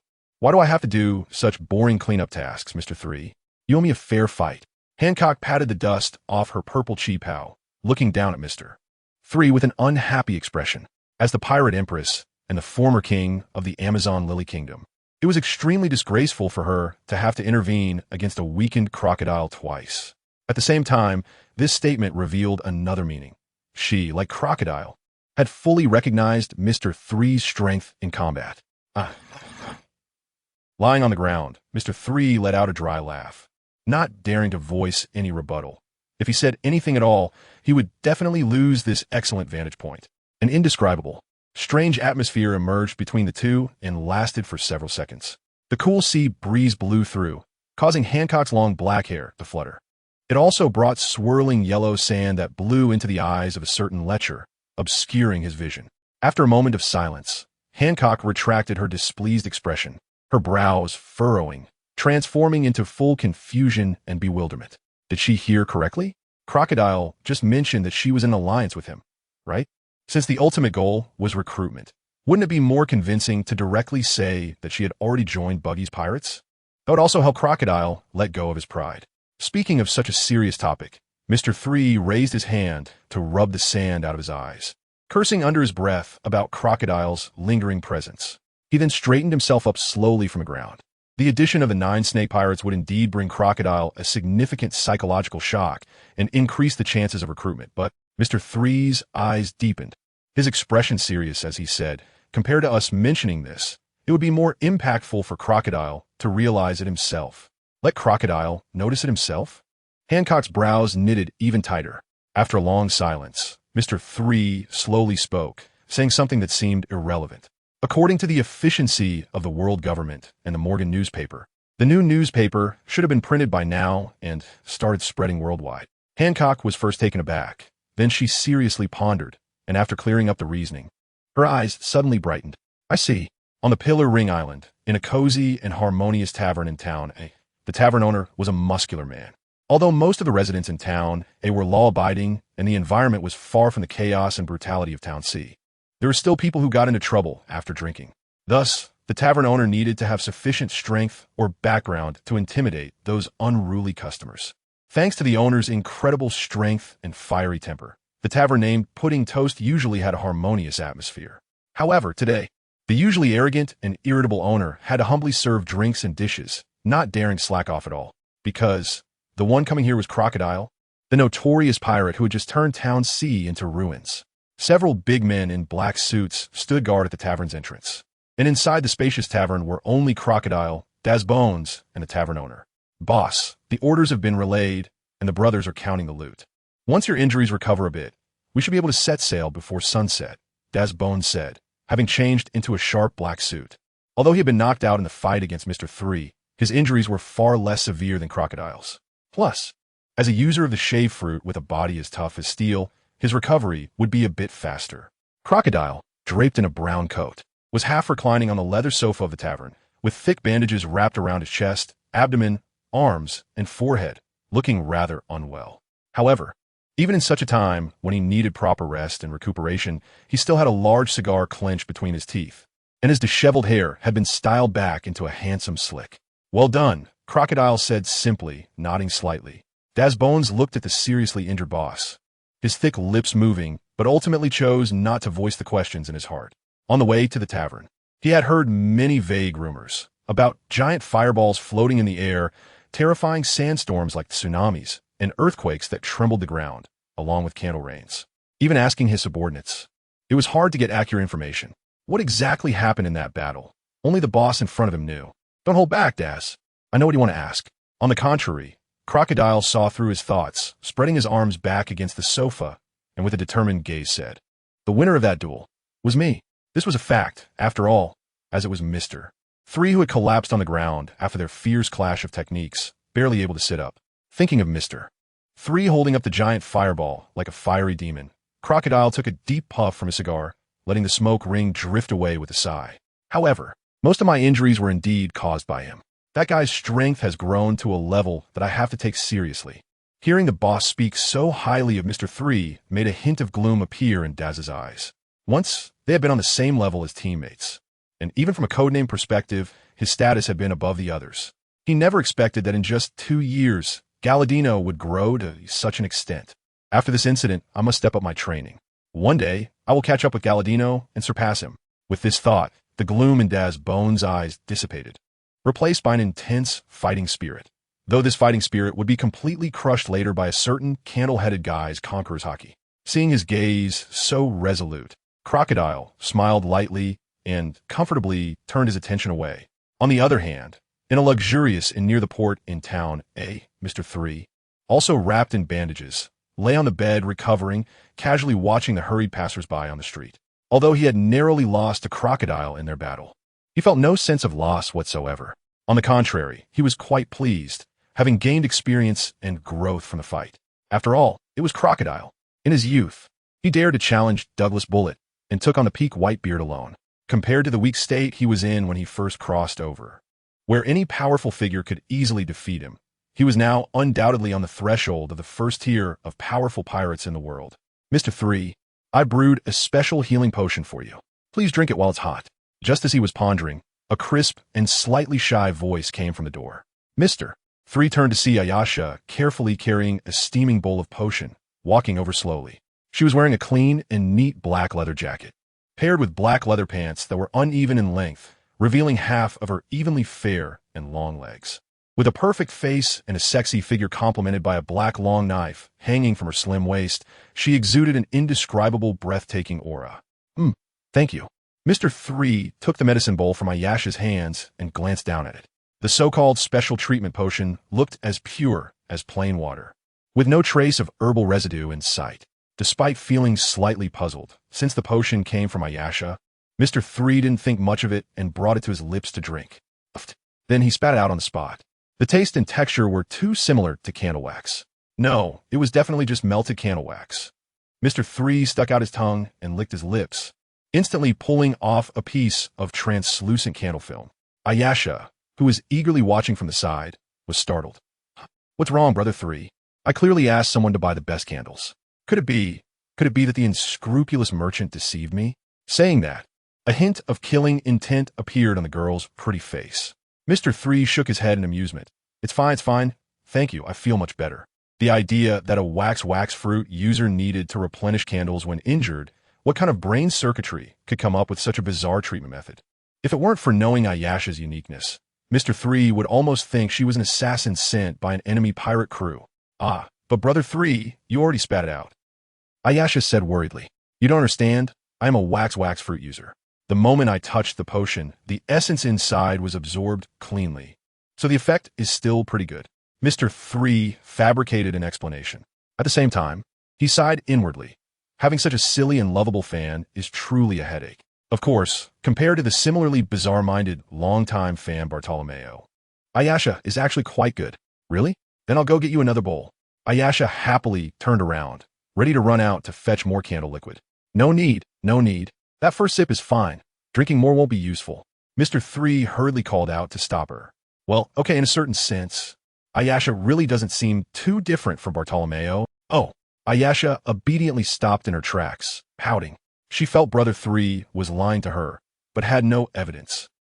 Seeing her aggrieved look, Mr. 3 gently sighed and quickly changed the subject. By the way, Ayasha, last time you told us about your childhood. Now that there's nothing going on, could you tell me about your experiences after joining Buggy's delivery mercenary corps? Upon hearing this, Ayasha immediately perked up. It's like this, Brother 3. The rare leisure time passed quietly in a relaxed manner. Soon, evening came as the sun set. Pudding Toast Tavern. President. Everything is ready. We can set sail at any time. Bonus stood in front of Crocodile and asked in a deep voice, Are we leaving now? Crocodile was still reclining on the genuine leather sofa. Compared to his weak appearance in the morning, after a day of rest, he looked much better, at least on the surface. No need to rush. I'm not the kind of dog that runs away with its tail between its legs. What do you mean? Des asked. Crocodile exhaled a puff of smoke and calmly said, Mr. 3 went to the trouble of recruiting me even by asking Hancock.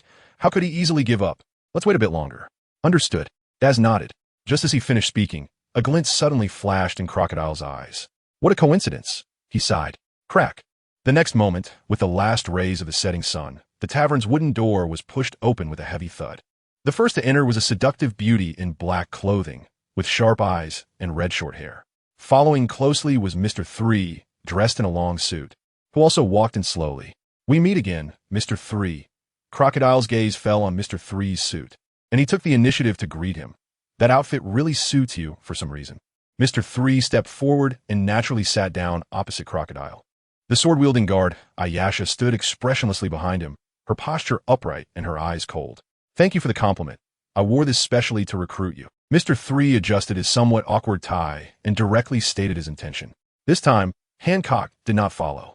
Facing the heavily injured Old Sand and Daz Bonus, Mr. 3, protected by Ayasha, had nothing to fear. If Hancock had come along, it would have put too much pressure on Old Sand, which would not be beneficial for the upcoming act, cough cough. Momentum explosion. You really have no intention of reminiscing at all. Crocodile sighed, then sat up straight and said seriously, As I said before, this is impossible. Give it up.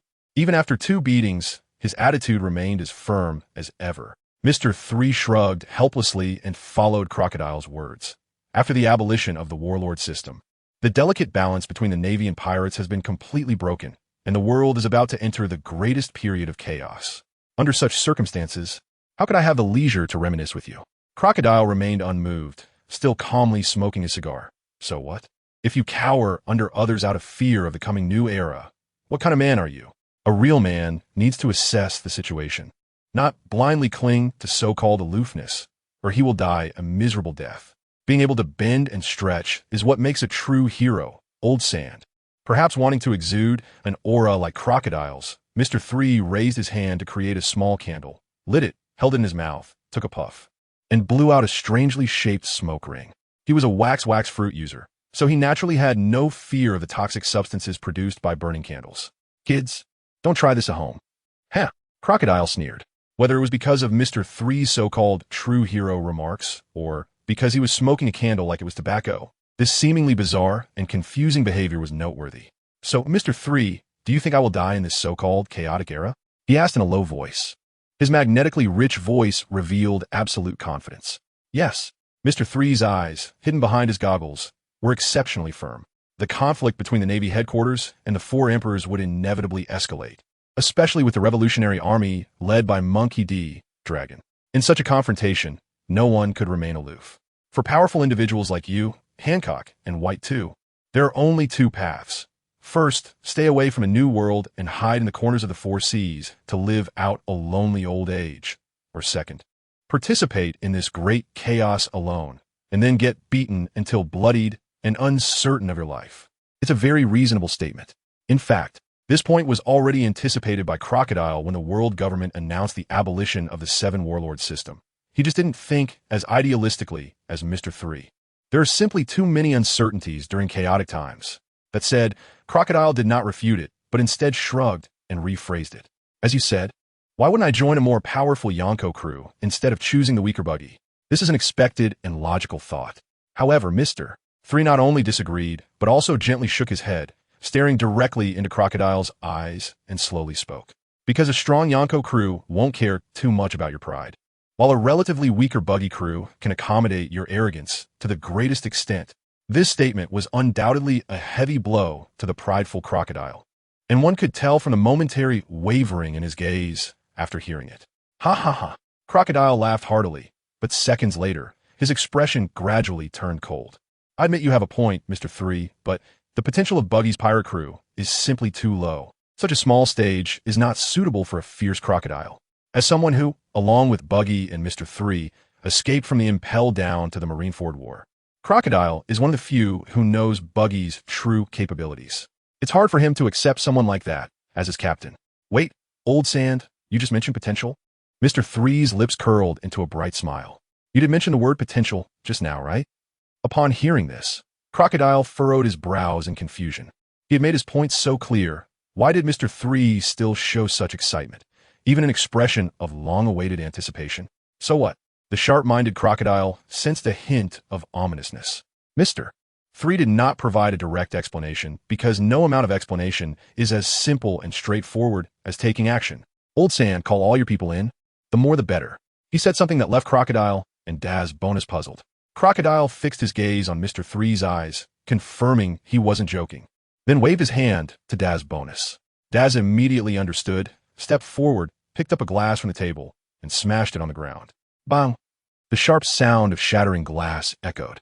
The next second, the tightly shut wooden door of the tavern was violently pushed open, and dozens of burly men in black suits, armed with knives and firearms, rushed out, quickly surrounding Mr. 3 and Ayasha. Ayasha's cold eyes scanned the area, and her body began to exude a sticky black mist. Resting her right hand on the hilt of her long knife, she gently pushed.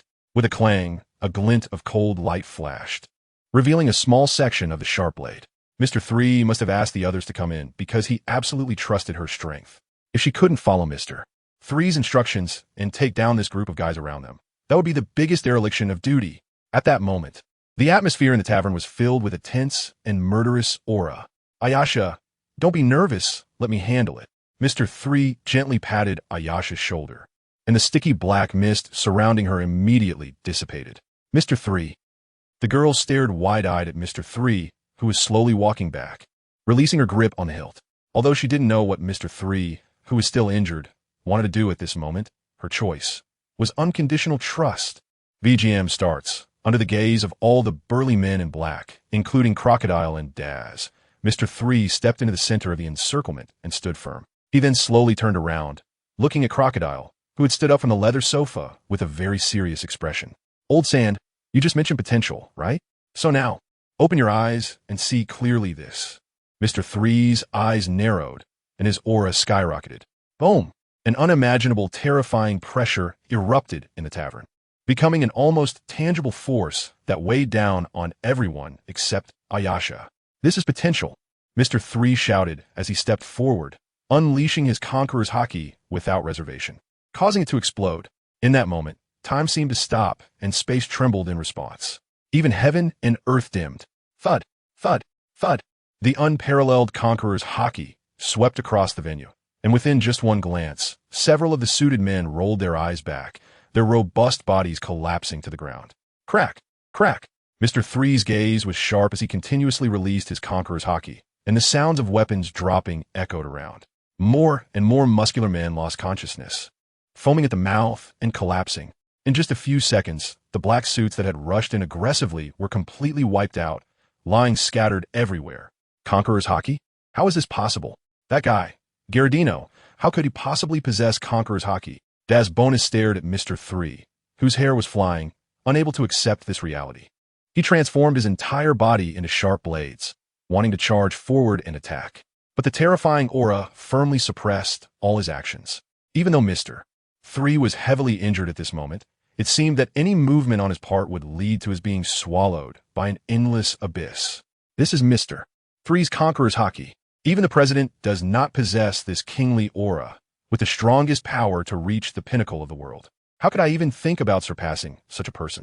After struggling in vain, Bonus slowly lowered his head, completely dispelling the ridiculous idea of chasing and surpassing Mr.3. The gap in potential and limits between the two sides was simply too vast.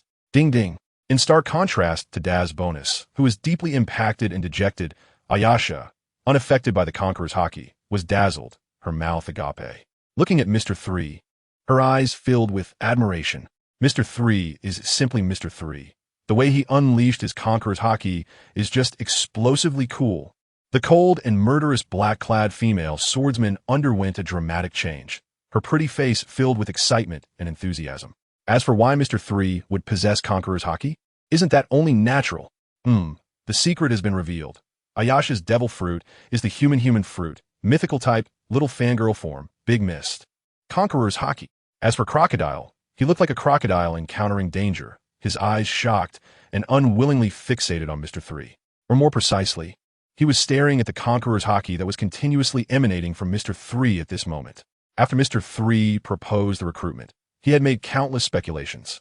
After all, even Hancock, who was more proud than him, was invited to be an assistant, so there must be hidden cards, and he wouldn't easily give up.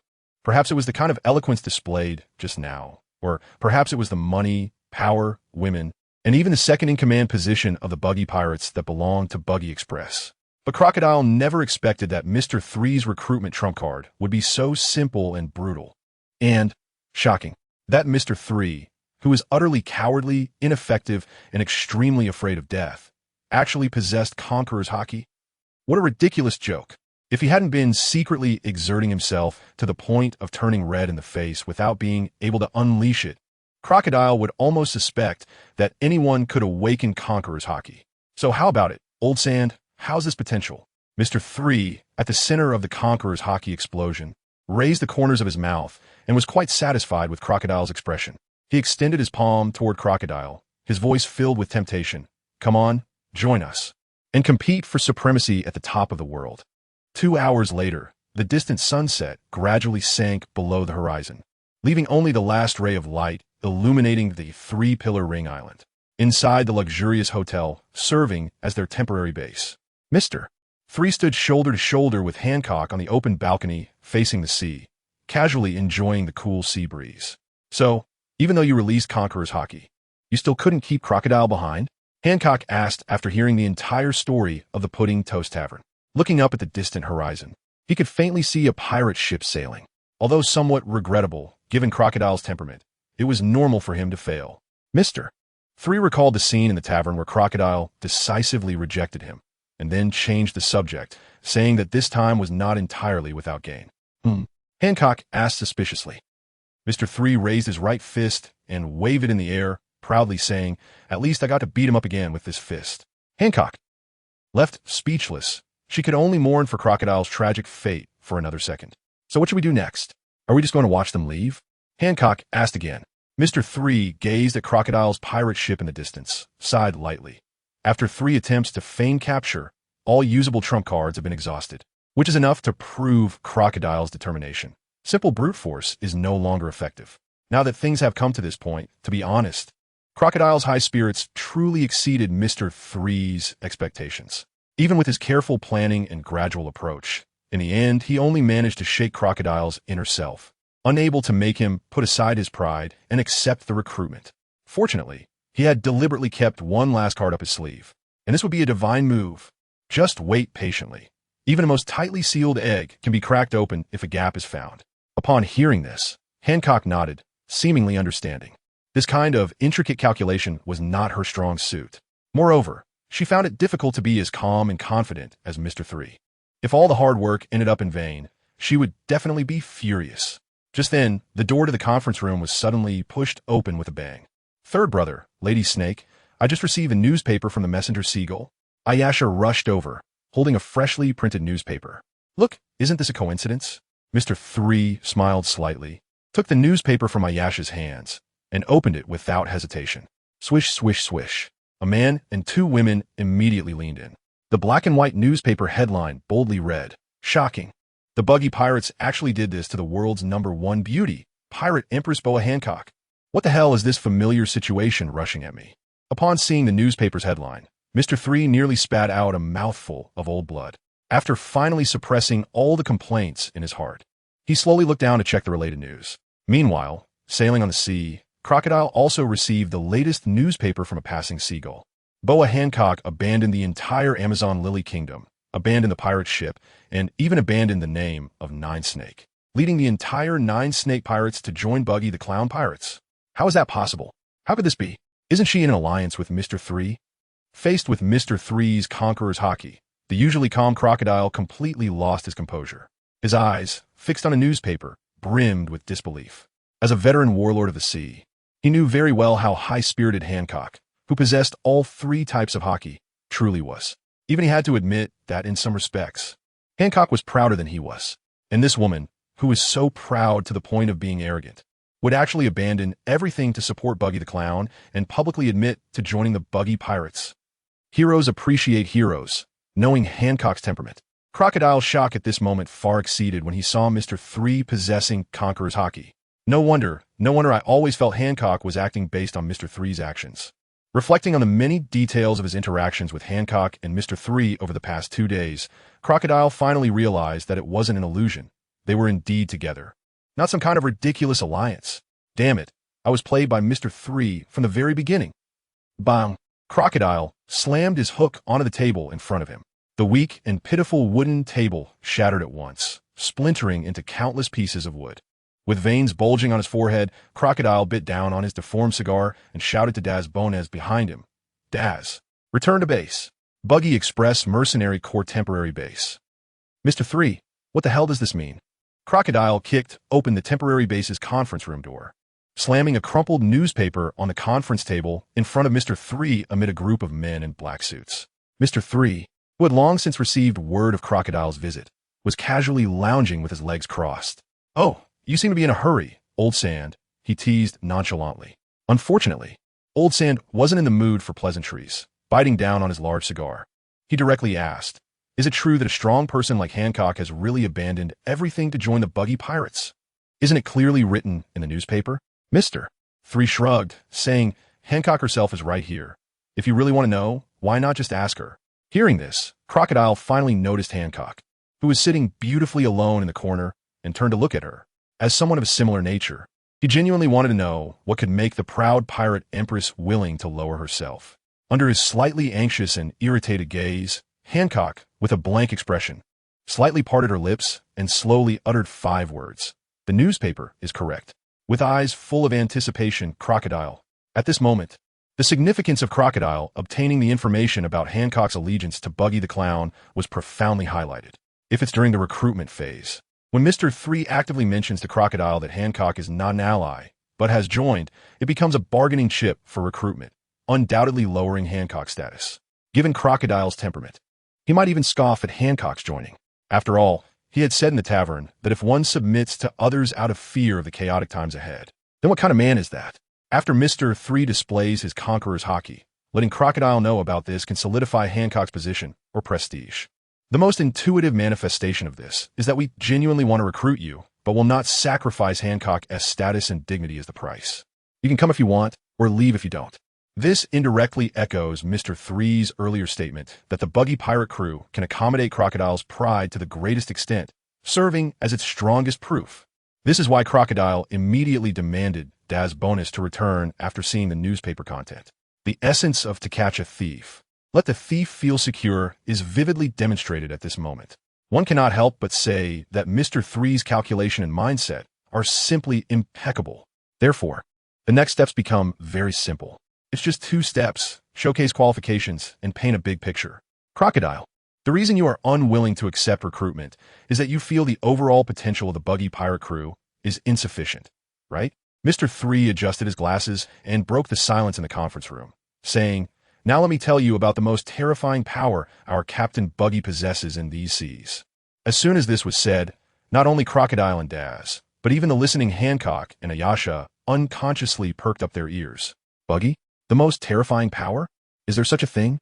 After successfully piquing everyone's curiosity, Mr.3 slowly turned to Crocodile and spoke leisurely. Perhaps Buggy does not have the hard power to rival the 4 emperors, but he possesses an innate terrifying charisma that makes people willingly follow him. This point, having experienced Impel Down and the Marineford War together, you should have deeply witnessed it, making the most vicious criminals of Impel Down risk their lives to follow him.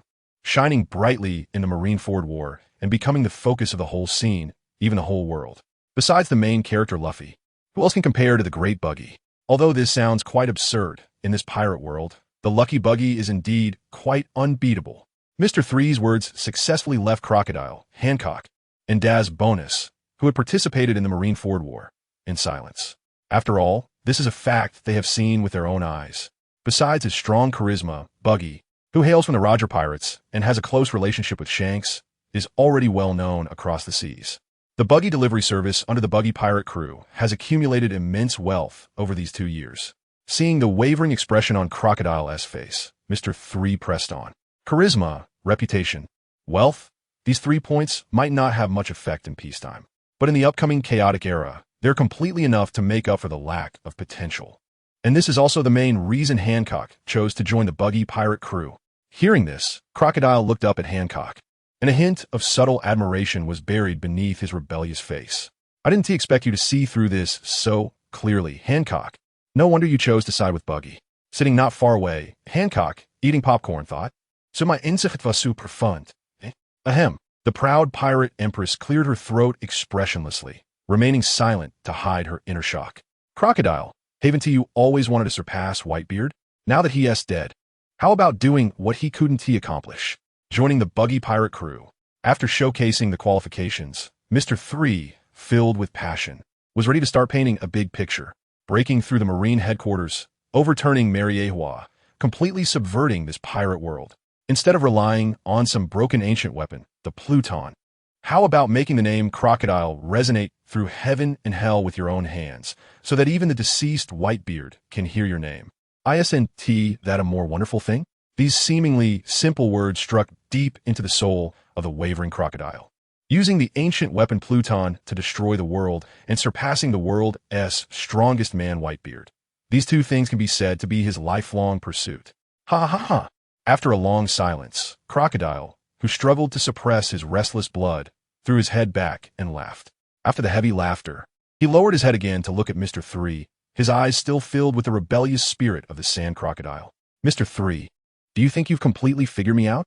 The words revealed a faint chill. This made Hancock, who was nearby, frown. At this point, he still refuses to accept. The long legs hidden under the conference table were eager to kick Crocodile at any moment. However, at this moment, Mr.3 suddenly stood up, directly ignoring Crocodile's questioning tone, and extended his right hand towards him. "Crocodile, the Buggy pirate crew welcomes your joining." A relieved smile hung on his face after he exhaled. Hey, I haven't agreed yet." Crocodile, biting down on his big cigar, angrily shouted. Mr. 3 scoffed at this, still confidently maintaining his outstretched hand. Not agreeing? Are you stubborn, or just fooling yourself? Is the system prompt in my mind fake? Crocodile stared blankly at the hand extended to his face, taking a deep puff of his cigar. In fact, before Mr. 3 approached him, he had already decided to invite Mihawk to establish a new power similar to the Baroque works, the Cross Guild. But after Mr. 3's relentless persuasion, he ultimately abandoned this idea and disdainfully extended his hand to shake with Mr. 3. You're even more annoying than 2 years ago, Mr. 3. The wheels of history and the trajectory of the world's development will undergo earth-shattering changes starting from this change by Crocodile. Compared to Crocodile's reluctance, Mr. 3, who successfully held hands, was grinning lewdly. Don't get me wrong, it's just because the system rewards have come through, and his strength will see another boost. Town, a Navy base. So, Colonel, how do you find the deal we just proposed? A pirate with a face full of fat and a fierce gaze lifted his foot and unapologetically placed it on the table, leisurely picking his nose. Opposite him, a wounded Navy colonel was being pinned down by several lackeys. The Justice Cape behind him was covered in messy footprints. Town C has been nearly destroyed, and its boss Crocodile has already left by boat. The Pirate Empress and Mr. 3 will likely not stay here for long either. After these people leave the Three Pillars roundabout completely, our giant sword pirate group will take full control of Island A, transforming it into a second sea island town. A paradise for pirates, a massive money-making machine. At that time, I hope the Colonel can cooperate more and provide assistance. Thinking of the infinitely beautiful future, the captain of the giant sword pirate group, with a bounty of 220 million, couldn't help but smile with a mad and bloody grin, secretly rejoicing in his heart. Staying here boldly is the best decision of my life. From now on, I will be the new boss behind the scenes of the Three Pillars roundabout. You must be dreaming. The balance that the Three Pillars roundabout has maintained for so many years cannot be broken by you damn guys. The Colonel, pinned to the ground and unable to move, cursed angrily. The residents of Island A are kind and simple. I would rather die than hand them over to you. Not even one. Hee hee. If you want to blame someone, blame Hancock and Mr. 3 for suddenly coming to the island. They're the ones who disrupted the balance. The pirate leader snorted coldly, a fierce glint flashing in his eyes as he looked at the Colonel. He waved his hand, and his subordinates immediately brought in 10 town residents whose faces were pale with fear. Cooperation? You can still drink soup with us if you don't cooperate. Then I'll kill 10 every day until you're willing to cooperate. Upon hearing this, the Navy colonel forced himself to lift his head from the ground, gritting his teeth as he stared at the leader of the giant sword pirate group. Hot tears overflowed from his bloodshot eyes, wrapping around a deep sense of helplessness, soaking his resolute face. I promise you. The residents of Island gradually fell into panic as the Navy colonel was controlled by the pirates. It seemed to echo the impending dark times of the Three Pillars roundabout as the distant sunset completely disappeared at the horizon of sea and sky. Night gradually replaced the light, spreading and enveloping from afar. At the temporary base of Buggy Express, at the conference table, Mr. 3 slowly took the brewed red tea from Ayasura's hand, while Crocodile, Hancock, and Dazbones were served tea by Buggy Express as subordinates. The most important recruitment mission had been successfully completed, and everyone's faces were more relaxed and cheerful, unlike the serious demeanor before. So, is the current goal of the Buggy Pirate Group to recruit the new and old Seven Warlords? Crocodile puffed on his cigar, his magnetic voice drifting out slowly. After accepting the recruitment, he naturally became a member of the Buggy Pirate Group and could understand the current development direction of the pirate group. Yes, if I'm not mistaken, Buggy has already secured the services of Edward Weevil. Mr. 3 lowered his head and took a gentle sip of the red tea. After the previous bizarre experience of Ayasa sending candle water, he was quite cautious with his first sip, afraid it might contain candle pieces. Fortunately, the rich taste of red tea was released in his mouth. Even his tense nerves relaxed to the maximum in an instant. The temperature was moderate. The concentration was just right, fragrant and mellow, with no unnecessary additives. It's a good cup of tea. After testing, Mr. 3 dared to take another sip and then looked at Crocodile. In other words, the current Buggy Pirate Group, besides you and Hancock, also includes Edward Weevil. And with Captain Buggy, the overall strength is already quite impressive. Unexpectedly, you even managed to persuade the cunning Miss Backen? Crocodile had naturally heard about the rising star Edward Weevil over the past 2 years. It was said that he possessed the strength of a young Whitebeard. If that's true, then the Buggy pirate group, having gathered 4 new and old 7 warlords, has indeed reached a terrifying level of strength. At least in the upcoming chaotic times. They have the capital to stand firm. The specific situation is still unclear, but Weevil and Miss Bakken, who are recruited based on money, are fundamentally different from you. Mr.3's eyes were calm as he spoke frankly, saying that they should be regarded as high-level mercenaries and not as companions. At least, in the presence of Miss Bakken and with Weevil harboring ill intentions. Hearing this, Crocodile and Hancock quickly understood the reasoning, nodding slightly. So, what are your plans for the next recruit? Crocodile asked a question that made everyone in the room perk up. Naturally, there's a plan, but recruiting that person is a bit challenging. Before recruiting, we need to create some big commotion that will give the Navy headquarters a headache. Mr.3 put down his teacup, smiling slightly, saying that the specific details would have to be discussed in detail after returning to Karai Bali and reuniting with Buggy and the others. As he just mentioned, the current Buggy pirate group has already taken shape. After the 3 Pillars roundabout incident, the world government would likely have guessed that their goal is to gather all the 7 warlords. If nothing unexpected happens, the battle on Onigashima in Wano country should also have come to an end. Although Mr.3 had just caught up to Luffy, awakening Gear 5th, and battling Kaido, when he crossed over, it was easy to guess that the 2 emperors were basically done for. According to the manga timeline, shortly after the abolition of the Shichibukai system, Luffy defeated Kaido. This time has been slightly extended to make the novel's plot flow smoother. Sabo infiltrating Mary Geoise with the army leaders would likely also create a big stir. All these events combined almost declare that the world pattern is about to undergo a dramatic change. This means that the time for the Buggy pirate group to develop in seclusion is basically over, and their next moves will definitely be under close surveillance by the Navy. In this case, the difficulty of contacting the remaining 7 warlords will naturally increase significantly. However, Mr.3 is not worried at all, as the current Buggy pirate group has completely filled the gap in high-end combat power. Leaving Buggy aside, including himself, they already have 4 7 warlord-level powerhouses.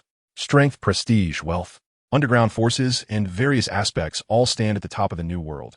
What is there to be afraid of? So, who exactly is this person you mentioned? Mr.3's sudden pause made the usually cold and taciturn Hancock unable to help but ask. After the crocodile recruitment incident, she had long admired Mr.3's planning and strategizing ability and wanted to know the next plan. It must be said that this feeling of calculating and manipulating others is truly wonderful, especially when the targets are strong individuals like Crocodile. Seeing everyone looking at him, Mr.3 no longer kept them in suspense, cleared his throat, and said, "He is Don Quixote da Flamingo." Upon hearing this, a look of anticipation appeared on Crocodile's face. Interesting, it's actually this guy. No wonder we need to create some trouble that will give the Navy a headache. Otherwise, it would be impossible to rescue him from Impel Down. However, Doflamingo does have that kind of value. Aside from his strength, his influence in the underworld is also quite significant. So when do we depart for Karai Bali? He asked in turn. No rush. Let's rest for a night first. You and Mr. 1 have worked hard these past 2 days. Mr.3 has been very thoughtful in expressing his concern. Isn't it all thanks to you and Hancock? Crocodile's mouth twitched. He took a deep puff of his cigar and said in a deep voice, "Then let's go rest first." In the end, he swallowed his anger, slowly stood up, and was about to leave with Daz Bones. "Wait a minute, old sand." Mr.3 spoke up and stopped him at that moment. "Huh?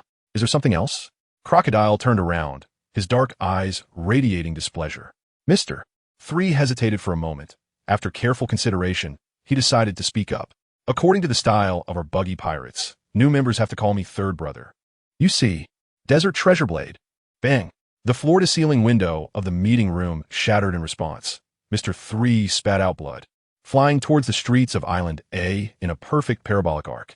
During the flight, Mr.3's 3-shaped hairstyle swayed wildly. Although Mr.3's stamina had somewhat recovered after an afternoon of rest, Old Sand's sudden strike was too fierce. He hadn't even reacted before his rapidly enlarging field of vision was filled with a cylindrical object, a trash can in a corner of a street in City A. Whoosh! Just as Mr.3 was about to dive head first into the trash can, a black figure suddenly flashed in front of him. Puffed. His vision went dark as he plunged into the soft mound. "Third brother, are you okay? I'm so sorry I'm late." Ayasha firmly held Mr.3's waist. Standing at the edge of the trash can in a strange stance, her beautiful face filled with apology. From deep in Mr.3's chest came a muffled voice.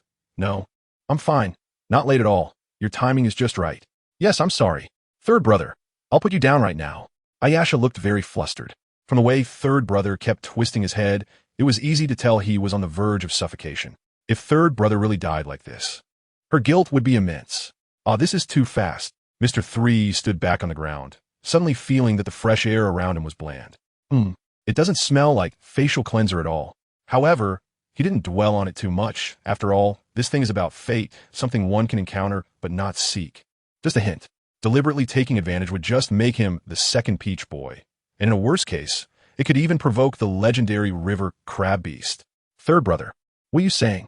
Ayasha jumped down from the trash can, landing perfectly. No, I mean crocodile speed was too fast. Mr.3 casually made up an excuse. That damned sand spirit. It was better not to mention it, but once it was brought up, Ayasha's beautiful eyes immediately radiated strong, killing intent. One day, I will cut off his golden hook and sell it for money. As for why not just kill Crocodile directly? Because third brother said that Crocodile and Dazbones are already partners, and one can't deal lethal blows to partners. That works. Mr.3 felt gratified. This girl-esque tendency to want to kill people all the time has finally changed a bit. Let's go back. It's completely dark now. Mr.3 and Ayasha turned around, preparing to return to their temporary base. What they didn't expect was that just a few dozen meters away, in a messy corner of the street, the sound of a child softly sobbing could be heard. At first, Mr.3 was too lazy to pay attention, but when he glanced over, his brows immediately furrowed. This little one, isn't she the girl who happened to be holding a rabbit pet cage when they first arrived at the Three Pillars Ring Island yesterday? Thinking of this, Mr.3 couldn't help but recall the little girl's radiant smile in the bright sunlight. Thank you, Uncle, her cute voice echoed in his ears, then gradually faded away, turning into weak and hoarse sobbing. She seemed to have been crying for a long time. Eventually, Mr.3 stepped over. Hey, little one, what happened? Did the rabbit run away? Hearing the voice of a strange man, the little girl instinctively recoiled. She raised her swollen red eyes, looking at Mr.3 in the dim evening light. After a few seconds, the little one finally recognized him as the kind uncle who helped her unlock her cage yesterday. Her cautious nerves collapsed in an instant, and dropping her guard, she looked up and cried out, "Woo-woo, uncle, please save my mom. She was taken by pirates."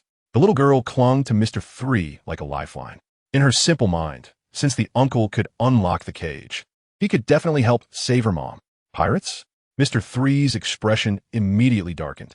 He faintly felt that this matter seemed to have something to do with him. After all, he had completely demolished the town of Sea Island, which served as the balance point for them. After patiently listening to the little girl's somewhat confused account of events, Mr.3 roughly understood what had happened. The town of Sea Island was destroyed, and someone had set their sights on the peaceful town of A Island, taking 10 civilians, including the little girl's mother, as hostages to threaten the Navy. Third brother, should we help this little one and rescue the captured residents? Ayasha tentatively asked. Through her fruit ability, she could sense the faint malice, anger, radiating from third brother after hearing the little girl's words. She had seen too many similar things during her time in the mercenary group and had long since become numb. But if third brother asked, she wouldn't mind turning those pirates into dust. Help! We are pirates. Saving people is something the Navy should do. Mr.3's face was grim, and his slowly spoken words carried a cold, killing intent. But those guys actually dared to splash dirty water on me in Hancock. This kind of thing cannot be ignored. Seeing third brother like this, Ayasha clearly froze for a moment. After thinking it through, she placed her hand on the hilt of the long knife at her waist, a sweet smile blooming on her lips, and nodded firmly. Mr.3 stepped forward, bent down to pat the still sobbing little girl, and smiled. Don't worry, little one, since Uncle can let the rabbit out, he can also let your mom out. After saying that, he slowly turned around and walked towards the Navy base occupied by the pirates. Let's go, Ayasha. Let those guys deeply understand what kind of sin it is to splash dirty water on the clown Buggy pirates. In the way of pirates, the thin figure was reflected in the little girl's red eyes, like an all-powerful hero. This sudden surge of security made her stop crying. Understood, Ayasha's eyes were cold, and she obediently followed. After they had completely walked away, the residents, who were covered by the night, slowly emerged from the street, their faces filled with fear. From the mouth of the old man at the port, they learned that the guy with the strange hairstyle was one of the notorious pirates who had nearly destroyed City C. What fate and future awaits the Three Pillars Island? People looked up at the sky, their expressions revealing deep helplessness and despair. In the pirate world, being weak is the original sin. On the eastern side of City A, the naval base had been completely occupied by the giant sword pirate crew. Captain, no, it's bad. It's really bad. A pirate rushed into the command room, panic evident on his scarred face. What can you say slowly? What the hell? The captain of the giant sword pirate crew kicked the subordinate hard, leisurely picked up a cup of coffee, took a sip, and with a sinister expression said, I now control the entire Three Pillars Island, about to reap endless wealth. Isn't this a good thing? The pirate stood up in pain, trembling as he said, the clown Buggy pirate crew's Mr. 3 has come. The captain of the giant sword pirate crew remained unfazed. What is the big deal? It's just the clown Buggy pirate crew. Halfway through his words, he suddenly spat out the coffee he was drinking. What did you say, Mr. 3? At that moment, with a loud bang, the command room door was forcefully kicked open, and several pirate subordinates flew in, crashing heavily to the ground. Following the sword-wielding guard Ayasha, Mr. 3 walked in with an arrogant stride. Who is the boss here? Three brother. Why are you here? The captain of the giant sword pirate crew jumped down from his seat, rushing to greet him with a forced smile. The fierce demeanor he had when he kicked his subordinate moments ago vanished without a trace. The reputation of the Buggy pirate crew had been resounding in the pirate world for the past 2 years. Just the establishment of the Buggy Express, a pirate mercenary dispatch organization, was enough to make waves. As a pirate with a bounty exceeding 200 million, the captain of the giant sword pirate crew naturally recognized Mr. 3 as a core member. Mr. 3 did not speak, but coldly scanned the chaotic command room. There were obvious signs of a struggle. In the corner, 10 civilians, their bodies tightly bound, were crouched on the ground. Their faces were pale, and their eyes dull, as if they had already accepted their tragic fate. Ahead, there were several unconscious Navy soldiers, along with a colonel draped in a justice cape. Mr. 3 withdrew his gaze and focused on a middle-aged man with a huge sword and a face full of flesh. You are the captain of this pirate crew? Three brother, it's me. I'm the captain of the giant sword pirate crew. You can call me Sogabe, Sogabe said with a flattering smile. What does this mean? Mr. 3 pointed at the residents in the corner. Sogabe rubbed his hands together, unconcerned, and said, this is a necessary means to control Three Pillars Island. Before Mr. 3 could respond, Sogabe quickly added, Three brother, don't be angry. I understand. The wealth we gathered will definitely have your share. According to the rules of the pirate world, Sogabe was quite certain that Mr. 3 had come to take the opportunity to reap some benefits. Although he couldn't help but curse inwardly, knowing how terrifying Buggy Express was, he still had the sense to offer some sincerity. Oh, upon hearing this, Mr. 3 inexplicably became interested. I have a share? How much? Damn, he really came for this. Sogabe cursed inwardly, but still put on a flattering face, cheerfully saying, how about 55 mm? Mr. 3 raised an eyebrow. 46. I take 4, you take 6. Sogabe quickly made a concession. Mr. 3 kept a cold face and did not respond. 37 is okay, right? I take 3, you take 7. Mr. 3 still did not respond, his arms crossed. Calm and composed. All right, it's rare to see you, Three brother. I'll consider this a friendship. Sogabe gritted his teeth in anger, but forced himself to hold it back. I just want 2 parts, the rest is yours. If this could avoid provoking the clown Buggy pirate crew, he would accept it. In the corner, the helpless residents watched the 2 pirates bargaining over Three Pillars Island, as if it were a commodity, their despair deepening. Xiaofei. One woman closed her eyes in agony, hot tears spilling from the corners and dripping onto the cold ground. Hearing the others bid, Mr. 3, who had been silent, finally lowered his arms. Seeing this, Sogabe's eyes lit up with joy. However, Mr. 3's next words instantly ignited his anger like a volcano. I think you got it wrong from the beginning. What is your identity, and what is my status? You think someone like you is worthy of sharing with me? I'm willing to find you because I respect you. Just do your job honestly. How dare you ask for any benefits? As soon as these words came out, Sogabe's smiling expression froze, and his gaze gradually turned fierce and violent. Mr. 3, I respect you as a cadre of the Buggy pirate crew, which is why I've been retreating. If you really wanted to work for free, that is going to be very difficult. Difficult? Mr. 3 spread his hands indifferently. If it's difficult, then don't do it. As soon as he finished speaking, knowing that tonight would not end peacefully, Sogabe acted quickly, grabbing the giant sword behind him and decisively charging at Mr. 3. How dare you give me face and then act shamelessly? And I'll take you down right now. The heavy giant sword whistled through the air, rapidly enlarging in Mr. 3's vision. the resulting wind even messing up his hairstyle. However, Mr. 3 stood calmly in place, showing no sign of dodging. Boom! The giant sword stopped just 2 centimeters away from his face, held in place by a long knife shrouded in thick black mist. Unable to advance an inch. You bastard, if you want to touch 3, brother, you have to get past me first. The thick black mist quickly enveloped Ayasha, her blue eyes turning deep black. Evil reversal blade.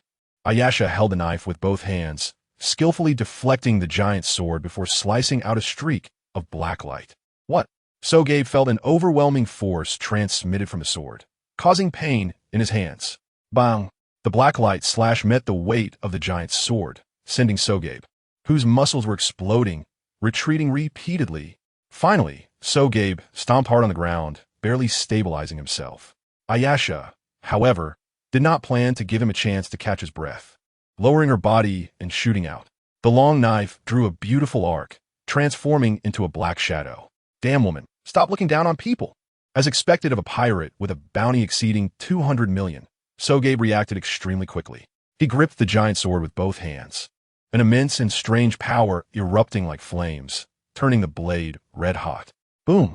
The black blade clashed with the crimson giant sword, and a violent shockwave erupted, shattering the floor and windows of the command room. Bang! The black figure was sent flying, crashing heavily into the wall of the command room, sending dust and debris flying everywhere. In this clash of pure power, Ayasha actually found herself at a disadvantage. You think you're something special? With the giant sword glowing red, Sogabe rested it on his shoulder, ignoring Ayasha and turning his attention to Mr. 3. He was not the kind of coward who shied away from a fight. Since the opponent had deliberately sought trouble, no matter their background, they had to pay the price. Sogabe stepped out slowly, a fierce light flickering in his eyes, focused entirely on Mr. 3. He was completely unaware that a thick black mist clinging to the giant sword was silently creeping along the blade and hilt, entering his body. Mr.3. Just as Sogabe raised the giant sword to strike down, whoosh, a black figure broke through the dust in the corner of the command room, transforming into a streak of light, appearing behind Sogabe in an instant. Zzz. The black long knife glimmered with cold light, drawing forth a stream of hot red blood. One stab, piercing heart. Looking at the long knife that had pierced his chest, Sogabe's eyes widened, disbelief filling his gaze. Why did my nerves slacken in an instant? What ability do you have? Ayasha expressionlessly withdrew her knife and sheathed it, offering no response. With a thud, Sogabe fell to the ground, filled with unwillingness and rage, completely lifeless. With the captain Sogabe dead, the other members of the giant sword pirates naturally lost their will to resist. They threw down their weapons and fled in all directions, disappearing without a trace in the blink of an eye. Mr. 3, not wanting Ayasha to pursue these insignificant minions, found it unnecessary. You worked hard. Are you hurt? Mr. 3 asked Ayasha. Upon hearing this, Ayasha's nerves immediately tensed, showing a level of anxiety far greater than during the battle. And no, I'm fine. Really sorry to make you worry. I'll definitely be more careful next time and take down the enemy faster. Please don't be disappointed in someone as weak as me. I will work hard. After saying that, her body stiffened as she bowed deeply at a 90-degree angle in apology. What is this? Mr. 3 rubbed his forehead with one hand, unsure how to respond. He had simply offered a word of comfort. Knowing Ayasha's unusual behavior had no hint of joking or exaggeration, he sighed. Don't be nervous. I didn't mean to blame you. After all, the opponent had a bounty of over 200 million, and you managed to deal with him so quickly, which is already very impressive. On the way here, he had learned about Sogabe's general strength from other residents in the town. Really? Ayasha suddenly looked up, her wide eyes filled with anticipation. Really, Mr. 3 answered without hesitation. It's a great honor to receive your praise. It will motivate me to become stronger.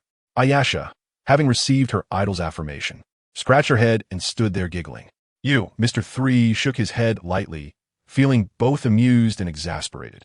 Just then, the colonel of the Navy on the ground gradually regained consciousness, mumbling to himself. Damn pirates, get out of here.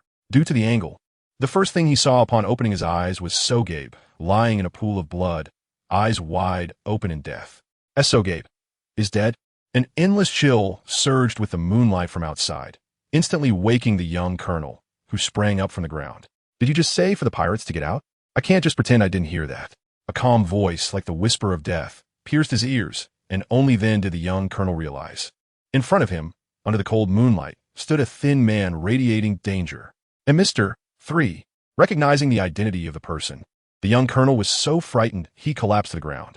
After struggling several times, he finally stood up, trembling. Behind him, there were civilians. Hey, am I really that scary? Mr.3 took a step forward, and the young major instinctively took a step back. Seeing him so cautious and frightened, Mr.3 immediately lost interest in intimidating him and turned to the hostages in the corner, asking, "Which of you is the mother of the little girl with the rabbit cage?" The hostages all averted their gazes, lowering their heads, not daring to breathe a word.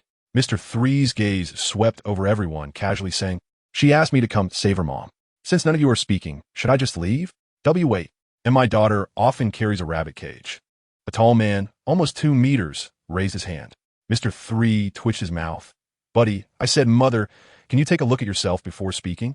And my daughter also really likes rabbit cages." A girl in a school uniform timidly spoke up. Mr.3 looked up. "Good grief, with your underdeveloped little airport. You have a daughter?" Watching an old man whose hair was almost gone tremblingly raise his hand, Mr.3 finally lost patience. "If I find out anyone is lying, I will make sure they die a terrible death." Whoosh, whoosh, whoosh.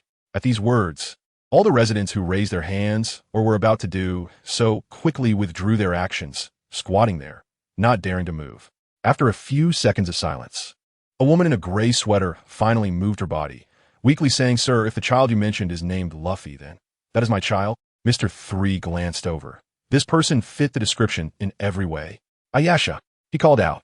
Ayasha, standing beside him, immediately understood, walked over, and swiftly cut the ropes binding the woman, carrying her on her back. Under the astonished gaze of the Navy colonel and the hostages, Mr.3 and Ayasha turned to leave, showing no intention of lingering, let alone killing them. They just left? The Navy colonel was a bit dazed. "We are saved." The remaining hostages exchanged glances, feeling a surreal sense of surviving a disaster. However, before they could recover from this unreal feeling, Mr.3's words at the door plunged them into an icy abyss, filling them with endless fear. "Did you think you were saved? Hee, get ready to welcome true hell. Because from this moment on, the 3 Pillars Ring Island is the territory of the clown Buggy pirates. And the pirate flag with the red nose will fly at the highest point in your town. From now on, no Navy or pirate will be allowed to appear here without permission." The moonlight outside streamed through the broken window, casting a perfect beam on Mr.3 and Ayasha. The elongated shadows enveloped the naval major and the residents, reflecting their current state of mind, filled with darkness. This is what Mr.3 referred to at the beginning as the true meaning of the pirate way. "Thank you, Uncle. Uncle is a great hero. Boo-hoo. I knew you could bring Mommy back." The little girl, Luffy, with tear-stained cheeks, stumbled over and tightly hugged her mother's pants leg, crying with snot and tears flying everywhere. Compared to her previous heartbreaking sobs, her current cries were crisp and loud, filled with joy. After all, this was something we had agreed upon. Mr.3 bent down, smiling as he patted the little girl's head, reminding her to hold on tight to her mother this time and not let the bad guys take her away. The little girl nodded vigorously, gripping her mother's pant leg even tighter with her small fists. Thank you so much, sir." The girl's mother deeply bowed to Mr.3, her pale face also marked with tear stains. The luck of seeing her daughter again after a near-death experience made her, usually composed, unable to contain her true emotions. Suddenly, little Luffy, with her big round eyes, innocently asked Mr.3, Uncle, you must be a righteous Navy person, right?" The innocent words were like thunder, instantly waking the emotionally unstable woman, who then realized with a face full of terror that the person standing in front of her was very likely the vicious pirate who could turn the entire sea island into ruins. "Little Luffy." The woman grabbed the little girl, trying to signal her not to speak carelessly, but Mr.3 was unfazed, still wearing a faint smile. "No, Uncle is a pirate, a big pirate who has done many bad things." He deliberately emphasized the words bad things. Upon hearing this, little Luffy clearly froze for a moment. "Pirate? Aren't pirates the big bad guys who took Mommy away? Really? Her tender voice carried a hint of fear. "Really, Mr.3 put away his smile, quite pleased with little Luffy's fearful reaction. The world of pirates is not as harmonious as it seems. It is filled with slaughter, blood, and violence. If this little one could realize this, perhaps she could avoid many unnecessary dangers. Then when I grow up, I also want to be a super big pirate like you, little Luffy said with determination, raising her chubby little hand to her head, tousling her hair to create a crooked 3 hairstyle. Mr. 3, what was I just saying about avoiding Mini-What? In A Island Town, the bright moonlight poured over the quiet streets. Mr. 3 and Ayasha walked side by side, slowly returning to the temporary base of Buggy Express. What bad luck, being a fearsome pirate, yet still receiving such heartfelt thanks. Mr. 3 looked up at the moonlight, his tone filled with complaints and slight frustration. Although he did indeed embody the pirate way, in the end, he still helped save people. Is that so? But I feel like you seem quite happy, Mr. 3. Ayasha tilted her head, looking at Mr. 3, and after serious contemplation, boldly said, also, the way you announced that this island belongs to the Buggy Pirates was really super domineering and cool. Mr. 3's old face flushed at being called out on his true thoughts. Ahem, how should I put it? Although it was a spur-of-the-moment decision, I cannot deny that the bigger reason I said that was that I couldn't control my desire to show off. Yes, showing off is like the wind, always with me. If you can't speak well, just say less, Mr. 3 said with a stern face. Ayasha was immediately startled, clasping her hands above her head, repeatedly apologizing. I'm sorry. I'm really very sorry. If I said anything wrong, please forgive me, Mr. 3. Mr. 3 glanced at the nervous and cautious Ayasha, gently sighed. Why was she so silly at this moment when she was so composed when drawing her sword? The power of idols in the world of One Piece is truly terrifying. So you don't need to be so tense all the time. I was just joking. Huh? Really? When has Mr. 3 ever lied to you? Besides, doesn't your fruit ability let you sense other people's malice? No, using my fruit ability on you, Mr. 3, would be a huge disrespect. The two continued to chat as they walked, and soon arrived at the temporary base of Buggy Express. At this time, the conference room was already empty, with no one in sight. Hancock, Crocodile, Daz Bones, and others had mostly returned to their rooms to rest. After saying goodbye to Ayasha, Mr. 3 also returned to his room. Closing the door, the fatigue from a long day instantly vanished from Mr. 3's face. In its place was overflowing excitement and anticipation. After completing Crocodile's recruitment task, they immediately held a temporary meeting. The meeting had just ended when Old Sand sent him flying with a desert saber, and he encountered the little girl Luffy in the street. Then, he casually dealt with the pirate Sagabek, a threat left after the destruction of Sea Island Town.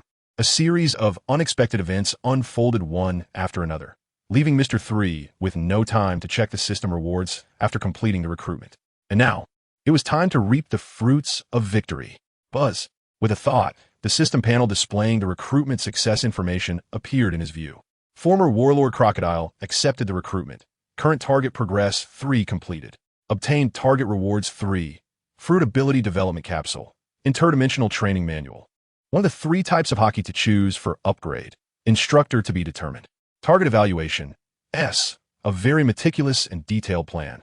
Layered psychological strikes centered on bidding to catch. Ultimately using the god's hand to completely break Crocodile's defenses, step by step, steady as an old dog.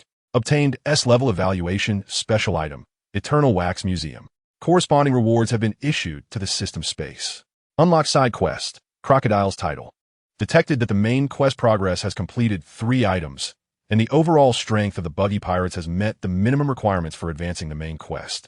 Would you like to advance the main quest recruitment of Warlords to Battle of the Sea Emperors? Changing will alter the existing reward mechanism. Main quest advancement? Battle of the Sea Emperors? Looking at the options popping up on the system interface, Mr. 3 was momentarily taken aback.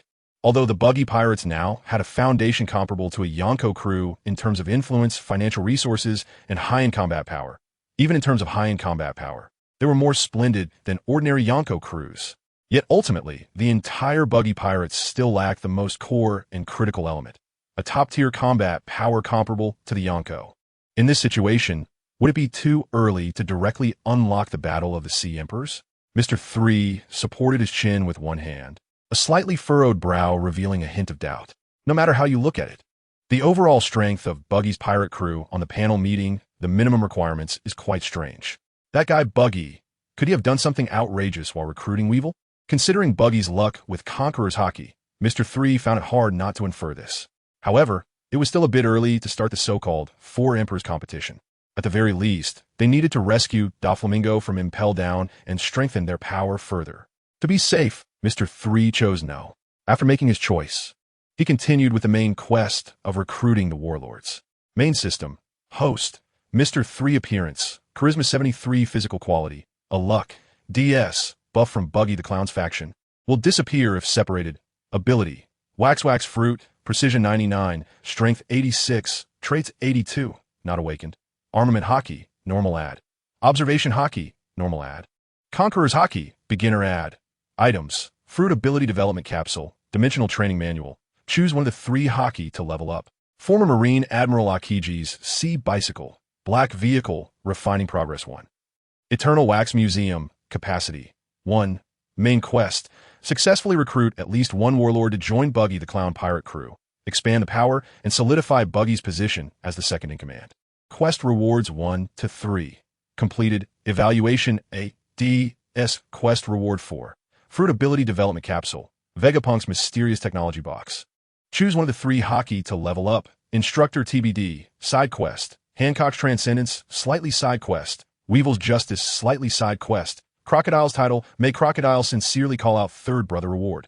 Fruit ability adds iron sand effect Mr.3's gaze swept across the system panel. This time's gains were indeed quite considerable. Putting aside some items for now, the first thing to do was, of course, use the Fruit Ability Development Capsule to enhance strength. Ding! Fruit Ability Development Capsule used successfully. Strength Index increased by 20. Current Devil Fruit Ability. Wax Fruit Precision. 99. Practice makes perfect. Ability Integration. Strength. 100. Hardness surpasses steel.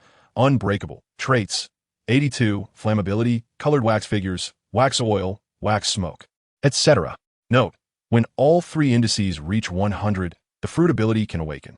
Your strength is now maxed out. Not only is it hard, but also durable. You're only 2 indices away from awakening the fruit. Awakening the fruit ability. Mr.3's eyes were filled with anticipation. Considering the current comprehensive development ability of the wax fruit, it was already quite terrifying, more versatile and powerful than many Paramecia and even Logia types. With the awakening of the fruit, it would undoubtedly be an epic enhancement, making the great ideal of celebrating everyone's birthday worldwide just around the corner, crossed out. Let's see how effective the strength is. Mr.3 dispelled the humorous fantasies in his mind, focused his gaze, and raised his hand to use his most commonly used skill on the floor of the room, candle wall. Sizzle. The thick flowing wax surged and instantly solidified into an unbreakable wax wall. Mr.3 stepped forward to examine it closely and saw that after maxing out the strength, the originally pure white wax had undergone subtle changes, emitting a hint of dark gray. From a visual effect, one could feel the extraordinary hardness of this wax. Mr.3 raised his right fist, fully unleashing armament hockey, covering it with a faint black layer, and struck the wax wall with all his might. Boom! A dull sound echoed, and the wax wall remained unmoved, while Mr.3's fist was rebounded with a numbing force. Not bad at all. Mr.3 shook his arm, quite satisfied with the hardness of the wax.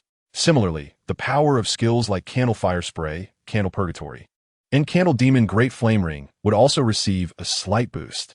With this level of strength, the previously seemingly useless Candle Soldiers could be reconsidered for research.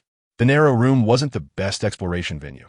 Mr.3 thought for a moment and decided to temporarily abandon the idea of creating Candle Soldiers. After all, there were still several things to ponder.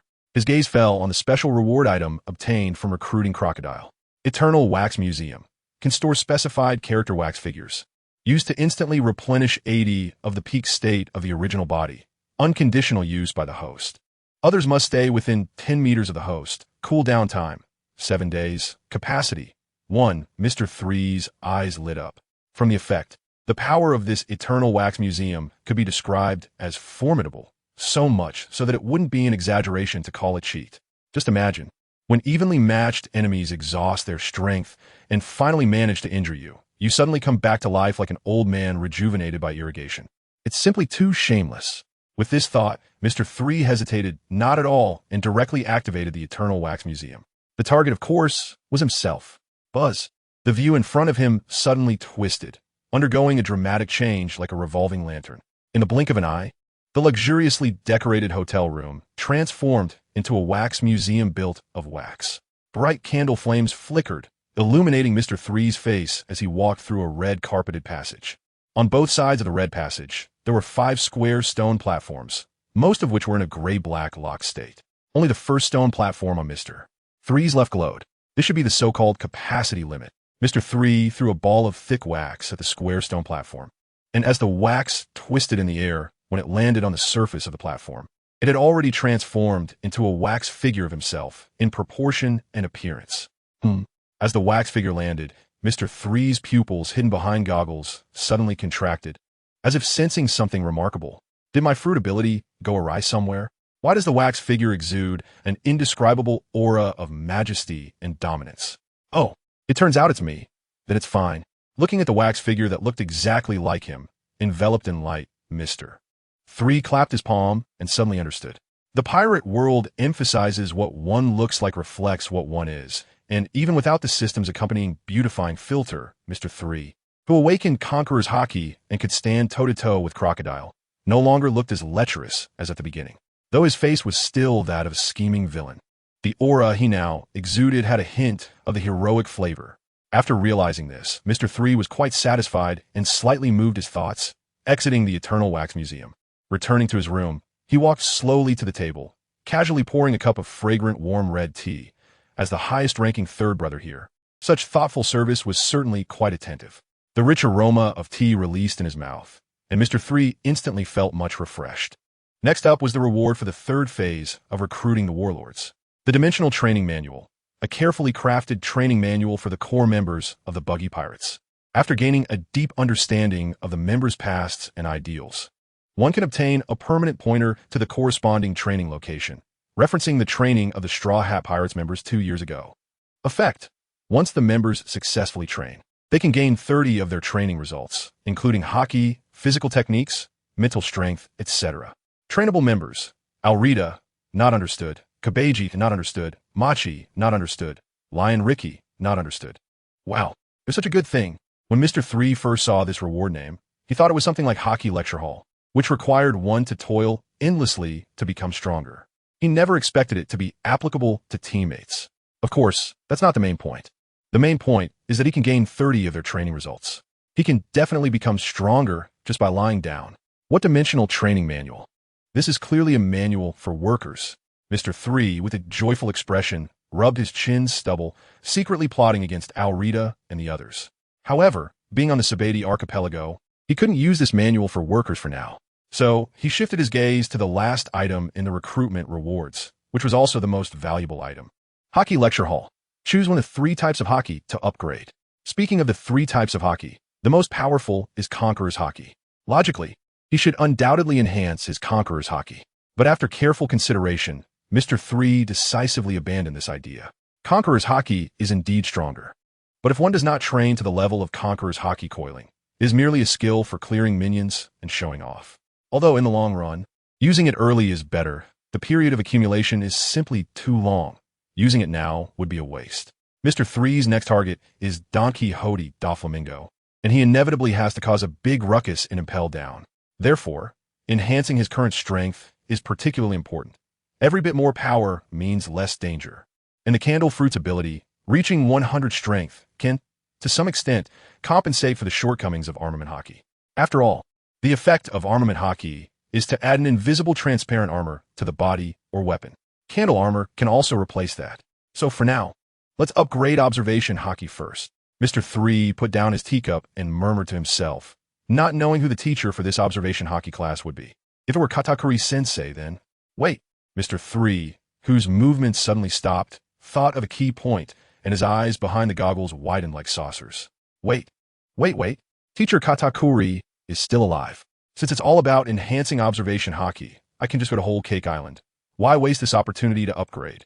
Without Big Mom guarding Whole Cake Island, isn't it just a stroll for the current strength of the Clown Buggy Pirates? Anyway, before heading to Impel Down to capture Doflamingo, I need to create some trouble for the Navy, and during this time, I can go to Whole Cake Island to have a good chat about life with Teacher Katakuri. The timing couldn't be better. As he thought about it, the corners of Mr.3's mouth slowly lifted at a visible speed, accompanied by a sinister grin. A very ominous smile appeared on his face. Hith. Teacher Katakuri, you better wait for me. In the next room, Ayasha, dressed in loose pajamas, suddenly woke up from bed, her beautiful eyes filled with a murderous intent. Who is it that exudes such a massive malice? No matter who it is, they absolutely cannot leave here alive today. Ayasha rolled out of bed, picked up her black long knife, and was about to break down the door. But when she carefully sensed and discovered that the source of the malice was Mr. 3 in the next room, the killing intent in her eyes instantly dissipated. I knew it. How could a big pirate like Mr. 3 always be so gentle and easygoing? It's only natural that someone with conqueror's haki like him can exude such a level of malice. How could an ordinary person possess such overwhelming malice? Thinking of this, Ayasha stretched her arms and let out a heavy yawn. Then she turned around, put down her knife, and crawled back into bed to continue sleeping. The next morning, the bright and warm sun slowly rose from the horizon, dispelling the endless darkness that enveloped the Sabeti archipelago. At the same time, it heralded a new fate for the Sabeti archipelago. Buggy expresses temporary base. The strange space twisted for a moment, and after successfully completing the hockey lecture hall, Mr. 3 walked out of the training location Rabbit Bowl prison, radiating a calm and restrained aura. Ding! Leopard 5's hockey lecture is complete.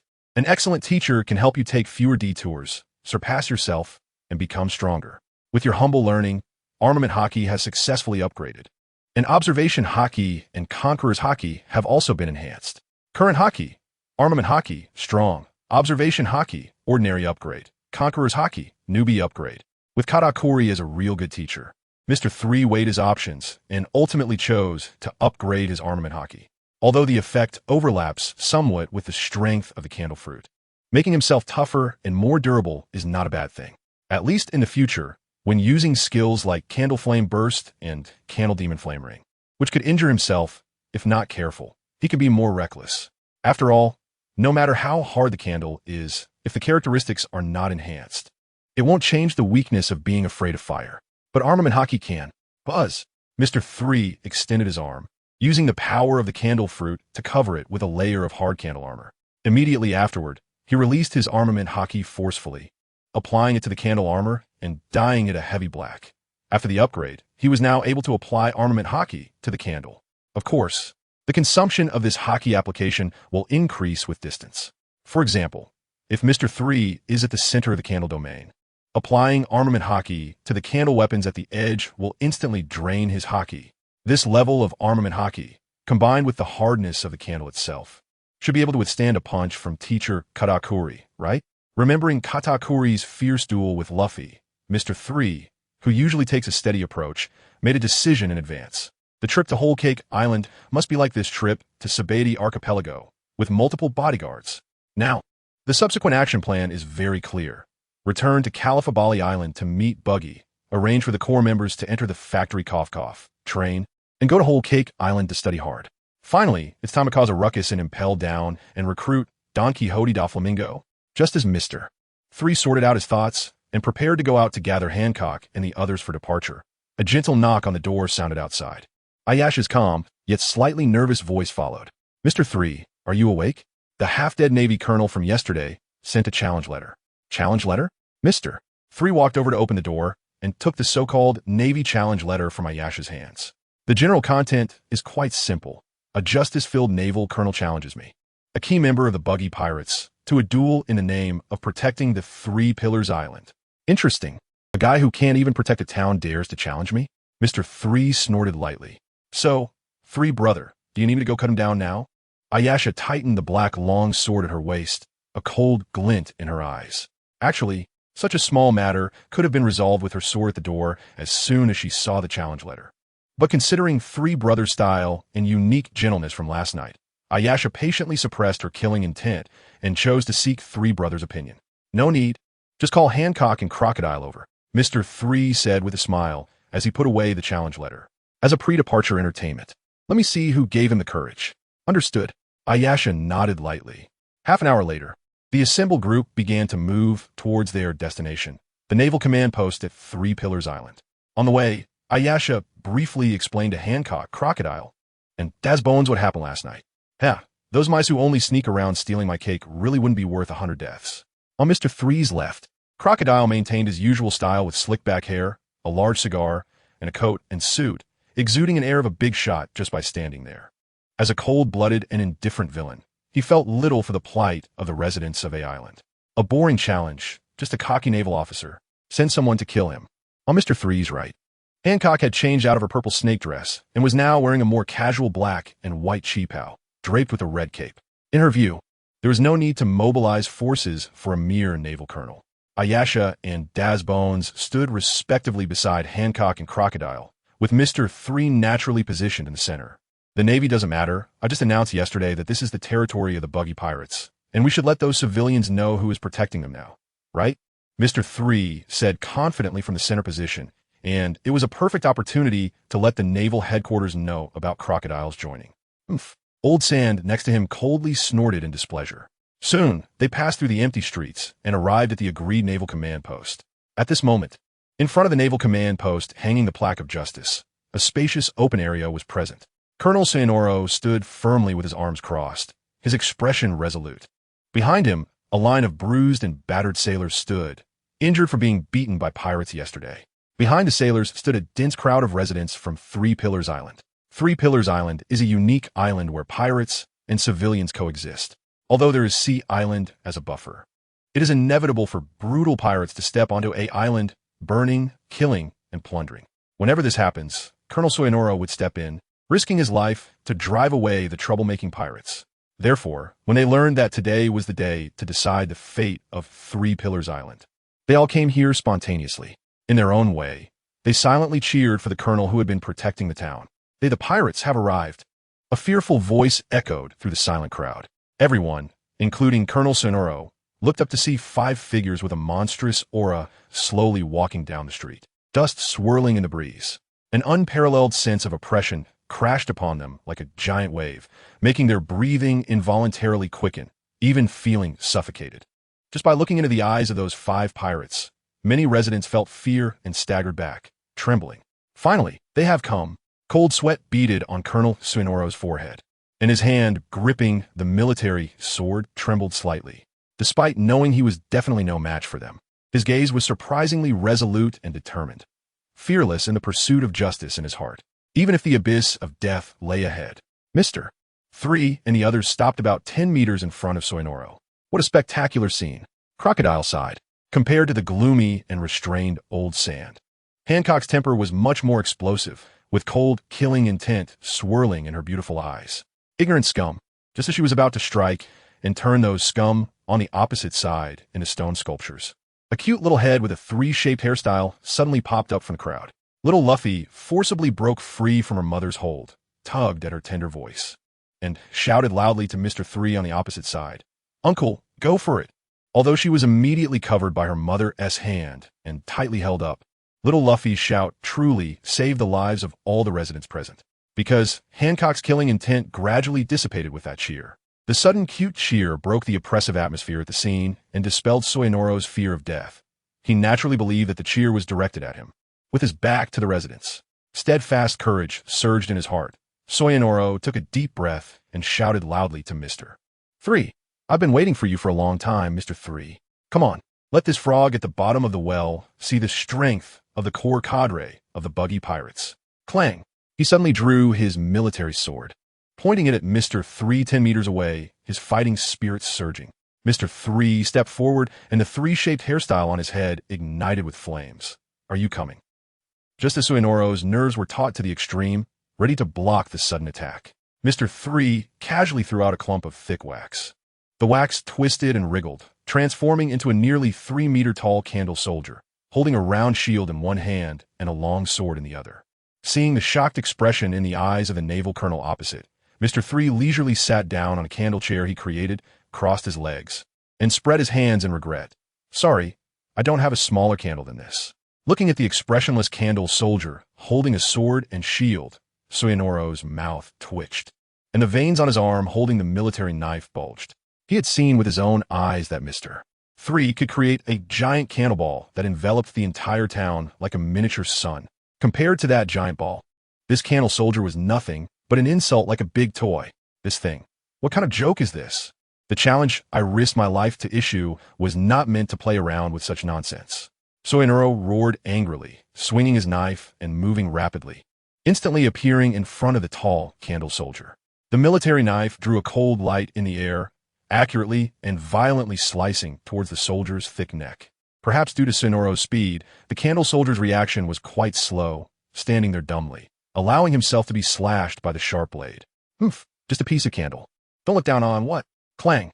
Accompanied by the sound of iron clashing and friction, Suenoro, holding a military knife, had the illusion of striking a heavy steel plate, the force rebounding and causing his hands to tremble. How could something be this hard? Suenoro slowly raised his head, astonishment showing in his eyes. He saw the sharp blade firmly lodged in the neck of the candle soldier, completely motionless. His powerful strike had only managed to shave off a tiny bit of grayish-white candle shavings. It turned out this guy wasn't slow to react at all. He had no intention of dodging my attack. Soon, the candle soldier's counterattack completely validated Suenoro's suspicions. Under Mr.3's control, the candle soldier stepped forward, raising the giant candle sword in his right hand, and struck down at Suenoro's shoulder with incredible speed. Whoosh! The giant sword appeared in the blink of an eye within Colonel Suenoro's line of sight. Suenoro quickly pulled back his military knife to block, but almost simultaneously, the candle soldier's sword-swinging motion seemed to freeze. Before Suenoro could figure out what was happening, a heavy candle round shield came crashing down with a fierce whoosh. Suenoro was startled, adjusting his position to change the blocking angle of his military knife. However, the candle soldier's speed was far beyond his expectations. Before the military knife could be positioned properly, the more than 1 meter diameter candle giant shield slammed down with a bang. Boom! The impact was tremendous, and the terrifying force sent Suenoro flying, crashing into a building several meters away. In an instant, the wall collapsed and debris flew everywhere. From the moment Suenoro launched his attack to being blasted away by the candle soldier, only a few seconds had passed. To the residents watching from the back, there was hardly any discernible process. It was as if Colonel Suenoro had rushed forward and then was sent flying. Coronel Suenoro. After witnessing the gap in strength between the two sides, some residents who still held hope for him, believing he could repel the pirates like before, all lowered their heads. It really was impossible. A guy that's strong like a monster could never be defeated. If it weren't for the situation with little Luffy before their eyes, they absolutely wouldn't have been able to endure their fear and not turn a flea. Behind the massive and formidable candle soldier, 5 exquisitely crafted candle seats were lined up, backed by large candle umbrellas that extended overhead. Hancock, Crocodile, and the others like Mr.3 in the middle sat cross-legged under the shade.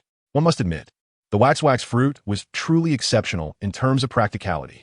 Mr.3 not only has the color of the candle changed slightly, but even the solid candle's strength has increased.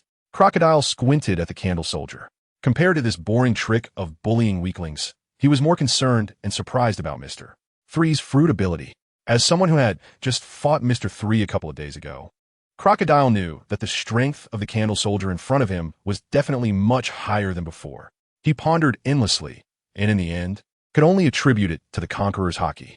After all, awakening the Conqueror's Haki means possessing the qualifications to become a king. And it is reasonable for growth speed to accelerate. Conqueror's Haki, Old Sand, cloaked, silently took a puff of his cigar. Even now, he couldn't understand why someone like Mr.3 would possess Conqueror's Haki. In contrast to Crocodile's astonishment, Hancock, who also noticed the increase in Mr.3's candle strength, appeared much calmer. Since accepting the recruitment, she had witnessed Mr.3's terrifying growth speed and depth.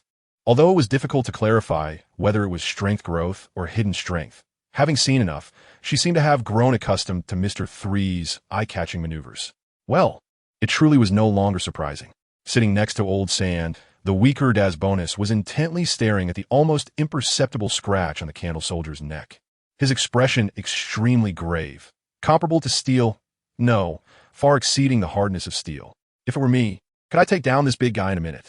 As for Ayasha on the other side, never mind, it's better not to mention her. From the moment the candle soldier made his grand entrance, she had already been in a state of starry-eyed excitement, unable to extricate herself.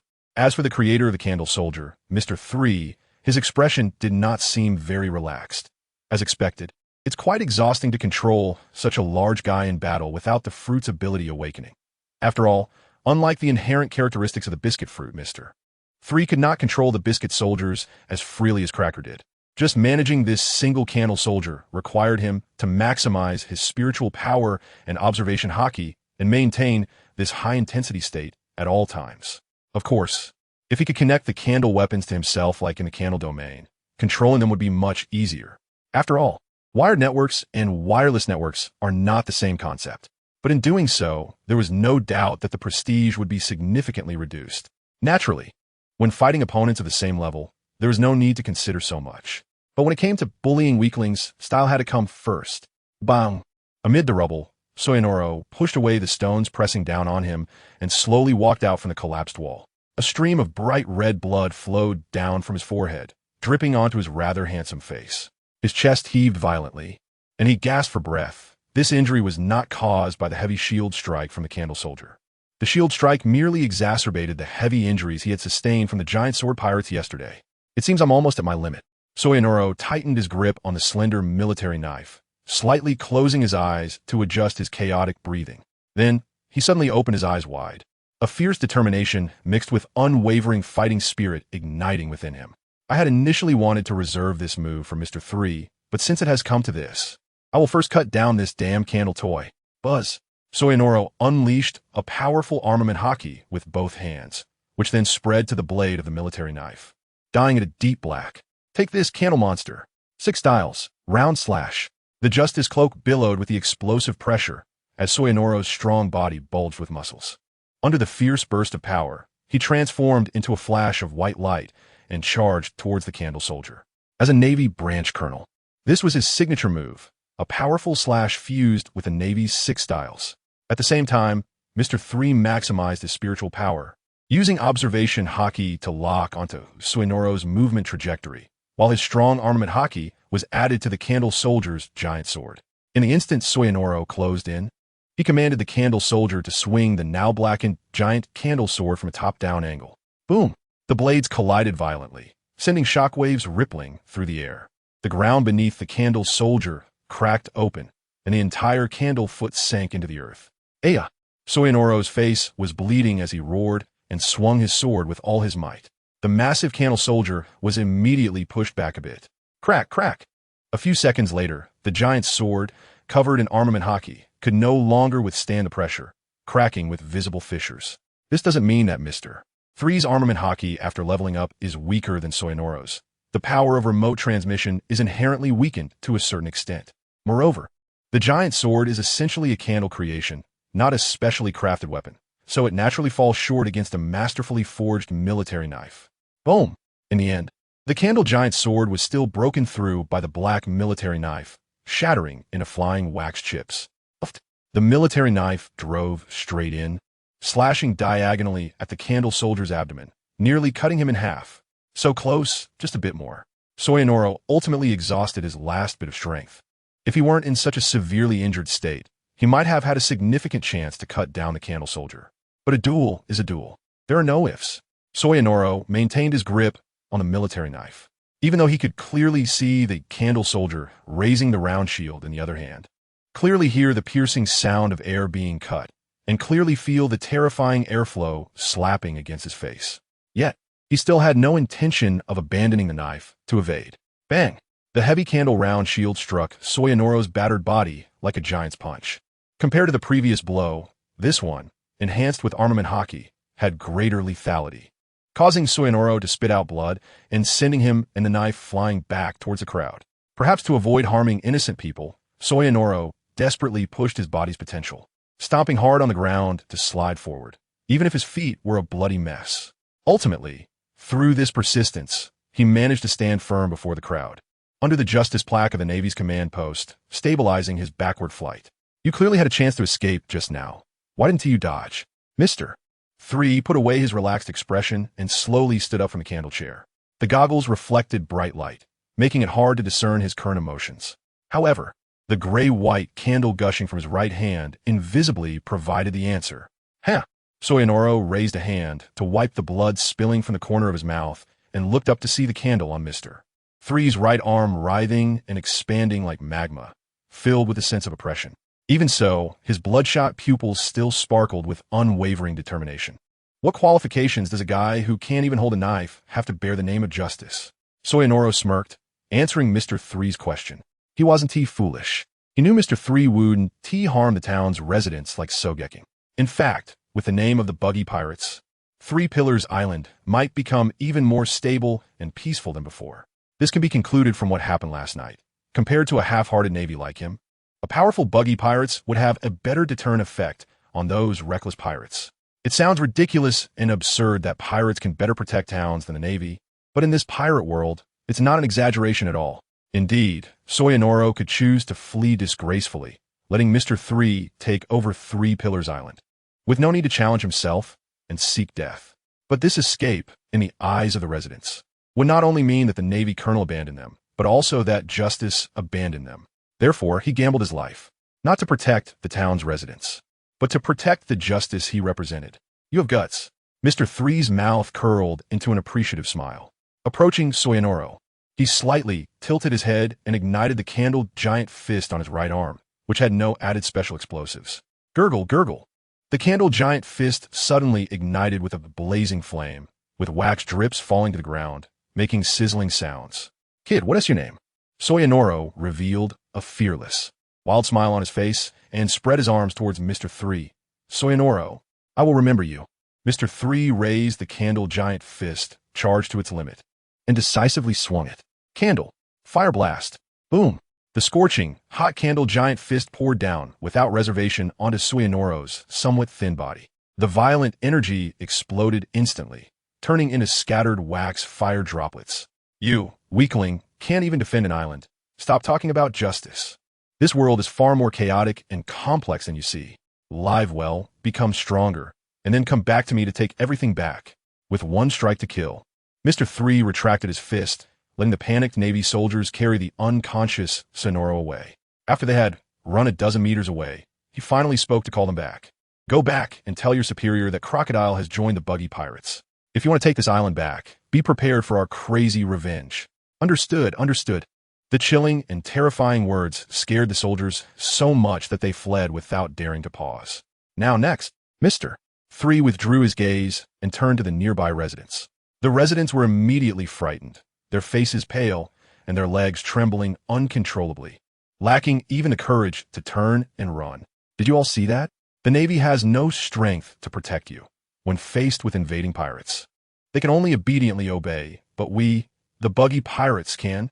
From now on, I want each of you to remember the name of the Buggy pirates, the name that brings you absolute peace, because in the near future, it will become one of the most powerful forces in these seas, becoming the supreme Sea Emperor. Hearing this, the young and impetuous youths felt humiliated, their faces full of the despair of becoming a pirate territory.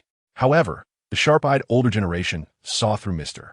3's true intentions, and they all bowed down to the ground, offering the highest gratitude. Yay, yay, Uncle is so handsome. Little girl Luffy's tone was completely different from those around her, standing there with shining eyes, forming a strangely harmonious symmetry with Ayasha in the distance. Mr. 3 waved at the little one, then turned and returned to the candle seat. Hey, is it really okay to let a destined, powerful enemy grow? Crocodile, biting his cigar, asked in a deep voice. From the duel just now, he had witnessed the Navy colonel's incredibly strong physique and will. After we dominate the world, we need some entertainment to pass the time, right? Mr. 3 replied with a smile. Boring wickedness. The always ruthless Crocodile looked down on this. So, are we really going to give the pirate flag to this island? Hancock slowly stood up, stretching her arms to relax her muscles. The granting of a pirate flag is no small matter. It not only signifies the declaration of territory, but also means they must have the determination and action to strike against any invaders. This concerns the entire pirate crew's dignity and credibility. Of course, Mr. 3 nodded firmly. Initially, it was just a whim, but after the duel with Colonel Soyanoro, he was completely convinced of this idea. Pure faith is something that most strong individuals must possess, especially in times of turmoil. If the Buggy pirates can become the faith of countless people, then strong individuals will continue to join them, growing endlessly. Understood. After seeing the determination in Mr. 3's eyes, Hancock stopped saying more. Dozens of minutes later, on the highest building of Pillar Island, the flag of the Buggy pirates slowly rose, fluttering freely in the wind. From this moment on, Pillar Island officially became the territory of the Buggy pirates. Mr. 3 and his group had already set sail for the headquarters at Bali Island. There were no major incidents during the voyage, although occasionally some oblivious pirates attempted to approach their ship to rob them. Upon seeing Crocodile and Hancock, They were so frightened that they fled without daring to come any closer. Just when Mr. 3 thought the boring voyage would end like this, their ship encountered a massive object just a few nautical miles from Bali Island's territorial waters, a fully armed Navy warship. The person standing proudly on the deck of the warship was beyond everyone's expectations, including Mr. 3, because that man was the world's #1 swordsman, Dracula Mihawk, in a deep-sea prison, level 6 of Impel Down. In a dark and damp, luxurious single room, Doflamingo was firmly bound by numerous thick sea stone chains. At that moment, he had a creepy smile on his face, staring blankly at the ceiling of his cell. A latest newspaper was carelessly tossed aside, and in the dim light of the cell, the word shocking could faintly be seen on the headline. Doflamingo covered his face with his hand, as if recalling something extremely amusing, letting out bursts of strange laughter. Hancock, that guy who didn't even care about the world government summons, actually abandoned the pirate flag and joined the Buggy pirates with the entire crew? He removed his hand from his face, tilted his head, and his eyes, hidden behind flashy glasses, slightly moved. His gaze passed through the prison bars, landing on the imposing figure of Vice Warden Magellan outside. Damn, Magellan, you actually showed me a fake newspaper? Half sitting on the ground, Magellan remained silent. Doflamingo wasn't in a hurry, maintaining a wild smile, patiently waiting for Magellan's response. After a long while, he finally got Magellan's, a fart filled with poisonous gas, in the waters off Bali Island. On the pirate ship flying the Buggy pirates flag, Mr. 3, Hancock, and Crocodile were sitting under the sunshade on the deck, drinking coffee and tea while casually discussing the future of the Buggy pirates. Mr. 3, since you and Buggy are thinking about recruiting as many old and new Shichibukai as possible then, Old Sand crossed his legs, leaning back against the soft chair. With his arms spread wide on the sides of the chair, the cigar at the corner of his mouth puffed out light smoke, exuding the aura of a big boss. Have you considered the strongest among the new and old Shichibukai, the world's #1 great swordsman? Mr. 3 raised his hand to take a sip of the red tea on the table, his expression serious as he said, "Of course I have considered it, but Mihawk's personal strength is too overwhelming, and he has a solitary personality. Getting him to willingly join the Buggy pirates will be quite difficult. Moreover, even if he really unusually agreed to join, or accepted to avoid the Navy's continuous harassment, he definitely wouldn't easily cooperate with our subsequent actions." A glint flashed in Mr. 3's eyes. More importantly, his strength and reputation are too strong. Joining the current Buggy pirates might not necessarily be a good thing. Setting aside the extremely high difficulty of recruiting Mihawk, this is the fundamental reason why I haven't listed him in the recruitment plan for now. Mihawk's overwhelming power. Recruiting him rashly would actually be detrimental to the current development and planning of the Buggy pirates. Mr. Lu Sun once said, "Eating too much can lead to death." It's the same principle. Crocodile's voice was calm and indifferent, but what if I told you that right now?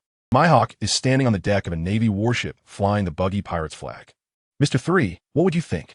Upon hearing this, Mr. 3, who was facing away from the bow of the pirate's ship, was suddenly shocked. Based on Crocodile's personality, he wouldn't make such a boring joke. Moreover, since just now, this guy seemed to have been looking at the sea behind him. Could it be? Mr. 3 turned around abruptly, following Crocodile's line of sight.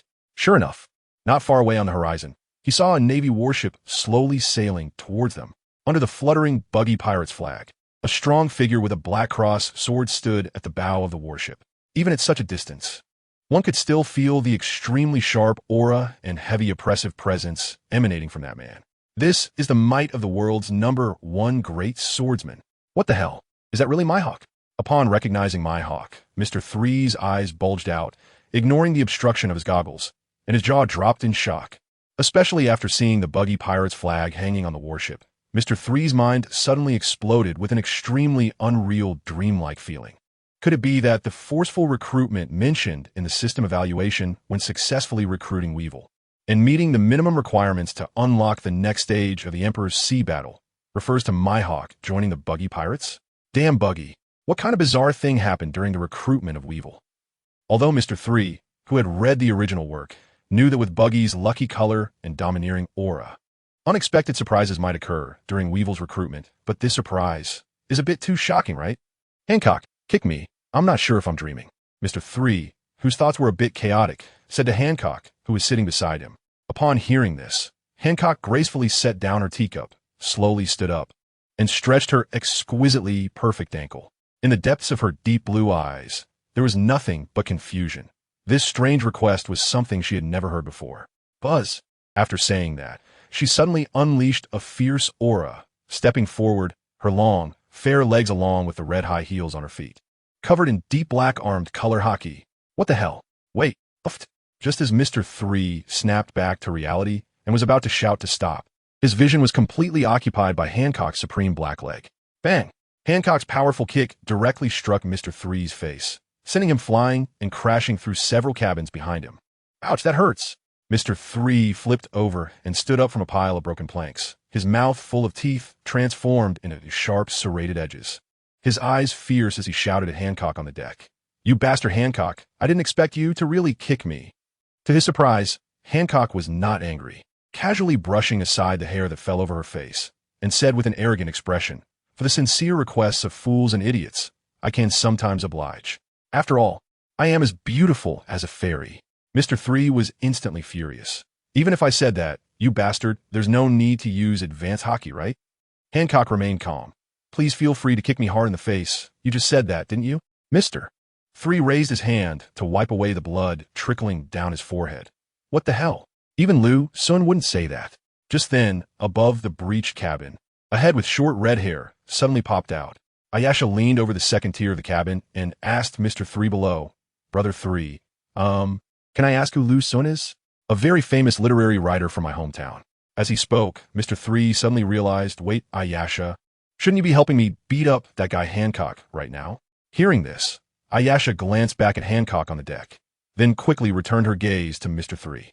After a moment of contemplation, the sexy beauty tilted her head and broke into a charming smile, because she felt no malice from Lady Snake at all. Damn it, where's the promised everyone fruit mythical beast form?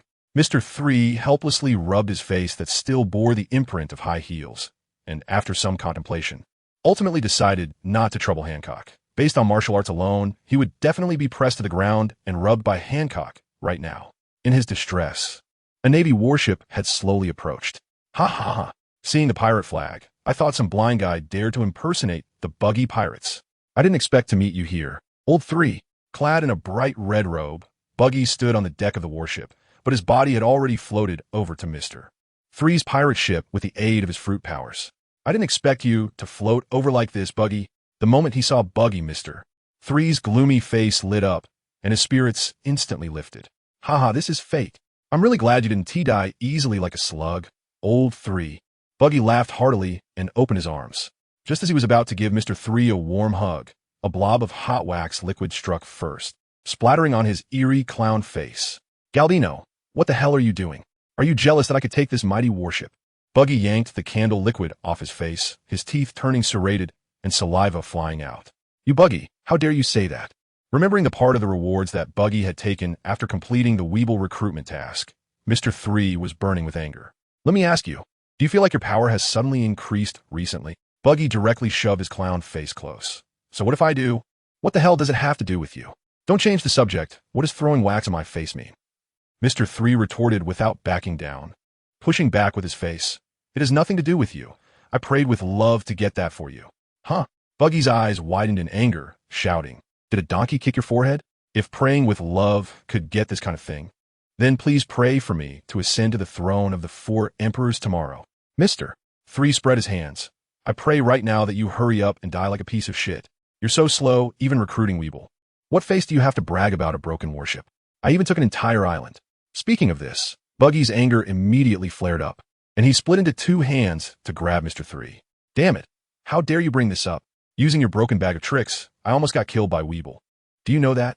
Mr. 3 also threw out a candle to ensnare Buggy's neck, retorting, if you weren't so greedy and stingy, obediently following my bag of tricks, would you have gotten into this mess? You're the only one who got cut, while I almost got slashed by the cut fruit. And you don't even mention it. Buggy, with his neck ensnared, turned red in the face and increased his grip. Who got cut has nothing to do with me. Do you know how scared I was when the Navy Rear Admiral came over with his ship? You have Hancock to protect you. I have. Out of the corner of his eye, Buggy spotted Mihawk and Weeble coming from the warship, and he kicked Mr. 3 in the abdomen, growling. In any case, you go die, Mr. 3. Clown rocket cannon. All right, little red nose, you really want to do this? Eat my candle war hammer. Splitting apart, clown flying blade. Candle champion cup. Splitting apart, spinning pancake. In the blink of an eye, the two who were in a heated argument began to wrestle, fighting from the left side of the pirate ship's deck to the right side, and then back again. Wax shavings flew, flesh separated, and the scene was very intense. Crocodile, who had retreated to a corner to avoid the fight, silently wiped off the candle liquid splattered on his face, reflecting on the overwhelming presence of Mr.3 when he unleashed his conqueror's hockey, and then recalling the supposed brutal and cunning clown Buggy. Crocodile felt that the scene before him was far from what he had expected. Hancock, is this how they have always been in the Buggy pirates that you joined before me?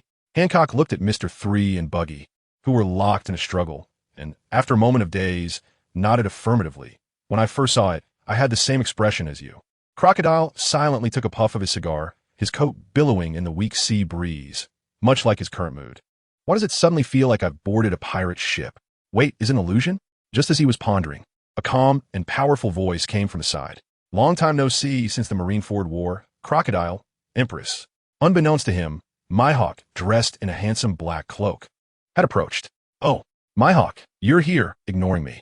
Crocodile suppressed the many emotions in his heart and calmly took a puff of his cigar. It's hard to believe that a powerful man like you would accept a recruitment and join the Buggy Pirates. His voice was filled with astonishment. It's just a partnership for the purpose of eliminating trouble. Myhawk noticed the also in Crocodile's words and said, when you came here, Buggy mentioned they were recruiting the new and old Shichibukai. I didn't expect you all to actually abandon your original titles. As an old generation of Shichibukai who had spent a long time together, Myhawk was very aware of Crocodile and Hancock's temperaments. So even he, who usually remained calm and expressionless, couldn't help but show a look of shock. Hearing that Hawkeye and Buggy are allies, Crocodile was first taken aback, then showed a relieved expression. Because this pirate crew has the potential to realize my ambitions. Hancock also nodded slightly in agreement. I feel the same way, and I intend to act on it. Is that so? Hawkeye pondered for a moment, his sharp eagle-like eyes slightly shifting to Buggy and Mr.3. So it's not just the Straw Hat Kid. Buggy's pirate crew also possesses the most terrifying power on this sea. Crocodile crossed his arms and leaned against the edge of the cabin, casually asking, what do you think, Hawkeye? Why not join Buggy's crew? Upon hearing this, Hancock's attention shifted to Hawkeye. After all, as fellow warlords of the sea, they were well aware of each other's strengths and temperaments. If Hawkeye were to join Buggy's crew, their overall combat power would almost stand at the pinnacle of this sea. After a few seconds of silence, Hawkeye shrugged and replied, forget it. I don't have such plans for now. All right then. Crocodile and Hancock did not press the issue. Mr.3 had already analyzed that there were indeed considerable drawbacks to Hawkeye joining Buggy's crew at this stage, and they all agreed with this assessment. The three fell into a brief silence. However, soon the shouts from the cabin broke the silence. Yay, Mr.3, take him down. A beautiful candle home run. Looking up, they saw Ayasha, dressed in black shorts, waving her fists with excitement. She had seen Buggy from a distance during a meeting of the Buggy Express Mercenary Corps. She knew that the one grappling with Mr.3 was none other than Buggy, the captain of the Buggy Pirates and the leader of the Buggy Express Mercenary Organization. But even so, it couldn't dampen the girl's determination and will to cheer for her idol. Her exuberant cheers successfully attracted everyone's attention, even Buggy, who had his mouth full of candle liquid, was stunned and stopped shoving Mr.3's dismembered foot into his mouth. He detached his head from his neck and slowly floated in front of Ayasha. The fierce clown's face with a red nose and sinister eyes, combined with the bizarre sight of his head floating in the air, instantly brought immense pressure to Ayasha. Clang! Ayasha instinctively grasped the black sheath at her waist, flicking her thumb to reveal part of the blade. The floating head of Buggy stared at Ayasha's face for several seconds. Although she looked a bit familiar, he simply couldn't figure out who she was, so he straightforwardly asked, who are you? Is her head okay? Cheering for this perverted guy, Mr.3? That bastard Galatino goes out once. And how does he end up with such a stunning beauty as a supporter? Ugh, filled with envy and jealousy. I'm Ayasha, a special envoy of the Buggy Express Mercenary Organization. Ayasha stood her ground against the fierce-looking Buggy, adding, and Mr.3 is not a pervert. Oh, I remember now. Hearing the title of Buggy Express Envoy, Buggy, who had a face like he was constipated, suddenly realized, I think I saw this guy at some previous dispatch meeting. He re-examined Ayasha and concluded, I see. So you came with Mr.3 to ask for my autograph, right? As he spoke, Buggy's mind moved. summoning the body parts hanging on Mr.3's back. Then he pulled out a signature pen and a piece of white paper from his bright red robe. This scene was just caught by the little brothers on the naval ship's railing. The gang of fierce-looking little brothers instantly erupted, standing there shouting, "My God, what does Captain Buggy mean by this? He's actually going to give out his autograph. No way, no way. I'm not seeing things. How lucky is that bastard woman?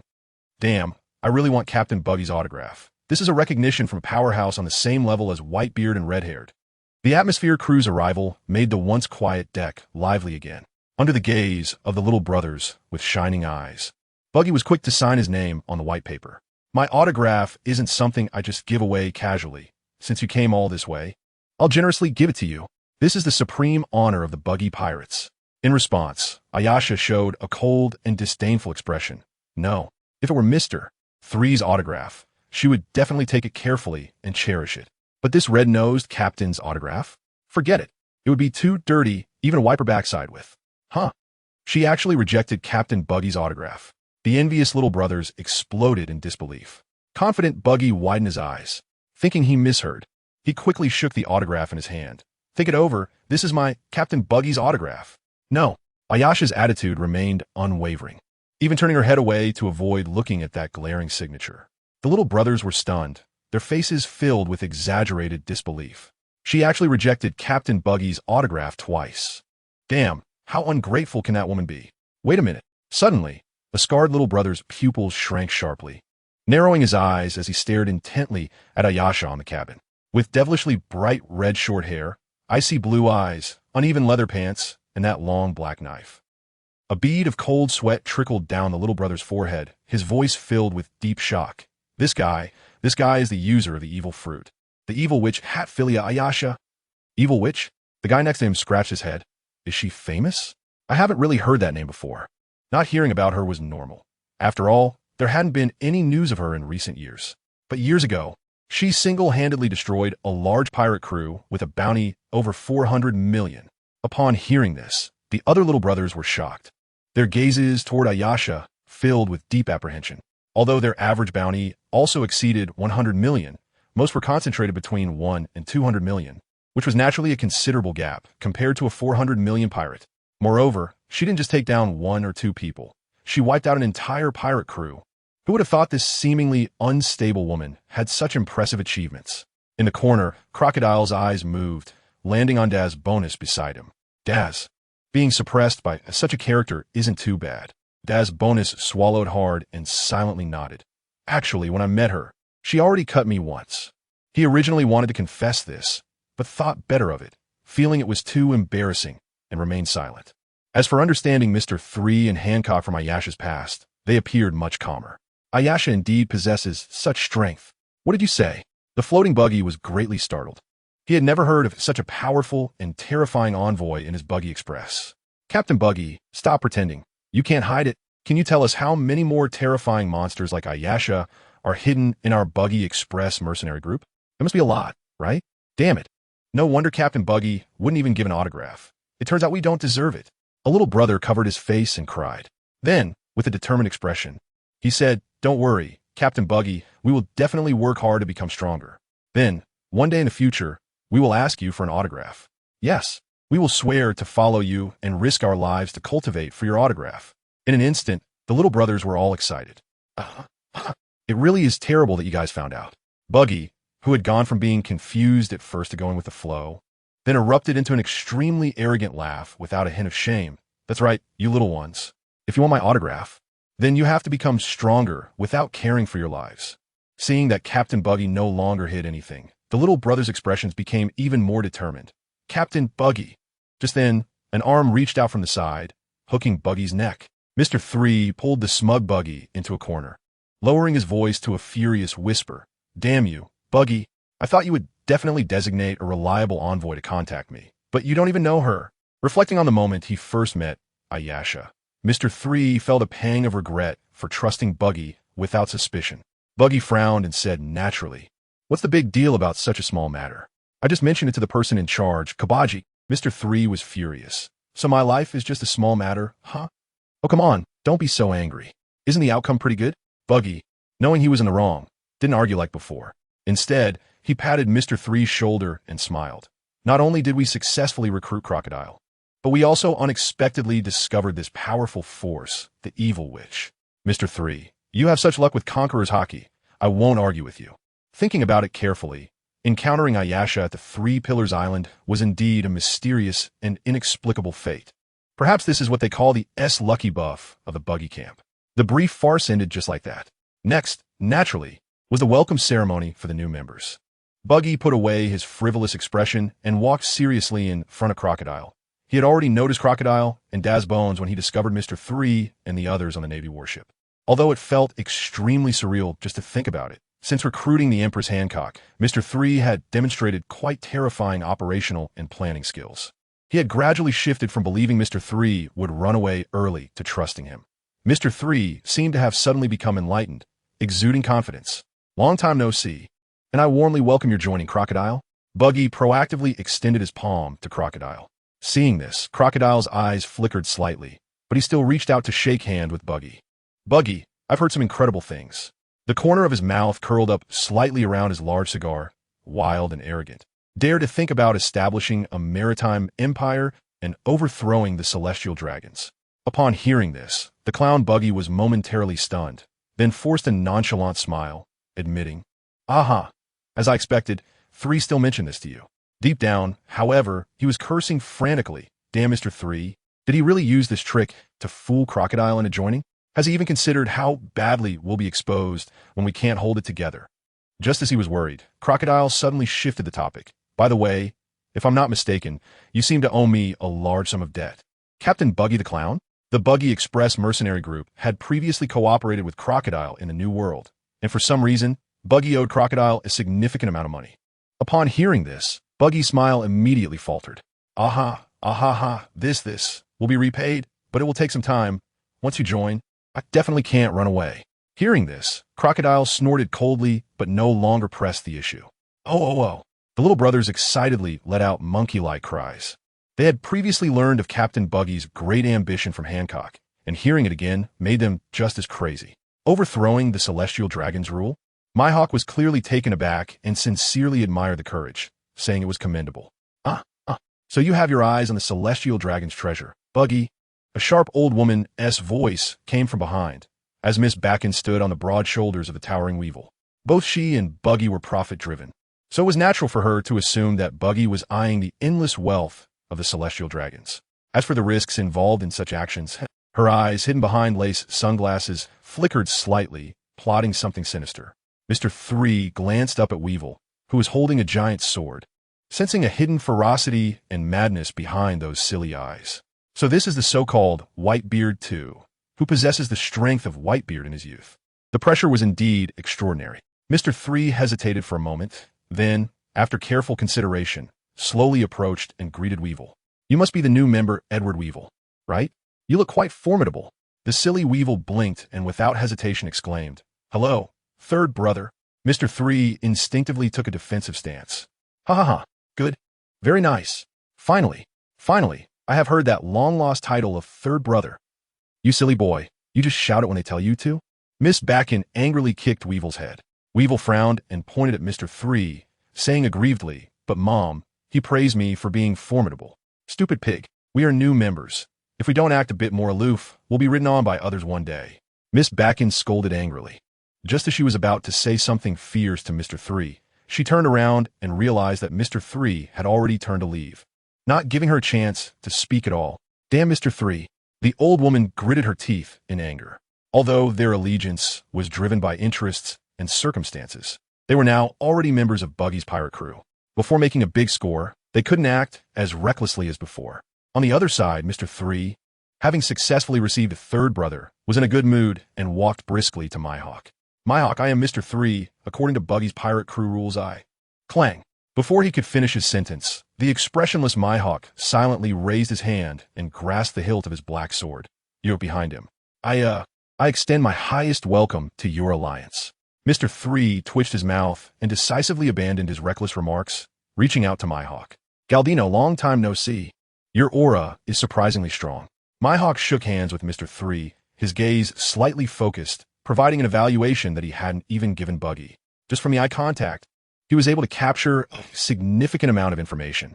Mr. 3 was startled. No wonder he is the world's greatest swordsman. This intuition is truly terrifying, he thought to himself. Thus, the greeting session was safely passed. Except for Weevil and Miss Backen, most of the people here were old acquaintances, and the atmosphere was naturally not too awkward, quickly becoming lively. Under Captain Buggy's orders, the pirate crew quickly set sail, navigating the ship towards Kalabali Island. As for the Navy warship they had seized, there was no way they could return it. Naturally, it would be handed over to Buggy as professionals for refurbishment. When everyone successfully arrived at the Kalabali Island base, the distant sunset was just setting, and night gradually enveloped the land. It was too late, and after a long journey, Mr. 3 decided to rest for the night and discuss the Buggy pirate crew's next action plan with everyone tomorrow. With Mihawk as an unexpected ally, he would need to make some adjustments to his original plans. In the New World, at the Marine headquarters, in the solemn office of the Fleet Admiral, Fleet Admiral Sakazuki, draped in a justice cloak, sat at his desk, grimly puffing on a cigar. In front of him lay intelligence sent back by CP0, which had infiltrated Onigashima in Wano country. Among a pile of dense text, a photo of a person surrounded by white flames. Covering his face and laughing up to the sky, stood out conspicuously. An eerie posture, a mysterious fruit awakening. Unexpectedly, the alliance between Kaido and Big Mom had been shattered by those supernovas. Sakazuki emanated a burning aura, expressing his restless heart at that moment. In just 2 years, those little brats had grown to this extent. If he had known, he should have left no stone unturned to capture him during the Marineford War. And, in his regret, Sakazuki turned his gaze to another piece of intelligence placed on the side, his eyes flickering. Even the Fleet Admiral, who could always remain calm under any circumstances, showed an extremely troubled expression at this moment. Captain Buggy of the Buggy pirate crew had allied with Mihawk and Weevil, engaging in fierce battles with Vice Admiral Jax and the SSG forces in the surrounding waters of the Red Scabbard Islands, destroying the SSG, severely injuring Jax, and seizing a warship. On the other side, Corps Cadre Galdino of the Buggy pirate crew had just joined forces with Hancock, who had just joined the Buggy pirate crew, to take away Crocodile and occupy the Pillar Ring Islands. Compared to the bizarre form awakened by Straw Hat Luffy, Sakazuki was clearly more troubled by the current Buggy pirate crew. After all, their intentions were very clear, to gather all the abolished old and new Shichibukai under their banner. Those guys possessed not only powerful combat strength, but also intricate underground forces and countless hidden allies. Any one of them could stir up a storm, and yet they willingly joined the Buggy pirate crew. The fully formed Buggy pirate crew would become one of the most troublesome enemies for the Marines and the world government. Remembering the meeting just held by the world government regarding the confirmation of the new Yonko, Sakazuki's expression grew even darker as he slammed his fist on the desk. What nonsense, new Yonko? Those damn pirates. One day, I will definitely eradicate you all completely. Whoosh! The cigar in his mouth was burned to ashes by the boiling lava temperature, turning into smoke and drifting away in the wind. The end of the old era and the beginning of a new one. The world pattern was destined to undergo a significant reshuffle under the push of the wheels of fate. That morning, when the sun pierced through the night, somewhere in the sky, at the headquarters of the World Economic News Agency, President, we just received a stern warning from the 5 elders to stop printing immediately, until the photos of the Straw Hat Kid and the misleading information about the clown Buggy gathering the 7 Warlords and recruiting strong fighters around the world are completely revised. The system cannot be restarted. News staff hurriedly rushed into the president's office. Standing before him, looking flustered, was Morgans, the head of the news agency, characterized by his eagle-like appearance. Ignoring the threats from the Geoise of the world government, Morgans clenched his fists, resembling eagle wings, with an excited expression. When the old king is pulled down from his pedestal, a new dynasty is bound to emerge. Look at this astonishing and shocking design. Look at the Buggy pirates who have successfully gathered several warlords. Such explosive news should spread to every corner of the world. The more Morgan spoke, the more excited he became, his sharp eyes bursting with endless madness and passion. Since the world government knows it cannot cover up the truth, and has chosen to announce the new 4 emperors, then they should be prepared to bear all risks and consequences. The Geoise? What the hell are they? Cut off communications with them. Print this fiercely. Print it to the death. The staff waiting for orders were momentarily stunned, then immediately nodded and saluted. Yes. Understood. With the rapid dissemination of news by seagulls, Countless newspapers printed with the new images of Straw Hat Luffy and Clown Buggy explosively announced the birth of the two new four emperors to the entire world. Meanwhile, at the Buggy Pirates headquarters, Bali Island, under Captain Buggy's leadership, all the Buggy Pirates executives held their first all-hands meeting. This included old members like Alvida, as well as new recruits like Hancock, Crocodile, and Weevil. Of course, there was also Mihawk, the Eagle Eye, who attended as an ally. Although Captain Buggy led the meeting, his role was primarily to gather people. The specific action plan was explained by Mr.3, the recognized chief strategist of the Buggy Pirates. With the successful recruitment of Crocodile and the previous recruitment of Hancock, Mr.3's image as a wise strategist had been established within the crew, and no one questioned his monstrous intellect anymore. Even those who knew him well, like Alvida, after some difficult and complex internal struggle, ultimately accepted the fact. Old 3, who was always cowardly and cunning, had really become more stable. Since you all, like Captain Buggy, believe in my judgment of the situation, then I will speak plainly. Mr.3 pushed his goggles up his nose and scanned the crowd without fear. If all goes well, our next target, or rather our recruitment target, will be Don Quixote Doflamingo, who is currently in Impelled Down. This statement sent shockwaves through the room. Hancock and Crocodile, who were already aware of this target, were fine, but the vast majority, including Buggy, had their expressions changed dramatically. The root of their astonishment was naturally not just Doflamingo's notorious reputation, but the place he was located. It was far too dangerous. Impelled Down, the deep-sea prison, is the most heavily guarded and highest-level place in the entire Navy. Not to mention that Impelled Down is located in treacherous currents, backed by the Navy's G1 branch and Enies Lobby, making it difficult to approach or retreat. The Deputy Warden Magellan, who has long been stationed there, is an insurmountable barrier. Encountering him means certain death, impenetrable walls, and the ultimate abyss of hell. That's how the world evaluates Impelled Down. Trying to rescue someone from such a place is almost as difficult as reaching the sky. Heh, did I hear that right, Mr.3? That's Impelled Down, not some abandoned little prison. Miss Buggy, perched on Weevil's shoulder, was the first to voice her doubts. Is it really necessary to take such a huge risk for just a Doflamingo? Her tone was laced with sharp sarcasm. Just as she had previously stated to Weevil, she was declaring her status as a newcomer. Others like Mihawk and Crocodile, although they didn't voice their opinions, could also be felt from their silence that they had doubts about this matter. There was no way around it. Impelled Down was just too special. In the face of such questions, Mr.3 was naturally prepared. Because recruiting Doflamingo will allow my strength to skyrocket instantly, surpassing the peak of piracy. Such a true motive could never be spoken aloud. After pondering for a moment and organizing his thoughts, Mr.3 slowly said, "For just a Doflamingo, we naturally do not need to take such a huge risk. However, the underground forces and arms business behind Doflamingo is quite a large piece of meat. If we combine it with our existing mercenary business at Buggy Express, we could almost grasp the entire underground world in a very short time. At that time, the comprehensive combat power and scale of the Buggy Pirates will reach an unprecedented peak. Everyone present had been in the pirate world for decades.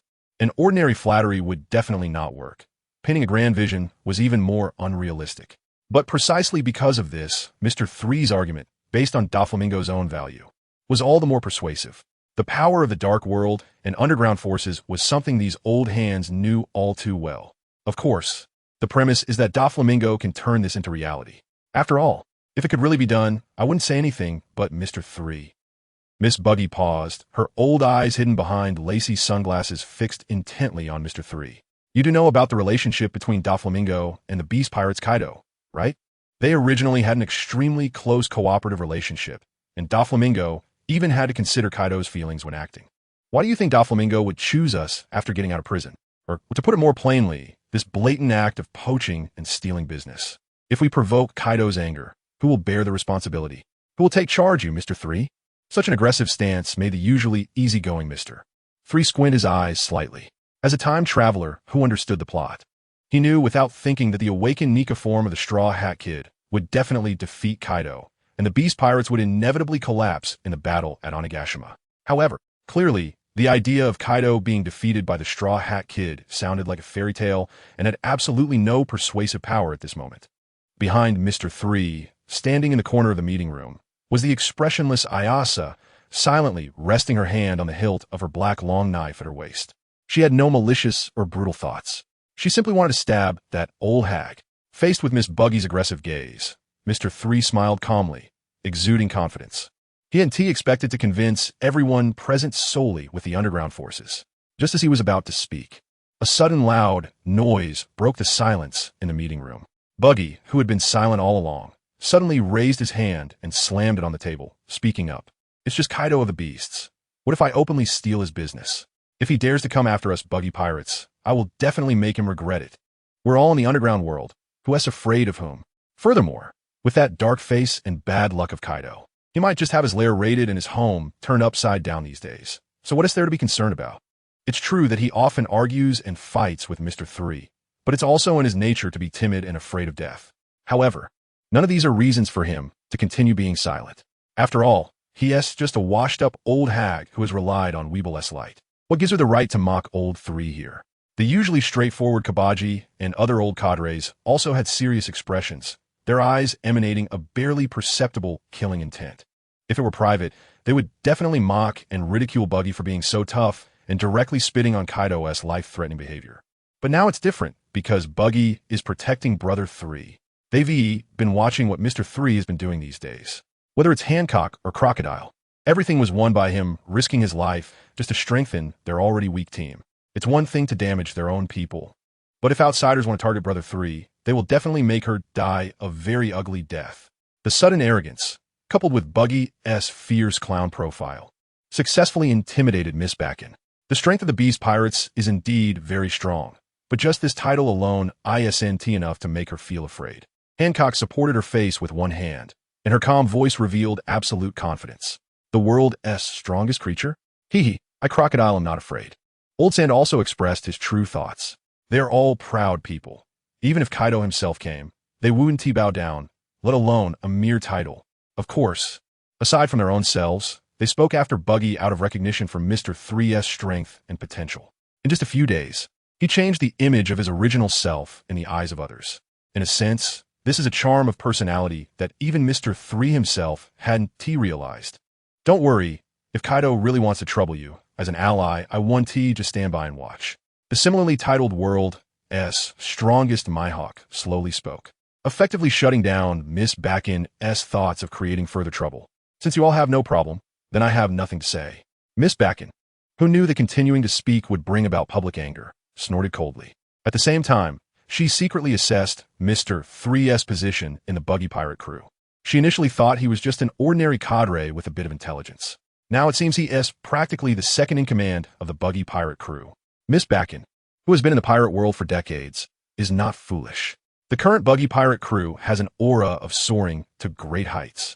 As a cadre who joined in the second batch, if she can step on the old cadres to rise, the future benefits will definitely be explosive. But if the target of suppression is the number 2 figure of the pirate crew, a slight misstep could lead her to the current dilemma. If that is the case, I might have to find someone else. Miss Bakken pondered in her heart. The intense reaction from everyone, especially Buggy, surprised Mr. 3. He turned his head to look, coincidentally meeting Buggy's gaze. In that moment of eye contact, a massive exchange of information erupted. Buggy, what are you looking at? Keep talking, damn it. Mr. 3, you little Buggy, when did you become so tough, even making Kaido unable to handle it? Buggy, what is there to be afraid of? If the sky falls, Hancock and Crocodile will hold it up. If they can't hold it, Mihawk will. And if that doesn't work, we can slip away at any time. Mr. 3 chuckled. I thought you suddenly felt capable. The other old cadres who received the eye signals looked puzzled. 3, is that not how you think? Ahem. Mr. 3 cleared his throat to break the exchange. Although he could embarrass Miss Bakken, it didn't seem necessary. Doing so would only waste time and saliva. In fact, Brother Ming's goal was just to attack Impel Down. Inside Impel Down, there are things of equal value to Brother Ming and his background forces. Oh, things of equal value to Brother Ming? The people in the conference room suddenly became interested. Mr. 3's lips curled into a strange smile as he adjusted his goggles and explained, when farmers harvest leeks, they usually don't pull them out completely but take the tops and leave the roots, waiting for new shoots to grow before harvesting again, maximizing their profit. This was a statement that seemed completely unrelated to Impel Down, Brother Ming, or the underground forces, yet the moment it was said, it successfully made everyone's pupils shrink. Ha ha ha, harvesting leeks? I didn't expect you to have such a novel idea, Mr. 3. Old Sand, with a cigar in his mouth, couldn't he help but burst into laughter. An interesting metaphor. Mihawk and Hancock's faces, however, showed little expression. Old Sand, is there really leaks in a place like Impel Down? Can you really make a lot of money robbing this stuff? Weeble's wide-open eyes were filled with confusion. Miss Bakken, with a cold face, didn't respond. Even she had to admit that Mr.3's metaphor about leaks, indeed, referred to things of equal value to Brother Ming. If all goes well, maybe they could form a Buggy Express mercenary organization. In this era of increasing chaos and warfare, this could be a super violent money-making machine. This point is evidenced by the development of the Buggy pirate crew over the past 2 years. At this point, everyone present no longer harbored doubts about the plan to invade Impel Down to rescue Brother Ming. So what is the specific plan? Impel Down isn't a place that can be simply broken through by brute force. Crocodile, who understands the internal structure of Impel Down, asked, I have a rough plan in mind. Mr.3 paused and said solemnly, but before that, we need to create some disturbances that will give the Navy a headache, diverting their attention and layout, so they can't spare troops to support Impel Down. If everyone here were trustworthy, it wouldn't hurt to explain the strategy for invading Impel Down to rescue Brother Ming in advance. But since there's the treacherous Miss Bakken here, some precautions must be taken. Crocodile exhaled a puff of smoke and said slowly, things that would give a Navy a headache? That is not easy to think of. Mr.3 nodded without denying. That's why I need to gather everyone's opinions and thoughts. He had been pondering this matter for a long time. Although he had a few plans, none would truly give a Navy a headache. After all, they're the undisputed kings of these seas. After Mr.3 finished speaking, the conference room fell silent again. The difficulty of this matter is indeed not small. They can't just start another war like Whitebeard did 2 years ago, right? Ahem. Buggy, sitting at the main seat, coughed heavily, a very confident expression appearing on his clownish face. The usually treacherous him clearly has many ideas when it comes to stirring things up. You're nothing much, Mr.3. At the crucial moment, it's still Captain Buggy who leads the way. Isn't this just something that gives the Navy headquarters a headache? What's so difficult about it? After successfully drawing everyone's attention, Buggy cleared his throat and prepared to speak. Just then, an incredibly loud clamor suddenly erupted from outside the conference room. Following that, the large door of the conference room was pushed open by a group of underlings. Grasping the latest newspaper, their faces were filled with extreme excitement and joy, with some even trembling uncontrollably, walking unsteadily and creating a light breeze. Oh no, Captain Buggy. No, this is too good. Captain Buggy. Today's latest news, the Straw Hat Kid teamed up with Kid and Law to raid the Beast Pirates' home on Onigashima in Wano country, completely defeating the alliance of Yonko Kaido and Big Mom. Of course, that's not the main point. The main point is you, the great and sacred Emperor Buggy, the man who brings light to the whole world. You have successfully taken the place of Big Mom and have been publicly recognized by the world government as the new Emperor of the Seas. With that trembling voice, the entire room fell into a dead silence once again. Wait, if I remember correctly, what did Buggy just say about Kaido? This observation hockey? Miss Bakken Weevil, Hancock, Crocodile, Mihawk, Eureka, and the other old cadres, shocked into jumping up from their seats, Mr.3 and Buggy hugged each other tightly. I have already ascended to the throne of the Yonko, and in a few years, the title of Pirate King will be within my grasp. In the conference room, Buggy stood on the table, holding the newspaper handed to him by his underlings, laughing wildly and arrogantly. Reflecting on the time when he first became a warlord of the sea, Buggy couldn't help but feel excited about his determination to become a Yonko. His body, hidden beneath the large red robe, was in pieces, making the robe puff up to its fullest extent, giving him a tall and mighty appearance at this moment. After so many years since the dissolution of the Roger Pirates, how many years has it been? He finally climbed up from the bottom of the pirate world, successfully reaching the world throne, standing at the peak of the world like Shanks, becoming the recognized Emperor of the Seas by the world government. For someone who has always been at odds with Shanks, this was simply a dreamlike scene. His current status was no less than that of Shanks, because their cover photos appeared in the same position. Captain Buggy, following you is truly the best choice of our lives. Idiots. Now you should call him Yonko Captain Buggy. Oh, Yonko Captain Buggy. Wait a minute. Someone has fainted. Doctor, is there a doctor? Oh, I'm a doctor myself. Never mind that. Yonko Captain Buggy. I've got to follow in your footsteps until the seas dry up and the rocks rot. The underlings below cooperated remarkably well, trembling with excitement, and some even fainted from a brain hemorrhage on the spot. Even more frantic than Buggy. This guy is acting up again. Under the conference table, looking at Buggy floating up high, Eureka and the other old cadres all facepalmed, feeling quite speechless. The reason the world government positioned you as a Yonko was clearly due to the alliance with Mihawk and Hancock. What does it have to do with you, Captain Buggy? Pirate King, can you stop daydreaming and take a look in the mirror to wake up a bit? But then again, they looked down at the newspaper in their hands, which featured the new Yonko photos. In one corner, Buggy stuck out his tongue, his eyes fierce and brutal, with a clown makeup that emitted a stunning visual impact. Against the backdrop of Blackbeard and Shanks, it really gave a sense of a divided world with equal strength. Upon thinking of this, everyone couldn't help but sigh, as if in a dream. They never expected that just days ago. They were worried about losing the privileges of the warlords, and now they were also cadres of the Yonko crew. If this were in the past, they would never have imagined such a fantasy. Nearby, Mr.3 quietly stared at the content of the newspaper. After the initial shock, he didn't feel too surprised that Buggy was designated as a Yonko. After all, this was something that was expected, just a bit sudden. What interested him more was how Luffy, after awakening Nika, managed to defeat Kaido. He, the Emperor of the Seas, that's interesting. Crocodile spread the newspaper open, a deep smile appearing on his face, marked by a frightening seam. If the pirate crew he belonged to couldn't even obtain such a title, it would be even more embarrassing. But this Straw Hat Kid, what exactly is his background? Old Sand's eyes slightly shifted, moving from Buggy on the newspaper to Monkey D. Luffy. Back in Alabasta, he was just a kid who couldn't even use hockey. And now, he somehow not even Kaido's opponent. Even Old Sand, who had seen countless storms, felt a bit disoriented at this moment. You have to know, it's only been a little over 2 years since the Alabasta incident. Compared to Old Sand's shock over the Straw Hat Kid sitting across from him, Mihawk frowned slightly, paying more attention to the content of the news. From the text above, it seemed the world government or the news agency mistakenly thought he had joined Buggy's pirate crew, along with Hancock, Crocodile, and Weevil. Forget it. It won't affect me anyway. In the end, after a light sigh, Mihawk dismissed the idea of correcting the world. He looked down on such trivial matters, and, watching Buggy and Mr.3, Mihawk's motionless pupils flickered slightly.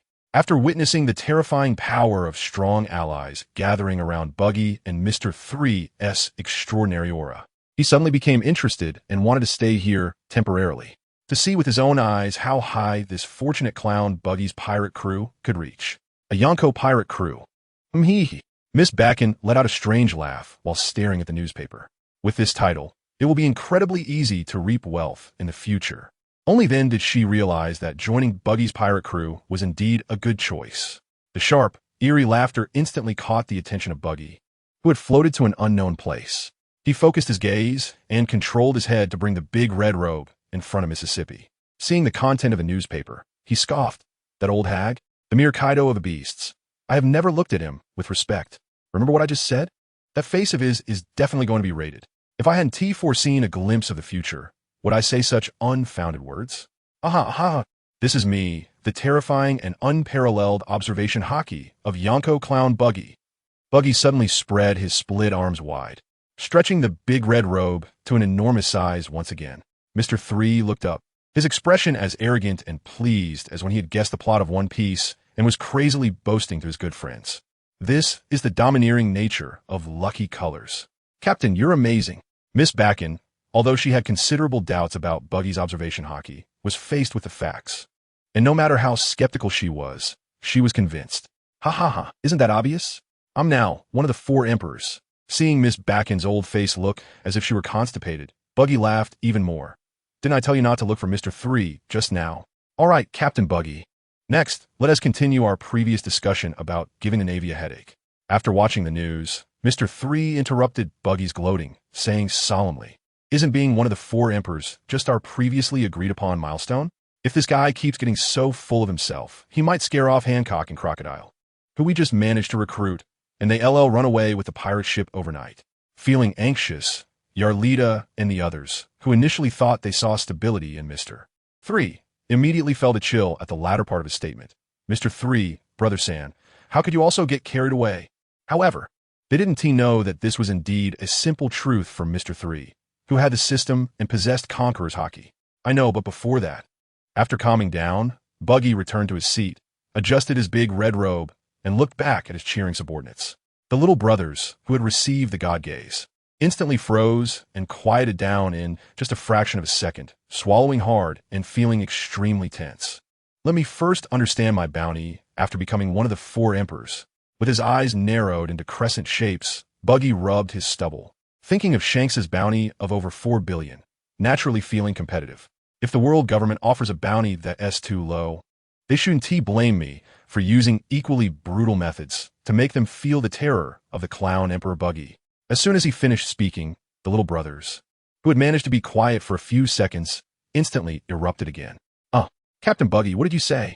Equally brutal methods, does that mean? The little brothers, recalling something, turned pale with fear, their pupils losing focus. Are you planning to bounty the heads of the Navy? My God, what kind of man can have such a terrifying ambition to bounty the Navy? So scary. Captain Buggy, you're really too terrifying.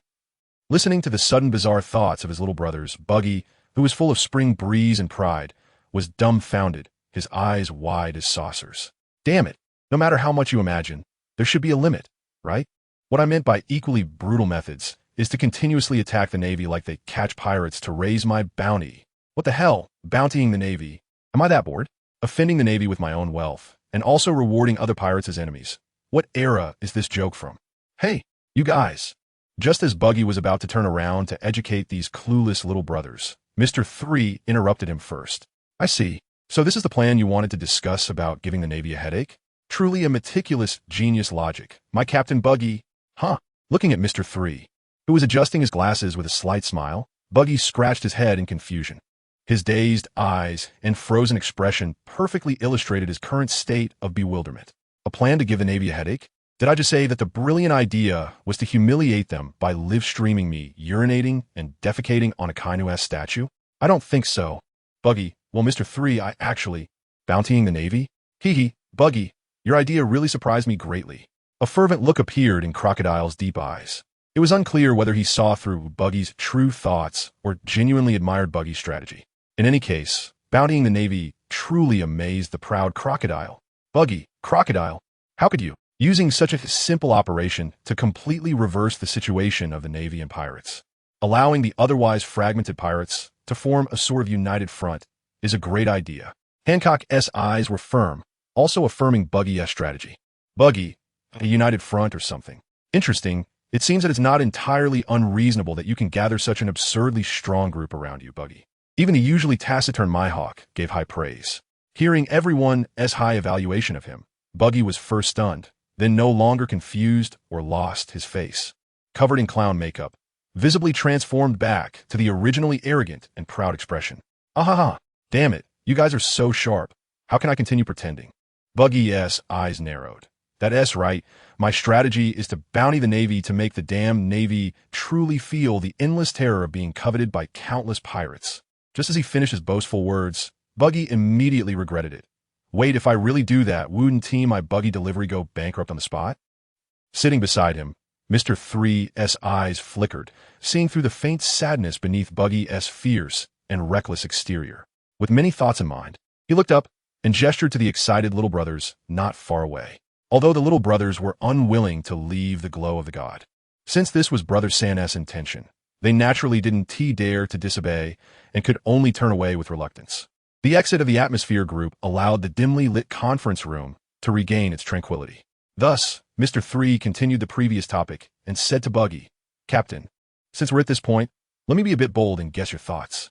If I'm not mistaken, our goal isn't really to bounty the Navy, but to use this to distract them and pave the way for infiltrating Impel Down, right? At the moment their eyes met, Buggy understood his meaning. He immediately put on a mysterious expression and nodded. That's right, keep guessing, my detailed plan.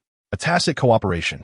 Mr. 3 smiled lightly, organized his thoughts slightly, and slowly said, since the real goal is Impel Down and not to waste money to completely irritate the Navy, then when we issue the Navy bounty, we only need to raise the bounty to an amount that doesn't team match their strength to dissuade some pirate from attempting to capture them.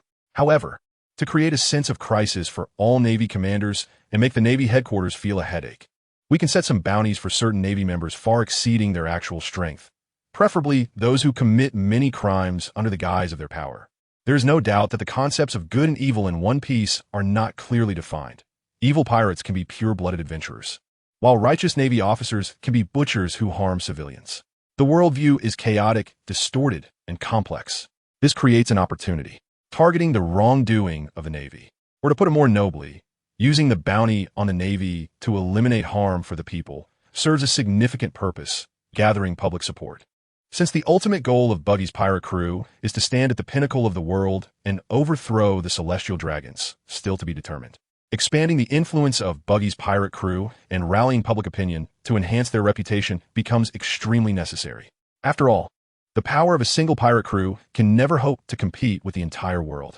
This is exactly the same starting point as Mr.3 wanting to protect the Three Pillars Island with a pirate flag, making it a steadfast belief for the residents of Three Pillars Island.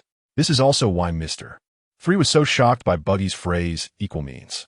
In just a few words, it not only broke the difficulty of influencing the Navy's morale, but also indirectly gathered public support, truly killing two birds with one stone. Although it was an unintentional yet thoughtful maneuver, it was better than being deliberate. Buggy is indeed a great god who brings unexpected surprises. Ahem, ahem. After hearing Mr.3's dual gains regarding the bounty on the Navy, Buggy blankly sucked back the two streams of mucus hanging from his red nose. After experiencing a tumultuous inner struggle filled with shock, he calmly stroked his chin, nodded thoughtfully, and sighed. As expected of you, 3, you've deduced my thoughts so similarly. Everyone. He turned his gaze to the people at the conference table, saying in a pretentious manner, this is how it is. What 3 said is not much different from my planned strategy. I believe you all have no objections to the bounty on the Navy, right? My hawk, Crocodile.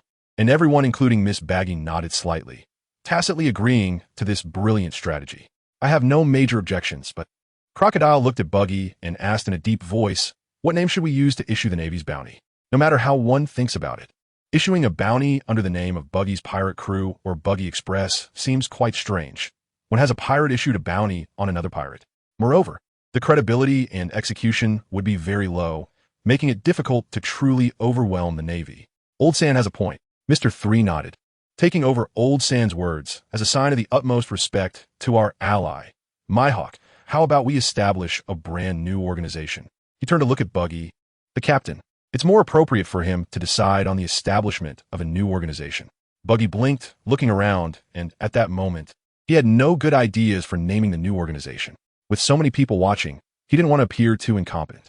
So, he quickly turned the question back to Crocodile. Old Sand, what do you think?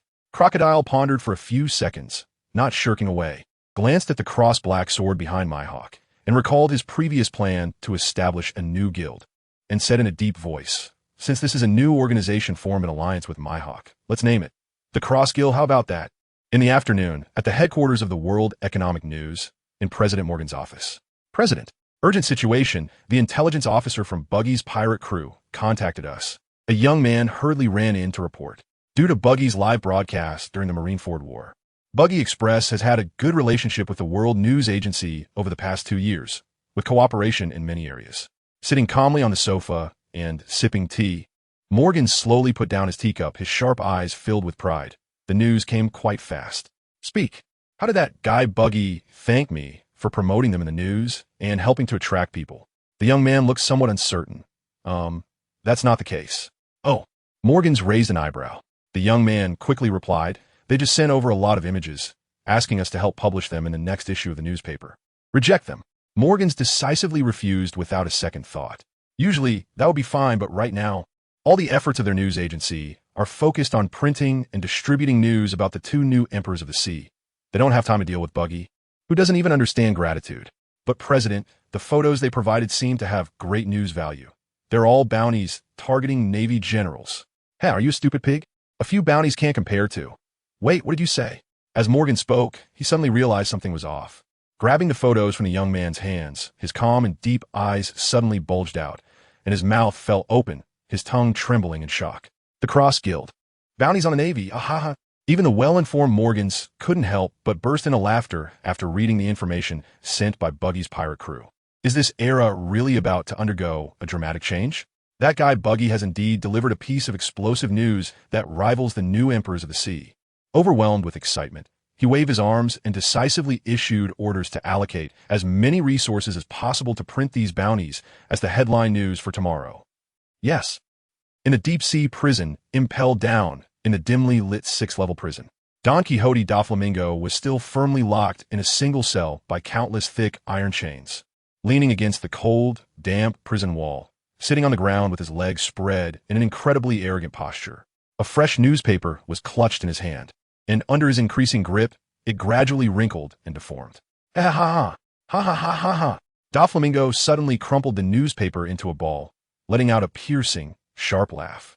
After a long time, he stopped laughing, his eyes turned to Magellan outside the prison bars. Straw Hat Kid defeated Kaido, and Big Mom, Mihawk, and Crocodile joined Buggy's pirate crew. Magellan, how dare you show me this fake newspaper? Do you think I'm a fool? Each day grows more absurd. Are you going to tell me tomorrow that pirates outside have started placing bounties on the Navy? Huh. Facing Doflamingo's crazy barrage of questions, Magellan remained silent with a cold face. After a moment of brewing, he suddenly let out a PU sound, releasing a foul fart accompanied by purple toxic mist. Doflamingo was instantly furious. Damn it, Magellan, I will kill you sooner or later. In response to him was a series of 3 echoes after the silence. Looking at Magellan, this hard-headed guy, Doflamingo felt utterly hopeless, leaning against the wall, staring gloomily at the dark, shadowy ceiling. The fall of the old era and the birth of the new era have already turned the world upside down. I really want to get out and stir up the clouds in this chaotic time. At the port of town A on 3 Pillars Island.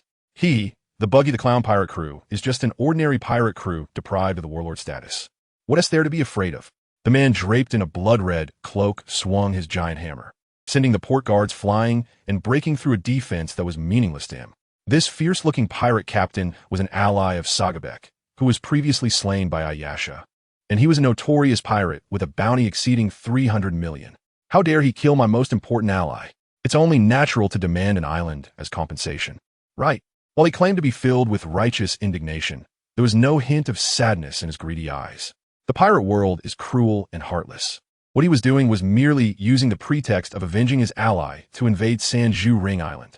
In the town, as the booming cannon fire and cries of agony echoed from the port, the residents of Sanju Ring Island, they were thrown into panic, trembling as they looked at the pirates slowly approaching from the end of the street.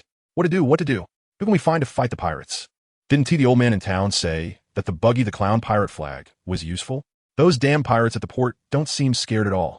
If only Colonel Soinoro were here, can we really rely on that flag? Among the crowd, little girl Luffy stood out.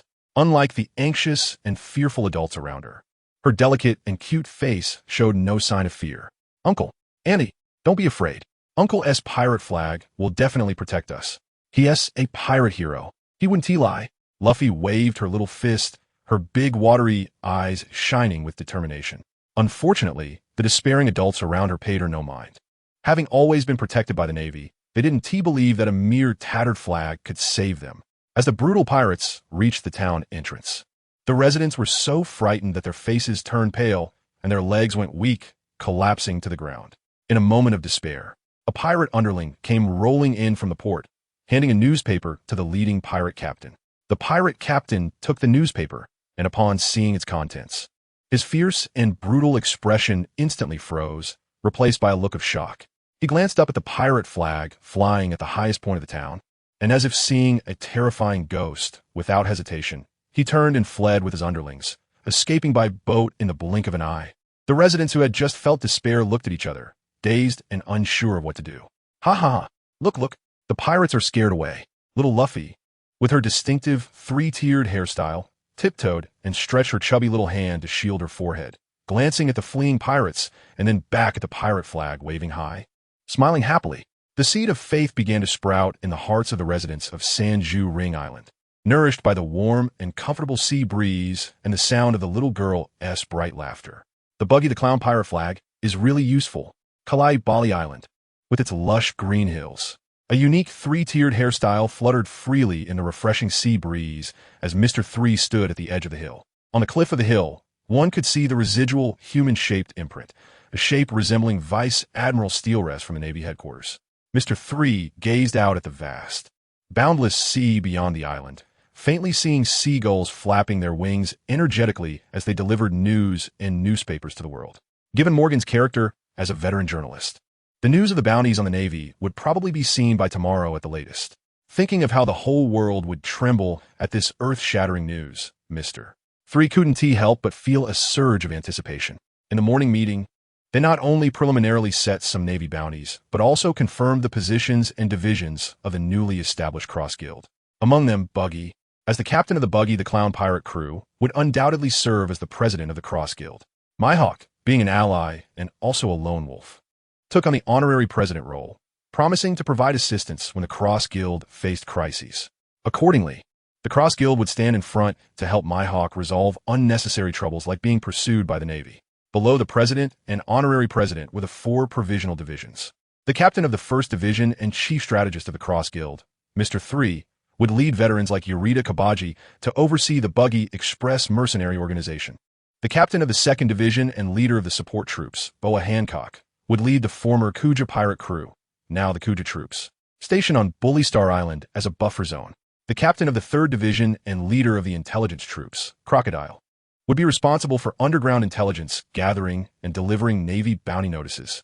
The captain of the 4th Division and leader of the combat troops, Edward Weevil, would be in charge of causing trouble in the New World to divert the Navy's attention. Thus, the Cross Guild, as a new organization, began to take shape and would grow stronger with the continuous recruitment of powerful individuals. Eventually, it would undoubtedly become a formidable force that even the Navy headquarters and the world government would fear.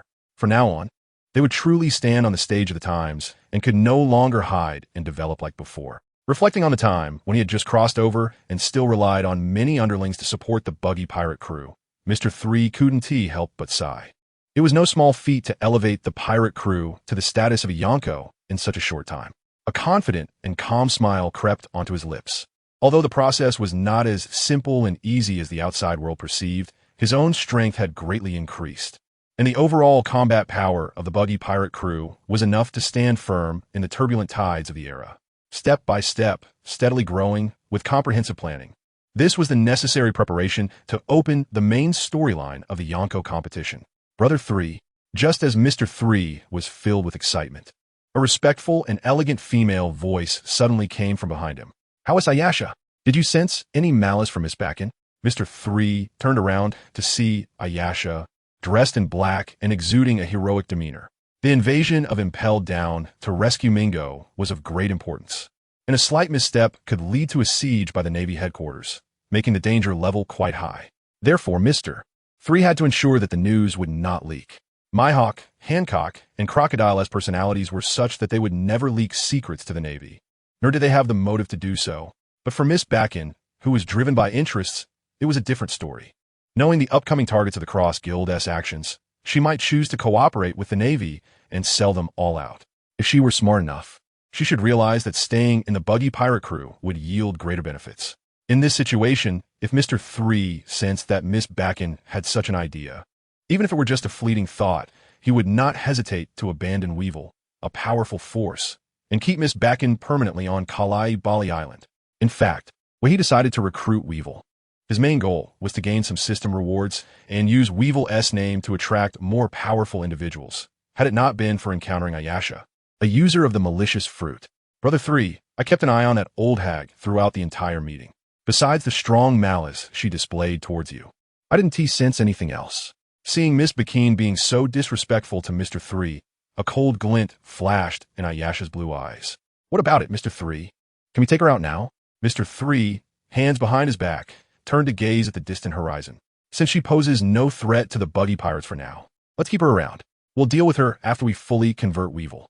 At this point, Mr.3 curiously asked, with your fruit ability, how long do you think it will take to permanently eliminate Weevil's hostility towards us and increase his hostility towards Miss Bakken to the point of enmity? Hearing that they couldn't eliminate the old hag for now, Ayasha's beautiful face showed clear disappointment, but she still answered seriously.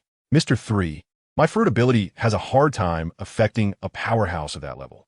Fortunately, the big fool has a flaw in his intelligence, so without being noticed, it should take about a month to completely erase his hostility. A month, huh? Mr.3 pondered for a moment. It wasn't too long after all. After wrapping up the serious topic about Miss Bakken, he turned to Ayasha and asked, Ayasha, do you want to come with me to Bright Star Island? Without any hesitation, Ayasha replied earnestly, I am willing to steadfastly follow in your footsteps. As soon as she finished speaking, she secretly glanced at Mr. 3, not seeing any particularly heavy expression. She timidly asked, Mr. 3, where's Bright Star Island? What are we going to do there? Mr. 3 was taken aback. So this girl agreed without knowing anything? I'll take you there to help count money, then I'll come back. Oh, I'd be very happy to, but Mr. 3, I'm not very good at math. And counting too much money might get messy. Mr. 3, is there any hope for this girl? Thud. He glared and tapped Ayasha's cute head. I definitely don't mean for you to count money. Didn't we say in the meeting that Bright Star Island is a buffer island near Bali Island? I'm going there to consult Teacher Boa about Conqueror's hockey. I'm very sorry, very sorry. Ayasha covered her head, looking aggrieved. I was focusing entirely on that old hag. And even if I had extra time, I was paying attention to you, Mr. 3, and didn't catch the meeting's content. Next time, I promise I will pay attention. Looking at her panicked expression, Mr. 3 sighed heavily, ultimately unable to continue criticizing her. Having a little fangirl is, from a certain perspective, quite troublesome. Forget it. Let's go. He waved his hand and turned to leave with the apologetic Ayasha. Unexpectedly, just as they descended the hill, they ran into Crocodile, who also wanted to enjoy the sea breeze. The moment Mr. 3 saw Crocodile, a sinister smile crept onto his lips. He stepped forward and teased, Hey, old 3, 3rd Division Captain. What a coincidence to meet you here. Crocodile, with a cigar in his mouth, immediately responded with, Desert Gold Dagger. Mr. 3, publicly available information. Paramecia-type evil fruit users can sense and absorb the malice emitted by those around them, thereby continuously strengthening themselves. If their mind is not strong enough, they may become a rampaging black monster due to overwhelming malice. The user can erase the enemy's malice towards them through combat contact, causing the enemy to fall into a state of hesitation. The user can materialize malice into a viscous, moldable black mist, which consumes a lot of stamina. Through long-term interaction, the user can permanently eliminate the target's malice or increase it, affected by the target's physique and consciousness. Bali Island, the Outer Bay coast, is where the Buggy pirates clashed with the elite troops of Stelis a few days ago. Although after days of tides, the battered Outer Bay coast has somewhat returned to a smooth state. The pits left from the battle remain like acne scars and will take a long time to heal completely. At this moment, in a pit on the beach, Mr. 3, who had been blasted away by Crocodile's Desert Gold Dagger, was comfortably squatting there. Feeling the soft and pleasant sensation beneath him, Mr. 3 instinctively reached down and happened to touch something round and slightly greasy among the sand. I don't know what just happened, but thanks to this thing, I didn't land face first into the ground. Mr. 3 sat down on the soft object buried in the sand, looked up at Crocodile, who was standing on the hill smoking a cigar, and sighed heavily. Old Croc is still as explosive as ever. It's not wrong for the 3rd Division Captain to call him Old 3. It seems that completing his side quest of being called Big Brother will be a long road ahead. Just as he was lost in thought, suddenly, the sand beneath him began to squirm. It seemed like some peculiar creature was about to break through the surface. Sensing this, Mr. 3 lowered his head and focused intently on the sand below, with sparks flying from his 3-haired hairstyle. The unknown is frightening. Although he could barely hold his own against Crocodile now, the pirate world is full of bizarre creatures, and it's essential to remain vigilant against mysterious beings he had yet to fully comprehend, lest he fall into a trap. As Mr. 3 heightened his guard, puff, a bizarre creature suddenly leaped out of the sand. It was a white monster that looked remarkably like a human hand. Following this, the sand beneath Mr. 3 began to shake violently, as if something even more bizarre was about to emerge. Mr. 3 dared not be careless. He quickly stood up and jumped away while raising his arm, which was spewing a large amount of fluid wax, and without hesitation, he flung it into the pit. Damn you, Galatino, are you attacking me? A head shaped like a humanoid figure wearing a pirate hat suddenly burst from the pit, and with a red nose. Buggy's eyes blazed with fury as he roared, I'm not going to. Before he could finish, a thick, warm, grayish-white wax flew in and blocked his mouth. Gulp, gulp. The wax liquid slid down Buggy's throat, overflowing from his smooth neck and dripping onto the ground. What the hell? Buggy? What are you doing here? Recognizing Buggy, Mr. 3 was astonished and confused as he asked, What happened to that mysterious creature I was sitting on in the sand? What creature? That was me, damn it. The pit stirred, and countless severed limbs floated towards Buggy's head, along with the initial hand monster, assembling midair to form a complete Buggy figure. The moment his body restored, Buggy rushed in front of Mr. 3 and shoved his sandy clown face right in front of him. "Galatino, you must have done this on purpose. Knowing I was here enjoying the sea breeze, and then you sneak attacked me, right?" Mr. 3 slightly lifted his head and pushed back Buggy's head, a knowing smile of apology hanging on his lips. "Sorry, Buggy, I was knocked over here by that bastard old sand. I really didn't know you happened to be standing here." "Huh?" Buggy looked displeased and voiced a distrustful question.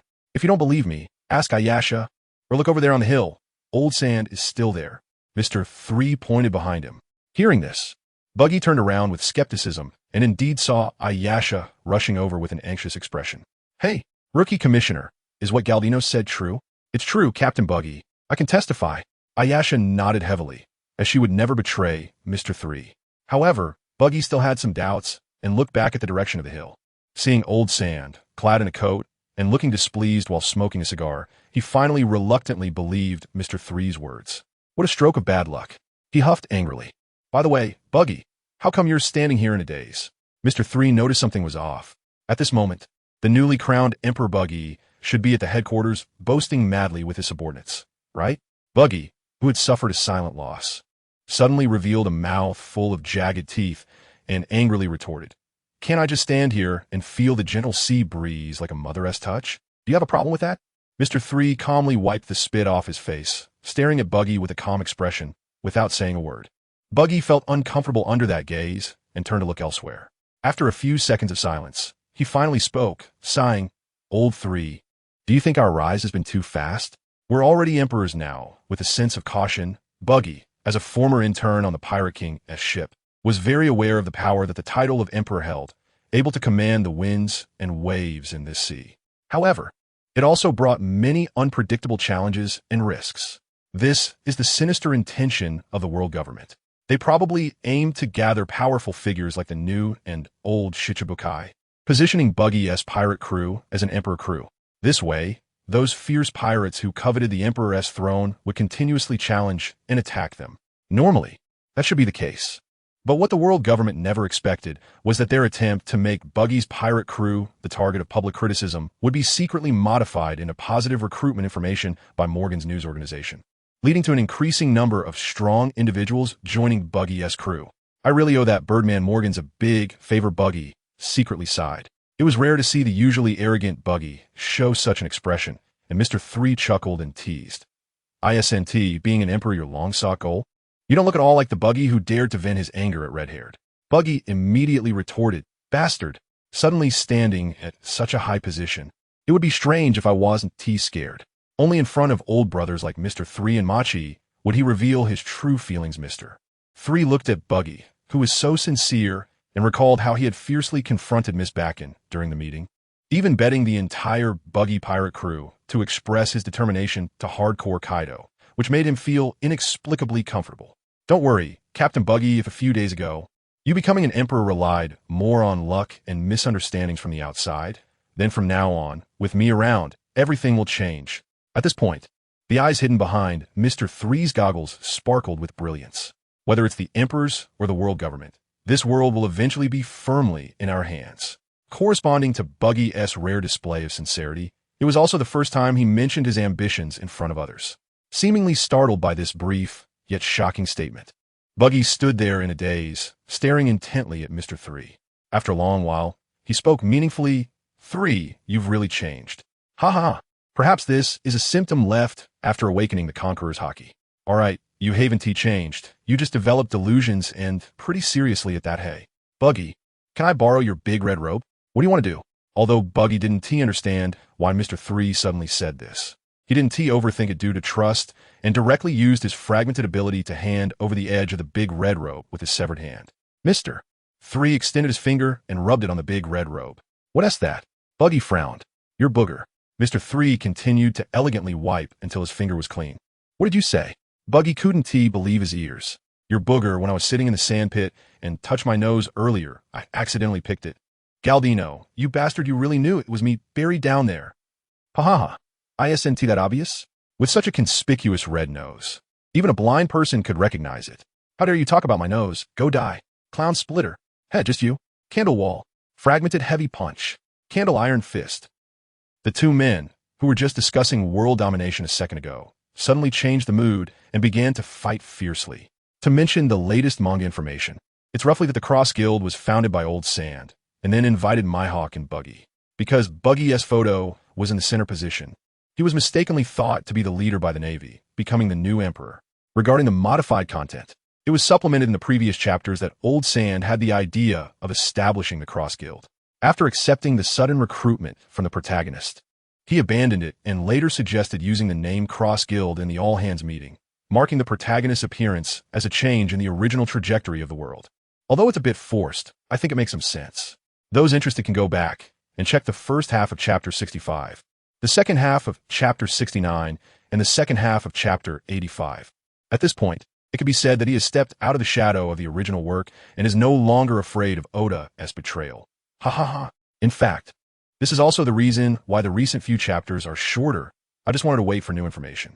Now, after patching up, I don't have to be so cautious anymore. After a few days of adjustment, I will try to update more so you can enjoy it. Reading this chapter, you can feel that I cherish every reader greatly, and I will immediately correct any slightly toxic points mentioned, and I have never silenced anyone except for Brother Serial. After all, I'm just a humble newbie, although I will inevitably lose some people. Heartache. I definitely 1T waver or run away.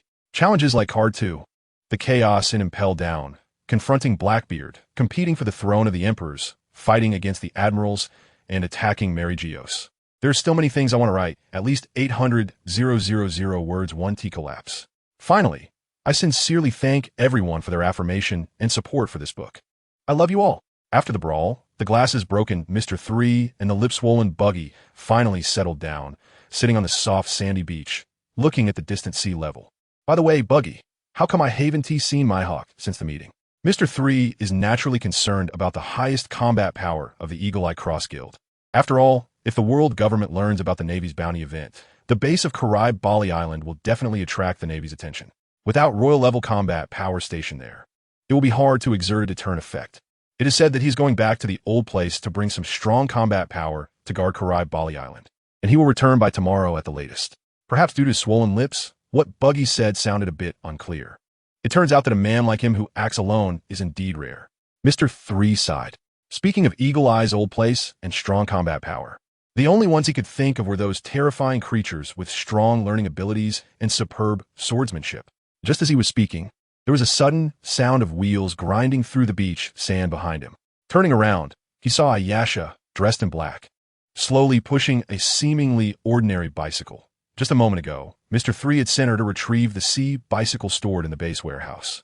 Bali Island is not far from Hancock's location on the Isle of Blazing Star, New Daughter Island, and Mr.3 plans to ride the bicycle over, not wasting any time that could be used for training. Although the training bonus from the sea bicycle is not much, it cannot be ignored. Ayasha stopped in front of Mr.3 and Buggy and said seriously, "Brother 3, I brought your bicycle." Mr.3 replied, pushing himself up from the ground with his hands on his knees, the three-shaped hairstyle on his head igniting in flames. Whoosh!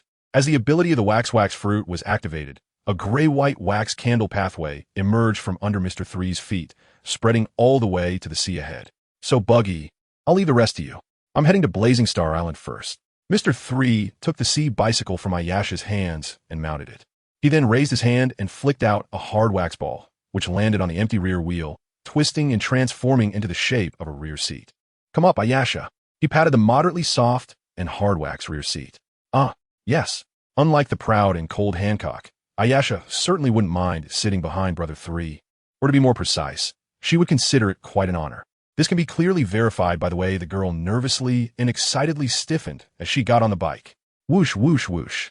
Feeling the continuous shaking from the back of the bicycle, Mr.3 frowned slightly and turned to look, only to see Ayasha fiddling with the wax rear seat like a robot. She was busy shifting from sitting sideways to straddling, then standing up and half-squatting in a flurry of activity. "What are you doing?" Mr.3 asked with a face full of black lines. Brother 3, I was thinking about what posture to take on the rear seat to express my respect for you." Ayasha, who was upside down on the rear seat, blinked her eyes, her deep blue eyes full of entanglement. Fortunately, she was wearing uneven black shorts. If it were a little skirt, that would be something else. Mr.3's mouth twitched, feeling a headache as he shouted, "A normal sitting posture is the greatest respect for me." Yes. In an instant, Ayasha changed her posture, sitting sideways on the wax rear seat with a well-behaved expression. After a while of dawdling, under Mr.3's pedaling, the sea bicycle moved forward along the wax pathway, sailing on the rolling waves of the sea. It wasn't until Mr.3 and Ayasha's figures gradually faded and disappeared at the end of the horizon that Buggy finally withdrew his gaze, a fierce expression slowly appearing on his clown-painted face. Next, the Buggy pirates only need to rest and quietly wait for the news of the bounty navy to ferment and erupt around the world, and then take advantage of the chaos to plunder Eni's lobby. According to Old 3's words, this is one of the 36 strategies, waiting for the exhausted. But even so, as the captain of the Buggy pirates and the president of the Cross Guild, Buggy also has his own tasks to attend to. That is, to take advantage of this relatively peaceful time to completely eliminate the naval spies lurking within the pirate crew. As the sun gradually set in the evening, under the guidance of the Eternal Pointer, Mr.3 and Ayasha successfully arrived at Blazing Star Island. After a wave of strengthening obtained through recruiting old sand, Mr.3's sea riding became more and more skilled, maintaining a steady pace throughout with hardly any serious bumps. Ding! The riding session ended, and physical fitness, three-color hockey, etc., received a slight boost. Black bicycle refining progress. 3. The system prompt that echoed his mind made Mr.3 pause for a moment. The first time he rode with Hancock to the Three Pillars Ring Island, it was farther and took longer, and the black bicycle refining progress only increased by 1. But this time, it directly doubled. This progress is indeed closely related to my armament hockey. Mr.3 sighed inwardly, and at the same time couldn't help but feel curious. What wonderful changes would occur when the progress reaches 100 and the sea bicycle is refined into a black bicycle? He didn't believe that the system would give such a value just for its literal meaning. As soon as Mr.3 and Ayasha stepped onto the island, several coolly dressed, snake-bow-wielding beautiful girls immediately surrounded them. They were all national warriors from the former Daughter Kingdom, now responsible for the perimeter vigilance of Blazing Star Island. "Hello, Brother 3. The female warriors greeted Mr.3 enthusiastically and seriously. Naturally, they recognized the benefactor who had rescued their country from the Navy siege. "Comrades, cough cough, hello." Mr.3 almost blurted out a strange address. He swept his gaze over these girls who he didn't have much impression of. Well, they're indeed well-trained female warriors. Their perfect figures and toned muscles leave no room for criticism. "Brother 3, weren't you at the base on Bali Island? Why did you suddenly come here?" The leading female warrior glanced warily at the unfamiliar Ayasha and then respectfully asked Mr.3. "Lady Snake Princess is currently in the temporary loft built at the center of the island. Do you need me to take you there?" Mr.3 withdrew his lustful gaze, cough cough, and said while waving his hand, "No need, I'll walk over myself. I can take the opportunity to see the construction situation of Blazing Star Island." "Understood. Please feel free," the female warrior squad leader said, very cooperatively making way. The Snake Princess had specifically instructed that even if it was a core member of the Buggy pirates who came, the rules must be strictly followed, with males being directly sent away and females reported in layers. This was one of the treaties agreed upon when the 9 snake pirates were recruited by Buggy. But clearly, Brother 3, who had great grace and was recognized by the Snake Princess, was not included in this list. Mr.3 nodded gently and moved forward with Ayasha towards the central area. After passing through a dense jungle, their view suddenly opened up immensely. In the spacious clearing, the outlines of a newly built town could be faintly seen, with countless strong Amazon warriors bustling back and forth, carrying wooden beams, sand, and other construction materials to build their new home. Although only a few days had passed since they evacuated from Daughter's Island, the residents of the Amazon Lily Kingdom, known for their strong physicality, built at an astonishing speed. Indeed, they were construction maniacs. However, the temporary loft where Hancock and the officers of the Kuja pirates resided was not here, but on the highest hill of the entire Blaze Island. Given Hancock's noble and proud temperament, this location choice was not surprising at all. Thus, Mr.3 and Ayasha continued onward. Half an hour later, they finally reached the highest hill, where they met Hancock in the elegantly decorated large loft hall. "So, Mr.3, you came here just because you wanted to ask me about the Conqueror's hockey?" Hancock, now wearing a purple Kuja chi-pao with a white cape, sat cross-legged on a pink python, her gaze icy, exuding an air of an empress. "Who is responsible for guarding the island today? If anyone openly defies my orders, they deserve to die 100 times," she asked her sister Marigold, who stood beside her. "Sister," After all, Mr. 3 could be considered a lifesaver for the entire Amazon Lily, so Marigold hesitated, understanding the guard's actions. It's not their fault. They wanted to report to you, but I stopped them. Mr. 3, knowing Hancock's temperament well, took the initiative to explain. In that case, I assume you were prepared for the punishment for breaking the agreement?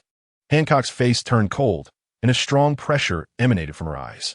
The temperature in the entire loft hall suddenly dropped significantly, becoming icy. Haha, let's talk about that after I finish my questions. Mr. 3, seemingly prepared, smiled and said, during the 3-column Ring Island event, didn't you want to fight me? To be honest, that's exactly what I hoped for. After successfully recruiting Crocodile, his strength had increased, and if he really fought with the Empress, the outcome was uncertain. A fleeting hint of excitement appeared on Hancock's stunning face, but quickly returned to its cold composure. Since you have this awareness, I will no longer pursue your trespassing here. Go ahead and ask your questions. Even if you can master the Conqueror's Haki in half a day in front of me, you're still a complete novice who knows nothing. Looking at Mr. 3's sincere and humble eyes, the proud pirate Empress couldn't help but feel a deep sense of pride and satisfaction.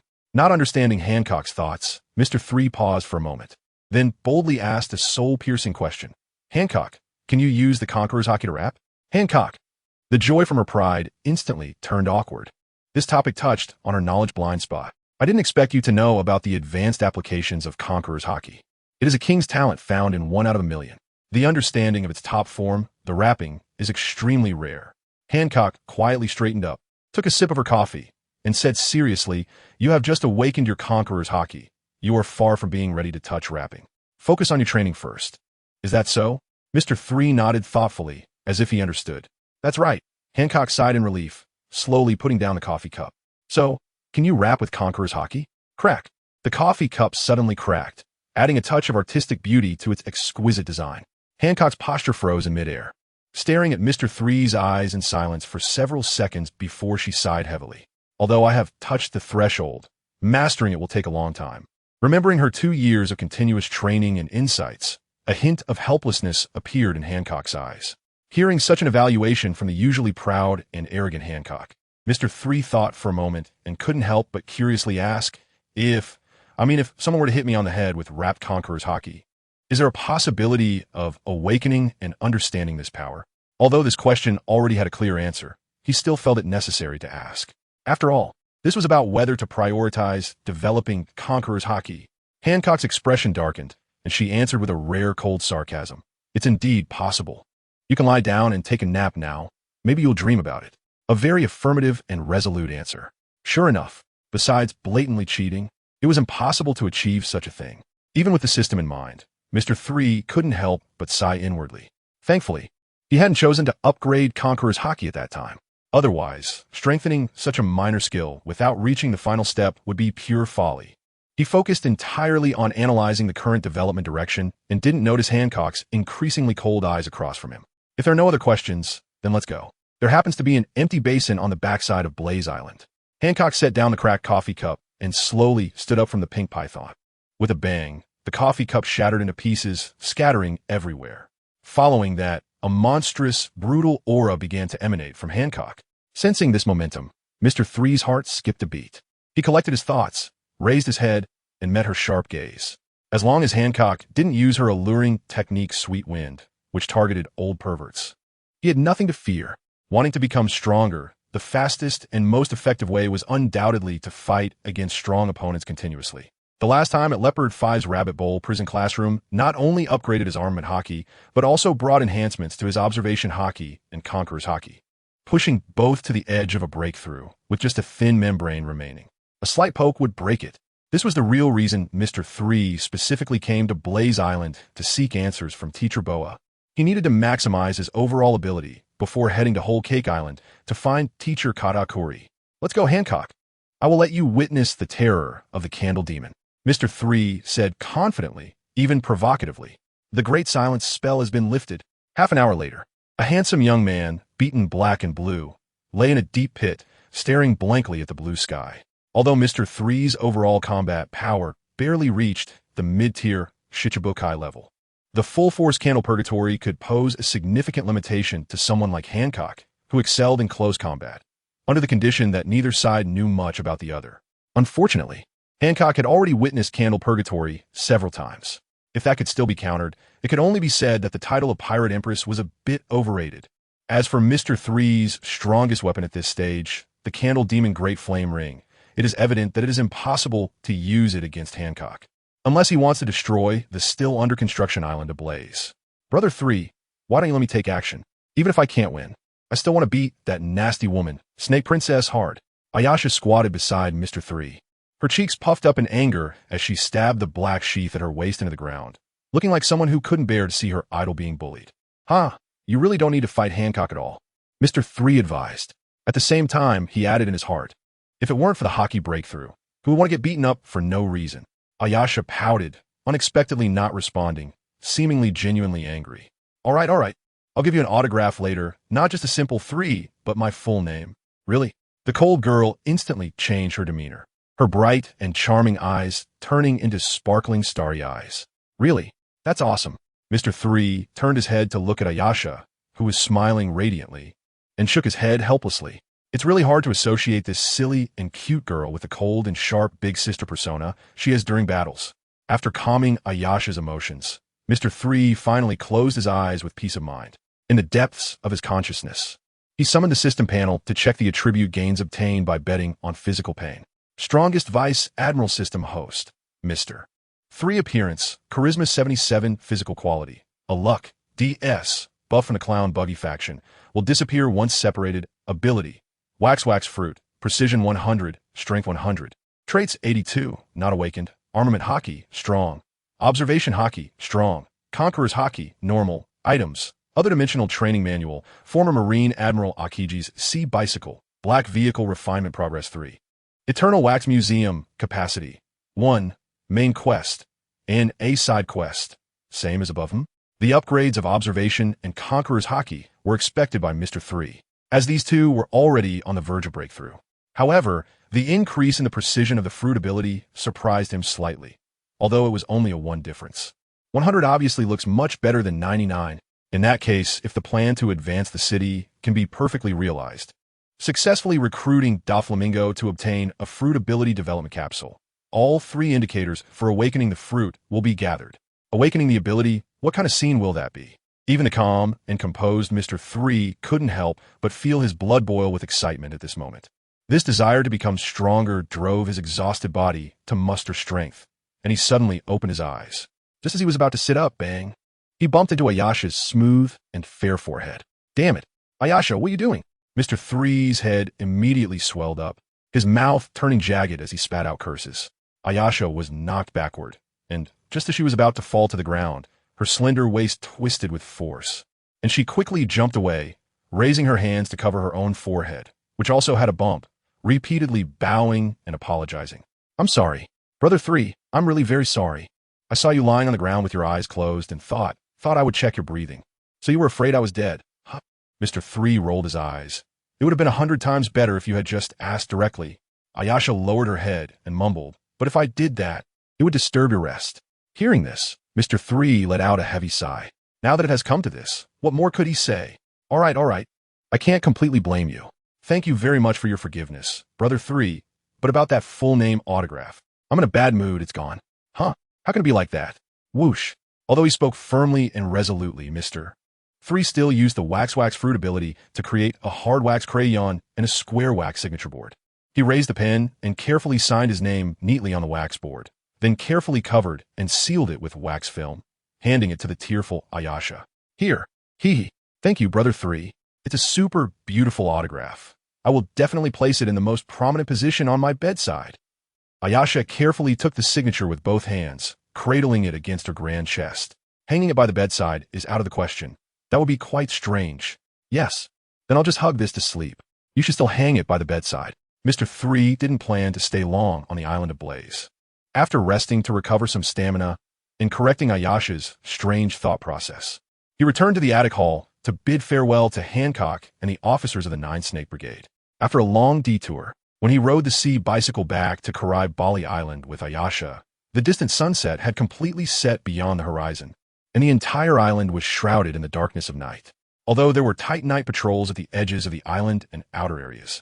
There was no doubt that, with Mr.3's status, he passed through smoothly without any obstacles. Not only did he not face any inspections or questioning, but he also received a heap of flattery. Mr.3 did not lose himself amidst the calls of Brother 3 and was quite dissatisfied with the level of vigilance. In the world of pirates, the abilities of devil fruits are peculiar and varied. If there are imitators like Mr. 2 Bon Clay in the opposing faction, then these so-called defenses and patrols would be virtually useless, right? Thus, Mr. 3 harshly reprimanded the patrol team for their carelessness. The result was a stack of heavy berries forcefully shoved into his hands by the patrol captain. What does this mean? The current issue is that your vigilance is too low. Is it because we have become part of the 4 Emperors crew that you have become complacent? Remember clearly, no matter who it is, they must verify their identity before letting them through. If this happens again, don't blame me for being rude. It was only when the patrol captain and his team were sternly reprimanded that they truly realized their mistake and repeatedly apologized. Seeing this, Mr.3 finally nodded in satisfaction, then raised the berries in his hand and scolded, "Also, don't pull these little tricks. I'm not interested in money." While lecturing with righteous indignation, he naturally sealed the berries with wax and casually handed them to Ayasha in the back seat. Although he claimed not to be interested in money, this was, after all, the goodwill of his subordinates. The patrol captain turned his head away from Brother 3's actions and seriously replied to the nearby tree, "Understood, understood. We will remember Brother 3's teachings." Thus, the brief little incident passed. After a night of rest, the next morning, Mr.3 called Buggy, Alrita, and other old cadres to hold an internal meeting belonging to the original Buggy pirates. The content was quite simple and relaxed, which was to have a heart-to-heart talk. Of course, this was just a facade. Mr.3's true purpose is to learn more about this group of old cadres, which would trigger the dimensional cultivation manual and obtain a permanent pointer to the corresponding cultivation location. Then, he can deceive them one by one into working for him. In the small conference room, members of the former Buggy pirates are gathered together. After some idle chatter and mutual teasing, Mr.3's understanding of Yarlita and others finally reaches the activation conditions for the Dimensional Cultivation Manual. Dimensional Cultivation Manual, a carefully crafted cultivation manual for the core cadres of the Buggy pirates.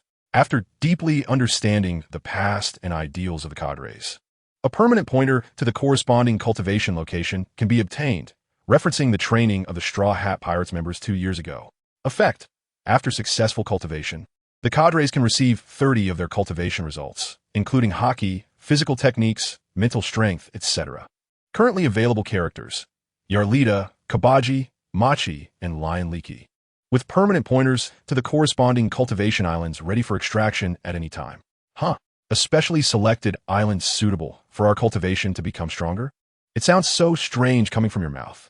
Yarlita, dressed in a wild top that accentuates her upper body, continues to carry a wolf fawn club over her shoulder. The shrewd and smooth Yarlita senses the obvious scheming in Mr.3's words, although she can't figure out where the problem lies. Next to her, the chubby beast tamer Machi displays a look of uncertainty. "Old 3, I admit your demeanor has indeed changed quite a bit lately, but that doesn't hide your treacherous heart." The acrobat Kabaji also nods in agreement and adds, "3, stop with the nonsense about doing this for our good. Just tell us directly, what is your real scheme?" "Awu awu." Lion Leaky follows up with a few roars, clearly not believing that Mr.3 would genuinely care about his teammates. Instead, it is more inclined to believe that Mr.3 must have some ulterior motive. "My heart aches, so this is how you see me." The cautious and cunning attitudes of the others are anticipated by Mr.3, who clutches his chest with a heartbroken expression. "I went through so much effort to investigate these islands, hoping that my brothers would have the ability to protect themselves in the coming chaotic era. I didn't expect you to think like this." His words do not sway the others. Instead, they only reinforce their belief that this is definitely a conspiracy. After spending such a long time together, they all know each other's character too well. 3, I think you have a point. The outside world is about to descend into chaos. We do need to consider self-preservation. Machi thoughtfully states, "So, staying here on an island protected by several warlords and not running around is the best protection for ourselves." Machi's words ring true. Kabaji also recognizes that for people like them, reaching this point is already a huge stroke of luck. No matter how much they cultivate, it would be of little use, and they might even be attacked by other pirates. Lion Leaky, awu awu. They must understand that they are now the cadres of the Emperor Pirates, and their heads are quite valuable. Although ordinary people would definitely not dare to anger a Sea Emperor, There will always be terrifying and reckless madmen. If they encounter them by chance, it would surely spell disaster. These cowardly and lazy players. Seeing that these guys have all given up on themselves, Mr.3 sighs with a headache and secretly gestures to Buggy. Buggy, who has barely spoken throughout, sees this and cooperatively rubs his chin beard, squinting his eyes and feeling good about himself as he says, "Old 3, understand that without me, Buggy the Great, by their side, these guys will naturally feel afraid and fearful of unfamiliar islands. This is quite reasonable.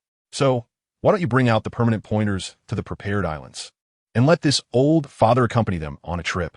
With that, Buggy directly splits off a hand wearing a white glove, floating in front of Mr.3 and making a beckoning gesture. Hey, Buggy, I can't just pretend I didn't hear that. Whoosh! The swinging Wolfong Club sweeps through with strong wind pressure, separating the white glove from Mr.3. Yarlita steps forward, with no elegance befitting a sexy beauty, stomping on the conference table and glaring at Buggy. I don't have such an ugly father like you. After saying that, she turns to Mr.3, bring over the permanent pointer. Although Mr.3's smile seems to scream conspiracy succeeded, it pales in comparison to Buggy's mockery. Mr.3 naturally does not hesitate and directly takes out the permanent pointer suitable for Yarlita's cultivation, happily handing it over. A pleasant voice automatically rings in his mind. Worker, added one. Seeing this, the equally vain Kabaji, who cannot stand Buggy's mockery, grits his teeth and steps forward behind Yarlita. I can't stand it. 3. If this so-called carefully selected island doesn't satisfy me, don't blame me for tying you to a unicycle and making you perform tricks. Don't worry, you won't be disappointed. Mr.3 hands the permanent pointer to Kabaji. This is a joke. You don't have to worry about the reliability of something produced by the system. In this moment, Worker added too. Awu. Lion Leaky follows suit, its eyes showing displeasure as it firmly extends its claws. As a lion, it has its own bottom line. It can acknowledge everyone, even all lions, as its father, but it absolutely cannot accept the cowardly Captain Buggy. This would bring shame to its ancestors. Mr.3 sees the determination in Leaky's eyes and, while handing over the permanent pointer, can't help but complain in his heart. After all, being the captain of the Buggy pirates, in a sense, Buggy has become invincible. Worker added 3. You guys.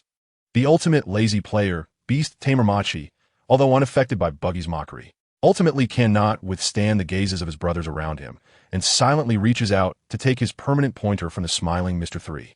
With that, all workers in the Dimensional Cultivation Manual are in place. Alright, then it's a pleasant decision. Yarlita, you all head to your respective islands to cultivate and grow stronger, while Buggy will stay at Bali Island to stabilize the situation. With the objective achieved, Mr.3 breathes a sigh of relief, claps his hands, and stands up from his seat. Wait, what about you 3? Buggy and the others notice the loophole in Mr.3's words and ask in unison. Under the puzzled gazes of everyone, Mr.3 raises his hand to push up his goggles, his eyes emitting a visible chill. I'm going to Cake Island. Big Mom and Kaido were defeated in Wano, and with no emperor overseeing the whole Cake Island, it's a perfect time for extortion. What should have been a calm and light statement lands in Buggy and the others' ears like a bolt from the blue, leaving them wide-eyed in shock. After standing frozen for a while, it is Buggy, as the captain, who first regains his composure. The smile blooming on the clown's face looks quite sinister. Galantino, you really are a talent. Although the danger level has significantly decreased since the terrifying Big Mom is no longer around in Whole Cake Island, the remnants of the Yonko crew still retain considerable combat power. Even without considering the strongest Karakuri, there are still powerful figures like the 3 sweet commanders Cracker and the formidable ministers like Oven that pose a challenge. With a host of elite ministers and the soul homies still present, few forces dare to provoke Whole Cake Island in these waters. Mr.3 has always avoided battles he isn't confident in. So during this request for help trip to Whole Cake Island, he chose to bring along the strongest bodyguards, Old Sand and Whitebeard too, to ensure a safe retreat in the worst-case scenario. These two were his carefully considered choices. Old Sand's status as a long-established powerhouse in the pirate world is undeniable. His calm and meticulous thinking, as well as his steady demeanor, make him very reliable. As for Weeble, the big guy, well, it's obviously his unparalleled strength that caught Mr.3's eye. Just his presence is enough to intimidate enemies. More importantly, during their time sailing together, Ayasha can secretly work on Weeble to eliminate any malicious tendencies and redirect his loyalty, turning him into the strongest mercenary loyal to Buggy's delivery service. Of course, getting Miss Backen, a cautious and cunning woman, to send Weeble out would not work with a direct command from Captain Buggy. That would only raise her suspicions. In this case, to get her to fall into the trap herself, some clever thinking was required. Thus, Mr.3 convened a cadre meeting about the plan to steal from Whole Cake Island. As the chief of staff of the Cross Guild, he led the meeting. Everyone, as I just mentioned, Whole Cake Island possesses immeasurable wealth and treasures.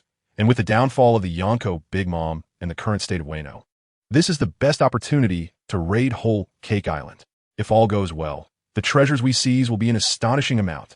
It seems like he's explaining the feasibility of stealing from Big Mom's territory, but every word from Mr.3 never strays far from money and treasures, which are the words that can most easily provoke Miss Backen's nerves. After gaining the approval of everyone present, he adjusted his glowing goggles and continued. Considering the power distribution for this raid on Whole Cake Island and the battle strength at Kureha Island, after discussions with Captain Buggy, it was decided that Galantino, along with Old Sand and Hancock, will form a special team to secretly go to Whole Cake Island to plunder wealth, with all gains being used as development funds for the Cross Guild. As for the powerful Weeble, during the time that Mihawk is away, he will stay with Captain Buggy to guard Kureha Island, our base. This proposal was immediately met with tacit agreement from Old Sand and Hancock. Although they were unaware of Mr.3's true intentions and were quite displeased with his arbitrary arrangements, they refrained from expressing their dissatisfaction in front of outsiders at the meeting. Hey, isn't this arrangement a bit inappropriate, Chief of Staff? Sure enough, Miss Backen, who is always driven by profit, was unhappy with this. The reason she agreed to Buggy's recruitment was to remain in this pirate crew backed by Mihawk, where she could gain sufficient benefits and advantages, right? How could she allow others to raid a Yonko's territory? The profits being used entirely as development fund for the Cross Guild sounds nice, but who knows how much you would pocket for yourselves? Oh, Miss Backen, do you have a different opinion? Mr.3 casually took a sip of the red tea in front of him, secretly thinking that the fish had already taken the bait. Despite her doubts, the prospect of profit led Miss Backen to make a rather insincere suggestion. I believe that as the captain of the Snake Princess, Hancock should stay at Buggy Island. My foolish son is naturally violent and has rich experience in plundering, so sending him would be more effective. Hearing this, Mr.3 frowned and pondered. The Cross Guild has just been established, and neither you nor Weeble has your own original troops. If you follow us to raid Whole Cake Island, managing the 4th Division will be quite difficult. His sincere expression and conflicted tone, combined with his inherently hypocritical appearance, truly gave off the impression of wanting to monopolize the benefits. This move clearly demonstrated his understanding of the tactic of capturing someone by letting them feel secure first. Who said I want to go along? Miss Backen, sitting on Weeble's shoulder, coldly retorted, patting Weeble on the head, saying that it was fine for him to go with them. Realizing the terrifying potential for growth of the Cross Guild, she certainly wouldn't easily give up this great opportunity to win over people's hearts. If she could turn the entire 4th Division into her own, the subsequent benefits would be enormous.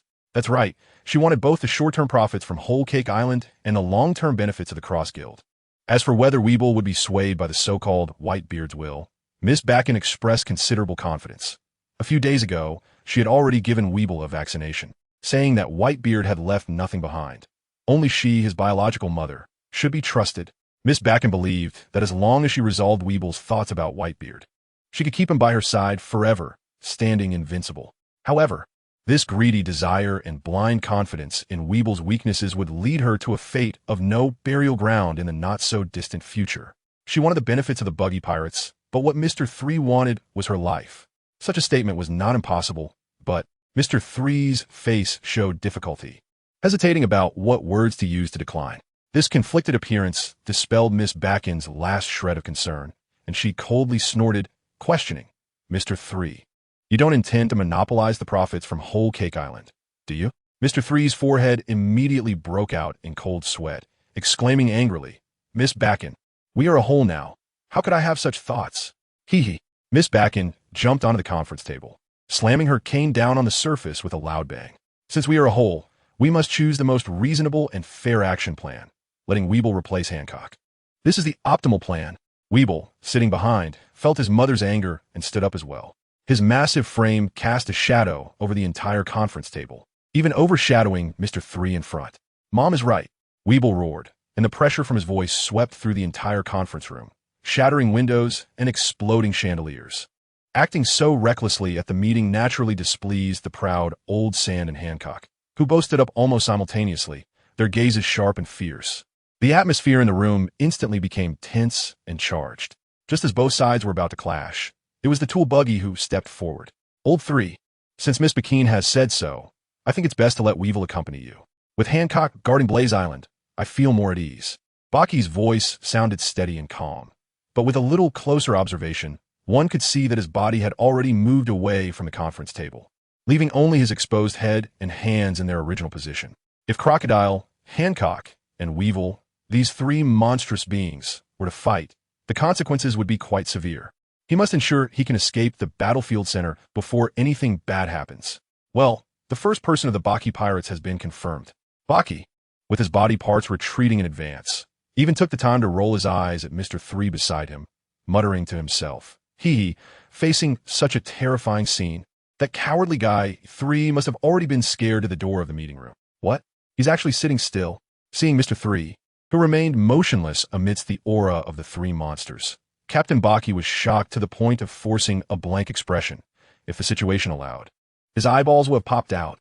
Positioned at the center of the three auras, Mr.3 remained calm, raised his hand, and elegantly fixed his disheveled hairstyle blown by the hurricane. After a few seconds of silence, he sighed deeply and said, "Since Captain Buggy has said so, I naturally have no reason to insist any further." Upon hearing this, a hint of pride appeared on Miss McKean's wrinkled old face as she waved her hand to Weevil behind her. Weevil understood and immediately retracted his ferocious aura. Seeing this, Crocodile and Hancock also withdrew their momentum and returned to their seats. Weevil, this foolish son, is too dumb.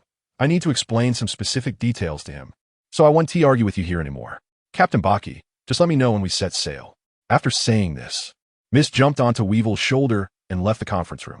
Once the two were completely gone, there were no other outsiders or subordinates left in the conference room. With a gloomy face, Crocodile then extended his elementalized arms, one hand grabbing Mr.3's collar while the other pinched Buggy's head floating in midair, pulling both of them closer. You've made it abundantly clear how to arrange things, so I trust you have sufficient explanations ready, right? Mr.3 Buggy. Buggy's entire head was tightly ensnared by the cold quicksand, and he could very clearly feel the anger and coldness emanating from Old Sand at this moment. So, he directly turned the spearhead and pointed the two floating hands at Mr.3. Old Sand, this was all the chief strategist's idea. I told him from the beginning that this kind of thing should be communicated to you and Hancock in advance. But this bastard insisted it would make the meeting feel more genuine, completely dispelling Miss McKean's doubts, and explain the real arrangement to you afterward. That bastard Galatino is not human. He plotted against both of you.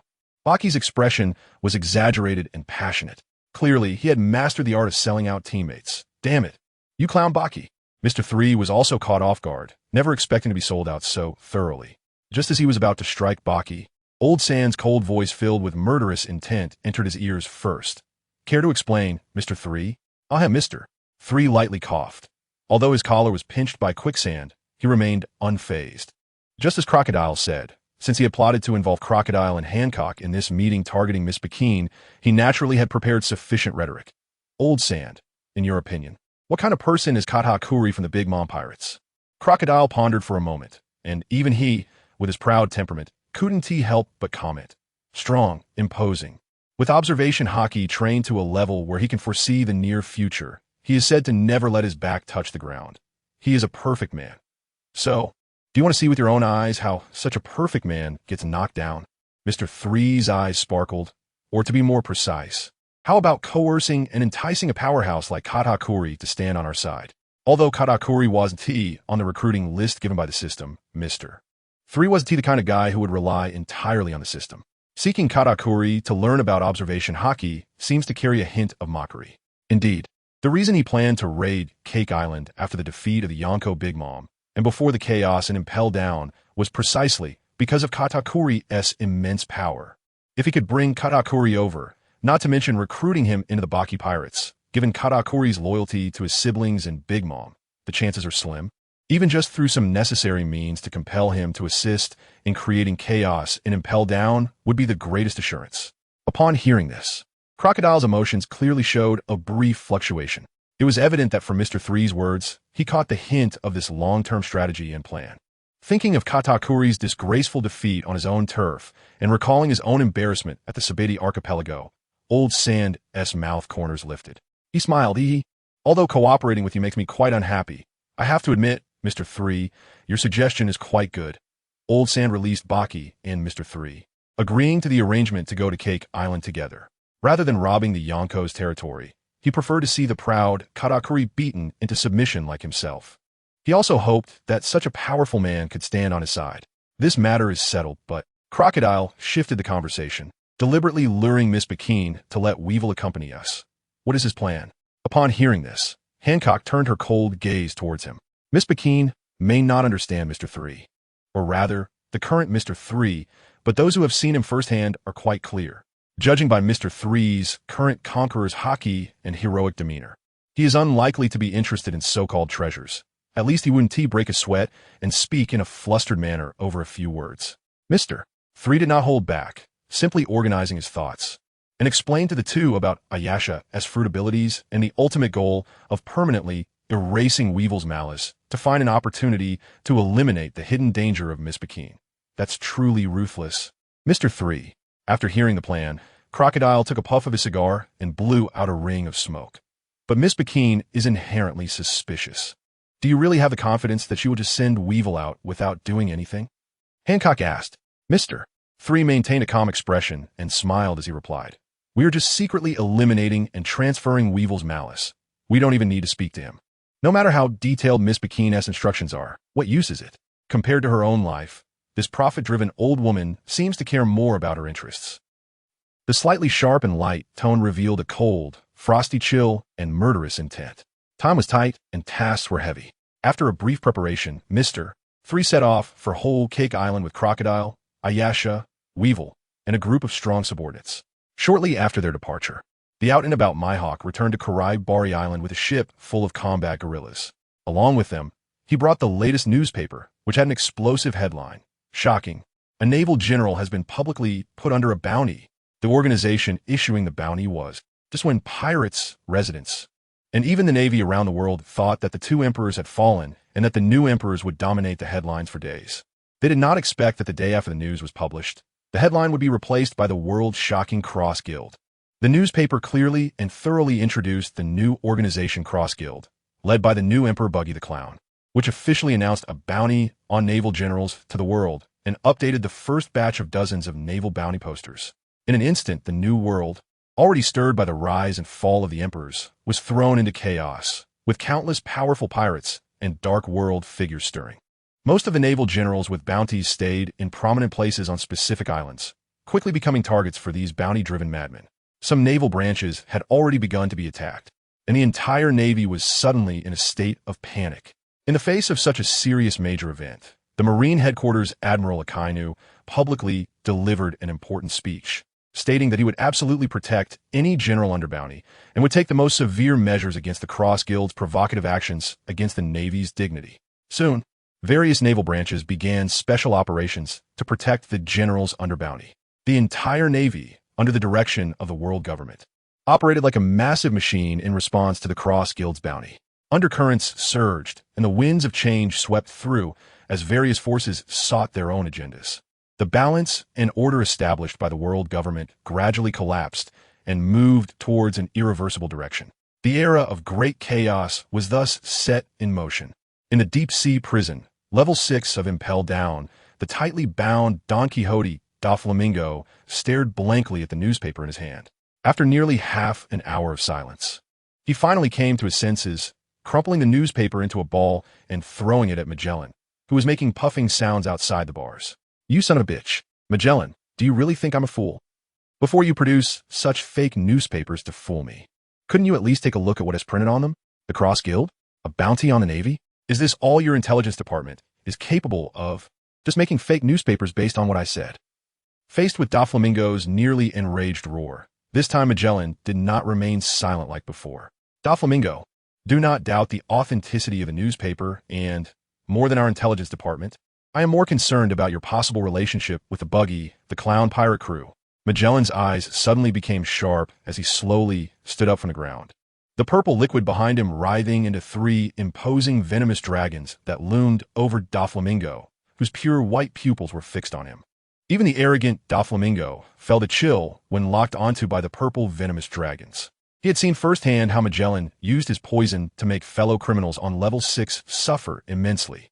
Now he was tightly bound by sea prism stone, feeling weak and could not afford to joke around like this. Hey, I have nothing to do with that damn clown Buggy. During my time in prison, you were watching me the whole time, right? Magellan was fierce and spoke little. He actually preferred to use violent methods for questioning rather than having heart-to-heart talks with criminals. Venom Dragon. The entire world was stirred by the fall of the 2 emperors and the emergence of the Cross Guild. In this increasingly tense atmosphere, more and more attention was focused on Bari Island, the headquarters of the Buggy the Clown Pirate crew. At this moment, Mr. 3, along with Crocodile, Ayasha, Weevil, and a carefully selected group of strong subordinates, had already entered the territory of the Big Mom Pirates, Tato Land, commonly known as Whole Cake Island. In light of the news of Big Mom's defeat, the entire Whole Cake Island was extremely sensitive and cautious. Due to the terrifying power of Mr. 3 and his crew, the soldiers responsible for guarding did not dare to slack off and reported layer by layer, ultimately obtaining permission from Katakuri. Thus, in a luxurious reception hall on Cake Island at the center of Whole Cake Island, Mr. 3 and his companions met the large-bodied sweet commander, Charlotte Cracker, who had a blank expression. Mr. 3, Crocodile, and Weevil, I never expected that you, the captains of the Cross Guild's divisions, would appear here so soon after seeing the newspaper. What is the purpose of the Cross Guild coming to Whole Cake Island at this time? Cracker, or more accurately, Cracker, hiding among the biscuit soldiers, crossed his legs and sat across from Mr. 3 and the others. Behind him stood several ministers of different races from the kingdom, including Cream Minister Charlotte Opera, Cheese Minister Charlotte Mondor, Mirror Fruit User Charlotte BRLE, etc., all strong warriors. Behind and beside these ministers stood rows of uniquely designed high-ranking homies, including a rabbit warrior wearing a top hat, a muscular crocodile man, and a crooked tree with colorful candies. The appearance of these high-ranking homies, characteristic of the Big Mom Pirates fairy tale style, added a touch of bizarre fun and humor to the otherwise tense atmosphere of the reception hall. From this lavish lineup, it was not difficult to see that the whole Cake Island side was taking Mr. 3 and his companion's sudden visit very seriously, and they seemed to be vaguely prepared for a big showdown. As a pirate crew that had roamed the seas for decades, they knew better than anyone the disaster that awaited Whole Cake Island at this critical moment when their mainstay, Big Mom, was missing. Whether it was the mortal enemies of the Big Mom Pirates, those who had previously been robbed of treasures and souls by Big Mom, or even those who usually kept to themselves, they were all lurking in the shadows, waiting for an opportunity to strike. As soon as Whole Cake Island showed any sign of weakness, they would definitely be besieged and devoured. As for the former allies of the Big Mom Pirates, perhaps they were also lurking in some corner nearby, just waiting to pounce and take a bite. This is the real and cruel world of pirates. There are no absolute friends, only fundamental interests. It can be said that Whole Cake Island is like a fat wild mountain pig. As soon as one hunter fires the first shot, the other hunters will undoubtedly follow suit and pull the trigger. And clearly, the arrival of the Cross Guild was highly likely to be seen as this first hunter by Cracker and the others. However, this might be a rare opportunity for them. If the other party really came for plunder, then by eliminating them on Cake Island, they could create a tremendous deterrent. So what if Big Mom is gone? Whole Cake Island still has the ability to eliminate any intruder. Of course, whether to harmoniously drink tea and talk business or to gamble their lives on a big showdown would depend on the Cross Guild's choice. Mr. 3 crossed his arms, remaining calm and composed despite being locked on by the sharp gazes of countless powerful figures. He was no longer the timid rookie who had his heart racing under the pressure of the 9 Snake Pirates officers. Mr. 3's gaze swept over the group of ministers across from him, but he did not see the top-tier powers Katakuri and Owen. He directly ignored Krieger's question and turned his head to look at Crocodile, who stood beside him. Neither Katakuri nor Owen has shown up. It seems we've been underestimated. Old Sand. Although our ultimate goal is cooperation, this trip is destined for a fight. Only after defeating our opponents can we negotiate in a way that suits us. Since teacher Katakuri wants to maintain his shy mystery, let's force him to come out and meet us. With a coat draped over his shoulders and a cigar clenched in his mouth, Crocodile wore a signature arrogant smile. Let's make them feel the cost of underestimating us. Bang! Crocodile stepped forward a mini version of his enhanced sandstorm spinning rapidly in his hand. At the same time, on Mr.3's other side, Ayasha drew her long knife from her waist, with black, thick mist swirling accompanied by the sharp glint of the blade. Behind Mr.3, Weevil, who was entrusted by his mother, raised his Guandao in cooperation, unleashing a powerful and domineering aura that clashed against the minister's presence. Behind them stood the fierce pirates of Buggy's delivery, all with an average bounty exceeding 100 million. Despite their usual harmless and foolish fanboy image, when the situation arose, they were all fearless, deadly marauders. Countless blades and cannons were raised, their momentum bursting forth, creating an impressive deterrent that suppressed the restless high-ranking homies around. Both sides were on edge, and just as Crocodile was about to unleash his sandstorm, the Biscuit soldier Krieger, seated at the main table, could no longer hold back. Wait. Brother Katakuri is currently dealing with some intruders on Chocolate Island and will be back soon. You mustn't act impulsively. We mean no harm. The Biscuit soldier waved his hands repeatedly, putting down his massive sword and shield to show he had no intention of starting a fight. Meanwhile, Krieger, hiding inside, cursed himself for speaking out to demonstrate authority. He had been told by Brother Katakuri to stabilize the situation and test their intentions. If his words led to a fight, he would surely be beaten to death when Katakuri returned. Krieger was in a panic. It wasn't that he feared the mere Cross Guild. He was more worried about ruining the task that Brother Katakuri had entrusted to him. At his signal, the ministers and elite offspring behind him put away their weapons, their auras retracting, seeing that Mr.3 and the others still had no intention of backing down. The Biscuit soldier Krieger quickly clapped his hands and signaled frantically towards the corner of the reception hall. With a swoosh, a luxurious table with 4 legs, shaking rapidly, rushed out from among the high-ranking homies, skidding to a stop in front of Mr.3 and the others. Following closely, a tablecloth with 2 large, sparkling eyes floated gracefully, its 4 golden-edged corners swirling as it covered the luxurious table while presenting exquisite tea sets to Mr.3, Crocodile, Ayasha, and Weevil. A pristine white teapot with 2 long legs approached elegantly, pouring steaming special tea into the cups. Swoosh, swoosh, swoosh. Countless uniquely shaped fruit platters flew in from all directions, filled with pastries, sweets, cookies, fruits, and bread, landing on the table like raindrops, creating a dazzling spectacle. Meanwhile, various musical instrument homies gathered around, playing a lively and cheerful tune. This is the afternoon tea banquet specifically for VIPs from Cake Island. Please enjoy. Brother Katakuri will be here soon.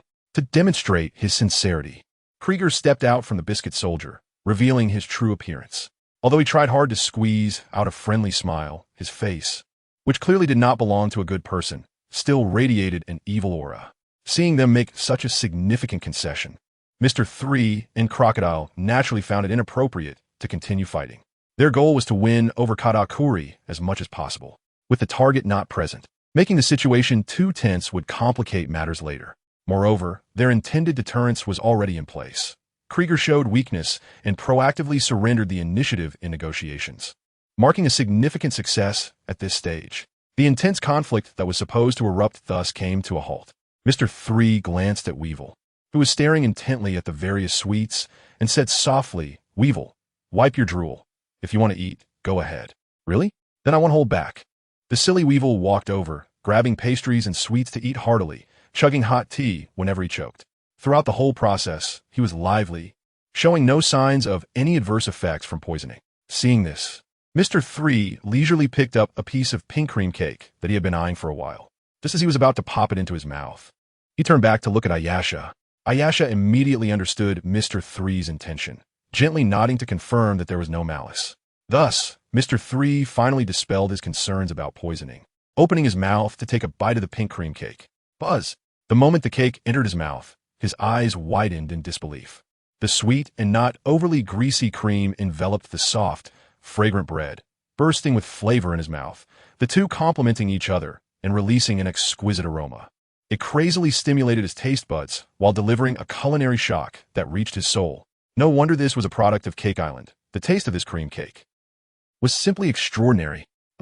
Lacking ambition, you're not even as good as that girl behind you with the black long knife. Crocodile sat back in his seat at the luxurious dining table, crossing his legs and glancing over, catching sight of Mr.3's blissful expression. His words dripped with deep disdain and contempt. even though the desserts and rich tea in front of him were quite tempting. His proud demeanor made him prefer to smoke a few more cigars rather than eat in front of his enemies. That would be too degrading. This was the biggest difference between him and Mr. 3. Mr. 3 pursued carefree enjoyment without being bound by trivialities, while Crocodile cared more about appearances that held no practical value. As for Ayesha, as Crocodile said, she stood expressionless in place, lips tightly sealed, her will firm, showing no intention of eating, at least on the surface. In reality, the sweet-toothed Ayesha had saliva filling her mouth. If she weren't forcing her lips together, it would have overflowed by now. Yet even so, she remained silently behind Mr. 3, hand on her knife, her blue eyes flashing with vigilance. During Mr. 3's meal, she had to ensure she had enough reaction time to deal with any potential sneak attacks or assaults against him. The brief afternoon tea time passed in the blink of an eye. Ultimately, Mr. 3 was just a bit greedy and curious, wanted to see how delicious the desserts from Cake Island could be, with no real intention of getting full. They came here to look for a fight. Mr. 3 stood up, his gaze sweeping over the many desserts on the table. He picked up a slice of multi-layered fruit cream cake and turned to hand it to Ayesha. Here, despite tasting the dessert, his observation hockey had never been interrupted. He originally intended to focus on the many ministers led by Cracker across the table, but unexpectedly, the loudest sound he captured was the continuous gurgling of someone swallowing from behind him. Of course, if his perception had been a bit more detailed, he would have realized that one of those sounds came from Crocodile beside him, looking at the cake being presented, which emitted various food effects. Ayesha was first taken aback, then suddenly reached out with both hands to respectfully take the plate from Mr. 3, her eyes shining with excitement at the cake. After this considerate gesture towards his subordinate, Mr. 3 did not linger and turned to look at Cracker, whose expression was fluctuating between dark and light across the luxurious dining table. Since Katakuri had not yet arrived, let's settle some old scores with you, Cracker. His tone was high and cold. Upon hearing this, Cracker frowned deeply, somewhat unable to believe his ears. He couldn't recall having any past grievances with his Cross Guild's chief advisor. Even before the Buggy pirates ascended to the status of Yonko and the Cross Guild was announced as one of the Sweet 3 generals, he had never looked down on this so-called Candleman. What do you mean by that? The narrowed eyes of Cracker exuded intense hostility. Mr. 3 remained silent, and all that could be heard was a buzz as the three-shaped hairstyle on his head caught fire. Amidst the incredulous gazes of Cracker and the other ministers, he leisurely clapped his hands. Whoosh! A grayish-white candle soldier burst forth, transforming into a massive figure wielding a giant sword and round shield. What does this mean? Naturally, it meant that I was settling the score for you imitating my ability. I imitated your ability? Cracker was dumbfounded. The sheer shock was evident in his wide-open eyes. The cookie soldiers had always been the manifestation of his devil fruit ability, and it could even be said that they were the core of it. Having fought alongside Mama in the New World for so many years, he had relied on the fame of the cookie soldiers, which had earned him the title Thousand Hands Cracker. And now, this nameless individual who popped up from who knows where actually claimed to have imitated his ability. How could he tolerate this? Cracker's widened eyes squinted again, and from the slits of his eyes emanated an uncontrollable fury. Who do you think I am? I am Thousand Hands Cracker. Crackle, crackle. Cracker roared angrily, the ends of his purple triangular braids sparking wildly. At a glance, it looked even more like a response to Mr. 3's so-called imitation. The three-shaped hairstyle Mr. 3 had raised was now engulfed in flames. You still say you're not imitating my ability. Just look at the little sparks on your braids. They clearly reference the blazing flame atop my head. Mr. 3 saw through the essence at a glance and pointed at the sparks on Cracker's braids. Behind Cracker, the eyes of the ministers moved back and forth between the two. In comparison, it seemed, Cracker's brother Sparks were indeed smaller than others. Moreover, the candle soldier wearing a knight's helmet looked far more imposing than the cookie soldier with a blank face. Could it be that Cracker really was imitating someone else's developed fruit ability? Except for a few ministers who grew up with Cracker, most of the others began to show expressions of doubt. Nevertheless, they were all Cracker's younger siblings, so they naturally wouldn't speak out in this situation. But Mr. 3's side was unpredictable. Damn Cracker, that little spark the size of a thumb is really shameless, copying our third brother's ability. Huh, Thousand Hand Cracker, how dare you? You might as well rename yourself Copycat Cracker. If you can't develop your fruit ability, just say so. Let our handsome, extraordinary, wise, and powerful third brother teach you. What's wrong with learning? The flame is small, and it even forks. You can't even copy the template. The little brothers with bounties exceeding 100 million immediately boiled over, pointing and mocking the little sparks on Cracker's braids. Some even pretended to prop their faces with chopsticks, imitating Cracker's look, and sarcastically said, "Who do you think I am? I am copycat Cracker, huh?" This kind of impersonation immediately elicited uproarious laughter, and the little brothers pounded their chests and laughed heartily. The cheerful atmosphere filled the entire waiting hall. "You damn bastards." Cracker gritted his teeth in anger but couldn't come up with a retort. His sparks were indeed smaller than others and even forked. Frustrated, he simply gave up on the verbal argument. His gaze hardened as he commanded the strong cookie soldier to take a heavy step forward. Boom! A terrifying pressure erupted from the cookie soldier, and in an instant, the world changed color. A red-black shockwave reached the body and mind, sweeping through the entire venue. This kind of momentum was unique to Cracker's abilities. Although it was not Conqueror's hockey, the shock it produced against the soul was surprisingly similar, even among the same faction. The high-ranking homies in the hall were scared into retreating repeatedly. The pirate subordinates of the Cross Guild also stopped laughing, cold sweat beading on their foreheads, instinctively shifting their feet to quietly hide behind Mr.3. When it came to mocking and insulting, they were absolutely confident in their undefeated position. But to face a powerhouse like Cracker head-on, that was absolutely out of the question. Do you really want to taste the bitterness of failure? Mr.3 was naturally unafraid of the pressure that couldn't even be classified as Conqueror's hockey. A grayish-white candle field formed beneath his feet, connecting with the candle soldier standing in front. This time, the opponent was the sweet 3 General's Cracker, not that weak colonel from the 3-Sun Island. So he had to take it seriously. No more nonsense, come on. I will use my strength to prove who the true fake is. After waiting for a long time, Cracker roared and commanded the cookie soldier to take the first action. Whoosh! The massive cookie soldier, with its enormous and robust physique, moved at incredible speed and appeared before the candle soldier in the blink of an eye. The giant sword in its hand swung down, carrying the sound of slicing through the air. A red light flashed in Mr.3's eyes, with his observation hockey having reached the formidable level. He caught the trajectory of the cookie soldier's attack. With his will, the candle soldier's hidden eyes beneath the knight helmet also flashed red, raising its left hand to hold the candle-round shield horizontally at its side. This act of directly blocking in Cracker's eyes seemed utterly foolish. A mere candle creation. Thinking it can block the slashes of a cookie soldier that can even cut through steel? And you dare to say I copied you? Watch me cut you and your shield in half. Boom! Amid Cracker's manic and confident laughter, the cookie soldier's giant sword struck down on the candle-round shield with an incredibly domineering force.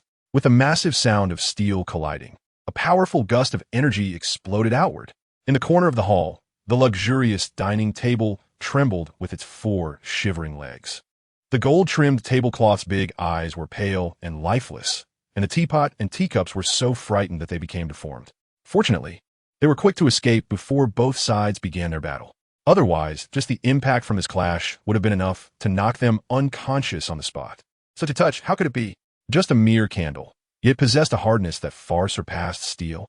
At the moment of collision, the confident and arrogant smile at the corner of Creege's mouth froze, staring in disbelief at the candle soldier, who remained steadfast against the cookie soldier's assault. He could not understand, nor could he imagine, that there existed a candle shield stronger than steel. The hardness of the candle exceeded that of steel. Wasn't that common knowledge? Mr.3 smiled indifferently. Next, it was his turn.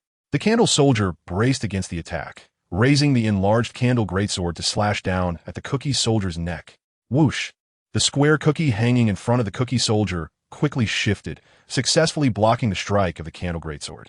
This sensation, Creege, who controlled the cookie soldier to block the attack, did not relax but instead narrowed his pupils.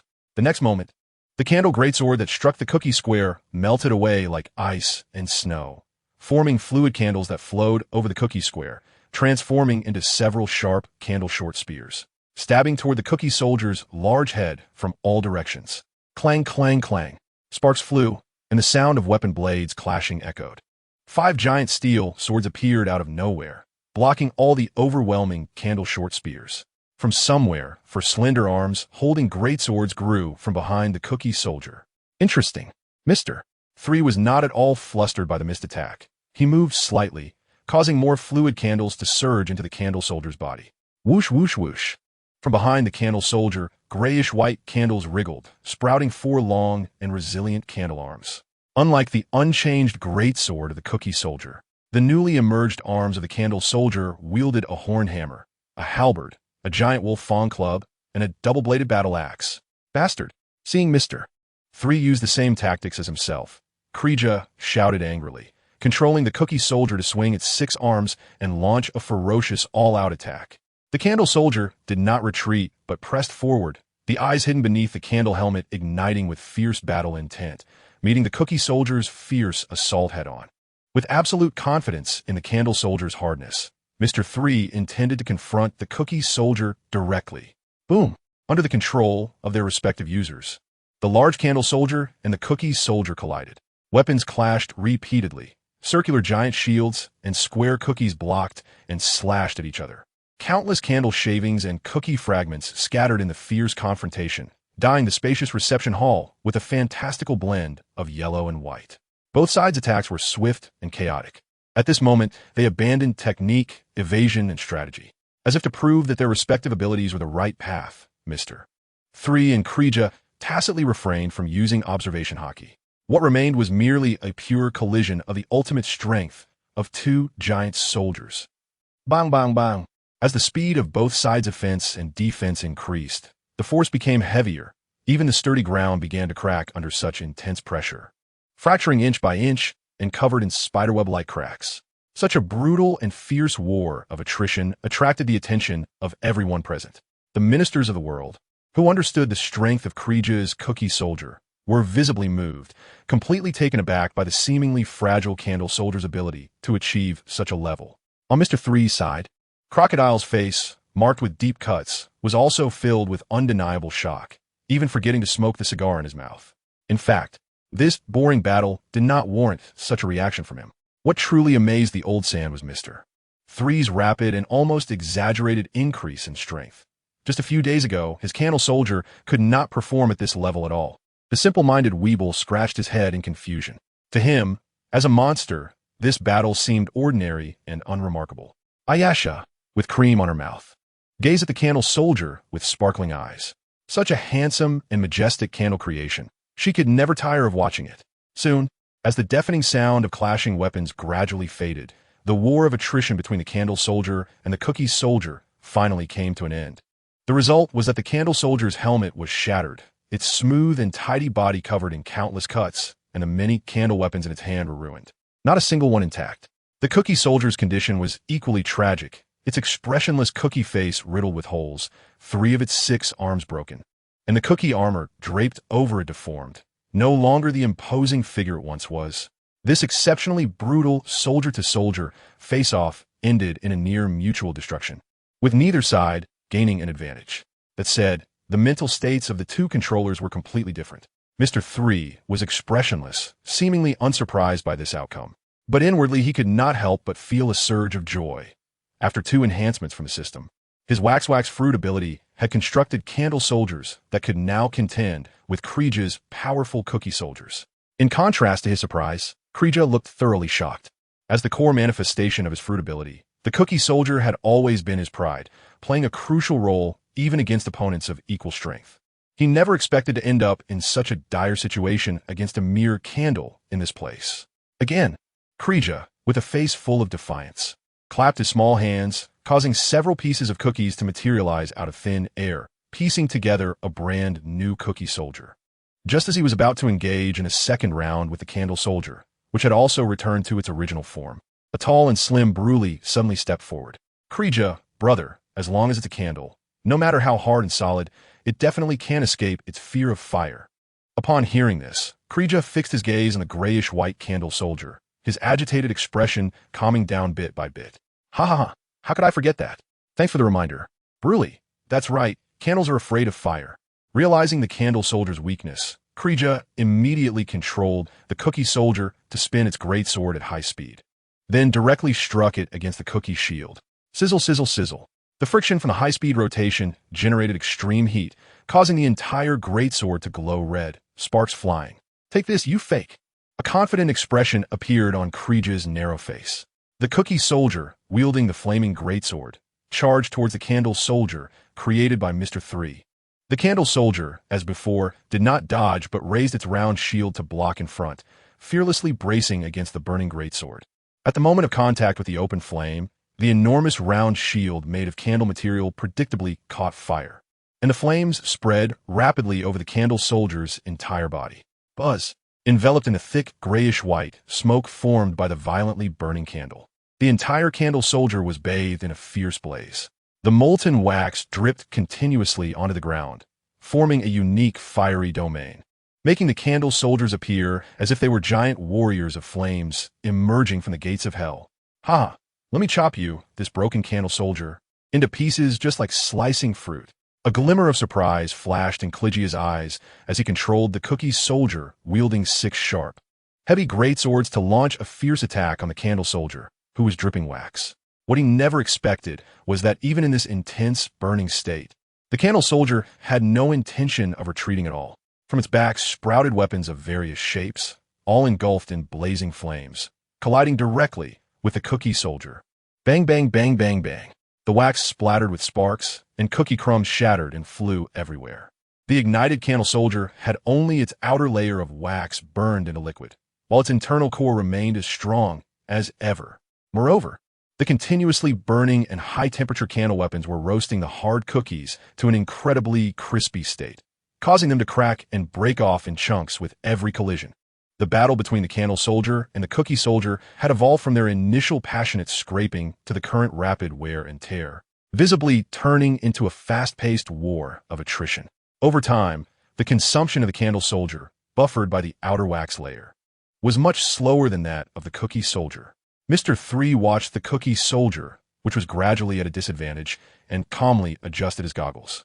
His candles were indeed afraid of fire, but after recent enhancements, their precision and strength had reached 100 of their awakened limits.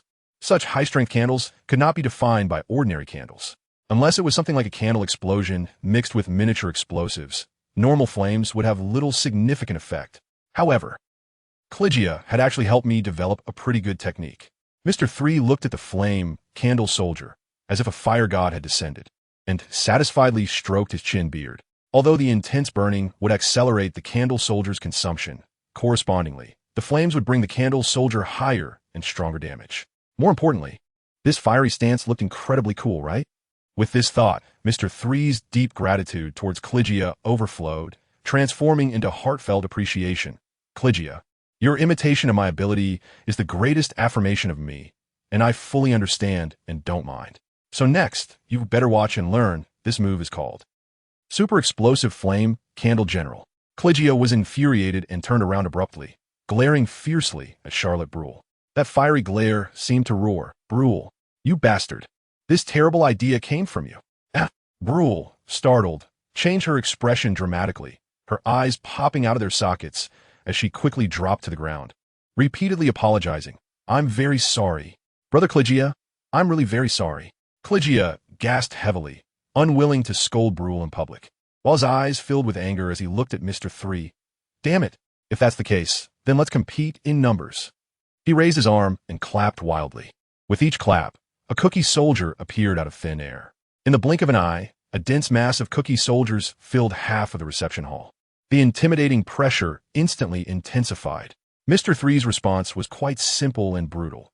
A small candle domain unfolded, gray-white wax flowing from bottom to top, transforming into enormous candle soldiers.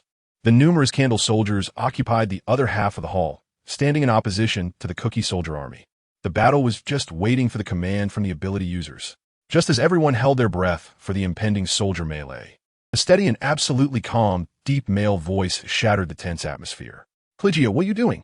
Cligio, what are you doing?" The steady and deep voice carried a very obvious chill. The crowd in the reception hall turned to look and saw a tall, muscular man with long legs walking slowly through the red-hued door made of homies. The man had crimson short hair, scars on both cheeks, a white scarf covering his mouth, and a bare chest adorned with pink tattoos and skull patterns. He wore black gloves, had a spiked ring on his left arm, black jeans, and black and white knee pads. A pair of black leather boots with spikes clattered against the ground, and his overall outfit exuded a strong metallic vibe.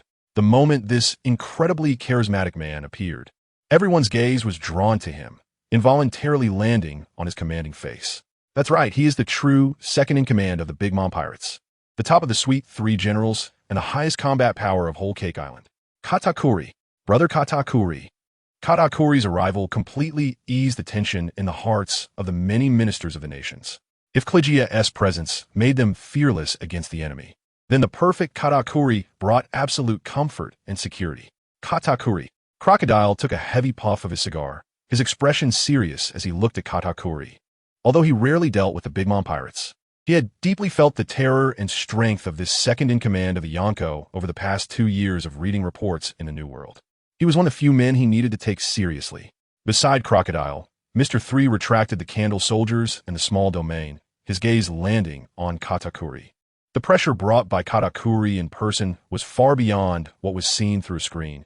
Just a single glance made all the nerves tense involuntarily. Amidst countless gazes, Katakuri, dressed in a black metallic style, walked forward, brushing past Mr.3 and others, and stood before the visibly panicked Cliggia. "Speak up, Cliggia, what is going on here?" Katakuri's gaze swept over the chaotic scene. "Brother Katakuri, that damn Mr.3 actually accused me of copying his ability." Cliggia pointed at Mr.3, gritting his teeth, clearly very angry. Anyone would be furious if their technique, honed over decades, was inexplicably labeled as imitation. Additionally, using this as an excuse to take action could slightly test the opponent's strength, thus providing some reference for future negotiations between the two sides. After all, Cliggia had been a star of the Big Mom Pirates, navigating the New World for many years. He was not as simple and impulsive as he appeared, possessing a certain level of cunning and strategy, albeit not much. Katakuri's eyes shifted to Mr.3 and then back to the visibly displeased Cliggia, softly saying, "In this sea, the variety of devil fruit abilities is vast, and it's completely normal for similar situations to arise. We all see your strength. There's no need to worry about others' words. Believing in yourself is the strongest proof." Seeing that Cliggia acted out of a testing purpose, Katakuri did not blame him for his recklessness. On the contrary, the gentle tone reflects the absolute affirmation of an older brother towards his younger brother. "I understand now, Katakuri-Naiken." Cracker nodded heavily, and his restless heart immediately calmed down. The aggressive army of biscuit soldiers behind him also dissipated into thin air. So next, seeing this, Katakuri turned around and focused all his attention on Mr.3 and the others across from him, the Buggy Pirates, or more accurately, the members of the newly formed Cross Guild. "What brings you here to Whole Cake Island during such a special time?" Although the question carried a hint of scrutiny, it was delivered by the stern-faced Katakuri, making it feel entirely different from Cracker's approach.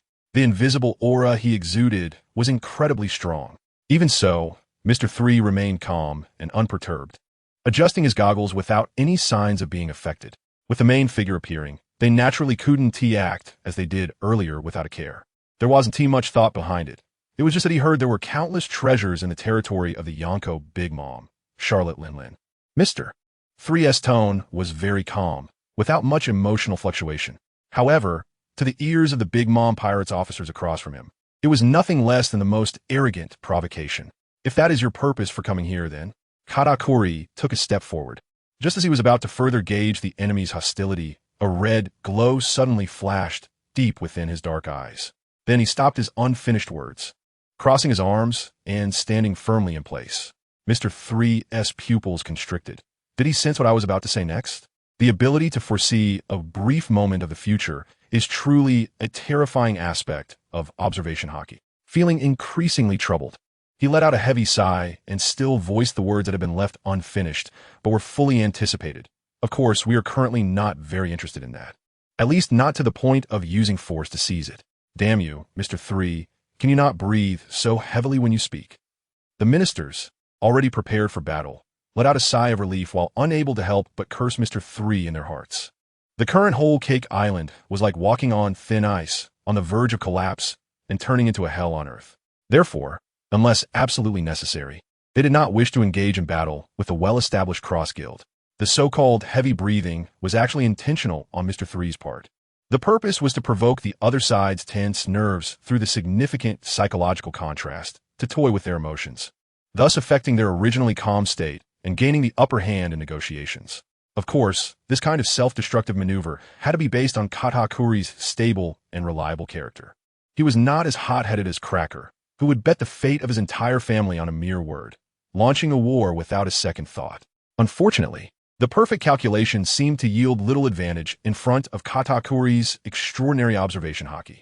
Seeing Katakuri staring at him in silence, Mr.3 had no choice but to abandon the psychological warfare and ask straightforwardly, "Katakuri, I don't need to elaborate on the current situation in Whole Cake Island. You, being at the center of the storm, should understand it better than we do. There are countless brutal and bloodthirsty individuals watching this place closely, and you wouldn't want to see your dear younger siblings slaughtered, would you? The Cross Guild can help you solve these unnecessary troubles. Just a group of opportunistic weaklings, thinking that by gathering together, they can shake us? Ridiculous and foolish." Regarding the various forces outside Whole Cake Island that were stirring, Katakuri displayed immense confidence.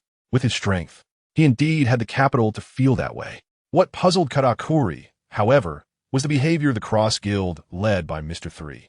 Setting aside the seemingly foolish Weibel, should he, the one most qualified to speak in this team, be the veteran powerhouse crocodile? How could such a proud character remain so cooperatively silent? Was it trust in Mr.3, or, I do not deny this. Mr.3, unaware of Katakuri's thoughts at the moment, continued with the previous topic. But what if other Yonko crews, leaders of the Dark World, or even the Navy were secretly pushing things along? These individuals, who live by their wits and are driven solely by profit, would not easily give up this excellent opportunity while your captain has yet to return. Katakuri, you are indeed strong, but even you must be confident that you can withstand wave after wave of endless attacks. He specifically mentioned Big Mom, and instead of using the easily provoked terms like defeat or unknown fate, he used a relatively softer phrase, has not yet returned. This indirectly expressed to Katakuri that the Cross Guild did not harbor too much malice in their visit. Katakuri fell into a brief silence. It seemed he was contemplating the situation Mr.3 described, weighing the potential pros and cons and traps involved. Ultimately, considering the safety of his younger siblings and sensing the goodwill in Mr.3's words, he chose to take a step back. Go ahead, tell me your conditions. Our demands are not high. After all, there is still a lot of room for cooperation between the Big Mom Pirates and the Cross Guild, so just give us a greeting gift and we'll want. Mr.3 smirked, raising a finger and saying without a hint of embarrassment, half of the treasure of Whole Cake Island will do. The moment these words were spoken, Katakuri's calm and composed expression instantly darkened, red light flashing in his eyes. The ministers and officers behind him widened their eyes in disbelief, some unable to believe their ears. Treasure is the lifeblood of pirates, and moreover, the treasure of Whole Cake Island is the accumulation of the Big Mom Pirates over decades. To ask for half right off the bat is clearly a declaration of war. ISNT it. Damn Cross Guild, speaking so nicely, but in the end, aren't they just as hypocritical and ridiculous as those guys outside? They even said they weren't interested in wealth. Katakuri Onaikin. They are here to take advantage of the fire and rob us. Let us just go to war. Exactly. Well, has our Big Mom Pirates ever been looked down upon by a new Yonko who can't even stand firm? Let us fight. Katakuri Onaikin. Coming back to their senses from their shock, they all drew their weapons, bursting forth with strong fighting spirit and endless rage. Even if Mama is not here, they are still the Big Mom Pirates who roam the seas. The dignity of the Big Mom Pirates cannot be violated. Countless terrifying auras, like monsters, surged out, locking onto Mr.3 and the others tightly. The usually calm and composed crocodile couldn't help but tense up at that moment. He was not afraid to fight against the remnants of the Big Mom Pirates, but having rushed all the way to Whole Cake Island, wasting half a day's time just to engage in a pointless brawl was incredibly frustrating. What on earth is Mr.3 up to? Deep confusion permeated Crocodile's profound gaze. The fundamental purpose of their arrival at Whole Cake Island was to take advantage of the combat strength of the remnants of the Big Mom Pirates, wanting to utilize them for the Cross Guild and provide more assurance for the upcoming Impel Down operation. Why is Mr.3 so fixated on treasure? Is it finally time to fight? I can hardly wait. Weibel's thoughts were quite simple. His eyes were fierce, showing considerable excitement as he swung the heavy machete, ready to attack. A great battle was about to break out. Because of one sentence from Mr.3, the entire reception hall felt like an overinflated powder keg, ready to explode at the slightest poke. And the fuse that would ignite this powder keg was held tightly in Katakuri's hand. With a somber expression and red glints in his eyes, Katakuri remained silent for a few seconds, foreseeing what was about to happen, before slowly speaking. Sorry, that's not going to work. If you're determined to invade our territory, We will do everything we can to protect our treasure. Although his tone carried a clear threat. A closer look revealed that Katakuri did not exhibit any intense anger. At least for now, he was not prepared for a fight. How terrifying indeed, the Big Mom pirates. Well, I value my life quite a bit.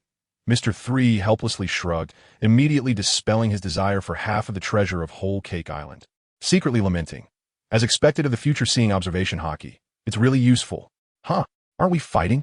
Feeling the diminishing battle intent from both sides. Wiebel let out a disappointed sigh. Before their departure, Mama specifically instructed that aside from the distribution of treasure, other matters should temporarily be left to Mr. 3. Since Mr. 3 was so afraid of dying and had no intention to fight, he could only hold back his frustrations. A seemingly ordinary remark, but to Old Sand's ears, filled with confusion, it sounded like thunder. Connecting the dots, Old Sand suddenly looked up at the expressionless Katakuri, his tightly furrowed brows slowly relaxing. Their true objective was indeed the power of Whole Cake Island. However, Miss Bakken and Wiebel were unaware of this, thinking it was merely an opportunity for a raid. It was still unclear what Miss Bakken had instructed Wiebel, but it was undoubtedly related to the treasure. If they had approached Katakuri to discuss recruitment or collaboration without addressing the treasure issue, there was no telling what unexpected actions Wiebel might take. After all, this foolish oaf was a ticking time bomb with unpredictable consequences. Moreover, the subsequent operation in Impel Down would certainly require the cooperation of Miss Bakken and Wiebel. If she sensed the deception behind this Whole Cake Island operation, the variables for the next operation would be even harder to predict. In the situation, it was extremely necessary to create an image of the Cross Guild coveting treasure in front of Wiebel, even at the risk of angering the remnants of the Big Mom pirates. As for whether this provocative behavior would lead to direct conflict, the outcome was clear: it would not. Because with the enhancement of his powerful observation hockey, Katakuri could foresee Mr. 3's next life-preserving remark. Having only experienced Katakuri's observation hockey once, being able to respond in such a short time, and using this ability to ensure the situation remains under control to deceive Wiebel. Is this cautious and steady guy really that cowardly Galdino? Can the awakening of Conqueror's hockey really bring about such a huge change? Old Sand, biting his big cigar, slightly turned his gaze toward Mr. 3's back, feeling an overwhelming shock that was hard to calm down. Mr. 3 was completely unaware of this, pondering for a few seconds as if lost in thought, then looked up at Katakuri. How about this? During Mama's return, our Cross Guild will help protect Wano as allies. In return, you must pay us a commission, and Mr. 3's eyes sparkled with shrewdness. Katakuri, you must agree to help us with one thing.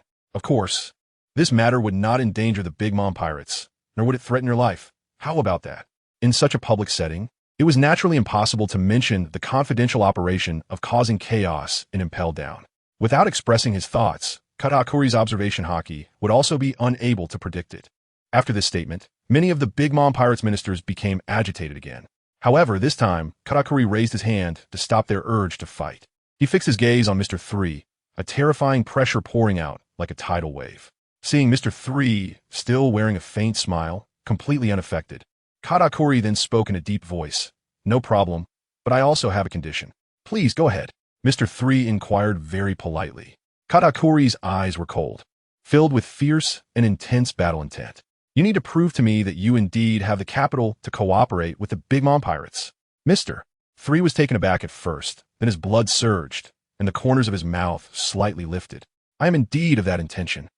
This is my second time, although not the first, but rest assured, it will definitely be fresh and new. Cough cough, it will be released at 0:05 a.m. on the 1st. And the subsequent updates will basically be VIP chapters. Also, my editor Punglai, known as Milk Pung, is quite a good editor. If anyone wants to write a book, you can submit to him. Now let me talk about the idea behind this book. Initially, I came across a meme about Brother 3 online. Found it super funny and interesting, so I stubbornly started writing. Like many new readers who see this name, I initially planned to progress in the direction of just playing with the meme, but unfortunately, my own skills and writing ability were too profound, and, as I wrote, I ended up portraying Mr. 3 as a mastermind who plays with strategies. That damn charm. Ha, of course, that was a joke. Back to the point, actually, I've read quite a bit of One Piece fanfiction. Either they are battle stories where characters become stronger and crush their enemies, or they depict a realistic and cruel world while preserving the original artwork spirit and adding little intelligence battles. I thought creating a high IQ protagonist would be very interesting. So I started writing. However, the process wasn't easy. First, I had to ensure that each plot was logically sound, aligned with the original work, and also write something that would make readers say, wow, this Brother 3 is indeed something. The initial idea was to integrate the 36 stratagems, combined with the image of a treacherous and cunning hero, to crush the enemy in all aspects with IQ and strength. However, I didn't expect that the enemies Mr.3 had to face were all too tricky, like Hancock and Old Sand, who had extremely high ambitions. I had to maintain their prestige from the original work while making the entire recruitment event appear reasonable and smooth, ensuring that there would be no situations that violate character settings, which was undoubtedly very taxing on the brain. Perhaps more people enjoy simple and brutal low IQ crushing. But as an author, I simply cannot tolerate seeing these powerful and proud characters from the original work being utterly destroyed in the novel. This is also the reason why when I wrote Old Sand earlier, some said it was too out of character. I immediately revised the entire chapter that night. Then as I wrote, I naturally got stuck from time to time, needing to organize the overall logic to ensure smoothness, and sometimes it became exhausting to write. If it were purely a battle story, I could finish a chapter in an hour. However, seeing many comments praising the writing, I instantly felt a sense of accomplishment, and thus, there was no sense of tiredness anymore. Although the chapters of the intellectual duel are often criticized by readers for being slow, as a pirate fan fiction that is destined to attract dissatisfaction from original fans, I was surprised that since the beginning of The Strongest Emperor's Vice, I haven't encountered even a single person vehemently criticizing the plot or characters. After a few minor flaws were pointed out, I quickly made revisions and there was no further noise. So aside from Serial Brother, I haven't silenced anyone. Even the fan speech settings were only enabled because I was irritated by Oda's recent betrayal and didn't want to see comments. I'm quite proud of this. Allow me to strike a pose. Speaking of betrayal, let me share a straightforward piece of data. During the days when the latest chapter information was released, my reading count plummeted from 10,000 collections and 2,000 reads to now 14,000 collections and 1,700 reads. Last week's Sanjiang update also narrowly missed some data, which was indeed a fatal blow.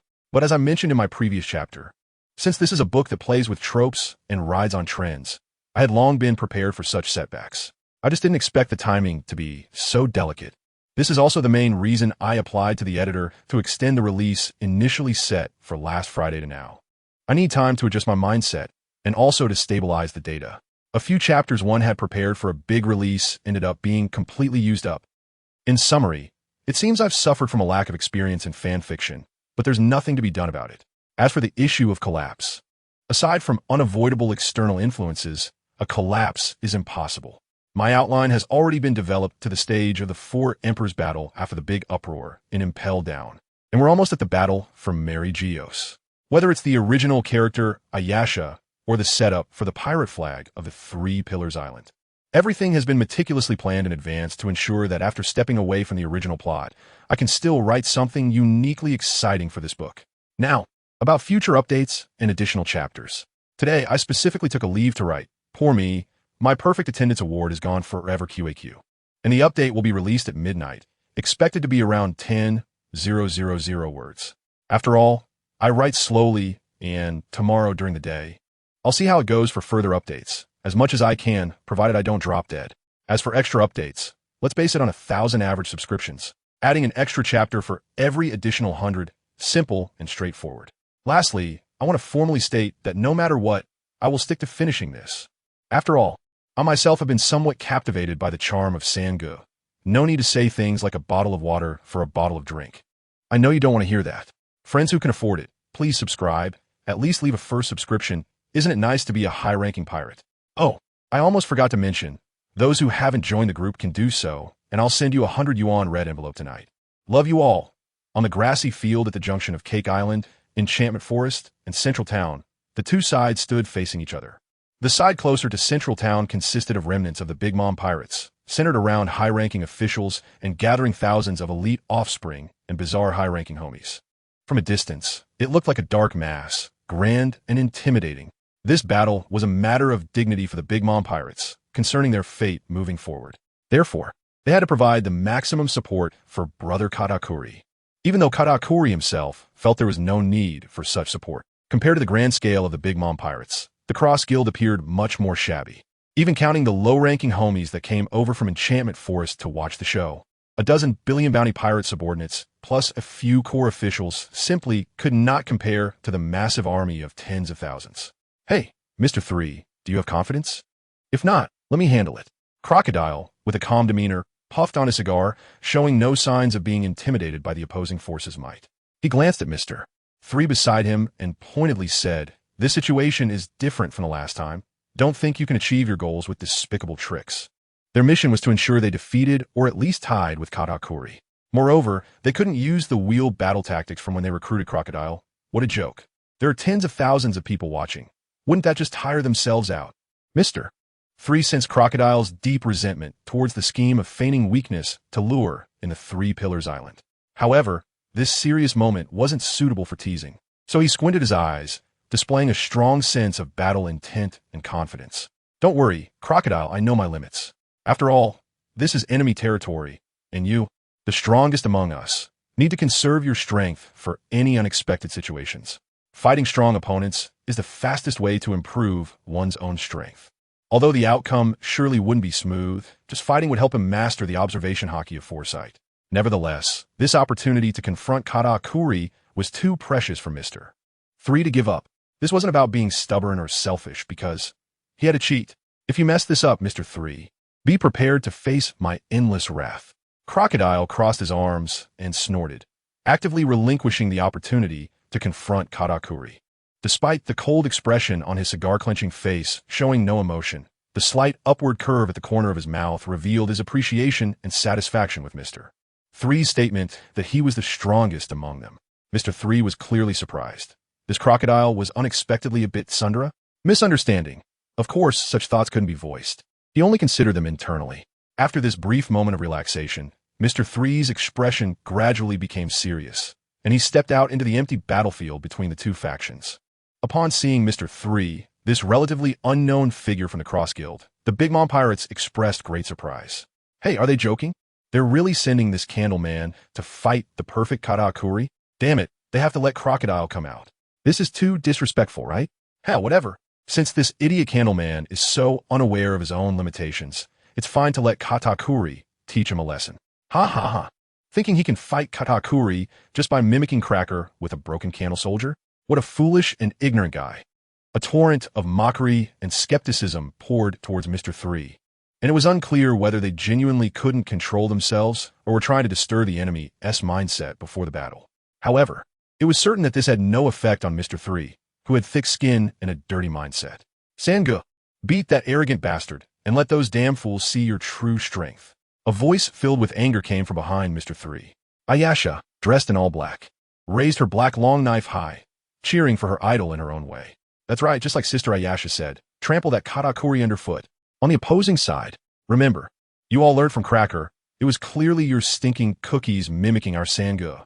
Go, Sangha, let them feel the terror from the Buggy pirates. Behind Ayasha, the fierce-looking pirate subordinates also waved their flags and shouted, roaring even though their voices couldn't compete with the opposing side. In summary, amidst the awkward encouragements and elementary school-style verbal sparring of their subordinates, Mr. 3 and Katakuri found themselves at the center of the battlefield, with only 5 meters separating them. Their eyes locked. Mr. 3, a character unfamiliar to many, I hope you won't let me down. Katakuri, draped in a wide scarf, stood tall with a cold voice. His intuition, far beyond the norm, sensed a strange aura of strength and an almost unparalleled confidence emanating from Mr. 3's gaze. Katakuri could not comprehend the source of this extraordinary confidence. But one thing was certain. The lean man with flames burning atop his head would not be as easy to deal with as he appeared. To validate his intuition and understand the confidence in Mr. 3's eyes, Katakuri wasted no time. His figure flickered and, in the blink of an eye, he appeared behind Mr. 3. That speed.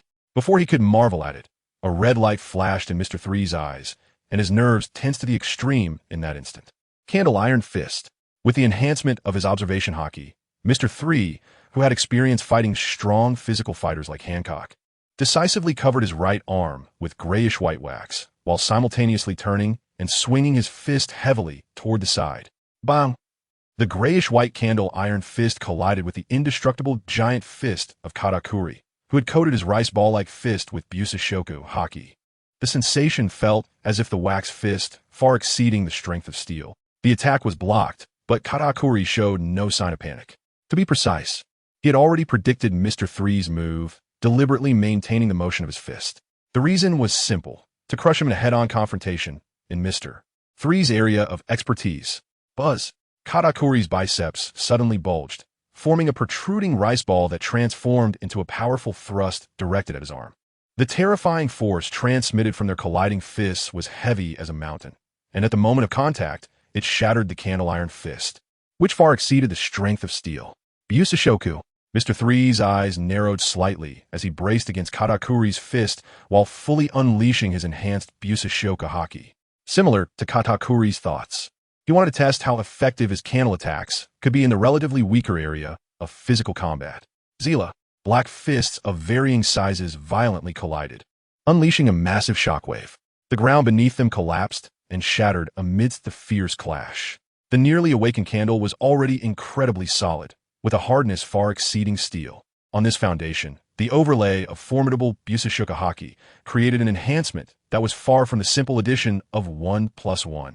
This hardness was a bit beyond my expectations, Katakuri noted with a hint of surprise in his cold words. Then he stomped on the ground, and the power of his colliding right fist surged. Crack, crack. The immense force transmitted along the fist, and under this overwhelming might, the wax fist on Mr.3's arm broke apart inch by inch until it finally reached its limit, shattering into a flurry of white wax flakes. The flame atop Mr.3's three-shaped hairstyle burned fiercely, and his unprotected arm began to seep large amounts of grayish-white wax, attempting to bind Katakuri through their contact.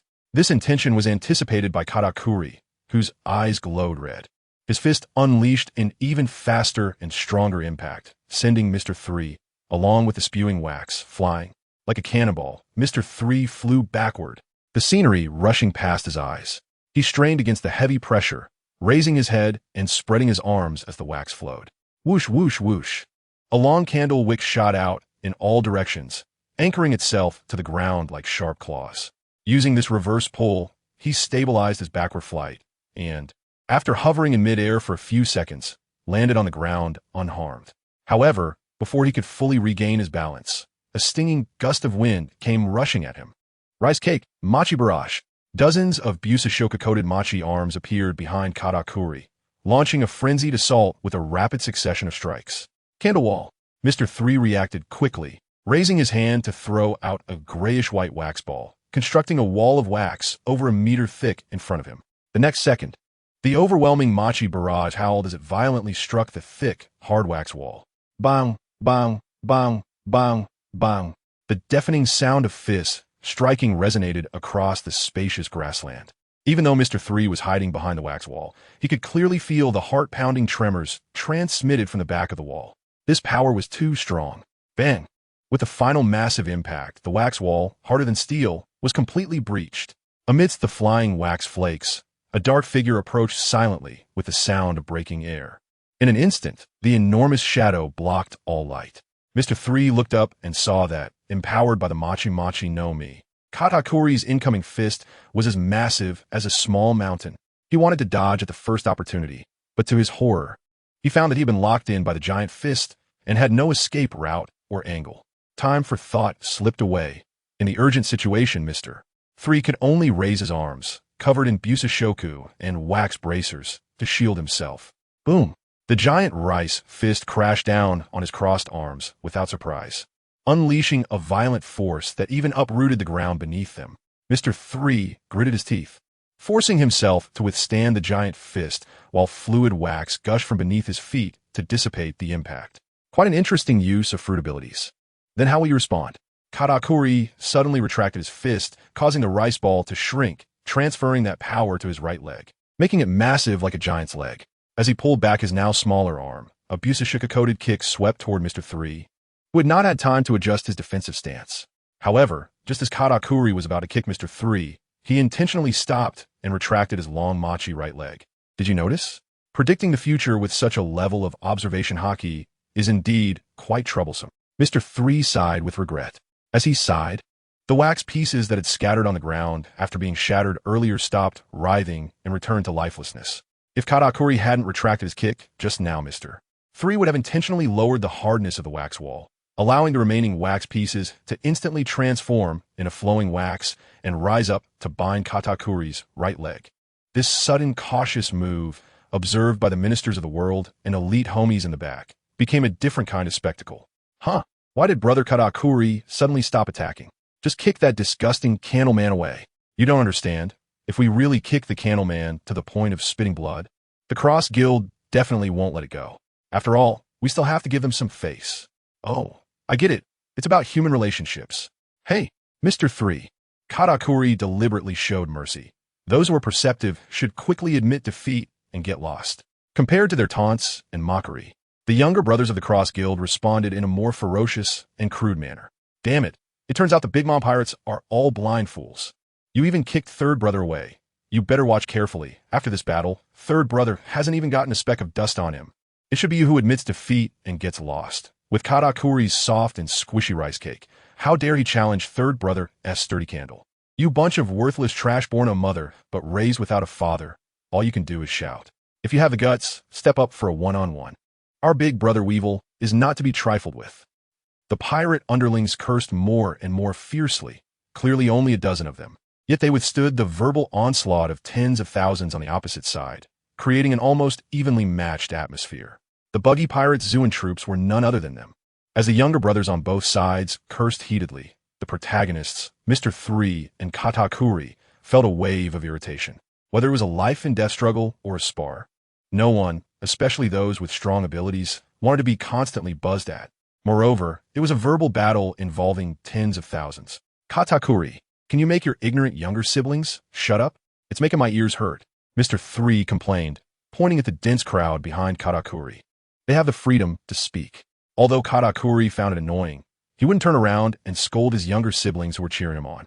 Anticipating this response, Mr.3 adjusted his goggles and said indifferently, "Since you don't want to manage them, let me make them all shut up." As soon as he finished speaking, his aura began to rise, and the power hidden within his body was gradually drawn out. The irregularly fluttering grass and broken branches at Mr.3's feet indicated that an invisible wind pressure was quietly accumulating. Even without me here, do you think you alone can handle something that sounds like? Just as he was halfway through his words, a deep red light suddenly flickered in Katakuri's eyes. Anticipating what was about to happen, he slightly narrowed his eyes, and the doubts that had lingered in his heart dissipated in an instant. So that is how it is. I didn't expect you to possess this kind of power. No wonder even a strong person like Crocodile would unconditionally trust you. After a moment of realization, Katakuri suddenly turned around and shouted loudly to the tens of thousands in the rear who were still immersed in the verbal battle.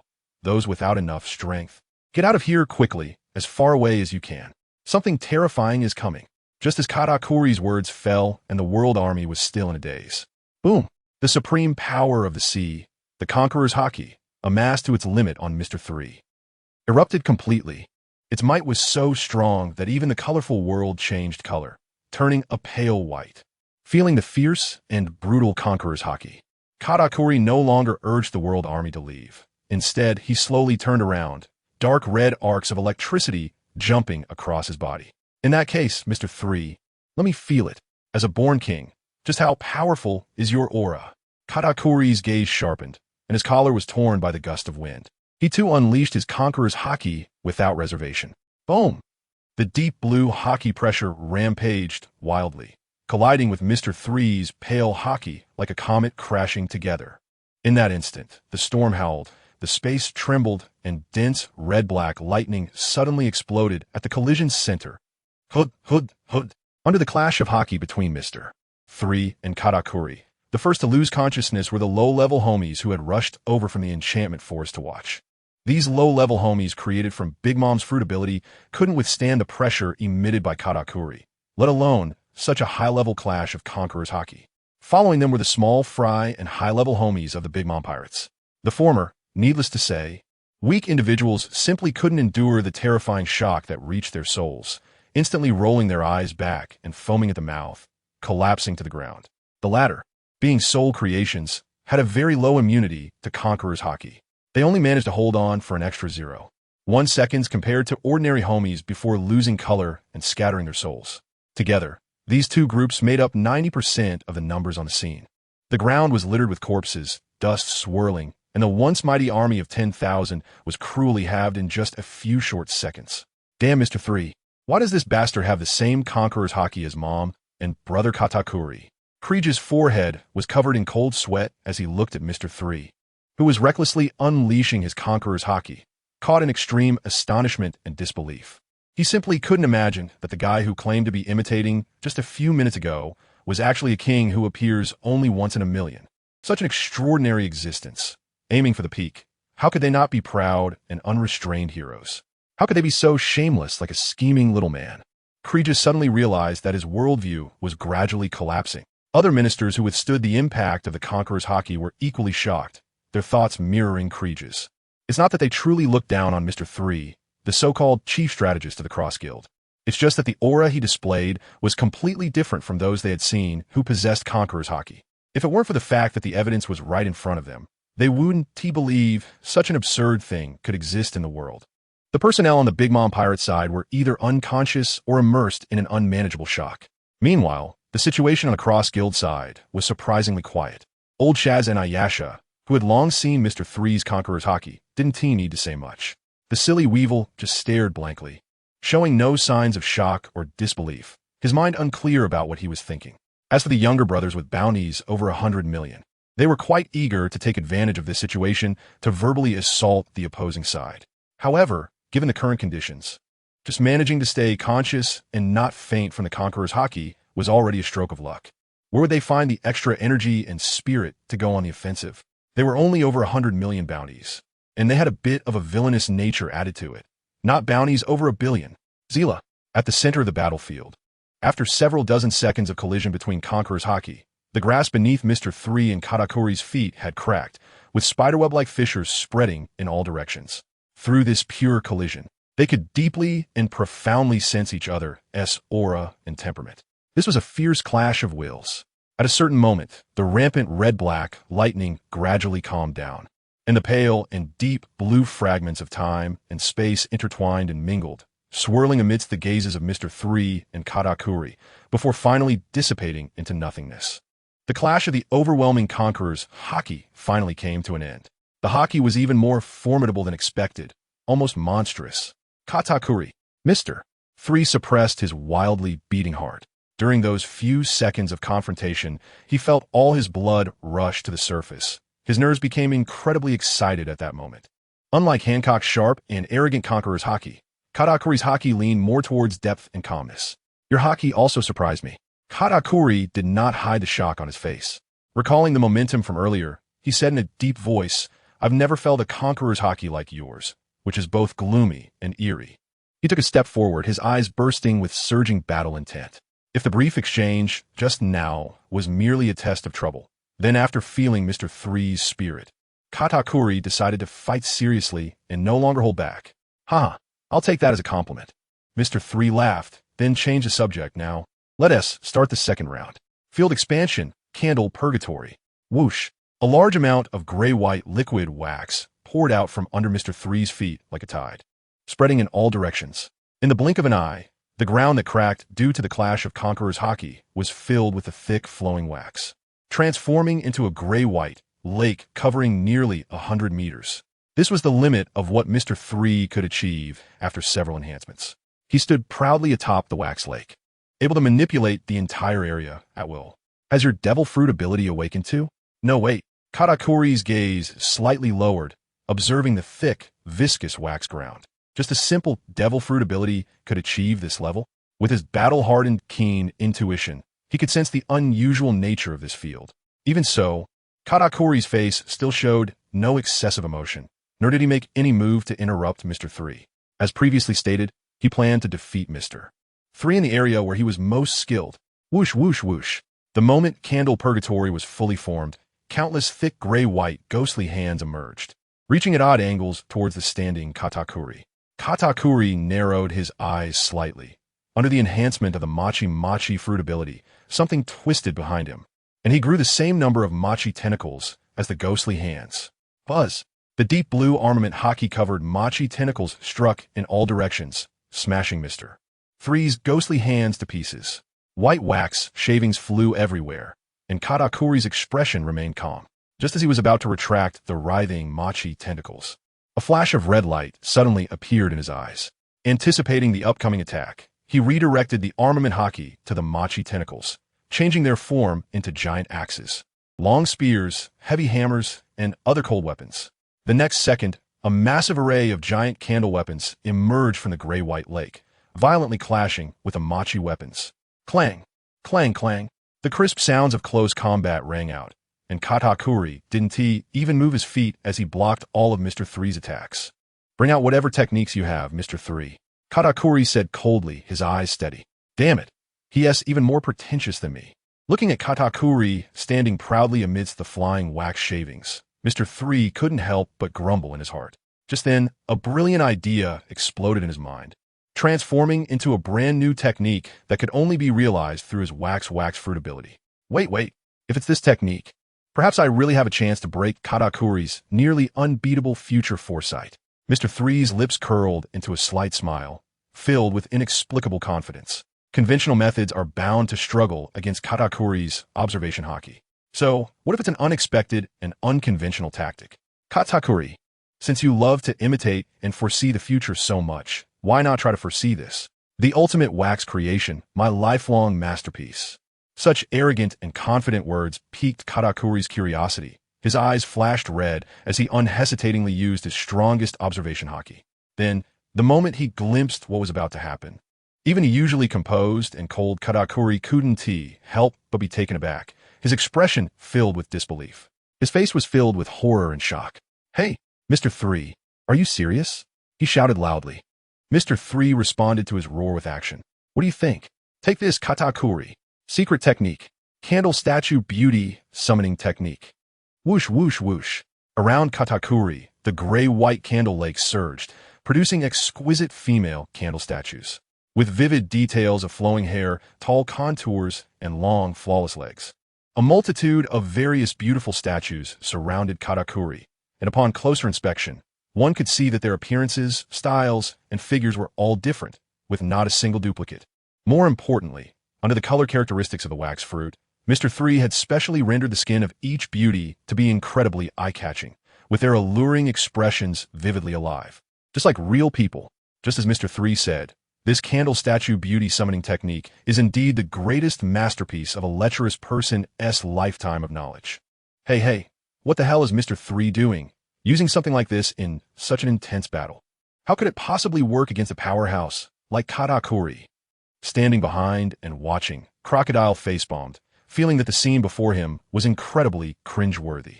This really is disgraceful. If it were possible, Old Sand really wanted to rush over right now and give Mr.3, who had the chance to challenge Katakuri but was wasting time, a good beating. Just during the few seconds he was sighing, Mr.3, standing at the center of the candle field, moved. Thick liquid wax surged wildly from his right arm, wrapping around black-gray miniature explosives to condense and compress.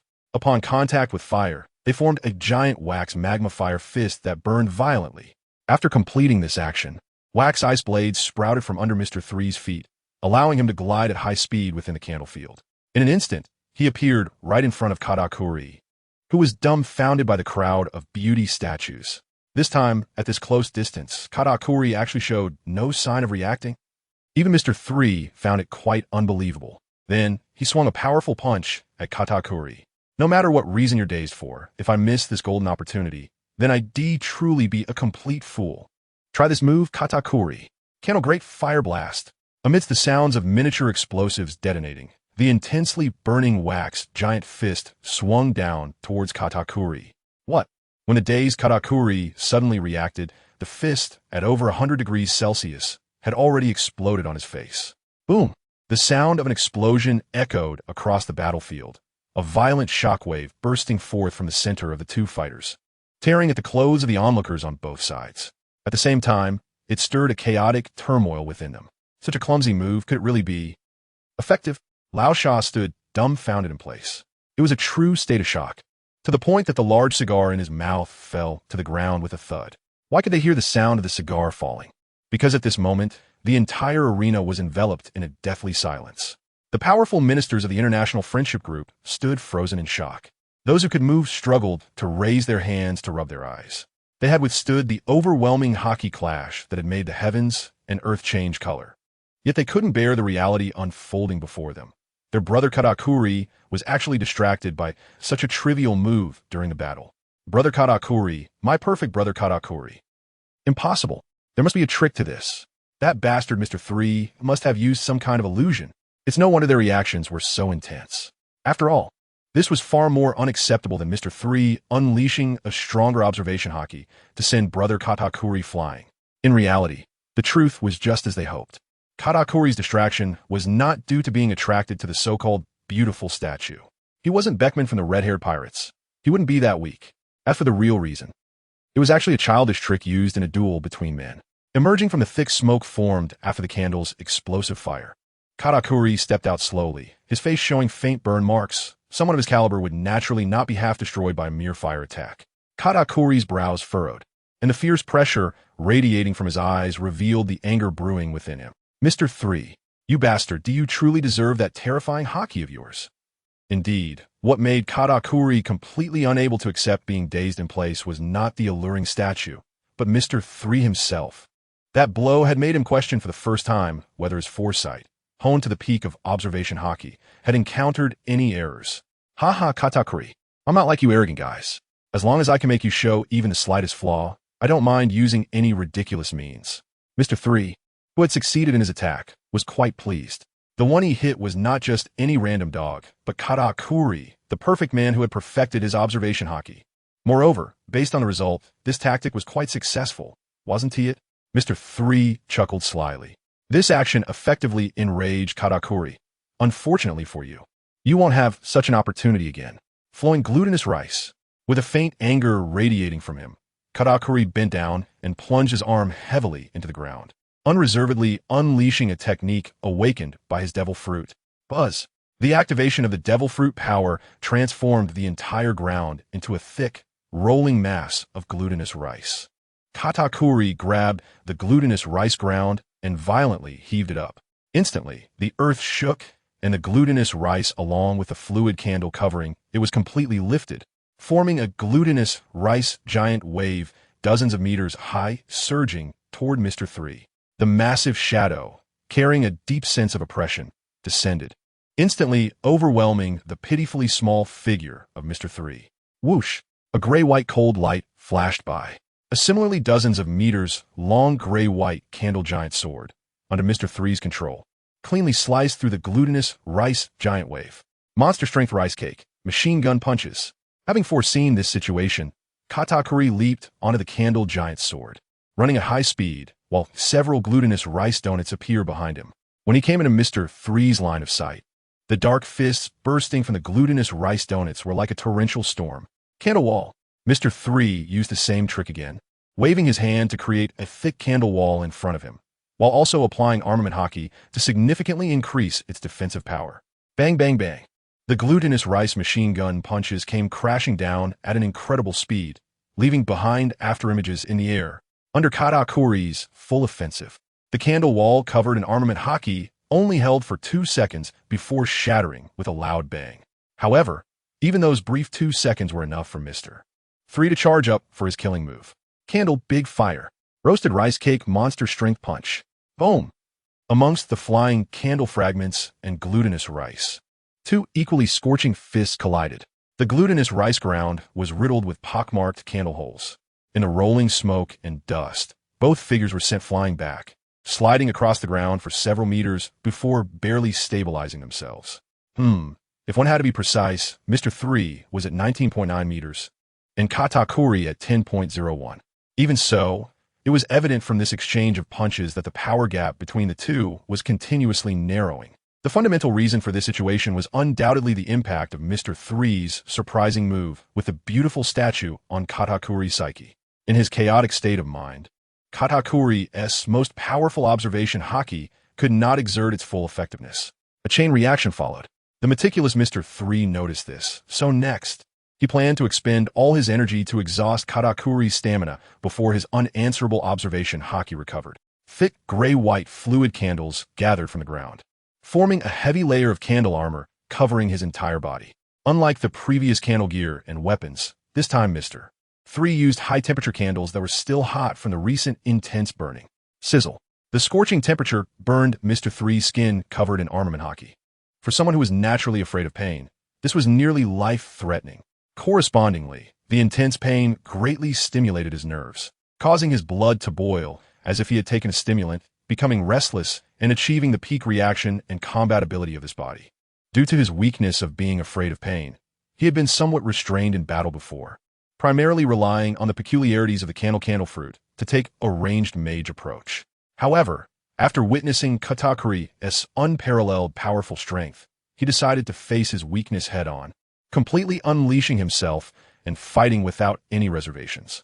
It is worth noting that after systematic enhancements, his physical quality had now reached the A+ level of a Navy Rear Admiral. Thus, the ranged mage naturally evolved into a close combat mage. Amid the white smoke and steam released by the high-temperature candles, Mr.3 slowly raised his hand and removed the goggles that had accidentally shattered during the earlier battle. Be careful, Katakuri. Even I myself don't know how strong I am right now.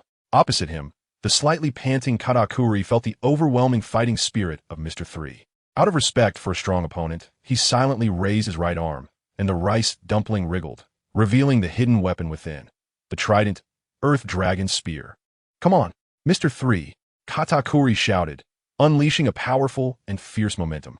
Mr.3, clad in candle armor, had a cold gaze as he locked eyes with Katakuri. At that moment, the atmosphere fell into an eerie silence. Whoosh! In an instant, both figures disappeared from their spots, turning into black and white streaks of light, colliding violently with each other. The third round of close combat, where every punch hit flesh, officially began. The intense battle stirred up a chaotic hurricane, causing the faces of the onlookers to sting. Feeling the passionate fighting spirit from both sides, whether it was the ministers of the nations or Crocodile, all of them put away their indifferent expressions and their faces gradually grew serious. Without a doubt, this was a clash between two strong opponents, and their battle should not be disturbed by any external factors. The #1 fan, Ayasha, looked at the third brother in the arena, and a charming smile involuntarily appeared on her face. If before she met the current user of the wax fruit, her admiration was purely based on the previous user. Then after spending time together and deeply understanding him, she was now completely determined to follow him to the end. Grandpa Barumitz, if possible, I really want you to see the elegance of your successor at this moment. Her eyes dimmed as she recalled the kind and gentle figure from her memories. Similarly, the reaction of the pirate underlings standing behind was much more exaggerated. Their eyes bulged, and their jaws dropped to the ground. With only one thought left in their minds, is the monster fighting Katakuri really the third brother? On the battlefield, with the final collision, Mr.3 ultimately could not defeat Katakuri and was sent flying by a punch, crashing heavily to the ground. The short-term burst of power achieved by overstimulating nerves with high temperature was hard to maintain. Moreover, as time passed, the gradually calming Katakuri could once again use his observation haki to foresee the future. With the balance shifting, Mr.3 naturally could not be Katakuri's opponent. In fact, he did not expect to defeat Katakuri in such a sneaky way. Mr.3 stood up from the deep pit filled with thick smoke, his chest heaving heavily as he gasped for breath, clearly nearing his physical limit. Crack, crack. The sound of metal boots stepping on the ground gradually approached as Katakuri walked slowly to the edge of the pit, looking down at Mr.3 from a high vantage point. It can end now, Mr.3. I admit your performance has far exceeded my expectations. You are a worthy opponent. However, we are not life and death enemies, and there is no need for us to fight to the death. Your stamina is already close to its limit, and the outcome is decided. I think we need to renegotiate the terms of our earlier cooperation. Katakuri's tone was quite calm, with no emotional fluctuations. After regaining his composure, he was indeed a perfect man without any flaws.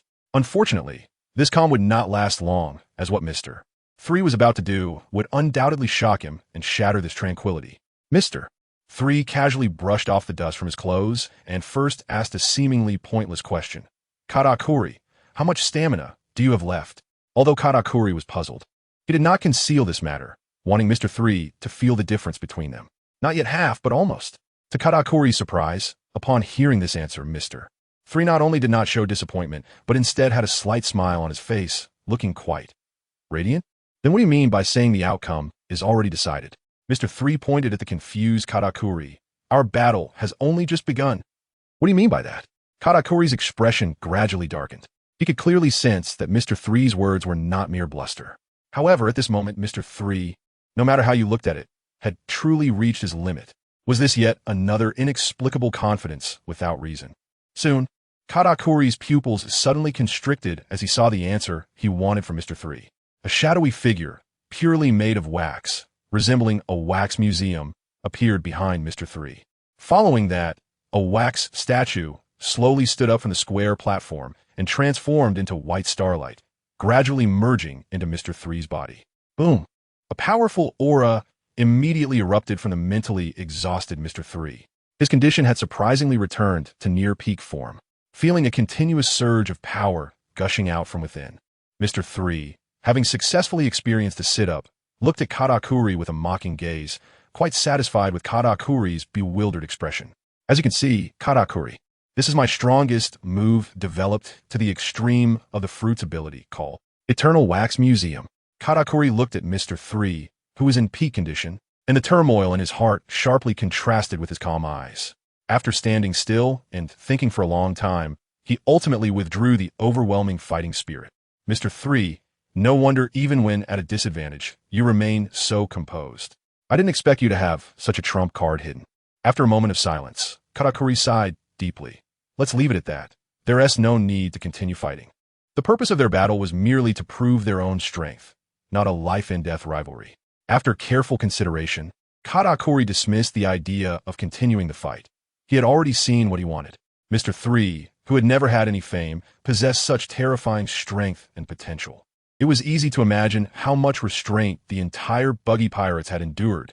Forming a brief alliance with such a pirate crew that combined reputation and strength would not tarnish the honor of the Big Mom pirates. So, Katakuri, about the conditions I proposed earlier, the spirited Mr. 3 asked, experiencing the effects of the Eternal Wax Museum for the first time. His inner shock was no less than that of Katakuri. The effect of the Eternal Wax Museum was to restore the wax statue owner's peak condition to 80. This concept sounded a bit vague. Only after using it did Mr. 3 fully understand what this so-called peak condition meant. Whether it was stamina, spirit, haki, or even the damage taken, it could be restored in an instant. In other words, even when on the brink of death. As long as there was the intention to use the Eternal Wax Museum, one could revive to full health instantly. This was quite the cheat. So, is a long week of cooling time really necessary? How stingy? Mr. 3 sighed silently in his heart, but he could still accept it. After all, with his lewd style of steadiness and cunning mind, he wouldn't easily put himself in a life-or-death crisis. Even this battle with Katakuri was just a whim to experience some passionate hand-to-hand combat. Normally, he preferred to toy with enemies from a distance using the Wax fruit's abilities, like how he had done with the Marine Colonel in the Sabati archipelago. As you said, during this time when Mama is not around, I will respond to your call and lend a hand once, in return for the protection of the Cross Guild. Katakuri's voice was cold and ruthless, devoid of any emotional fluctuation. However, this sounded quite good to Mr. 3. Thus, a bright smile spread across his face. And there's a corresponding reward, say, 10 or 20 billion berries. That wouldn't be too much, right? The foundation of the Cross Guild is the Buggy Delivery Mercenary Corps.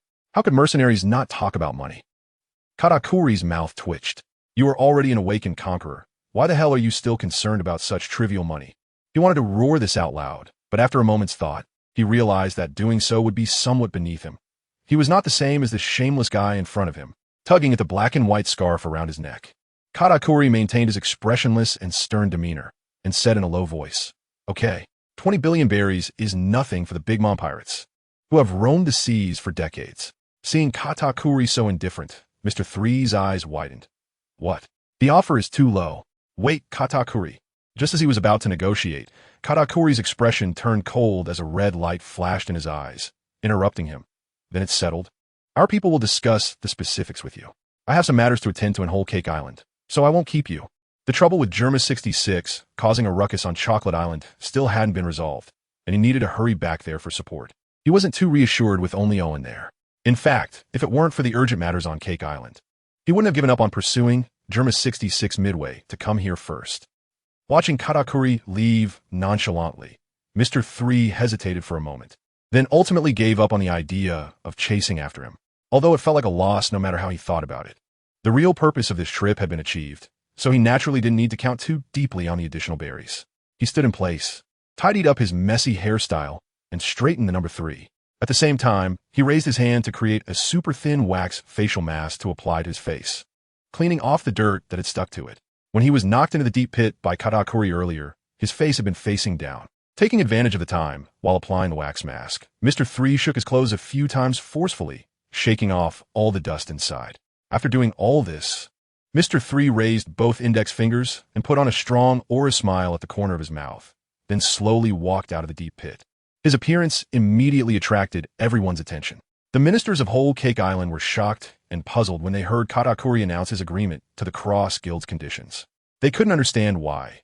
After Katakuri had completely defeated Mr. 3 to the point where he couldn't even catch his breath, he would easily accept the other's terms. Given Katakuri's absolute status in the Big Mom Pirates, they naturally wouldn't raise any objections, but they felt quite dissatisfied in their hearts. And when they saw Mr. 3, who should have been collapsed in the deep pit and unable to move, casually walking up as if nothing had happened, radiating a shimmering light, these battle-hardened cadres of the Big Mom Pirates were utterly stunned. At that moment, they finally understood Katakuri's decision. This Mr. 3, the chief strategist of the Cross Guild, was indeed not as simple as he appeared. Even the arrogant cracker, feeling the strong aura emanating from Mr. 3 that didn't seem fake at all, sighed heavily and lowered his head slightly. He was very arrogant and proud, but he was not blind. From Mr. 3's previous performance and his current strange state of recovery, he realized that he might truly not be a match for this man. Mr. 3, how did you do it? Crocodile's eyes revealed deep confusion. With a new cigar in his mouth, he found that he was increasingly unable to see through this familiar, yet unfamiliar man. Wow, old 3, your ability is so awesome. Even a usually silly Weevil couldn't help but lean over and stare at Mr. 3. Weevil, when we're outside, call me third brother. Mr. 3 had a lot of objections to the title Old 3, but Mom specifically told me to call you Old 3. In our hometown, Old 3 means the strongest, so if you acknowledge that I'm stronger than you, then call me that. No way. Weevil's eyes widened. So what? Third brother. That's right. So smart. Mr. 3 laughed, feeling no guilt for fooling the little kid. After resolving the issue of Weevil's title, he turned to look at the astonished crocodile and said proudly, "Hey, how about it, Old Sand? You don't have to bear your endless fury now, right?" Old Sand's face darkened. "Don't change the subject. What's going on?" "The Eternal Wax Museum. It's the manifestation of me developing the wax fruits